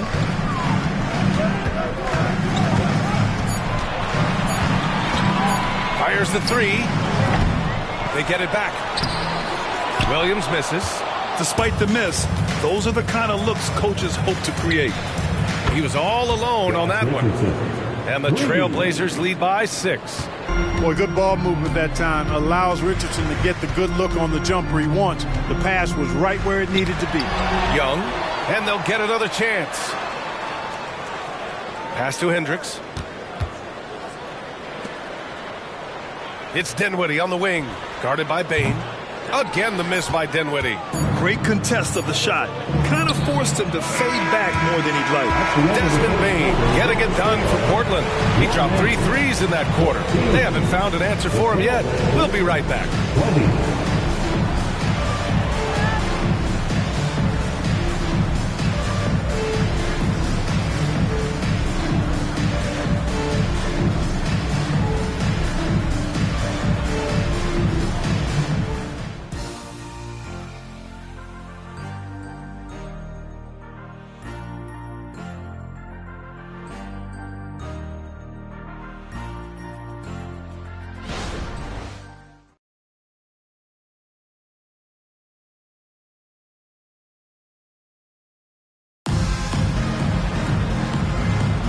And for those of you just tuning in, second quarter action is where we are. And let's get your take, guys, on the scoring breakdown for Portland. You know, so far in this one, these guys have been knocking it down from distance. You've got to like their confidence as this game continues. They're on a nice roll. And another thing, they found the open man. Really playing unselfish basketball, moving the ball around there on the perimeter. And it's Morant with the ball for the Trailblazers. They lead by 6. That's their biggest margin. Derek Jones is out there with Zion Williamson. And it's Williams in at the 5. So that's the lineup on the floor for the Magic. Boy, Morant is a gamer. Sinking that one right through contact. Williamson outside. Pass to Jones. Here's Dinwiddie. Here's Hawkins. Williamson passes to Williams. Blocked! Out of bounds. Magic ball as Orlando keeps possession. And the fans love seeing incredible moments on defense like that block. An emphatic rejection that was. Boy, you got to appreciate that kind of forceful, in-your-face defense.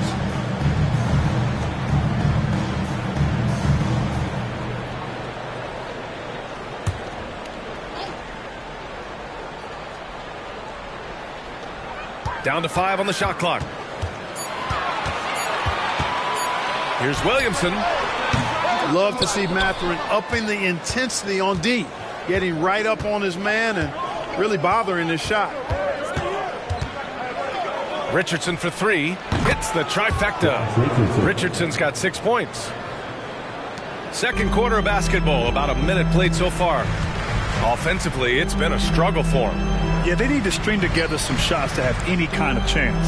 Pass to Hawkins. There's the block. And they're able to recover.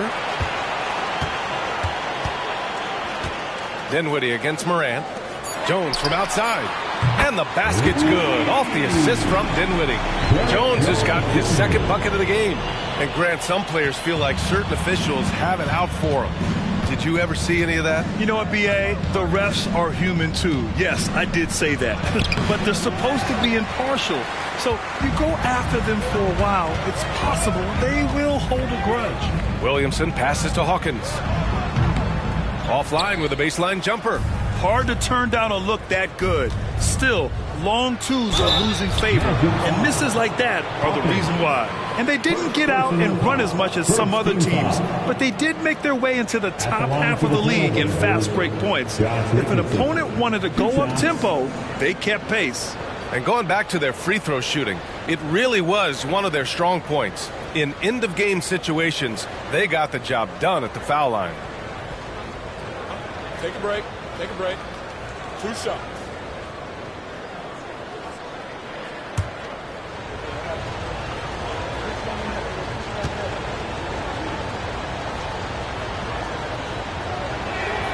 And he makes the first. Boy, Josh Richardson, really the kind of guy every team could use because he's got a well-balanced 3 and D game. He does a lot for his team, brings a lot of value to whoever he plays for.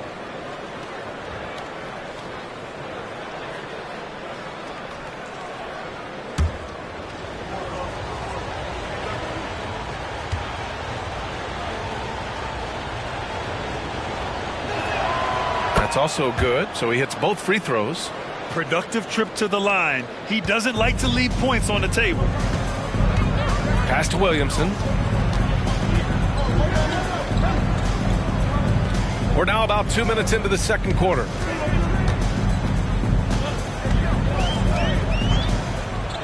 Down low. Here's Hawkins. The rebound by Moody. Might like a do-over there. Quality look inside. Here's Morant. Look at Morant working the paint. Nice. Because of his ability to elevate and make adjustments in air, Morant has no trouble scoring inside. Williamson looking around. Here's Hawkins. Yet to see a basket. Jones sets a screen. Fires for 3. A nice shot by Hawkins. I really like the way they're spacing the floor this quarter. Their three-point percentage has really gone up. Pass to Mathurin for 3. It's hauled in by the Magic. A tough loss coming against the Lakers in their last game played. Offensively, it was never their night. The issues they suffered were pretty clear.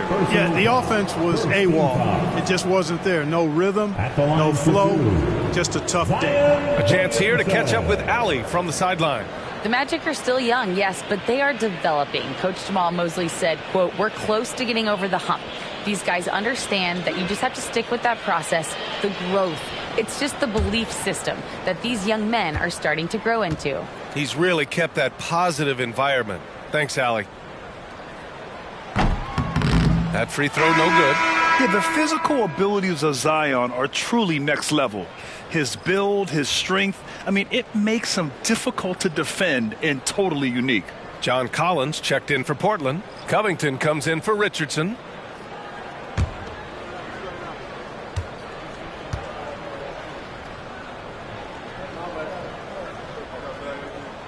He hits the second from the line.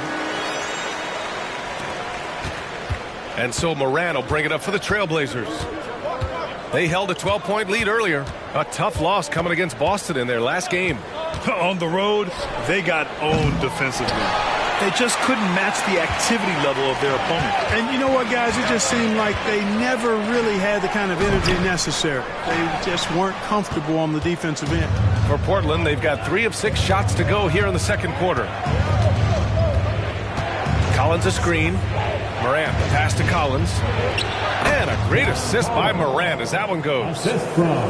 Morant's got his 4th assist with that last one.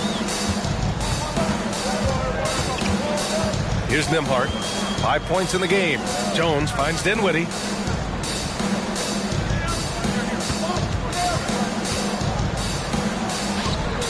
Pass to Nembhard. Williamson up top.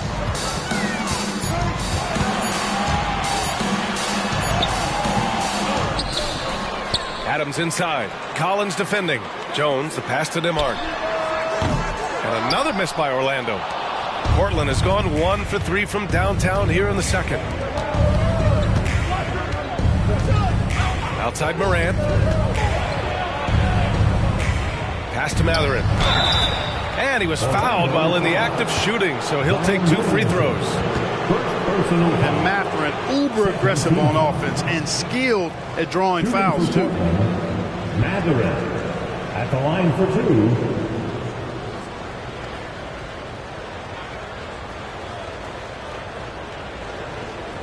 Shooting 2.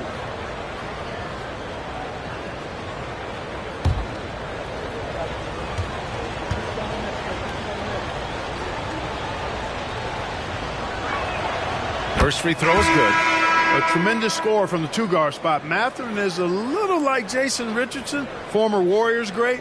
Perhaps Mathurin can have that same type of career, maybe exceed it. Thompson, he's checked in for Orlando. Trae Young comes in for Dinwiddie. And also a switch here for Portland. Bane, he's checked in for Moody.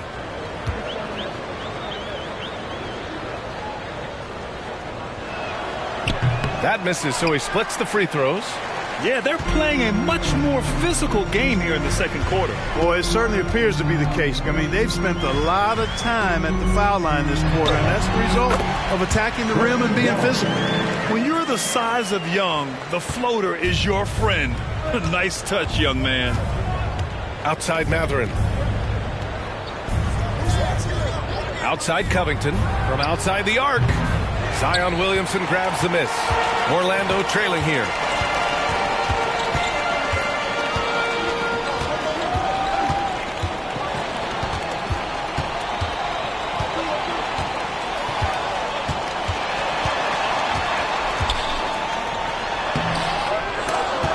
Offensive rebound. It's good. And he drew contact on the shot, so he will go to the line. A 3-point play opportunity for the Trailblazers. Toppin, he's checked in for Mathurin. And Daniels is subbed in for Morant. At the line for 1, Zion Williamson.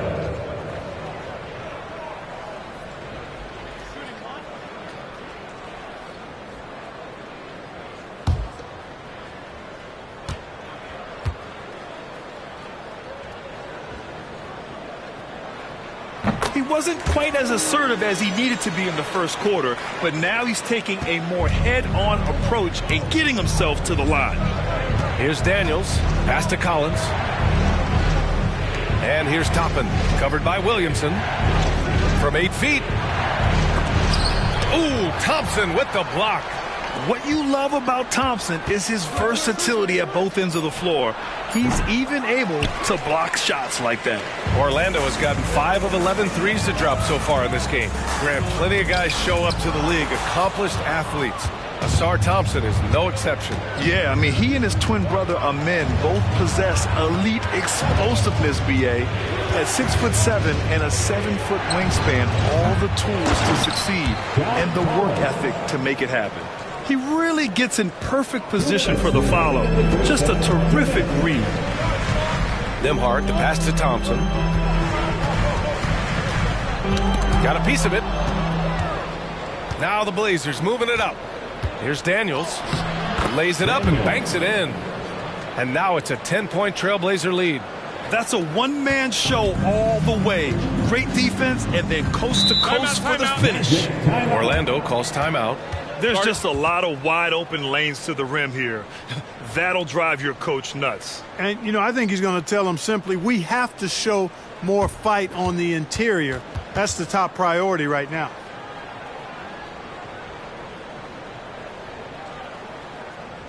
It's time to clap your hands and welcome the 3-2-1 Heights. Take it away.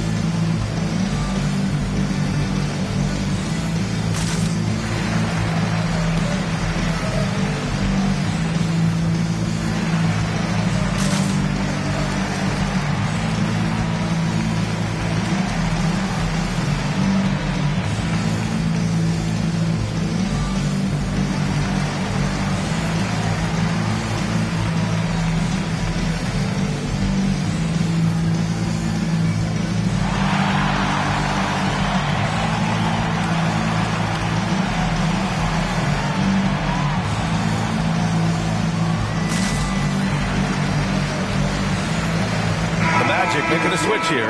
And looking at their scoring off of turnovers, they were in the top half of the league. They capitalized on those chances when they could, and it speaks to the hustle they put into their play on the floor.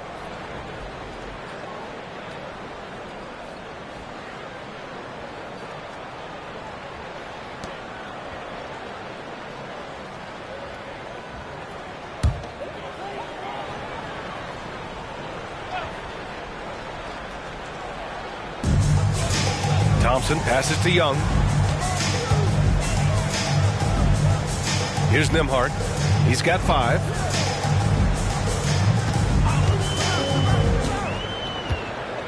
Five on the clock. Here's Young. Knocks down the step back Jay. Young's got 4 points in the quarter. I really like that from Young. Hitting that tweener shot, making them guard you all around the floor. Thompson, first personal foul, 3rd team foul. 1:07 left to play in the first half. Daniels passes to Bain. That three's off the mark. That's his shot, and one I'm sure he wants back. Thompson goes in, and the layup is good off the glass. Thompson's gotten his first basket of the night. The athleticism of Thompson showing up right there. I mean, just explosive off the bounce. Covington passes to Collins.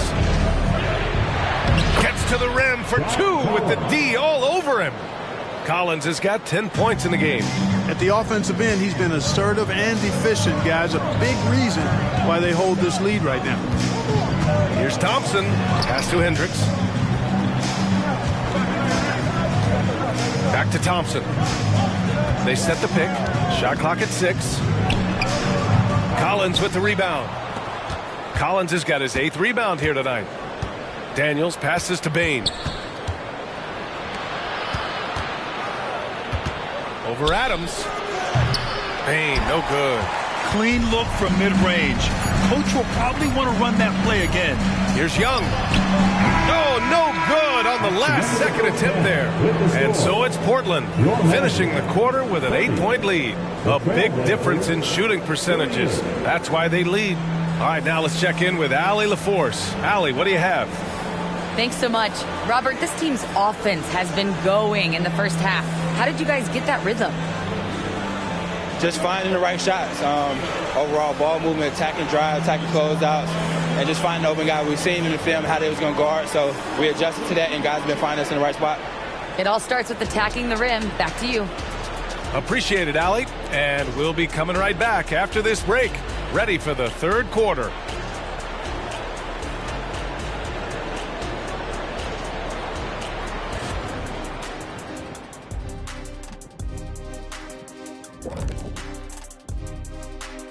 Greetings, everybody. Before we review the first half, let's take an early season peek at how the Western Conference is shaking out so far. Taking a look at Portland, they knew it was going to be a tough year, and I got to say it's been hard to watch them fight, looking through all these challenges. You hope they're learning something out there, challenging times for the franchise. And looking at that first half, you got to love what John Collins was doing out there. JC announcing his presence, thunderous around the rim, and very, very athletic. Man, he can fly. He's jaw-dropping, the effortlessness of it all. Truly amazing. That boy can fly.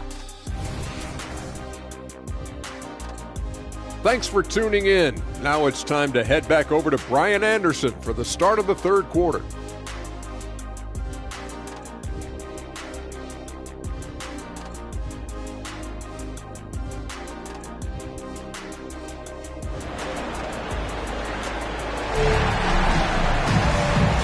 We've got third quarter basketball here. 2 quarters in the books.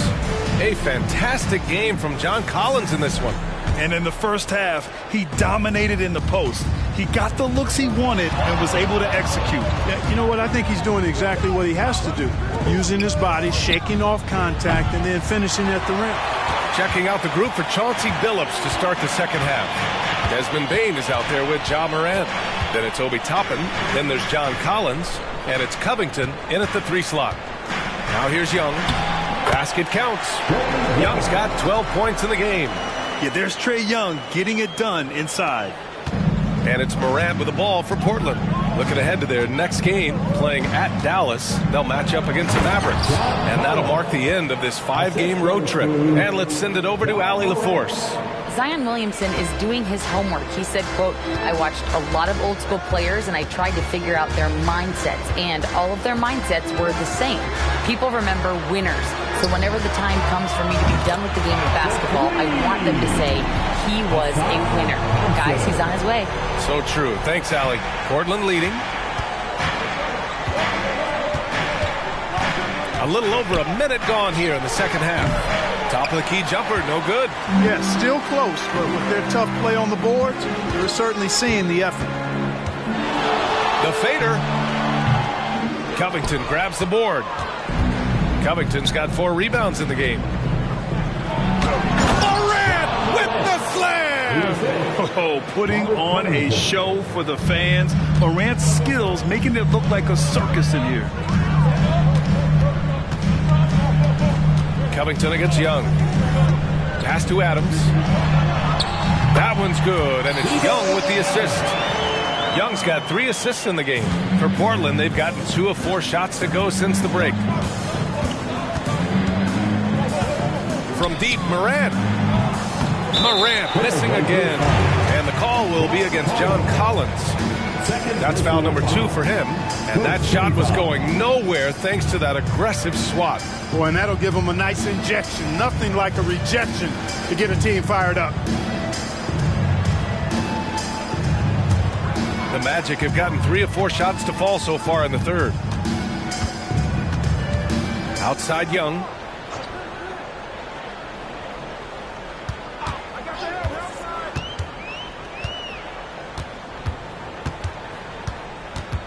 Six on the shot clock. And Obi Toppin gets the whistle that time. That's his 3rd foul of the game. Personal foul. 2nd team foul.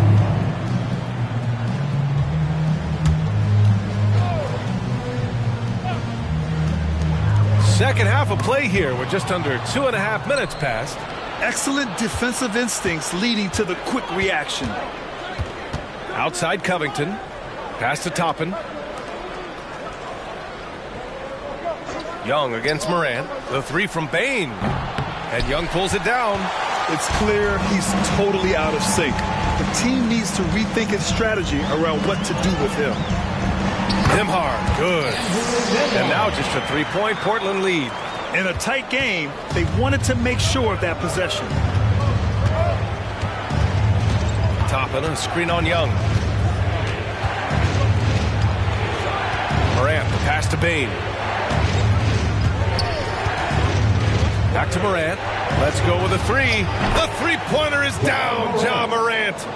They didn't get a chance to knock one down in the first, but the defense left him a look, and he nailed it. He'll make them pay when he's open.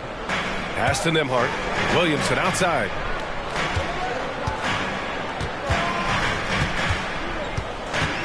High post Young. Thompson outside. 4 on the clock. To the inside. Adams. Ooh, and Adams. Strong finish. You want to stop Adams when he rolls, but honestly, Steven is such a force.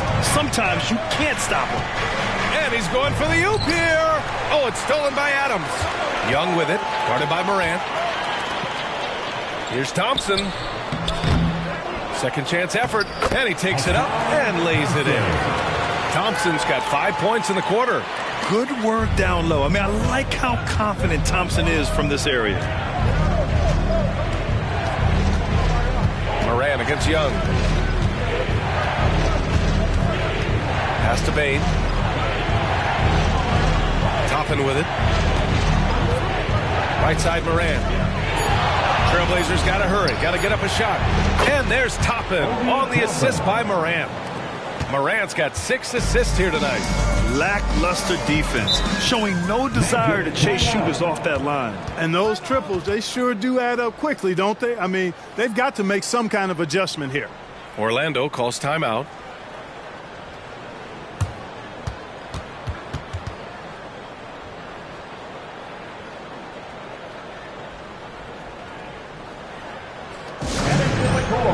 It's time to get loud for your 407 dance team.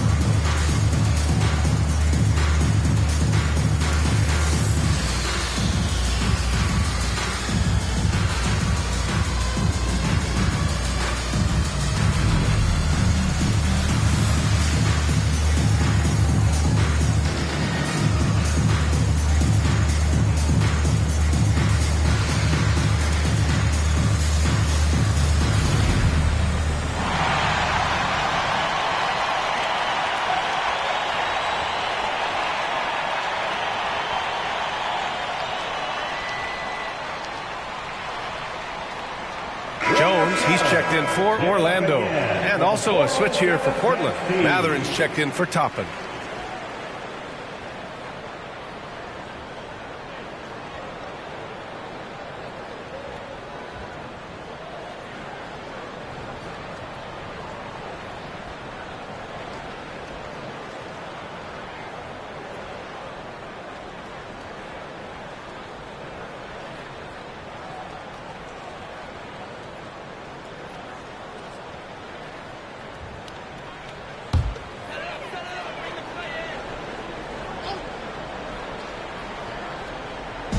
And here are the Magic now, trailing by 5. Pass to Young, launches it. Oh, that's what he does. Trae Young knocking down a 3. Yeah, often shooting from way beyond the arc, Young easily pops in the short-range 3. Gathering a screen on Young.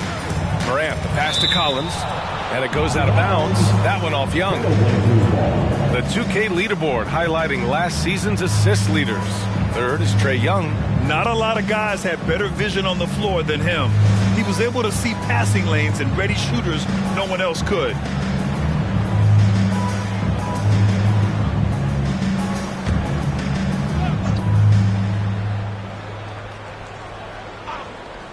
Here's Bane. 9 points in the game. Tried to answer back, but that three is off the mark. And he's going for the lob. Mathurin with a steal. Now the Blazers on the move. And stolen by Williamson. For the tie. On the wing, Jones. Pass to Williamson. Over Covington. Oh, it misses. Had a chance to tie it. Outside Bane. Now Morant. Here's the three. And that basket makes him 5 for 10. Steady production so far. Well, I think they're getting caught in that in-between zone, no man's land. Giving up 3 straight from beyond the arc right now. Jones finds Williamson. Over Collins. And there's Williamson on the assist from Jones. Williamson's got his second bucket of the night.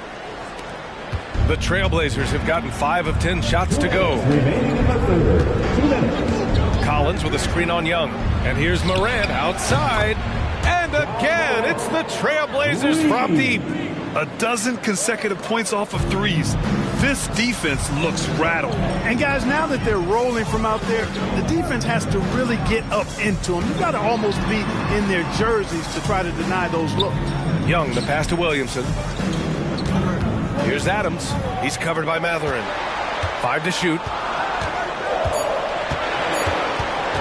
Young against Covington. Young can't hit. Well, the defense refusing to give up anything easy. Love seeing that kind of intensity. Pass to Morant. Here's Bane. Good, and the setup by Morant. Morant's got assist number 7 tonight. And so it's Jones who brings up the ball for the Orlando Magic. 8-point game. Inside. And he takes it in for the layup off a very nice feed. Young's got 17. They're finding ways to get the ball into the paint. 5 consecutive buckets. And on the flip side, the defenders have to show more fight on the interior. They've got to offer more resistance here. Not an easy rebound at all. But when you win that kind of battle, it gets your blood pumping. Here's Nembhard. And there's a whistle. He'll head to the line to shoot 2. Second personal foul. Third team foul. At the line for the Magic, Andrew Nembhard.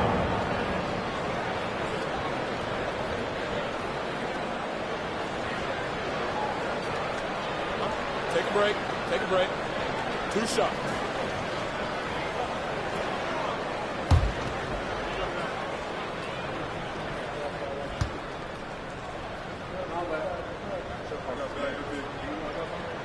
And the first one at the line is good. So both teams making some changes here.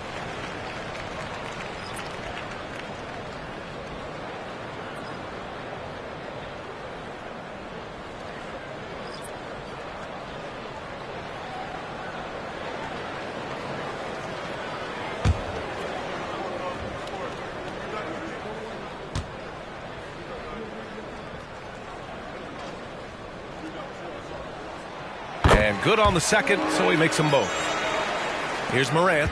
17 points in the game. Pass to Eubanks. Here's Bane. On the wing, Mathurin. Off target with the 3. Defense dodged a bullet that time. Total breakdown. And here's Jones. Outside Young. Williams with it. Eubanks is there. Williams passes to Young. Clock at 4. Jones with a screen on Morant. Young from long range.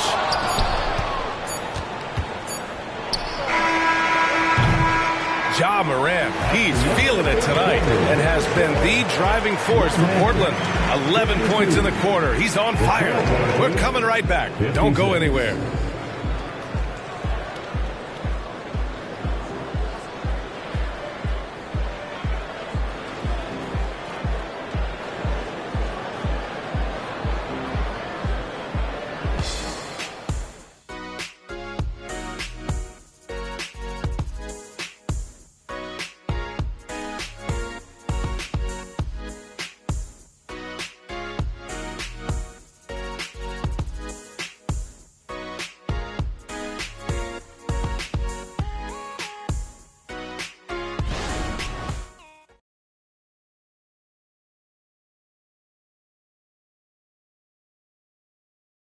And while we have a chance, let's go to our State Farm assist of the game. You know, I'm kind of stoked that this was the choice because I love this pass. A remarkable find. He put his court vision on full display.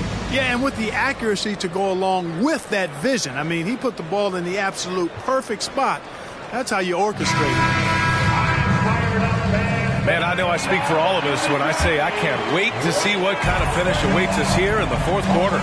We've got Zion Williamson, also Derek Jones out there, and it's Williams in at the center spot. That's who's out there for Orlando. And it goes as the official calls the foul. Count it, and he'll shoot one more at the line. All right, a look at how the points have been generated so far. A scoring breakdown for the Trailblazers. Their offensive game plan has been simple. Look to shoot it often from outside the arc. And the results have been outstanding. And another thing they've been exceptional at is their passing. On-target ball movement has gotten them a lot of assists tonight.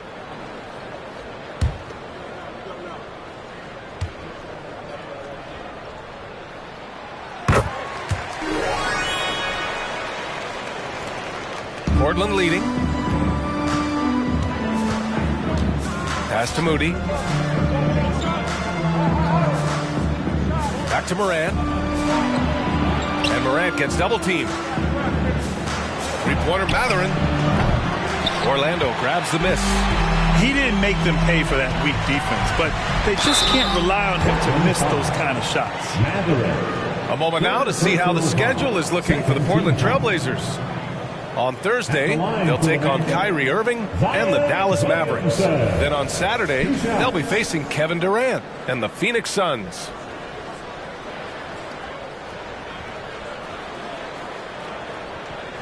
Take a break. Take a break. 2 shots.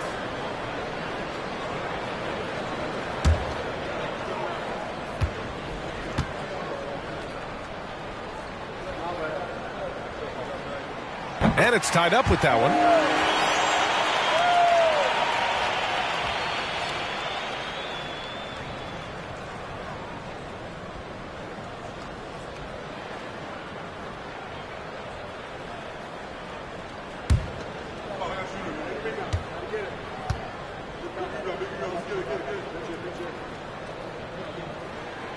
That one's no good. Could have taken the lead there, but instead, they're going to have to settle for the tie. Pass to Mathurin. Jones with the block. And it's going to be out of bounds. Portland will have another go.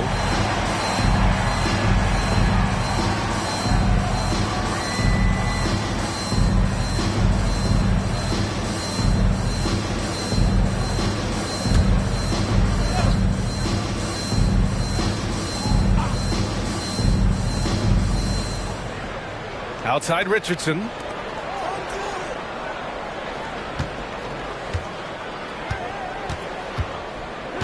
Shot clock at 6. Mathurin passes to Eubanks. Oh, and that one, no question, powered it down. The more Mathurin creates for others, the more dangerous he becomes. Dinwiddie finds Williamson. Here's Hawkins. Outside Jones. Wing shot on the way. A nice shot by Hawkins. And what a comeback. Do they have enough left to maintain this energy and get the win? I did not think they had enough clock to get all the way back, but here they are. And now they've got to feel like they're in control of this thing. Shot's good by Mathurin. This is what it's been since halftime. Remarkable results from downtown. Boy, it's been a three-point barrage. They came out gunning and have not stopped. Now here's Williamson. Pass to Jones. Here's Hawkins. Back to Jones. Williamson with it. And they double up Williamson. Here's Hawkins. Offline with a 3.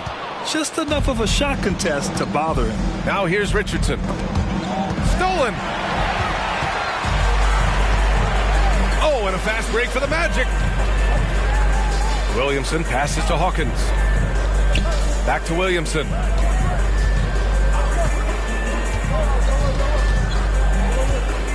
Six to shoot. Outside Jones. The 3 ball. And it's Portland with a rebound. Outside Mathurin. Dinwiddie against Morant. Richardson with a screen on Dinwiddie. Morant, the pass to Richardson. Three-pointer, Mathurin. And it's Orlando with a rebound. Williams has got rebound number 5 here tonight. I'll tell you what, we know he's been struggling tonight, but his teammates have pitched in big time. 1 this half, 2 for the game. Staying active from beyond the arc. Now here's Richardson. Morant, the pass to Richardson. And a great assist by Morant as that one goes. And the Trailblazers lead by 3. Man, this is just fun. These teams are trading threes back and forth. Nothing like answering back.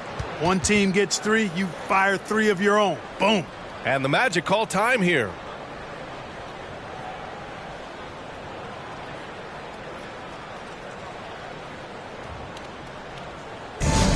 Time to clap your hands and welcome the 3-2-1 Heights.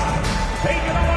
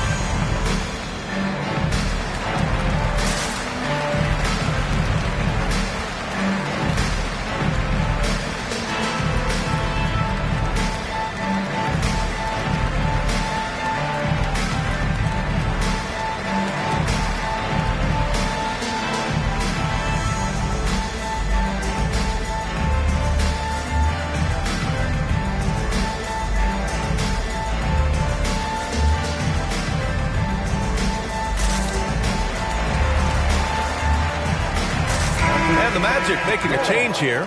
Nimhard's checked in. And the Trailblazers making a change here as well. Covington's checked in. Let's check in with our reporter, Allie LaForce. Thanks, guys. I got a chance to hear what Jamal Mosley was saying to the team. He was very upbeat and positive, saying to his guys, let's go, let's go. I want you guys to up the pace. Look to push the ball up the floor whenever you can. They cannot stop us in transition. Let's see how the team responds. Guys? Good job there, Allie. Thanks.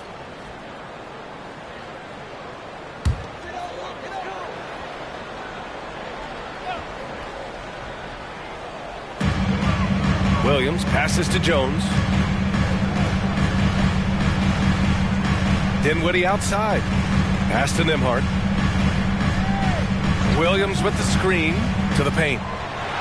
Drops in the layup for 2.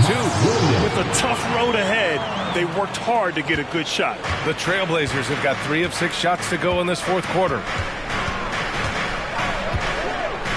Here's Morant. Again, the Trailblazers good for 2. Once Ja Morant gets rolling, there is no stopping him. Ja is feeling it tonight. Now Dinwiddie.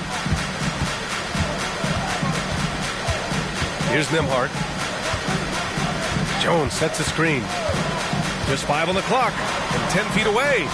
And that one's long. For Portland, they've gone 4 of 7 from the field in the fourth quarter. Moody passes to Eubanks. Misses the 3. And here's Williamson. He'll bring it up for the Magic.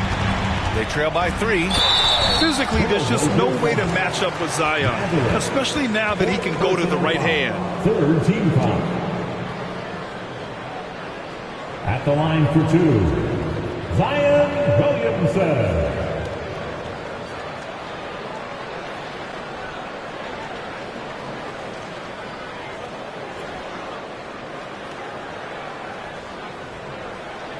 Take a break. Take a break. 2 shots.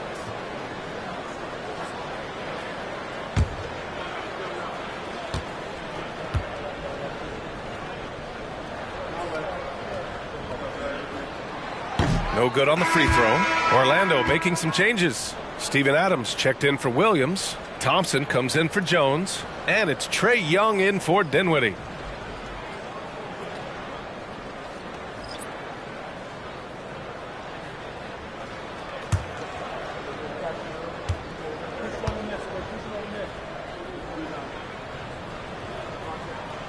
And the second free throw is good. They've got to play good defense here. That trip to the line helped and hurt. Young against Morant. Toppin, a screen on Young. Morant, the pass to Toppin. And a great assist by Morant as that one goes. Morant's got his 9th assist of the game now. Getting better at reading defenses. You see Morant's willingness to give up the ball to his teammates. Now here's Young. Count it. Young's got 19 points. And after a rough first half, they're finally finding a nice groove here. Oh, there's the alley. Collins, no good. Looking for the spectacular and coming up empty. And you know, guys, always a tough catch on the lob. Placement and timing have to be close to perfect. Toppin against Thompson. Here's Nembhard. And another basket for Orlando. And finally, after trailing for so long, they've leveled the score late here in the fourth. And their greatest enemy during that comeback was the clock. But they can finally stop worrying about time and start thinking about how to win this thing now. And that one's good. Morant. He's so clutchy. When the pressure is at its highest, that's when he's at his very best. On the wing, Thompson. Pass to Nembhard. Young against Covington. Clock at 6. Up top, Thompson. Shot on the wing. And Toppin pulls it down. Portland has gone 3 of 6 from downtown so far in the fourth. Morant with it, and it's Young picking him up. Toppin, a screen on Young. To the wing, right side. From downtown, and there's Toppin on the assist by Morant. Now it's a 6-point Portland lead. 1:46 left in the game. Young against Covington. And here's Young. Adams with a screen on Covington. There's Young with the 3. Collins with the rebound. Collins has got double-digit rebounds now in the game. Pass to Morant. 1:21 left in the fourth. Toppin with it. Takes the 3. And Young pulls it down. Young's got 4 rebounds now. And he lobs it up. And Williamson throws it down. Huge bucket by Williamson. Wow. The former first overall pick stepping up in the clutch. Now here's Morant. Collins with a screen on Young. From deep, Morant. Adams grabs the miss.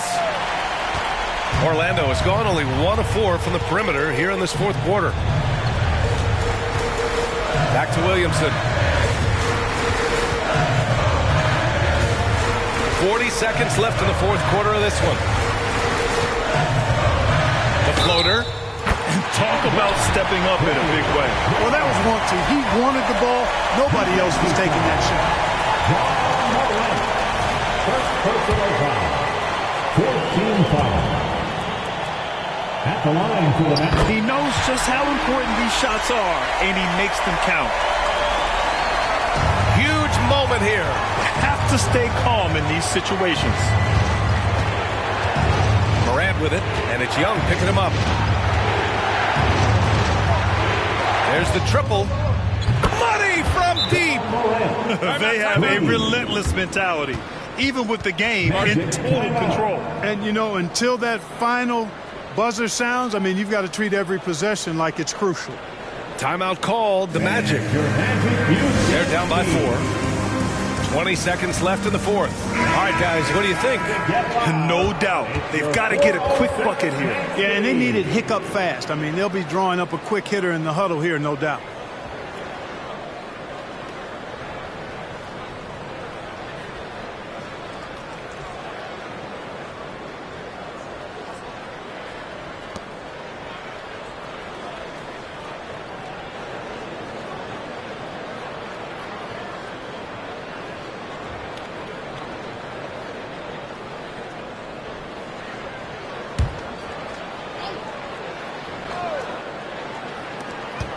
And out of bounds, the Trailblazers will take it.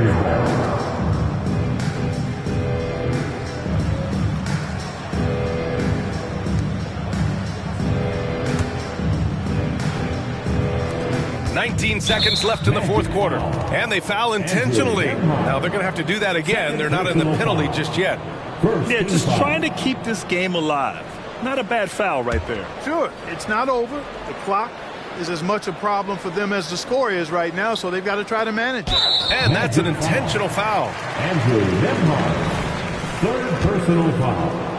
Second team foul. At the line for the Trailblazers. He drops the first one, and that puts him up 5. Taking 2 shots.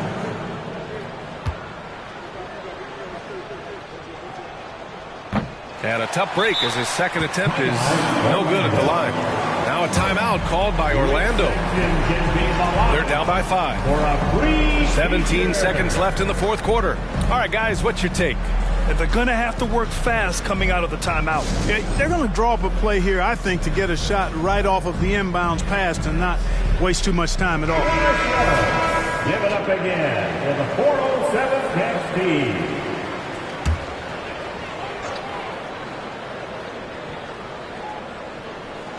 $17 seconds left in the fourth quarter. Young. And another miss by Orlando. And so they choose to intentionally foul. Trey Young. First personal foul. Third team foul. Shooting for Portland, Robert Covington. 2 shots.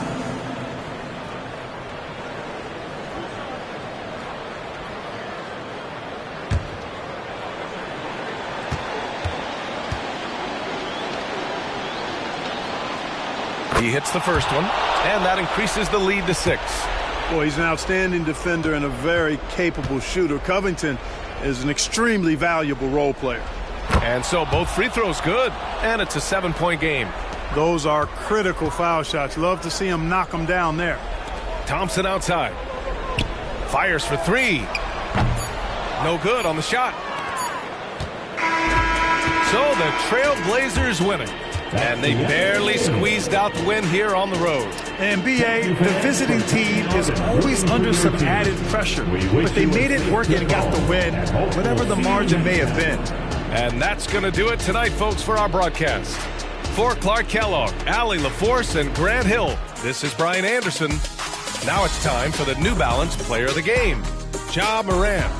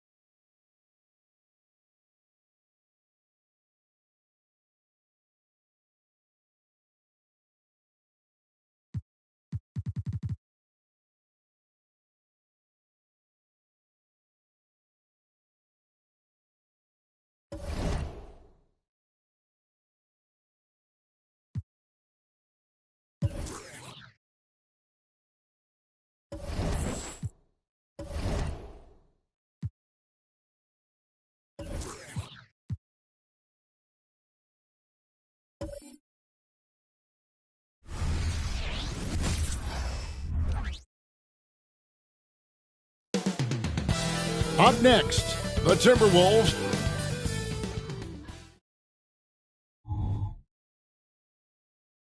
It's the NBA on... Hey, Greg, what are you looking for here as they enter their first night of a...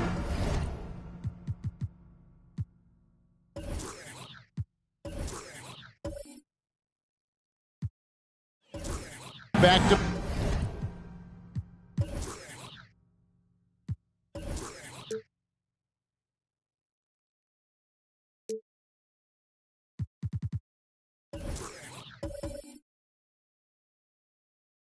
Back.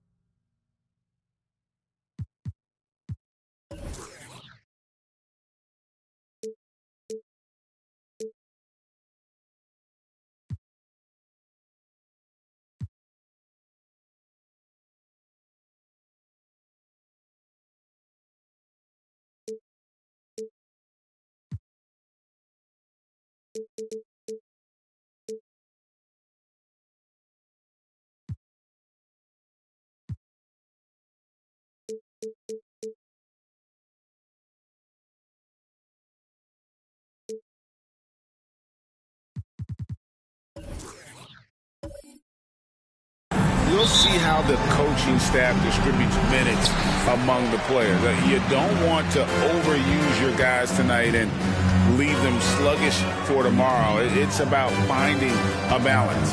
And the starting lineup for the Timberwolves. We've got Walker. Kobe White is out there with Nesmith. Then it's Chet Holmgren. And it's Banchero in its small forward. And probably more of a natural scorer than passer. White has worked hard on his playmaking ability. The Timberwolves shooting their first free throws of the night. At the line for two.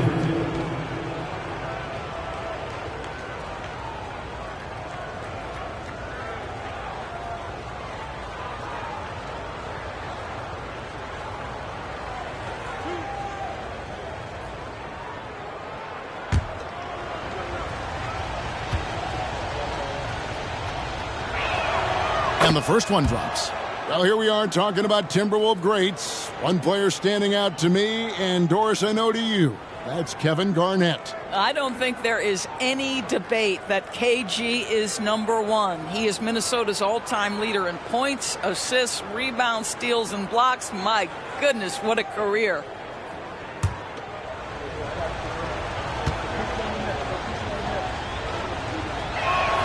That's also good, so he hits both free throws.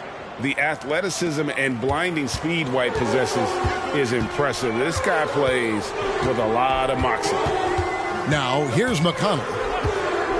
Pass to Harris.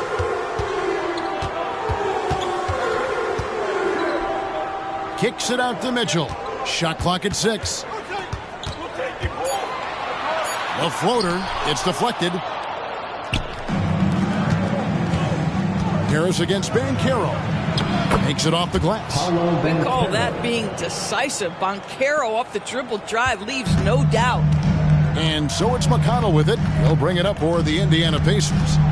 4-point game. And here's Harris from the arc. Walker with the rebound. Yeah, but the defense was determined not to give him an inch of free space. Banchero kicks to Holmgren. Now, here's Nesmith. His last outing, 16 points for him. To the paint, here's Banchero.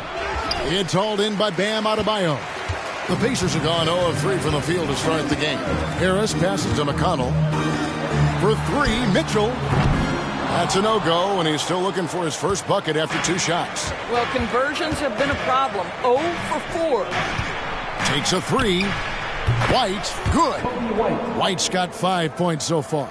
And you have got to honor White on the perimeter. Once he gets comfortable from there, it's going to be bad news for the defense. Now here is Harris.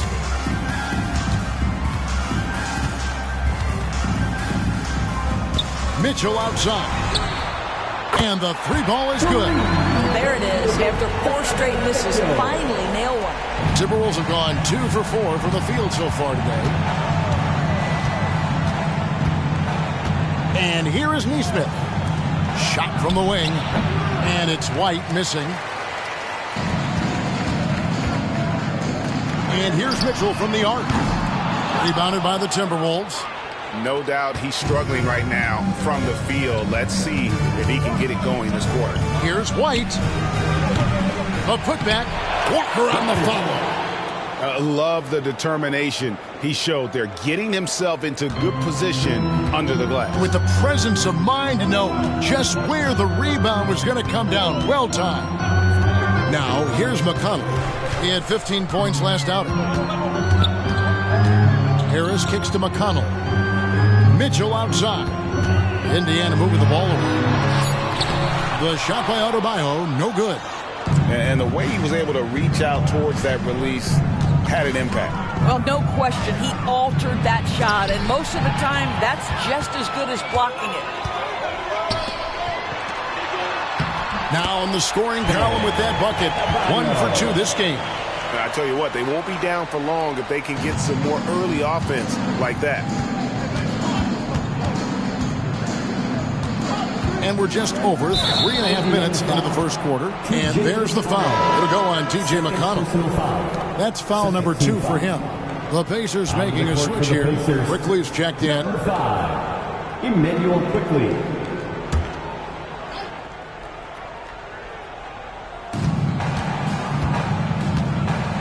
Now Holmgren. He has yet to score. Walker with it. Picked up by Harris. Rocket 6. Banchero outside. And a miss there on the triple. And it's Harris with the ball for the Pacers. Trailing by 4. Their last game, a win against Boston, looking to carry it into this one. And I credit the shot selection in that one. It's hard to stay patient, but you see the reward. Well, typically, Greg, great decision-making leads to great shooting percentages. I thought that team played a very smart game.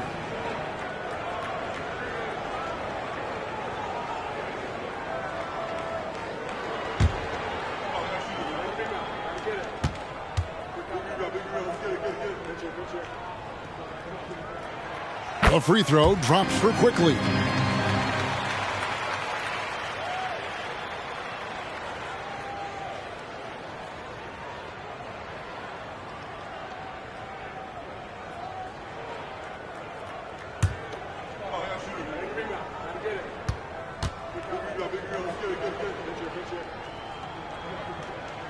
And Quickly drops them both. The way he's shooting free throws tonight, you simply don't want to put him there.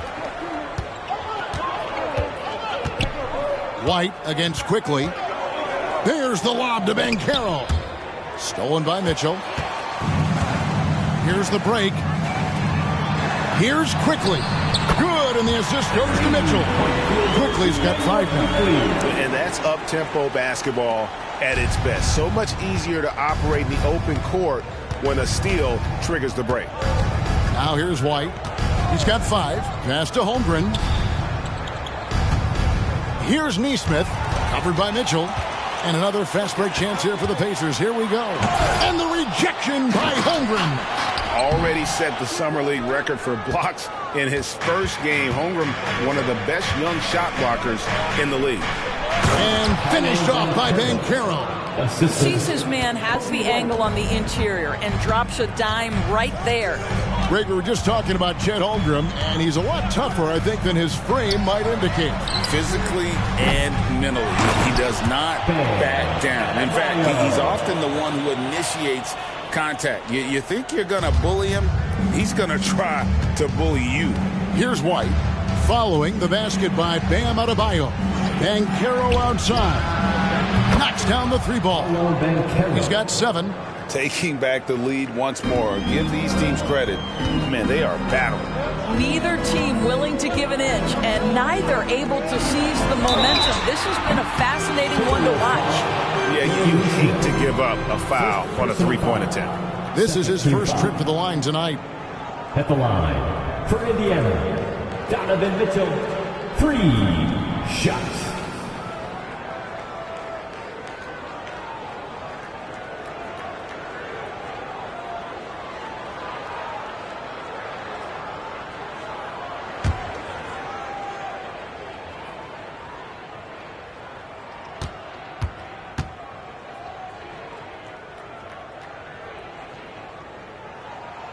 Free throw drops for Mitchell.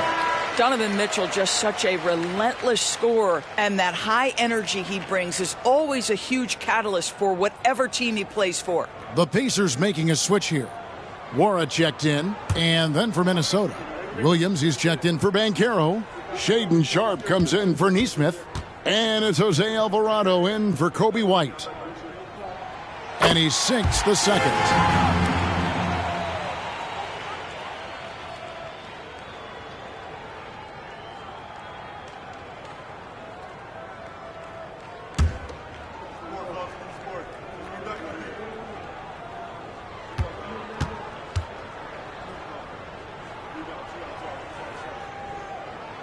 And he nails the third. For Minnesota, they've gotten 5 of 10 shots to drop in this game so far. Right at the 50% mark. Holmgren gets the bucket. Oh, good defense. Holmgren just too tall, and boy, is he skilled. Indiana's gotten just 2 of 6 to fall from three-point range so far in the first. Mitchell finds Harris. And it's quickly in the corner. 2 minutes remaining in the first. 2 minutes. 6 to shoot. Here's Mitchell, and he could not get that one to go. A lot of contact, and he'll go to the line for 2. When Donovan Mitchell is this close to the cup, the defender has got to feel a bit uneasy. And guys, let's get your take on the scoring breakdown for the Timberwolves. So far, they've moved the ball well, leading to open, high-percentage looks. Lots of assists in this one. And they've also shown dominance in the paint so far tonight, really putting the work in down low. And he makes the first.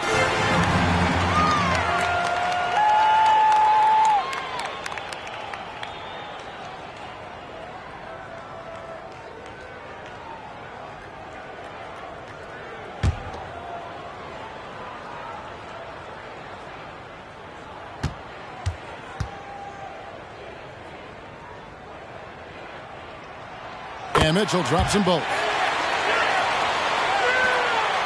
Timberwolves have gotten 6 of 11 shots to go down so far. Pretty nice shooting. And the pass to Sharpe. Holmgren in the high post. Over Adebayo. Holmgren can't hit. They've been beating them to a lot of those loose balls and rebounds here to start. Mitchell outside. Wara. It's good on the putback. And those second chance points really become almost like bonus points when you can get them. Pass to Sharpe. Here's the screen.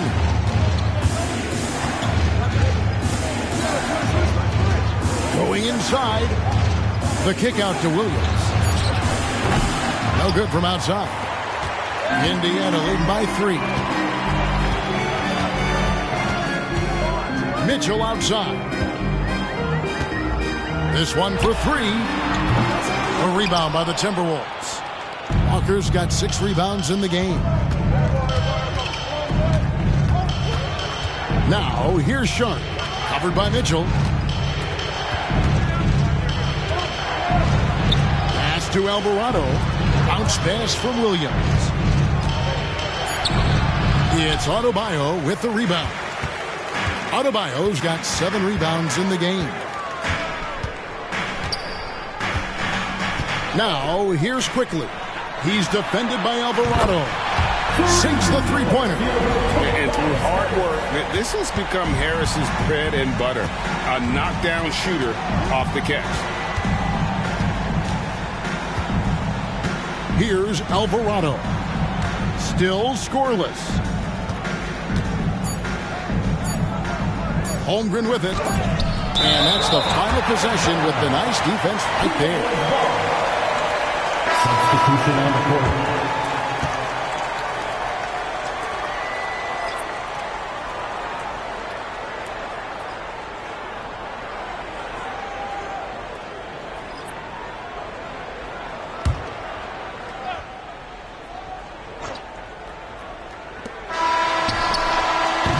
Down, but wait a minute. The officials are getting together. They may want to review this one. And the previous play is under review. And they're making sure on this one, even though it may not matter in the grand scheme, but the replay process is faster than ever. You know, why not?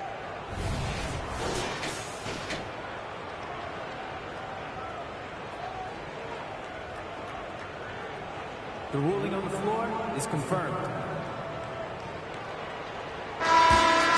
And it looks like they got it right this time. No basket. The clock had expired while the ball was still in his hand. And even if they don't show it, I know the refs are proud of themselves after a replay proves them right. They're like, see, we had it right all along. So, good call, fellas. Donovan Mitchell firing on all cylinders for the Pacers. He notched 8 points in the quarter and has that terrific basketball instinct on display. And we'll be right back after this.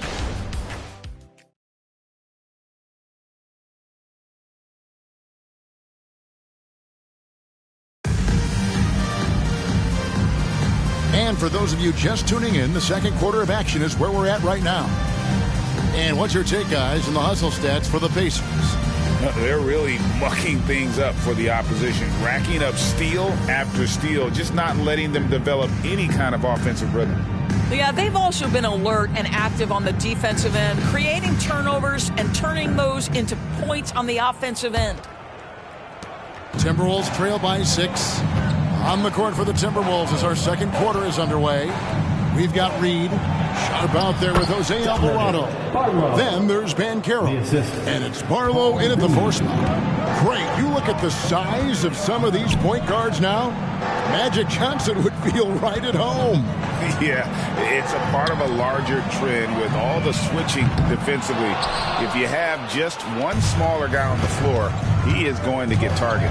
And with an update from the sidelines, let's check in with David Aldridge. Thank you, Kevin. Well, there's a lot of pressure that comes with being the #1 overall pick in the draft, but Paolo Banchero said, I'm just letting the game come to me. Not trying to press or reach a certain statistical milestone, just making the right plays, taking the right shots, competing, and bringing it every day on defense. Kevin, he thinks that approach is paying off. David, it sure is. Thank you for the report. Well, we didn't see the same kind of control we're used to seeing from him. This guy is usually a tremendous finisher. And it's Alvarado missing. And it's Mitchell with the ball for the Indiana Pacers. After this game, they can look forward to L.A., where they'll match up against the Clippers. It's game 1 of a 3-game road trip. Moron, that's good. Well, deliver the pass where your teammate can do something with it. Nice. Alvarado passes to Barlow. Kicks it out to Banchero. A 3-pointer, no good. Pacers leading by 4. Outside, Green. Mora, good, and it's Green picking up the assist. Mora's got 6. Well, hit a man in stride. That is a textbook delivery. Passes it to Reed. Here's Banchero. The Timberwolves again can't hit. There's the pass to Quickly. And the basket is good, and he's got a chance here for one more at the line. And beginning to take charge of this game. This could be a crucial point. Well, working hard, building out a small lead, but you can't afford any kind of letdown here. Jalen Smith, he's checked in for the Pacers. T.J. McConnell comes in for Man. And then for Minnesota, Nesmith, he's checked in for Sharp. And it's White in for Jose Alvarado.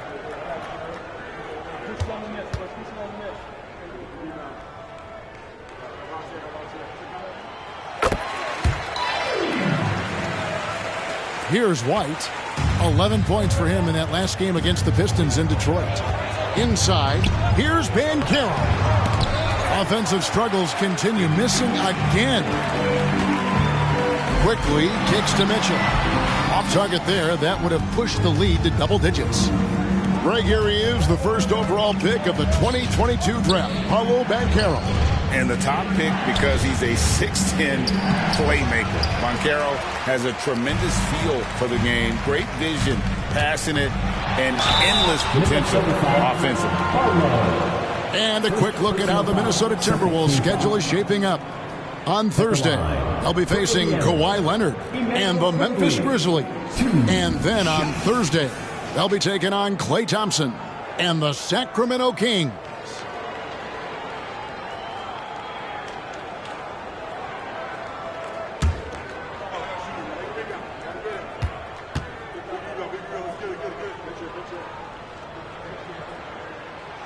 That free throw, no good. Bam Adebayo's checked in for Green. The Timberwolves also with the sub. Walker's checked in.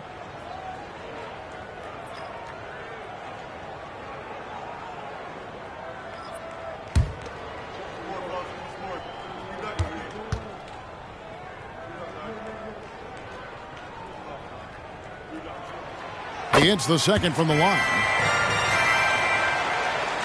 Timberwolves trail by 10. Now here's White. He's got 5. Banchero outside. And he's good on the 3 ball. Banchero's got 10. Really off on his shooting. Just 20% this period. Looks like he's getting a bit frustrated. McConnell passes to Adebayo. Good. And McConnell gets the assist. Adebayo's got his 3rd basket of the night. And there's a pattern starting to take shape here. They're working it inside and getting good shots from close range. Banchero outside. And another 3 for Minnesota. Just a great play by Paolo Banchero. Sees the defender closing, knows he's got to get it off in a hurry. And here in the second quarter of action as we approach 4 minutes played. Mitchell's shot is good. And an eye for an eye. Both teams working to stretch the floor. Well, that 3-point shot just gives you so much room to operate on the offensive end. Here's White. It's hauled in by Bam Adebayo. Adebayo's got rebound number 8 now on the night. Driving in. And when the score is as lopsided as it is, and you can see they smell blood in the water, our man is going for the jugular. The feed to Walker. Rebound by Smith. And it's the Pacers' ball. They're on a 15-6 run. And that one's good quickly. Not hard to see why they are giving up points on this run. Just too many good looks from in close. And here is Nesmith. No scoring in this one. Count that one. The Indiana lead has been cut down to just 10 points on the bucket from White. Defensively, they just look out of sync, not closing out on the threes in time. Smith outside. Pass to Mitchell.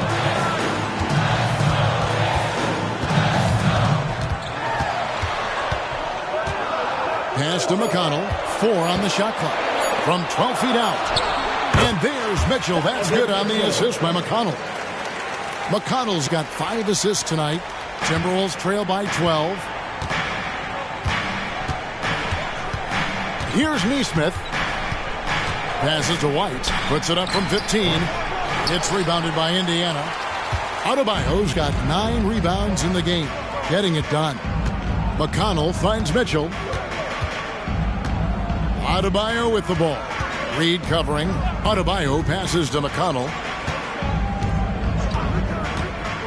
Back to Adebayo. Shot clock at 5. Rebound Minnesota. Walker's got rebound number 7 for him tonight. Now here's Nesmith. Tight defense on him. Banchero with the ball. Now defended by Adebayo.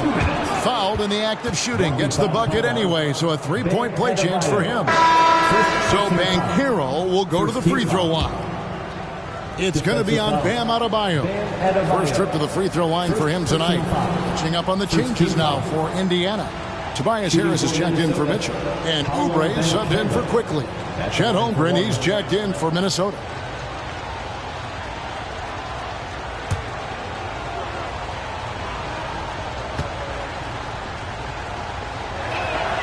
Banchero, one of those big men that does a little bit of everything, and the scary thing is he's got tremendous upside. White against McConnell. And there's the pass to Harris. Here's the teardrop. Great defense that time from Banchero. Neesmith, the pass to White. 1:37 left to play here in the second quarter. Holmgren sets the screen for Banchero. Whistle blows. Basket is good. So a chance here for a three-point play. One thing Banchero knows how to do is get himself to the foul line. He puts defenders in a position where they have no choice but to foul. This trip is his second to the free throw line in this one.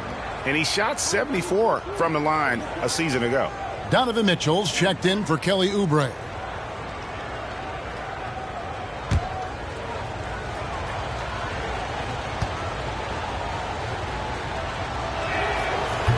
Banchero, no good on the free throw.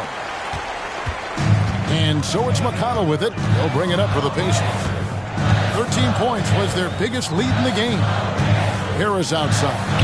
Three-pointer, good. And McConnell gets the assist. Harris has got 6. And really a combo forward with a solid outside touch. Harris is the ideal fit for the modern NBA. No one near Banchero as he lets it go. Nails the wide-open jump shot. Well, this quarter has been all about this guy. He is trying to close the gap in the score. Here's Mitchell, and he drives in, and he drops in the layup off the glass. Mitchell's got 7 points for the quarter.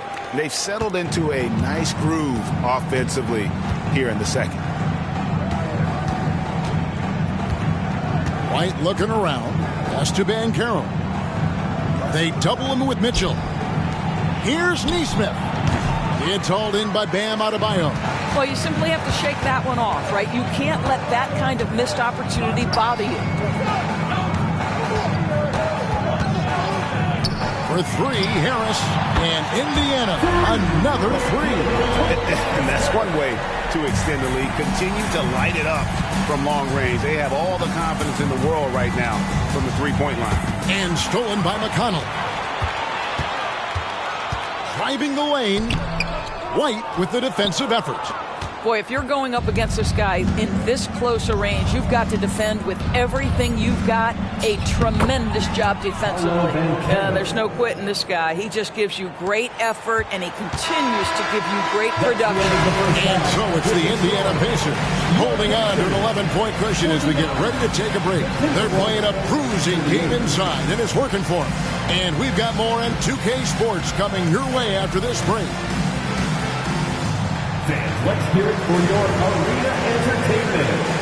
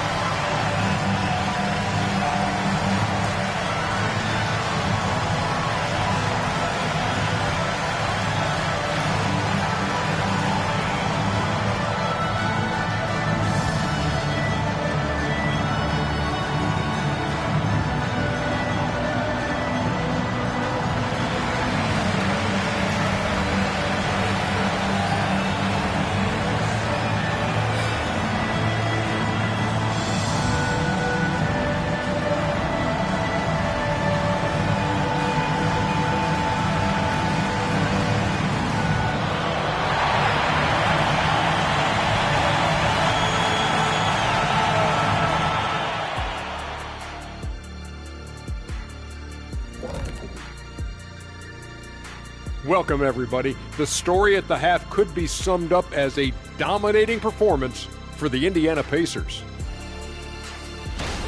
They got the Shaq seal of approval of how they went to work, moving bodies around, attacking the rim. This is how you run a successful offense. I know you love to see it. Old school whooping inside. All right, now let's check out what the fans are saying on social media. Okay, a question for Mr. Kenny Smith. It's from Legacy Bucks fan with a Z. How'd you get the nickname Jet? Are you kidding me? Because I used to jet up the court and I'd fly through the air like a G5. Hold up, isn't Jason Terry the real Jet, Ernie? You know this stuff. No, Jason Eugene Terry. Jet by name, I'm by game.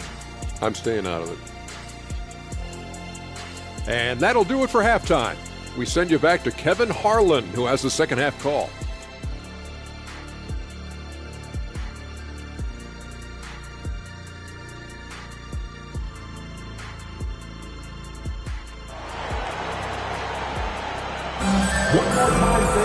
And with the second half upon us, we'll find out if this game becomes the route that it's threatening to be.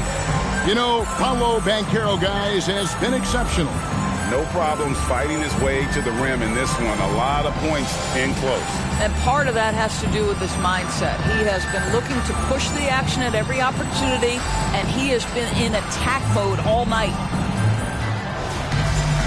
And after a very lopsided first half, we'll see if things play out a little more evenly here in the second. Tobias Harris is out there with Smith. Then it's Bam Adebayo. Then it's Donovan Mitchell. And it's McConnell in at the point. So that's the group out there for Indiana. Now, here's Mitchell. Back to McConnell. Mitchell outside. Off target from three-point range. Timberwolves trail by 11. Neesmith, the pass to White.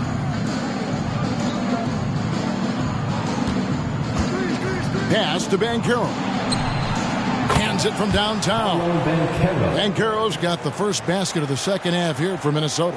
You can see Banchero building that confidence behind the arc. How effective can he be from range? McConnell passes to Harris. Back to McConnell. Some nice passing here by Indiana. 6 on the shot clock. Here's Harris. Great defense that time from Banchero. And here's Banchero. He'll bring it up for the Minnesota Timberwolves. They haven't given up any points here in the second half. Now here's White. He's got 8. And the rejection by Smith. Boy, nice job by Smith. Gets a piece of the ball without committing the foul. Down low. Got a piece of it. And stolen by White. To the inside. Walker takes the assist and lays it in. Picked out the pass nicely. Walker's got his second basket. So the Pacers call timeout. They're first of the game. It's T-shirt time, everyone. Get out right now.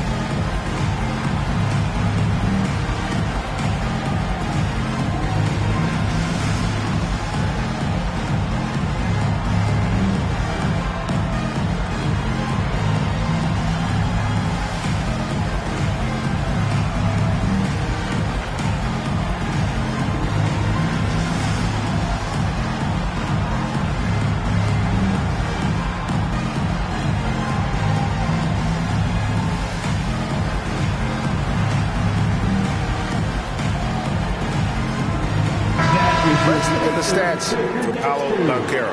Last year, getting it done. He's averaged 20 points a game, 7 rebounds, and 3 assists. And what a luxury for them to have someone like him who can absolutely fill it up coming off the bench. I love it. He knows they're looking for him to bring immediate offense, and he very rarely disappoints. And it's the Pacers with the ball. Searching for that first bucket here in the third. McConnell scanning the floor. Smith with a screen on Banchero. Harris passes to Smith. A rebound by the Timberwolves. Well, an 0 for 3 start to the half. You need to pick it up and start to put some pressure on your opponent. Banchero against McConnell. Passes it to Nesmith. Offline with his 3. Pacers leading by 6. The pass to McConnell. Just under 2.5 minutes into the third quarter now. And it's Mitchell missing. He's tried to get it going, but the shots simply have not been there. Nothing seems to be falling. White the pass to Banchero. Rebound by Mitchell. Mitchell's got his 4th rebound with that last one here tonight. Trying to end the drought. A shot by McConnell, no good. Oof, ugly start to the second half. They're still scoreless in their first 5 attempts. Here's Walker. Lays it up off the glass. Walker's got 4 points in the quarter. Yeah, the D has not been able to keep the ball out of the paint at that end of the floor. Harris outside. From downtown, good. And McConnell gets the assist. McConnell's got assist number 8 here in this one already. Minnesota calls timeout. In addition to going over the game plan and making whatever necessary adjustments have to be made, Greg, this timeout also the time for players to get rehydrated or hydrate for the first time with some Gatorade. Plenty of basketball still to be played here, and they have to get recharged. That's a great point. Without proper hydration, a player can completely run out of gas down the stretch of a game. And that's something that none of these guys can afford to have happen. If you're going to battle all the way to the finish, you have got to be hydrated.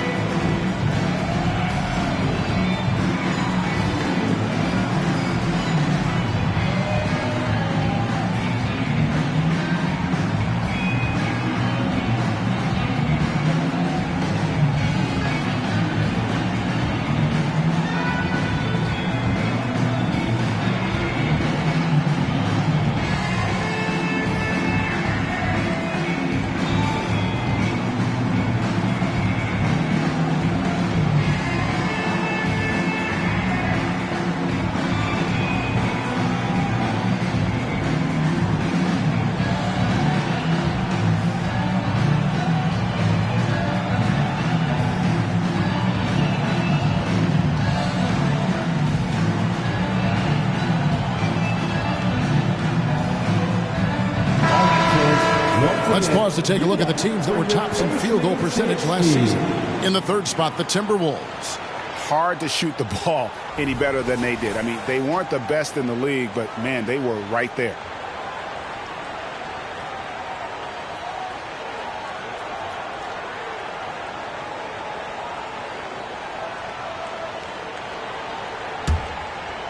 Here's White. He's got 8. Just under 3.5 minutes played here in the third quarter. Pass to Banchero. Out to White. Pass to Nesmith. Down to 5 on the shot clock. Fires the 3. And it's McConnell with the rebound. Definitely a situation you want to make sure you don't give him too good of a look. Smith outside.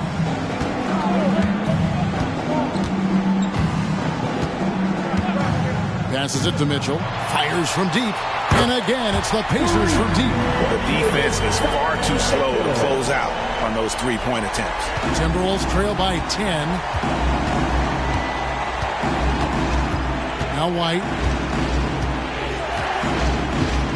And Banchero outside.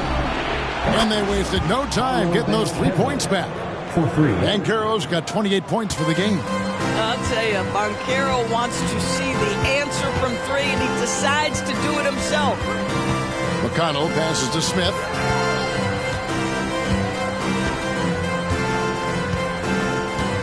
Now the pass to Mitchell. Shoots it. Clock at 6. And Holmgren pulls it down. Holmgren's got his 5th rebound right now in the game. Banchero outside. Harris on the double team. Banchero finds White. It's deflected. Fast break. Here comes Indiana. And McConnell gets it to go. And a closer look here at the hustle stats for Indiana. They have been a wrecking ball defensively, coming up with steals, being active with their hands, and just doing a terrific job of disrupting the rhythm. And also, guys, the tenacity they've shown on the defensive end has been something else. Look at how many blocks they've tallied thus far. It's time now to hear from our Hall of Fame reporter, David Aldridge. What's the latest, David? Thanks very much, Kevin. Now, in recent years, the league has flattened the lottery odds and created the play-in tournament to keep more teams motivated. Commissioner Adam Silver knows some teams are in a development phase, but doesn't want to see maneuvering for better draft picks. He says teams are smarter, they're creative, and they respond. We move, they move. Kevin? Just like that. DA, thank you. How about that finish by Harris? He sees his opening and does not hesitate to rise up and be free. Minnesota calls timeout.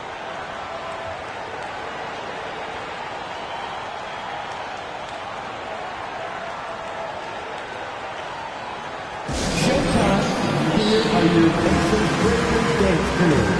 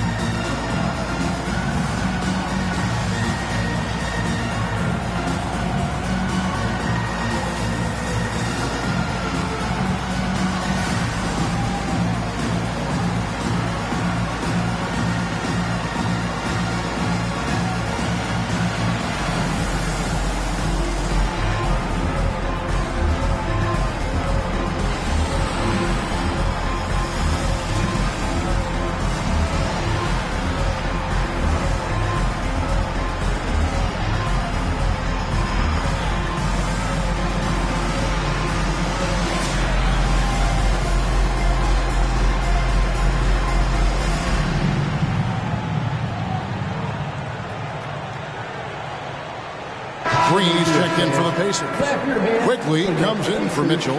Timberwolves also changing it up. Arlo's checked in, and it's Sharp in for Banchero.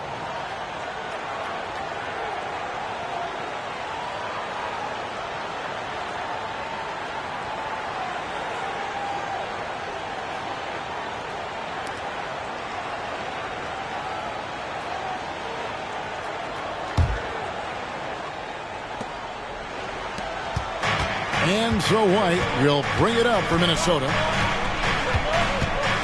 minutes remaining in the third. Pass to Holmgren. And the whistle blows. It's going to be on Jeff Green.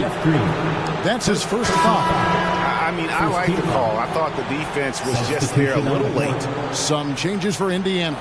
Wara checked in, and Oubre subbed in for T.J. McConnell. Timberwolves also changing it up. Williams comes in for Nesmith. And it's Jose Alvarado in for White. Pass to Alvarado. Nice ball movement by Minnesota. Just 5 on the clock. Pass to Sharp. 20 feet out. Holmgren can't hit. I'd love to see them impose themselves a little more on the backboard. That's a great way to find confidence. Always a surefire way to get back in the game.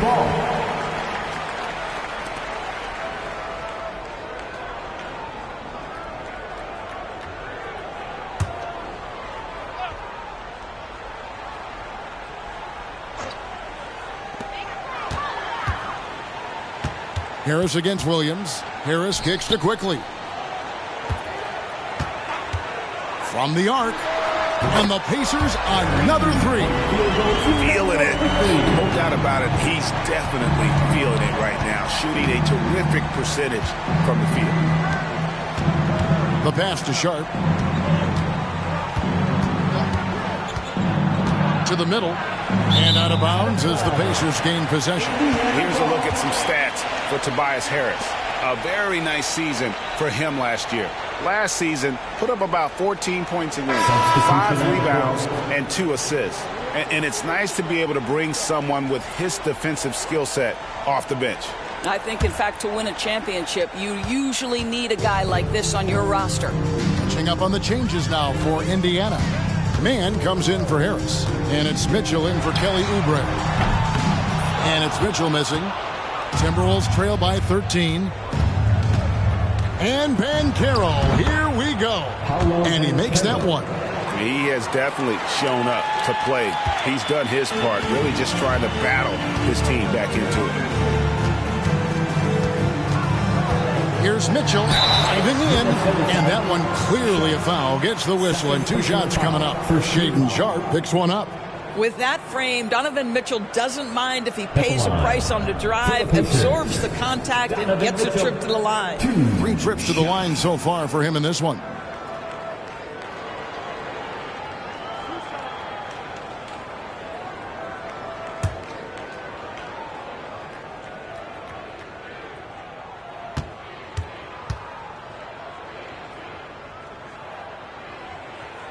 And the first one at the line is good.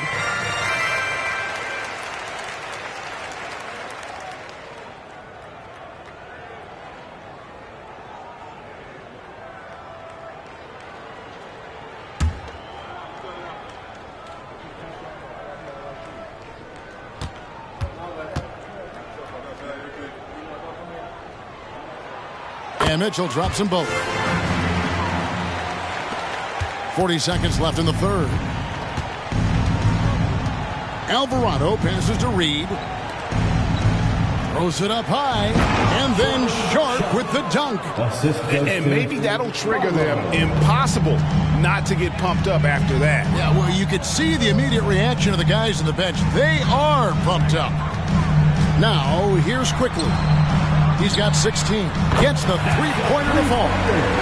Green's got the lead up to 14 now for the Pacers. And Green's become a dependable three-point threat. If you don't get a hand in his face, he can certainly knock those down. Pass to Banchero. The 3. And again, Minnesota with the triple. And guys getting into a nice groove here, starting to feel it. And this is partly what... Got it to fall! It went down! He got it to fall! He did it! That's a miracle. Are you kidding me? Listen, under duress of the end of the period, you just throw it up and hope. Donovan Mitchell firing on all cylinders for the Pacers. He got into double digits for the quarter with 10 points total. Right back after this break.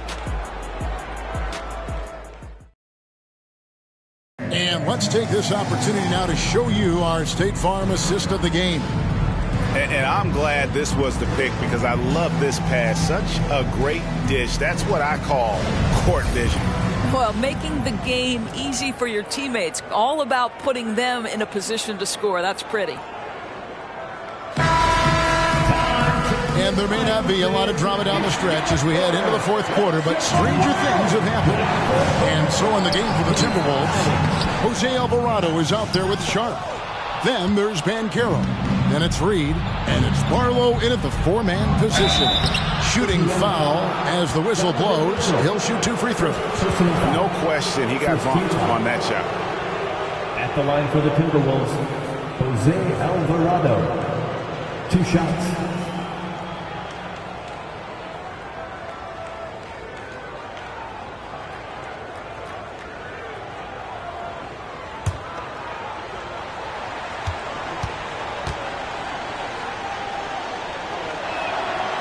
He's off on the first.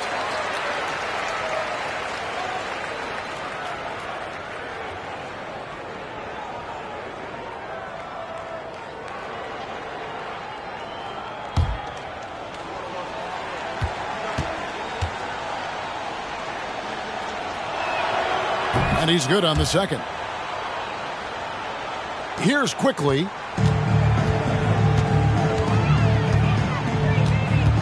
Over to the left wing. Jeff Green on the wing. Reed covering. Kicks it to Mitchell. Mitchell is double. Pass to Nora. Just 5 to shoot. From outside, off the mark.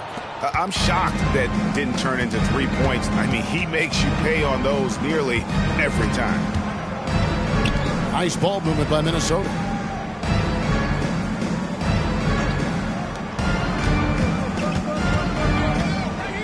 Banchero, right side. No good from 11 feet. Pacers leading by 13. Green kicks to Mitchell. Passes it to Quickly.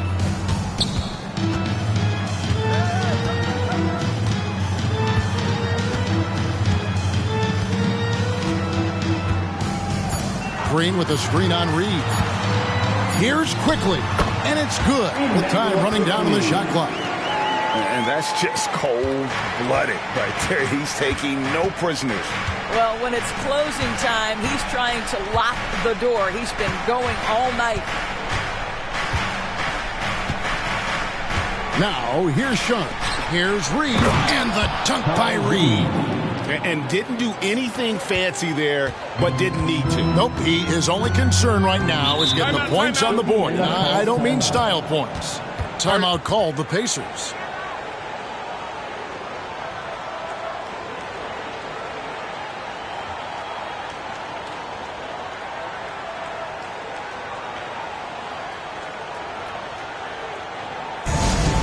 Cameras ready for the Pacers Hike.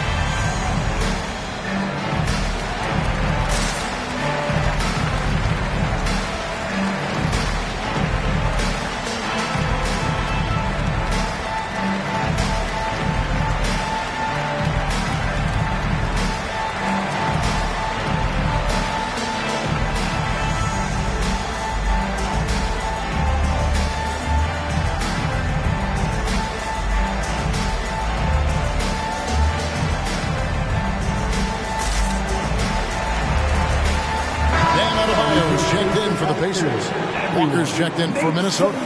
And the short break in the action gives us a chance now to send it over to David Aldridge. Well, during the break, I listened in on Rick Carlisle's huddle. He told them it's all about maintaining the lead. He told them he knows it's easy to get comfortable when you're in this position, but that they need to keep the pressure on. Guys? Thank you, David. To the paint. There's the steal. Here's Mann. He's covered by Banchero. The pass to Nwora. Quickly with it. This one for three. They grab their own miss. Adebayo. And he uses the glass on the layup. And the Pacers lead by 15. And this is the level of intensity Adebayo brings. He's terrific at channeling that energy on the offensive glass. Banchero outside. On the wing, Walker. And another three for Minnesota. Well, you see the decision-making of Paolo Banchero is so impressive. Comes into the league with that skill and really elevating it.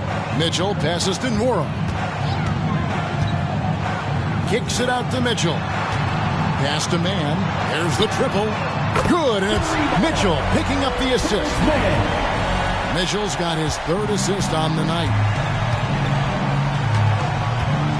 Pass to Sharp. Reed with it. Outside, Walker. Sharp, the pass to Banchero.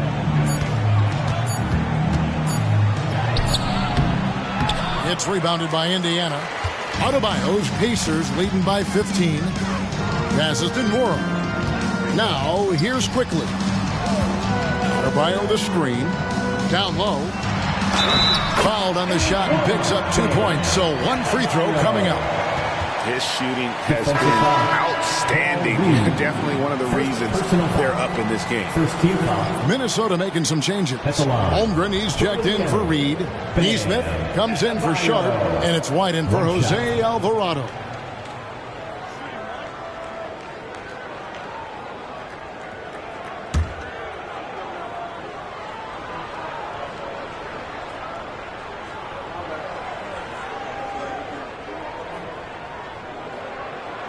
Free throw good, Adebayo. And you watch Adebayo, he really has everything you could ask for from that 4-5 position. Not a stretch big per se, and that's partly why he shoots such a high percentage. Amazing individual performance, but you'd like to see more guys start to get involved. I don't know if he can do it alone. Harris's shot is good. They are just killing him on the interior. And here's White. He'll bring it up for Minnesota. It's an 18-point game. And there's the pass to Banchero. Oh, good with the triple. It's a +5 advantage for them in rebounding after that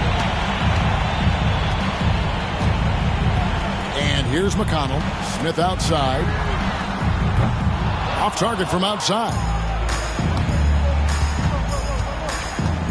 Now, here's Neesmith. Covered by Mitchell. White the pass to Walker. Now, Banchero.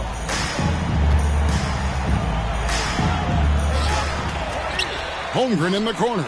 There's the three. Hits it from three-point range. And with that threat of the outside jumper, Holmgren generates space for this offense. McConnell against White. Out to Harris. Pass to Mitchell. Smith outside. And he can't answer back. The three-pointer offline. Timberwolves trail by 15. Outside, White. Pass to Banchero. And another three for Minnesota. When every aspect of his game is moving and working, Paolo Banchero very difficult to handle. Timeout called the Pacers.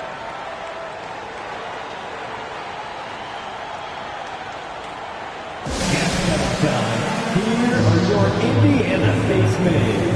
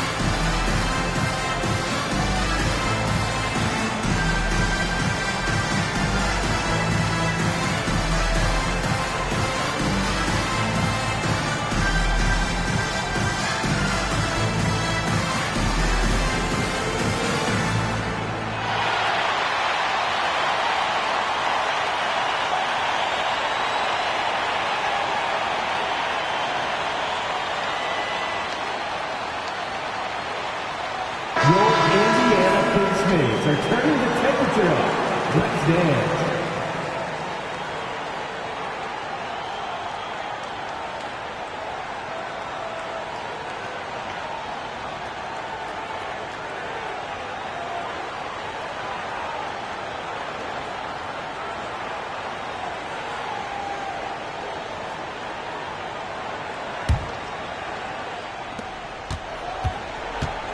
Guys, a good chance for them to slow it down. Yeah, they definitely should use some clock here. Mitchell outside. Launches it. The offensive rebound. And the rejection by Holmgren.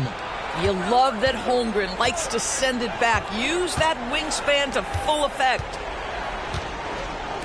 Here's Neesmith. He gets it to fall. That makes it just a single-digit lead. What a beautiful stroke from range. Defensively, you've got to try to take him out of his comfort zone. For three, Mitchell. And Holmgren pulls it down. Hard to figure out how he doesn't knock that one down. No defender in sight. And he lobs it up toward the rim. Hammers the alley-oop through. And give credit to Holmgren for jumping all over that opportunity, putting his length to great use. For three, Mitchell. And the three ball is good. Mitchell's got 28.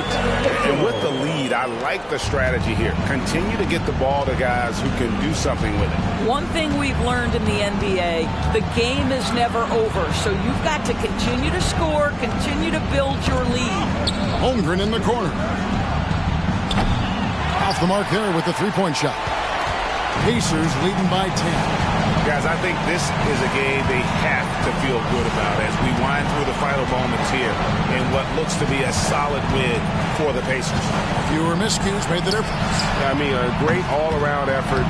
Not only did they minimize their turnovers, but kept the pressure up on D, forcing the other team to commit turnovers. And during the long NBA season, each contest important here tonight. Tonight's win will give them 4 on the season. The one player that really stands out, of course, in this one, it was a dazzling game for Donovan Mitchell. I think it would be impossible to overstate the influence he had on this basketball game. He was the centerpiece of what they did on the offensive end and the anchor of their defense. That's as complete a performance as we've seen. Banchero kicks to Walker. That three off the mark. And it's Harris with the ball for the Pacers. Pass to McConnell.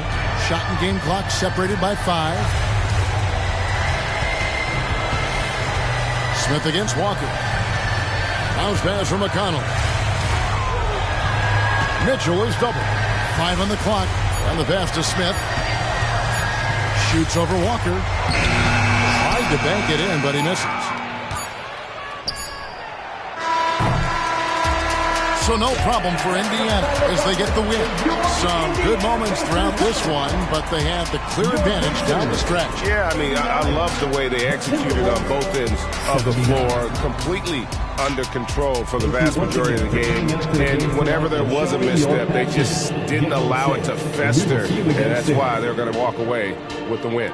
Well, folks, that's going to do it for now. For Greg Anthony, Doris Burke, and David Aldridge, this is Kevin Harlan saying thanks for tuning in. Now, let's check out our New Balance player of the game, Donovan Mitchell.